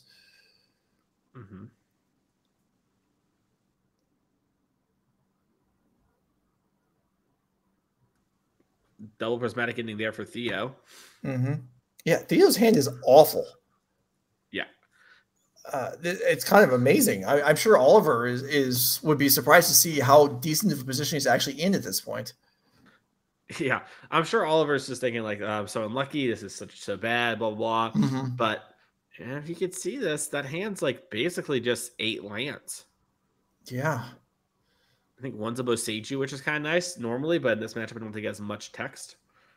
Well, Isaac Bullwinkle would have destroyed all of the betting lines if there were any by having the middle match actually be the first one to complete a game during our finals, as he is taking the first one from Derek Davis. I wonder if that's a situation where Derek was just very far behind on a mulligan, had a bunch of beans, was just like, whatever, I'm probably going to lose. Let's just move on. Our lives are too short. Be curious to know what happened with those players. But I can't tell if Oliver is thinking about end of turning a fire in order to do some more damage. But if he does, he doesn't have the blue card for the subtlety. All right, looks like he's just untapping. All right, so same scenario again, and likely he will again attack Theo and not Ren 6, although he has to decide now. He can't change his mind next turn. Once Ren 6 gets to 5. Okay, it does come across. Theo drops to 7. I guess Subtlety now is a lethal attack combined with the Rhino. And, well, actually, with the 1 ring ticking down, it's already covered anyway. Yeah, it's pretty weird here, too, because Oliver also has Fire Ice. So Theo's at like a pseudo 5. Right. Sorry, a pseudo 3, excuse me. Well, there's a Fury. Yeah. So here's the thing, though. So we have the subtlety. Yeah, I was going to say we need to actually draw spells because we don't have anything to pitch beforehand. But well, you could just hardcast it, but yeah, then the subtlety. Subtlety would have been a problem. Now with Omnath and all the friends he just found, Theo likely is in good shape here to safely do this. He's going to start with the Fury. This is smart as the draw 2 comes through. And then if this gets subtletied, then he can Omnath and redraw it and do it again. Yeah, he also has Bolt plus Ren 6 minus. So if that had gotten fought over, still had the Rhino covered. He has Teferi 3 and Omnath in hand. if you lead on to Fairy, I guess whichever one you lead on is probably going to get answered. Teferi will force an answer, which means your Omnath will probably resolve. But the obvious problem with that is if you lead on the Teferi, then you're not going to get the life gain trigger, which you would not mind having. So Omnath comes out first. Yeah, this is interesting. So wait, I think his life total's at 5, right? Because the ring triggered. We just didn't update the life totals, or am I mistaken? Because we were at 11, attack for 4, down to 7, down to 5. Ring is going to put us to 2. Fire Ice is going to kill us. I think Theo might be dead because he can't gain any life, and Oliver Tomajko has Fire Ice. You could be right. Let's see. Well, I mean, so that's going to go to the top. Yeah, I mean, we have Bolt for this subtlety, but I'm not sure how. I mean, I guess Oliver might overthink the Fire Ice, but with only 1 mana up, I can't imagine a player of Oliver Tomajko's level not at least seeing the line. Whether he chooses to take her or not, I don't know. He does seem to be firing off that fire. Yeah, and Theo's dead. Wow. I mean, I guess he can activate the ring and get 2 Solitudes to Solitude one another.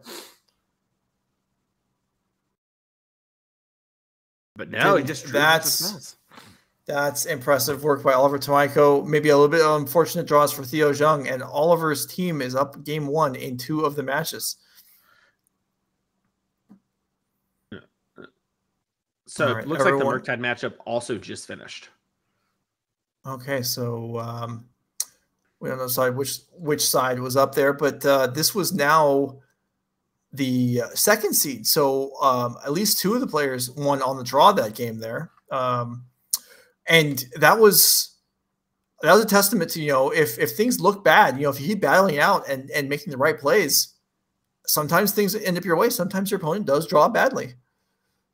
Yeah, I mean, you have all these lands, and you have cards that are like lands with Lorien revealed, and sometimes things just don't line up even when you have all of the cards that is Magic. That's part of what makes Magic such a great game, is that the mana system sometimes allows for comebacks. And so, Theo is probably, if we go that exact same sequence of first 3 turns, I bet you Theo wins 95+% of them, but didn't win one of those times, and that's what matters. Yeah, no, absolutely. Every point mattered there, as Theo did go to exactly 0. With that fire. So Oliver, I don't know if it's necessarily say I want to stole the first game, but things certainly did not look good. And I think steal's a fine one. Sure. Okay. Yeah. You're a bit behind. All right. It happens. Well, whatever. Okay. The middle table is drawing their opening hands. They've completed sideboarding first, so let's go drop down there and see how Derek and Isaac get things going. See how if Derek can even this up. So Max did win the game 1 on the third match, so not a clean sweep of game 1s for Tomajko, Bullwinkle, and Lee. And it looks like they're drawing their opening hands, and at least one of the players, looks like Derek Davis, found his unsatisfying. Yeah, I'm not sure.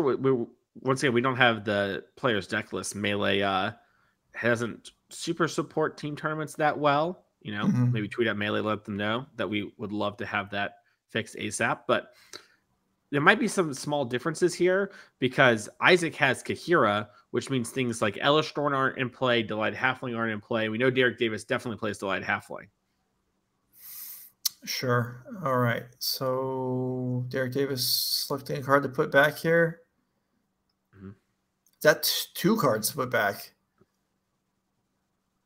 All right, that's a rough start. Although, if these decks can make it into the middle phases of the game, those cards might be recoverable by once. I mean, on turn 8, if you have 6 cards versus 4, that's not probably overly significant. But on turn 3, when you have 4 cards versus 2, that could make a difference and snowball a game. 100%.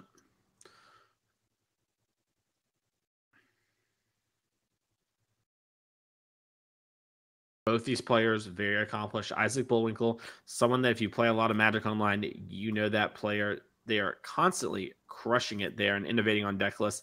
Derek Davis, someone we saw in our Players' Championship this last year. Also, you saw on the Pro Tour, all will be one top 8. And at Worlds, thanks to that Pro Tour top 8 there. been having a killer year and a half or so. Yeah, really impressive stuff.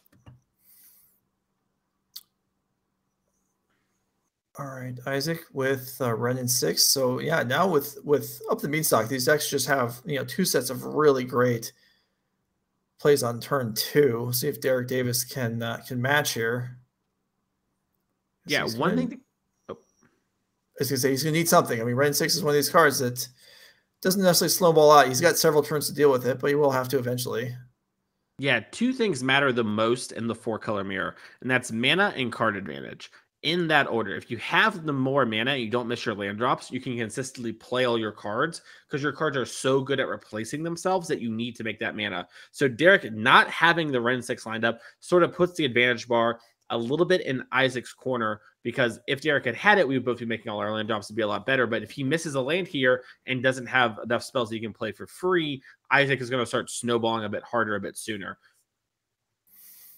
All right. Fable's, a good card, good at setting things up for the future, getting action on the board, generating mana, like you were saying, that's important, but it doesn't actually generate free cards in hand, and not able to generate mana unless Isaac lets it. We'll see what the follow-up is here. Turn 3, can this token be dealt with? I know I've said this twice now. We haven't gotten an answer. Maybe production can look at the deck list for me. Like maybe they have it. We have watched a lot of Derek Davis this weekend. I don't think I've seen the ring ever for Derek. I think he isn't playing it.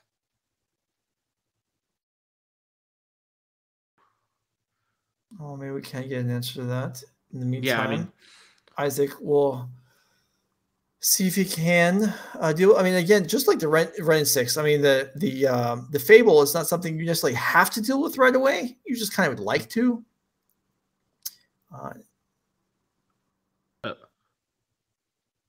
Okay, yeah.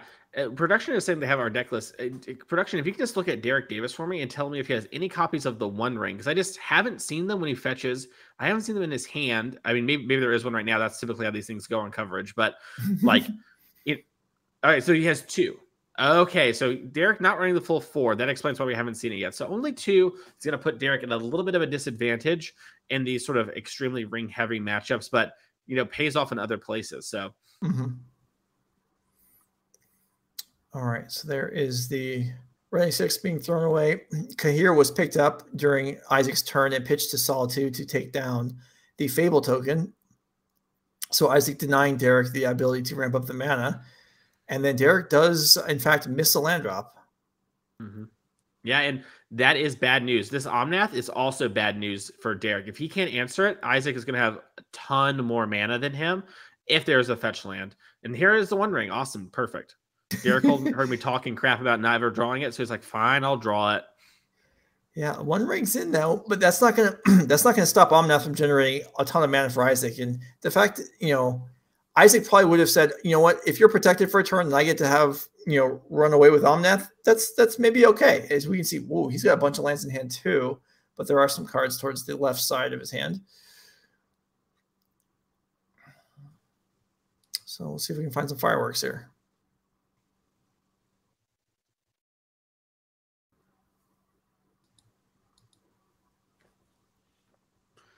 Isaac doing a little bit of counting, making sure that we have the right mana.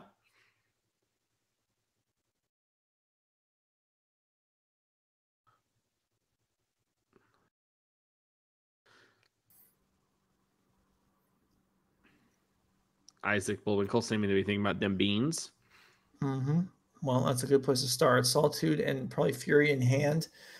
No targets at the moment. But already, a semi-productive turn. Anything more would be great. And looks like Prismatic Ending. 4-5 on the One Ring. Will net Isaac a card as well as deny Derek future ones. Yeah, Twitch chat's asking if Derek's playing the beans. I do believe we saw Derek had beans earlier in the day, so this hasn't drawn them here.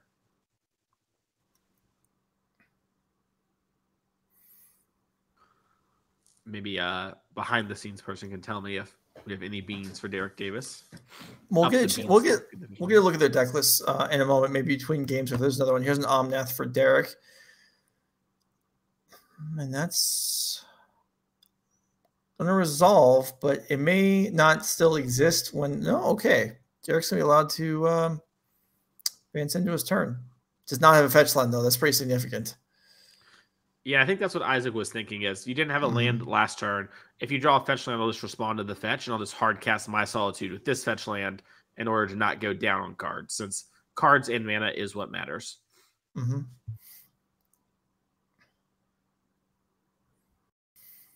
All right, so yeah, now being back to his own turn, Isaac is now able to hard cast one of the incarnations. Either one can take down the Omnath and then have another card because of the Beanstalk and some life because of the Omnath. And yeah, this is proceeding probably pretty textbook as far as Isaac Bullwinkle is concerned. Mm-hmm. Yeah, this is what he set his deck up to do. Hard cast a Fury, get rid of the Omnath. We drew an up the Beanstalk.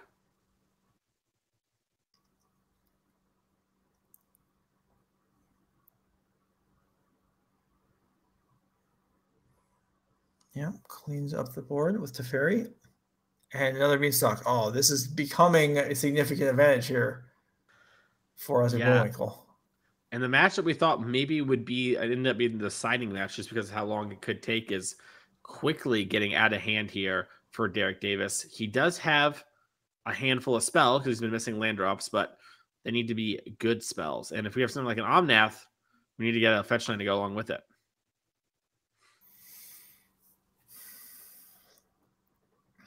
There's his other copy of the One Ring. So he's making up for the other games we didn't see it in by drawing both of them this time around. Yeah. It's also pretty unfortunate for Derek. You know, Fable the Mirror Breaker, very strong once flipped, but just can't copy legendary creatures, so we're not able to get the Omnath. So yeah, Leyline Binding picks that off the One Ring, and now Derek Davis has no more rings to load up and draw cards off of to refill his hand. And really, that's what he could use right now. He's not missing land drops the last couple turns anyway, but his hand size is depleted at this point. A third of the Beanstalk for Isaac. So now we have to talk about the fun part, Joe, which is players, when we get to this point, actually decking comes up all the time. Your deck has so many spells that you're drawing 3, and in general, your deck moves through itself pretty quickly, that I'm curious what Isaac's way to not deck is. Every player plays something. A lot of people just play Endurance in the main deck because it's a good, hate card in other spots, but we'll have to see what Isaac is doing here because both players understand decking is very much a real part of these games in a large percentage of them. Yeah, and a few hours ago we talked about Ivan Espinosa trying out playing full 80 cards anyway. And the primary reason, well, there's probably several reasons why players are experimenting with 62, 65, however many cards in these kinds of decks. Is avoiding decking is one of the significant factors, right? Mm-hmm.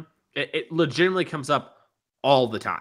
There's just, you draw so many cards, and especially these kind of matchups, you just end up like going a while because people have a hard time killing each other. So it turns out like drawing a lot of cards really good, and then at a certain point it kind of topples over. It's like, oh, I actually have to kill you, and I have 9 cards left, and I have no threats, and all my threats make me draw 3 cards. So you'll see players sometimes even prismatic in their own cards like up the Beanstalk to prevent themselves from drawing a bunch of cards. Mm-hmm. All right. Well, Derek rescues one of his rings from underneath Leyline Binding, and now it's Teferi on the board. Maybe back in business a little bit here. I like this a lot. The Leyline Binding is going to come back, and now the Leyline Binding is going to grab something, and Derek can get that binding again if he wants, and has the white mana for it as a way to maybe free his One Ring again to draw another card.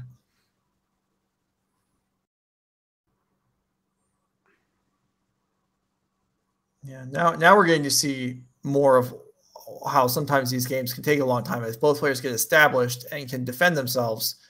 Then the fact that Derek went to 5 is maybe not so relevant if he can survive another turn or two.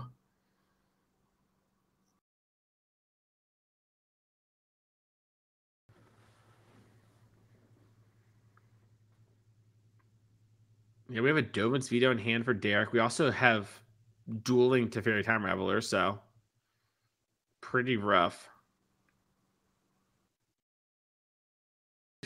We do the same trick. Binding, you're binding. You know, we have Teferis. Only thing that can really stop this is Boseiju, which is an important thing. You know, in this matchup, we're talking about beams. We're talking about leyline bindings. Boseiju can be a really important card, as it looks like Fury is found as a way to clean up Fury and then tick a point on the Teferi Time Reveler. All right. Well, productive exchanges for Derek Davis, rebuilding his hand while gaining a little bit of ground. And yeah, this is shaping up into a real game. Yeah, Izzet has this good setup. It's really a matter of, can he use it? We saw this happen to Theo last game, where he wasn't able to use his, you know, strong setup of beans early. Now, Izzet, I think, has a few more spells in hand, but can be a problem for sure. Yeah, I mean, three up the beanstalks is going to overpower this One Rings around one card at a time for quite a while. But yeah, you're definitely speaking truth about that. The risk of decking eventually. I mean, that's a long ways away. But I mean, no damage is being dealt right now, so or not much. So it is a real factor. And Derek protected by the One Ring again this turn, I believe. Fury draw 3. Not too bad.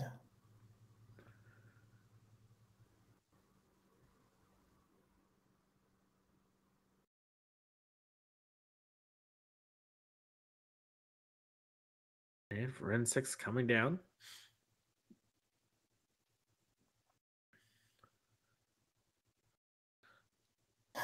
Izzet determining which pair of lands to discard the hand size here. And now back to Derek.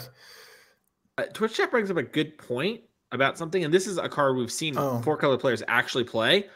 I think Izzet might have approached with a second sun in his hand, which is just you gain 7 life the first time you play it, and the second time you cast one from hand, you win the game. So if that was the card in Izzet's hand, that would do a really good job at actually winning the games. And we've seen players do this on occasion as a way to sort of one-up each other, sort of Emrakul of old, but really the going super duper over the top version. Well, that would be exciting to see. As chat points out correctly, that the One Ring triggers on casting. So the fact that Derek rescued it from leyline binding, I incorrectly stated that he was protected for the turn. But Izzet forgot. Didn't attack with the Omnath. Got him.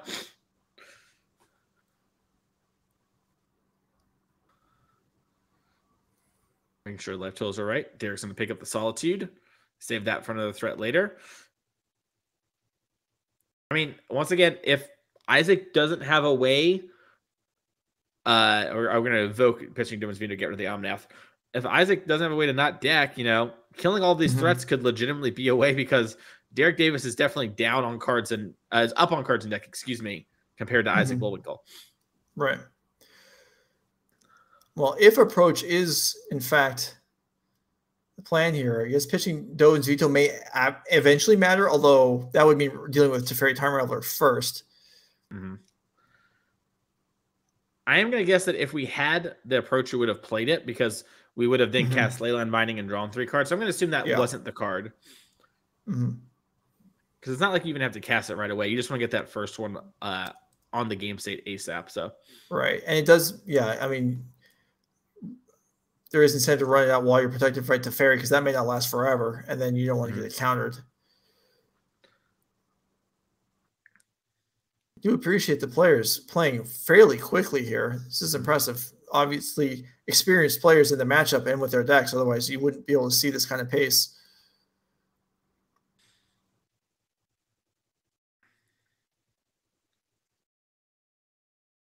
All right, and Max Kamenowski has won his second game against Russell Lee. And, you know, Max, like I said, is sort of one of the Murktide guys. If you want to play Murktide, you typically go to Max to figure out what to do. So, you know, Russell Lee, a very strong player. We saw actually miss out on our top 8 yesterday. But Max has a lot of experience that can go a long way in Modern. So that's going to put the team of Theo and Derek in a good position. Yes, indeed. Although they are down games in both of their 2 matches.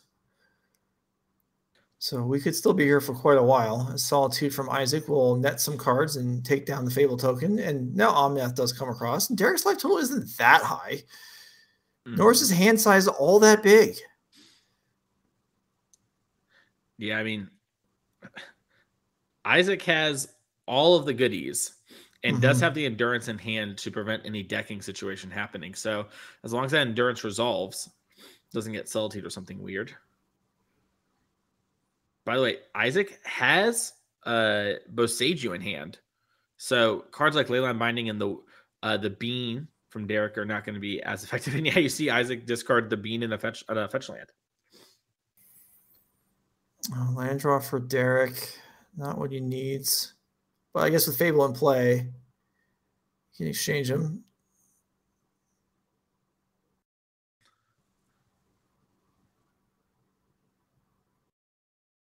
I thought production told us there's 2 Wondrings. Maybe there's another one in the sideboard. Because we do see another one come down here. Also possible production maybe misread at 2 for 3. They're pretty similar. They got that curve to them, you know. Another Fable of Mirror Breaker for Derek Davis.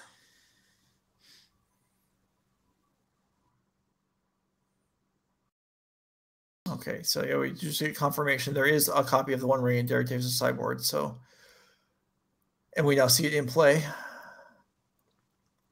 For the grindy matchups.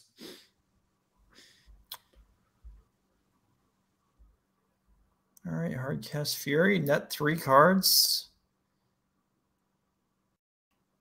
Take a token out and some loyalty off Renisix, and Renisix has finished off that, worked out conveniently well.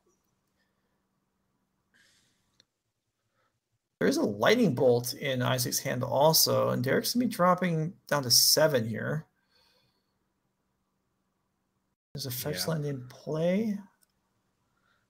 Yeah, I mean, that fetch in play with Omnath, if we get another one next turn, that could be all she wrote.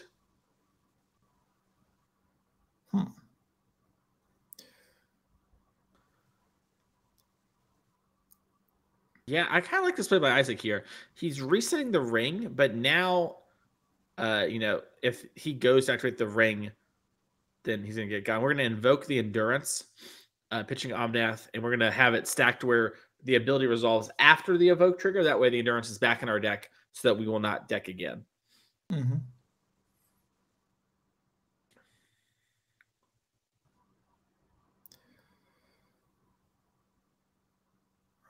Davis attempts to draw 1 card. That's going to be negated by the Leyline Binding, which is also going to net 3 cards for Izzet. And yeah, and Derek kind of just like shuffles his hands like, yeah, I don't have much going on here. Leave me alone. Bullwinkle discarded 3 the One Rings. Didn't need them.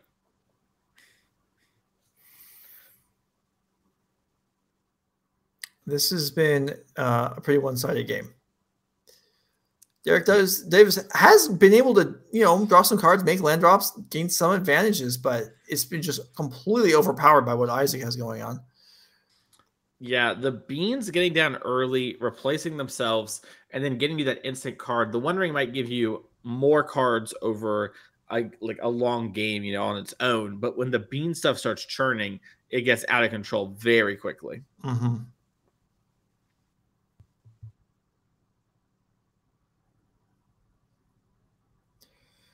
All right, Omnath. If Derek can regain some life, that would prove relevant. However, Izzet is ready to go. Yeah, with Leyline Binding. I think Snap Binding probably, you know, last time we saw him let it resolve, it's probably just trying to prevent anything from getting out of hand here. Derek did have a fetch land, so he's going to gain 3 life.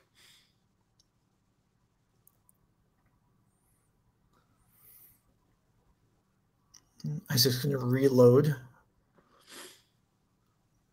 3 more cards. Yeah.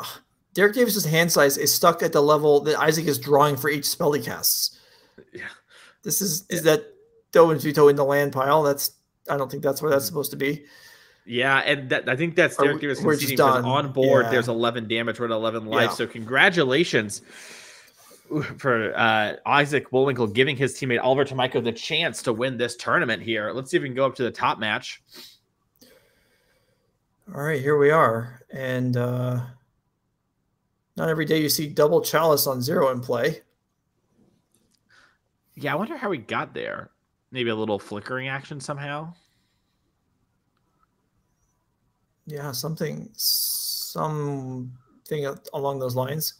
All right. Anyway, one of the obstacles for Oliver casting Rhinos is Dispatch. Just Teferi goes down, but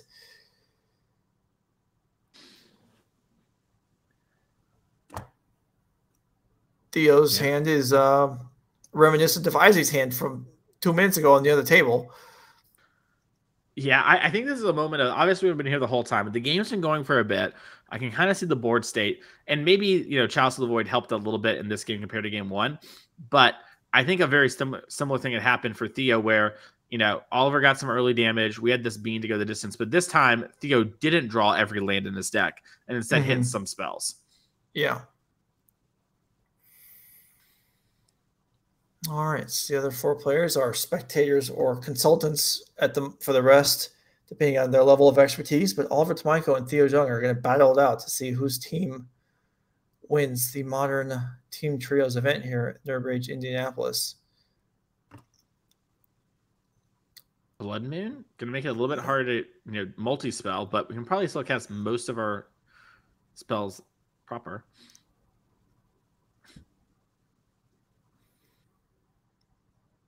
All right, Omnath in, land still gained. There are the 3 basics, so Fury's still alive to be hardcast. Yeah, I think I don't want to call it too soon, but this getting the Omnath on the board and the life gain, if we get one more turn of kind of this board state, it's going to be very favored Theo. Oliver just passes the turn back. This allows the Devin's Veto to come online if Theo doesn't have anything better to do. Continue to gain life, like you said, and now Omnath can just go and start swinging. Are we going to see maybe another Teferi here? Yeah, just get Teferi Time Rattler down just to make sure nothing like a Force of Vigor blows up the chalices, and then, you cast a Cascader and eat the Rhino, so...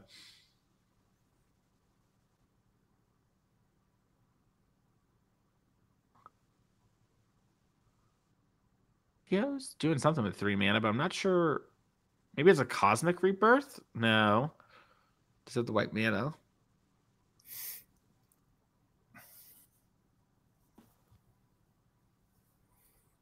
Just looking for land in the graveyard. Or is this... Yeah, this is a graveyard, not the exile zone. Maybe he's deciding whether it's too early to throw out an Endurance just to, restock the deck, or does he want to avoid reflooding himself by putting all those fetch lands back in. But that is 2 red tapped. So, okay. Well, he's just bluffing us. Yeah. Oh, it's also possible he accidentally picked up the wrong lands. Yeah. Here's 4 mana for the ring.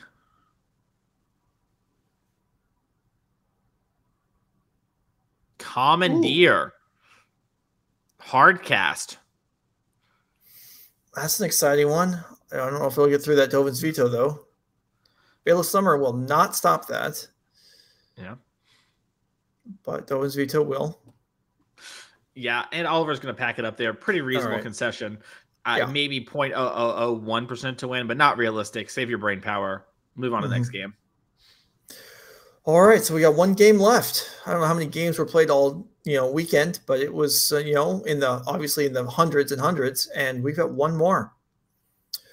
If you want to let us know in the chat or on Twitch or on Twitter, who's your favorite, who do you think is going to win, go ahead and do so. Maybe we'll look at some of the comments. But Mason, I mean, fatigue's a factor. Having your teammates in your ear is invigorating, maybe to counter that out. And we are almost at the end. Yeah, and we do have the deck list for these players. So let's pull them up real quick, and we can talk about that while they are shuffling. So here's Oliver Tomajko's Rhino deck list. Pretty stock, all things considered. We saw the Commandeer come in, those Blood Moons come in. We're not on the draw. You also bring in the Gemstone Cavern. The Boseiju is definitely going to be in as a way to kill Beans and Leyline Binding.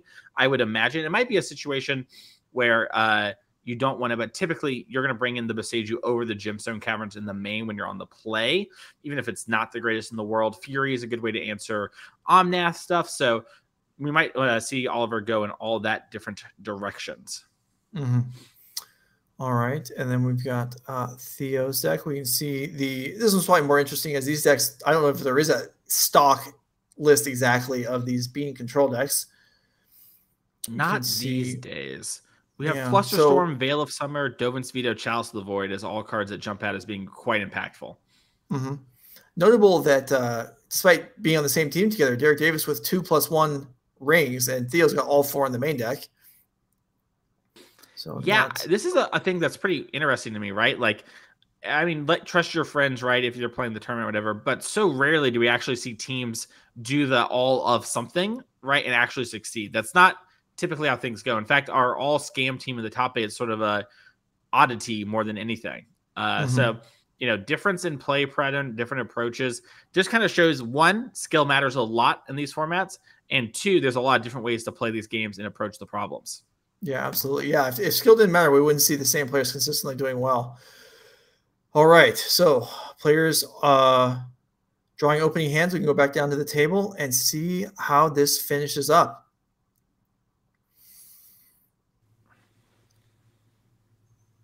Number 1 overall seed team, Theo's young member, has the play here, as they did go according to the player on the play has won both games so far. We'll see if Oliver can break serve, maybe with the help of that Gemstone Cavern. Yeah, and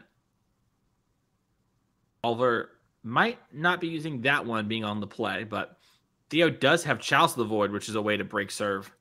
I'm sorry, you're right. It was Oliver won. No, Oliver's in the play this game. You're right. I got it backwards.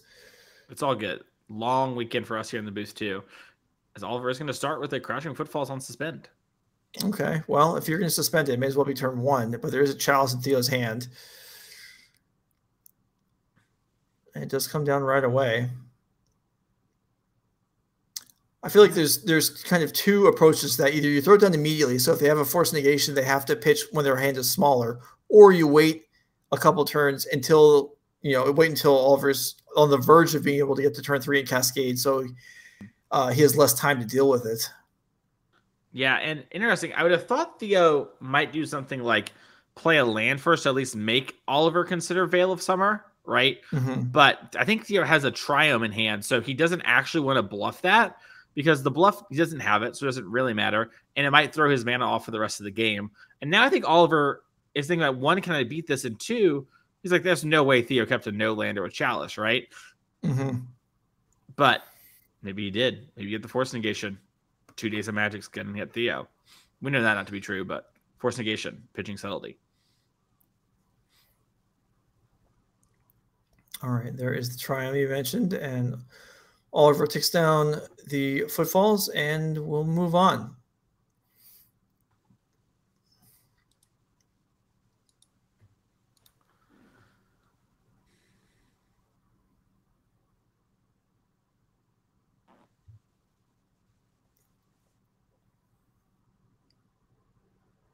Some real indecision on Oliver's second land drop, it appears.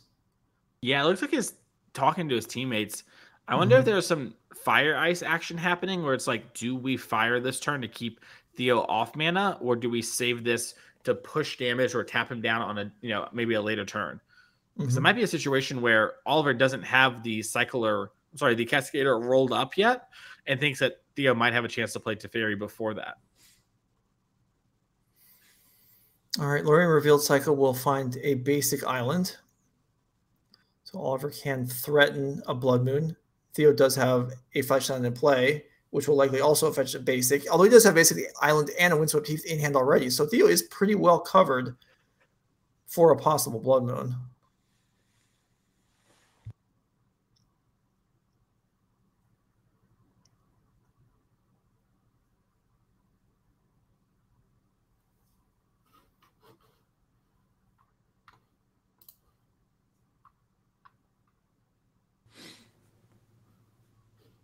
And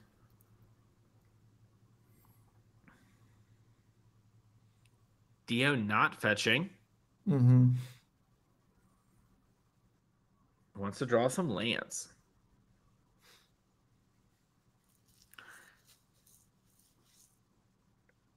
Yeah, has Teferi Time Raveler in hand. Also just has a bunch of the One Rings in hand.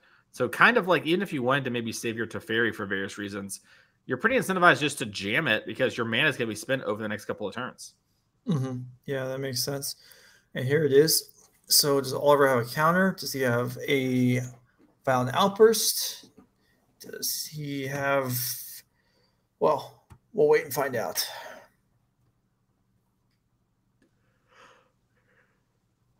Definitely has something. Mm-hmm. I would certainly hope so. It's a Mystical Dispute. All right, that works. Teferi's out of here.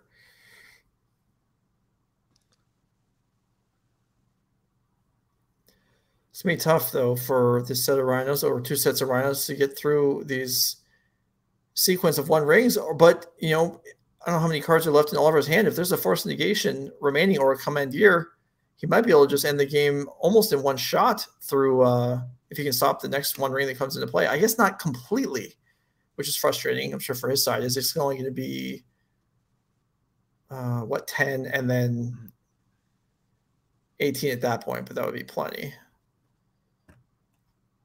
Yeah, I mean, if you were able to get all of them across, should be good. But you're going to be able to attack for 10 next turn if the ring doesn't resolve, and then those Rhinos will come down. So,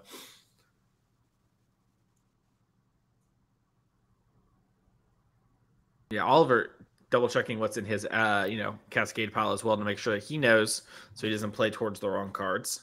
Yeah, that's good on him. It's rare to see someone, I feel like, so thoroughly examine their own pile. Usually it's just hand to the opponent and then goes in the bottom. But Oliver Tomajko taking advantage of all the information available to him here. Yep.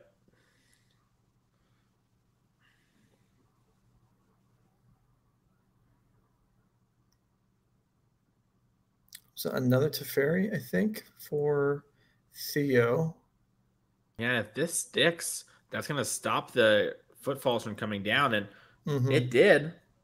Yeah, that's pretty big. That effectively stops 3 4/4s by itself, even though it's going to die, and absorbs 2 damage. Yeah, big turn there. And also, Theo knows the coast is clear, most likely on the next turn, right? There's no force negation, nothing like that. So, if Oliver spends his mana again, Theo might be able to develop the One Ring.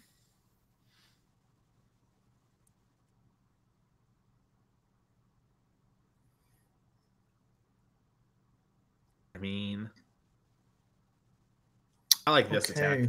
Yeah, so that's a conservative approach if that was both at Teferi, just to make sure it goes down. Yeah, I think it does was. Make sense. Yeah. Especially with the second Shardless in hand, we just need to make sure that we can get the Rhinos on board. We know Theo doesn't have anything like Supreme Verdict. We doesn't have an EE. So if we get these Rhinos on board, we are going to have to battle through all of them. Yeah. So now it looks like 16 on the board for Oliver, which is not a lethal connection. Although almost. And with Fire Ice is looming potentially to finish things off. But only 1 card in hand, and that's significant for Theo, as he knows his One Rings are going to resolve.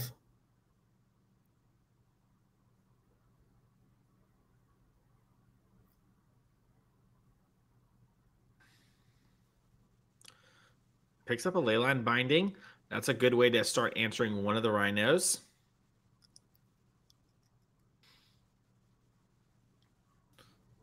Looks like we're just going to do this now before Mystical Dispute can be hard cast.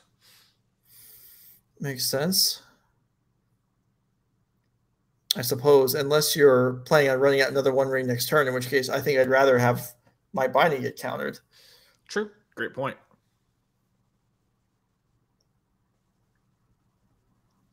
Yeah, I guess it's interesting, right? I can't see all of Theo's hand, but if you have,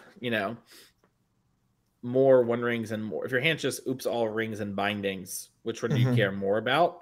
I'm not exactly sure. I do sort of lean towards you with the ring, but bindings, are actually answering the problem. And worth noting, Oliver only has 1 more Crashing Footfalls left in his deck. Now, he might have an Endurance to shuffle some back in, but, for the moment, we only have 2 more sets of 4/4s to battle through.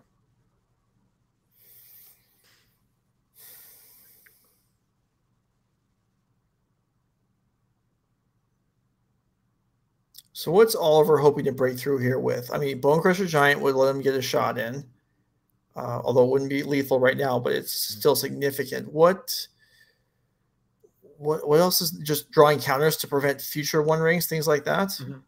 Yeah, if you've ever played Legacy Delver, which I know you've played against a bunch, I think this is a classic moment of just wants to have the protection spells so that these Delver equivalents can cross the finish line. Yeah.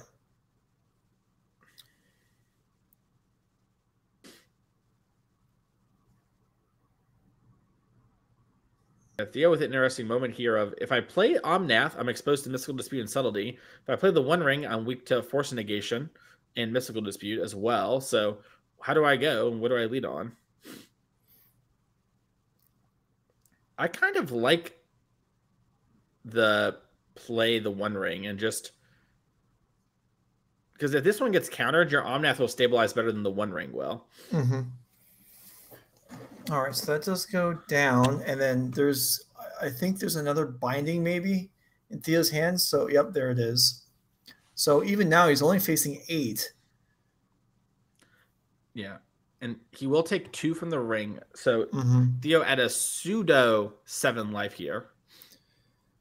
That's still pretty high. That's still something that Oliver's going to have to dealing with without going through combat. And there's only one Rhino left now. One more binding or Teferi or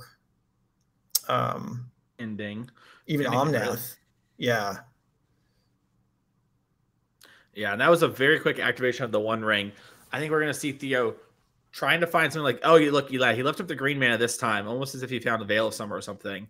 You could just be out of bindings, but Theo does have 2 left in the deck, so this might be a spot where Omnath is going to get played, and then from there, play some lands, gain some life, block. Yeah, all right. There is the draw, no response. I guess the fetch is already played, safe. Yeah, bang, there we go. Advantage bar swings Theo's direction. Yeah, even more so than it already was. I mean, Oliver was hoping for a window there, but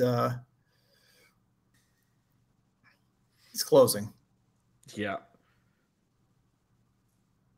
And I think we're going to see Theo fetch just some miscellaneous lane here, maybe something tapped. Yeah, and then cast into the One Ring to get rid of the burn encounters.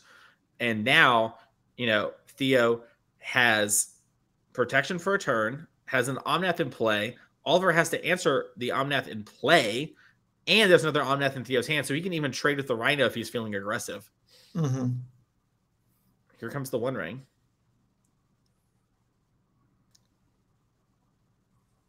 And Oliver does have another counter. Yeah. Worth noting, when the team of Theo, Max, and Connor Mullally won their last tournament together, Theo was the one who clutched it up against Piper Powell. See if Theo can do it against another great player in Oliver Tomajko. Will upkeep fetch, lose 1, gain 4, net 3, call it a day. Yeah, that's a nice way to handle the One Ring tax.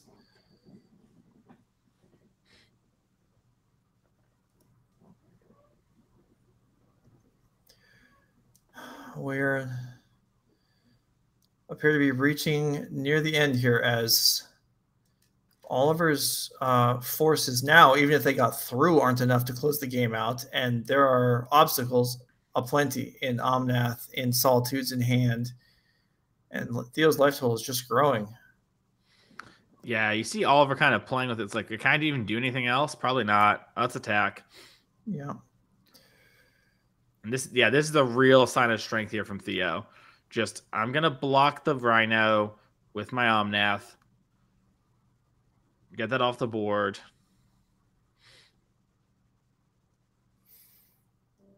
And Theo's got 2 Solitudes too, so a little surprised actually. Not, yeah, I was gonna say, yeah. Let's just if we're gonna do something a little quote unquote wasteful, let's just block the Shardless. I mean, Dead Gone is something that could happen, but you have so much mana, you can beat everything but Subtlety, and you can just activate the ring again to get around the Subtlety, and so.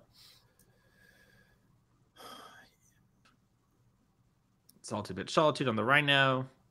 And yeah, having the extra one. Yeah, there's just no. Does Oliver to have what, 1 or no cards left? I mean, this is just so difficult to work through. And there's more everything for Theo. Yeah, we also didn't do damage that turn, right? Because Theo just used Boseiju on the Shardless agent, which means the other Shardless agent, I believe, is dead from combat damage. So now Theo has just completely evaporated the board, and Oliver does have another Shardless, so he's going to get those last 2 Rhinos, but I haven't seen an Endurance flipped over.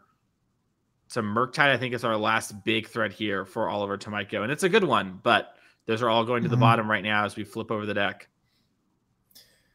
Yeah, and Theo also obviously is going to know as well that there aren't any more copies after this one. So it's just 2 4/4s left, basically, to win the tournament. And we've seen this time and time again. These sort of strong tempo-y decks are very good, and they can struggle if they ever make it to the mid to late game against these 4-color type controlling decks. True of Modern, true of Legacy. Yeah, and game one, kind of resembled this, but it wasn't as extreme. And Oliver was able to pull that one out, but the life totals were lower. The board position was more threatening, and Theo was flooded just to an incredible degree. And that's not the case here. And his hand is stocked with goodies. And yeah, life totals continuing to go up, not down. Yeah, and now Theo's picked up Veil of Summer as well, so cards like Force and Negation are not going to be a huge problem.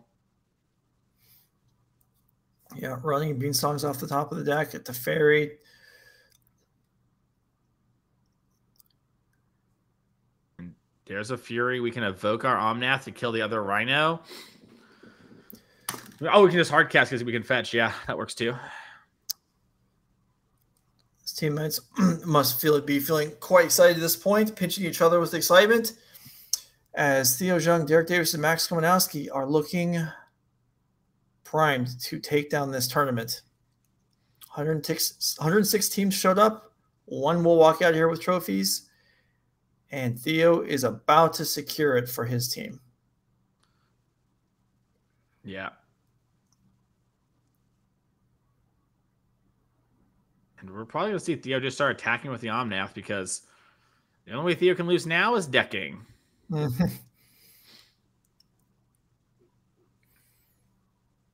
Yeah, having the One Ring being Oliver's sitting on 2 land. I think Boseiju and a Foothills. Yeah. And that's it. Do you have more than 2 cards left? All right. Yeah. And that's it. Oliver Tomajko will concede. Theo Jung, Derek Davis, and Max Komanowski will win the NRG Modern Team event here in Indianapolis. Congratulations to them. Congratulations to all the teams that showed up and played, but there can only be one winner, and we will talk to them in a few moments if they're available. Mason Clark, that was kind of how that match. That wasn't a shocking result, right? Yeah, and specifically that matchup, we sort of talked about it right at the beginning. If we make it to the mid game and we're not under the gun at 2-3 life, we're probably going to get out of there. And honestly, Theo kind of did it 3 times, right? I said if Theo had that same game 1 play out, but we just shuffle our deck and draw different cards, we're probably going to win. And that's what seemed to happen in both game 2 and 3. Game 2 looks like we had some Chalice of the Void help, but still, that is something that you can expect with this deck that draws and sees so many cards. And we have Theo in the booth to talk about that W. So let's cut down to him. All right. Congratulations, Theo, on your W. How are you feeling? Feels great. Thanks so much. Yeah, that was impressive work there. Now in the finals, the first game looked, it was okay, and then kind of on the edge, and then Oliver managed to steal it away from you. Were you still confident going into the Cyborg games, or was that kind of a blow there? No, I thought I was gonna get rinsed. But they board out all their dead guns, bring in more subtleties, disputes, and Blood Moon, so it only gets worse. Got pretty lucky to be able to pull that one out. Yeah, but game 1, I just drew 6 cards off the ring or whatever, and then at one point my hand was 7 lands, and I'm like, all right. Yeah, that was impressive stuff. Can you put the mic a little closer to your mouth there? And or production can turn up a little bit. But yeah, you flooded out to an incredible degree in game 1. And that's just, and Mason and I talked about that's just unlikely to repeat itself. And the 2 Cyborg games kind of developed the same way. You didn't flood to an absurd degree, and you managed to take it down. Yeah, definitely lucky to have it play out the way it did. Well, nice. It's not all luck, though. There's a lot of skill, a lot of practice, a lot of development that goes into this. Tell us a bit about your teammates here. How were they? You were the last one playing in the finals. Yeah. Were they kind of just standing off letting you do your thing, or were they crowding next to you trying to give advice whether you needed it or not? I'm generally someone who doesn't want advice while playing, and I don't tend to give out advice while playing, because usually I find that whenever I suggest something, I'm just pretty unaware of what's going on in the game, because I haven't played the game from turn 1 to turn 7, and I'm just missing all the information and the reads that my teammate might have. So as just a general rule, I just try not to interfere or give advice, and I think largely we did that today. There were times where Derek had some sideboarding input or on a mulligan decision, because he's also played a lot of 4-color as well. Makes a ton of sense. Well, Theo, congratulations on your win. I'm sure you're excited to go get some food and have your good trip home. So have a safe one, buddy. We'll see you in our future events. All right. Thanks so much. Bye. All right. Impressive work by those guys and everyone else that was here. 106 teams down to 1 set of victors. Everyone that was here watching this weekend, we had Pioneer yesterday, Modern today. Hopefully a good time was had by all. This is not the last event of the year. Before we sign off, let's go through one more time what the last event actually is. Thanksgiving weekend in Wisconsin, in Madison, we are going to have a Pioneer 10K showdown. I'm sorry, a Modern 10K showdown, Pioneer 5K trial. If you're interested in trying to get into the Nerd Rage End of the Year Championship and you have played no events and have no points, if you show up to the Modern 10K showdown and win, you're in. So that's the biggest incentive I can offer to you. For everyone that's already on the leaderboard, already out participating, already playing in the events. You don't want to miss that one. It is Thanksgiving weekend, Saturday and Sunday. If you're watching from home, it'll be same channel right here, twitch.tv/NRG Series. And if you're interested, I'll throw this out, in cube drafting. CubeCon is next weekend, and it is also being broadcast on the Twitch NRG channel. So if you're into a little bit of a change of pace, you can find that. There's a whole set of commentators. It is not being commentated by NRG. We're just being contracted to run the production. So that'll be available next week, and I'm sure there'll be further advertisements coming. In the meantime, Mason Clark, give me one happy, positive thought from this afternoon while we're here. What do you can take away and smile about when you're going to want to tell somebody else that you experienced here today? I think both our quarterfinals and semifinals had 2 really intense, wild games. I mean, we saw some, also, I guess you could argue the first game with Theo when it comes wildly being unlucky, but some really wild, tight games in both the quarters and the semis. Everyone here played so well. Those were all some great ones, and tell people to go back and watch those VODs. Yeah, absolutely. Yeah. For myself, the game with the Tron match was near and dear to me, as that was a well-fought battle against Ivan Espinosa that did it going in Tron's favor. Anyway, thanks for everyone that was watching. It takes a lot of work to put on these shows. The commentators, the judge staff, the production staff, all of us are here representing Nerd Rage owner Norman Cohen. We hope you enjoyed the weekend. We'll see you next month. Good night.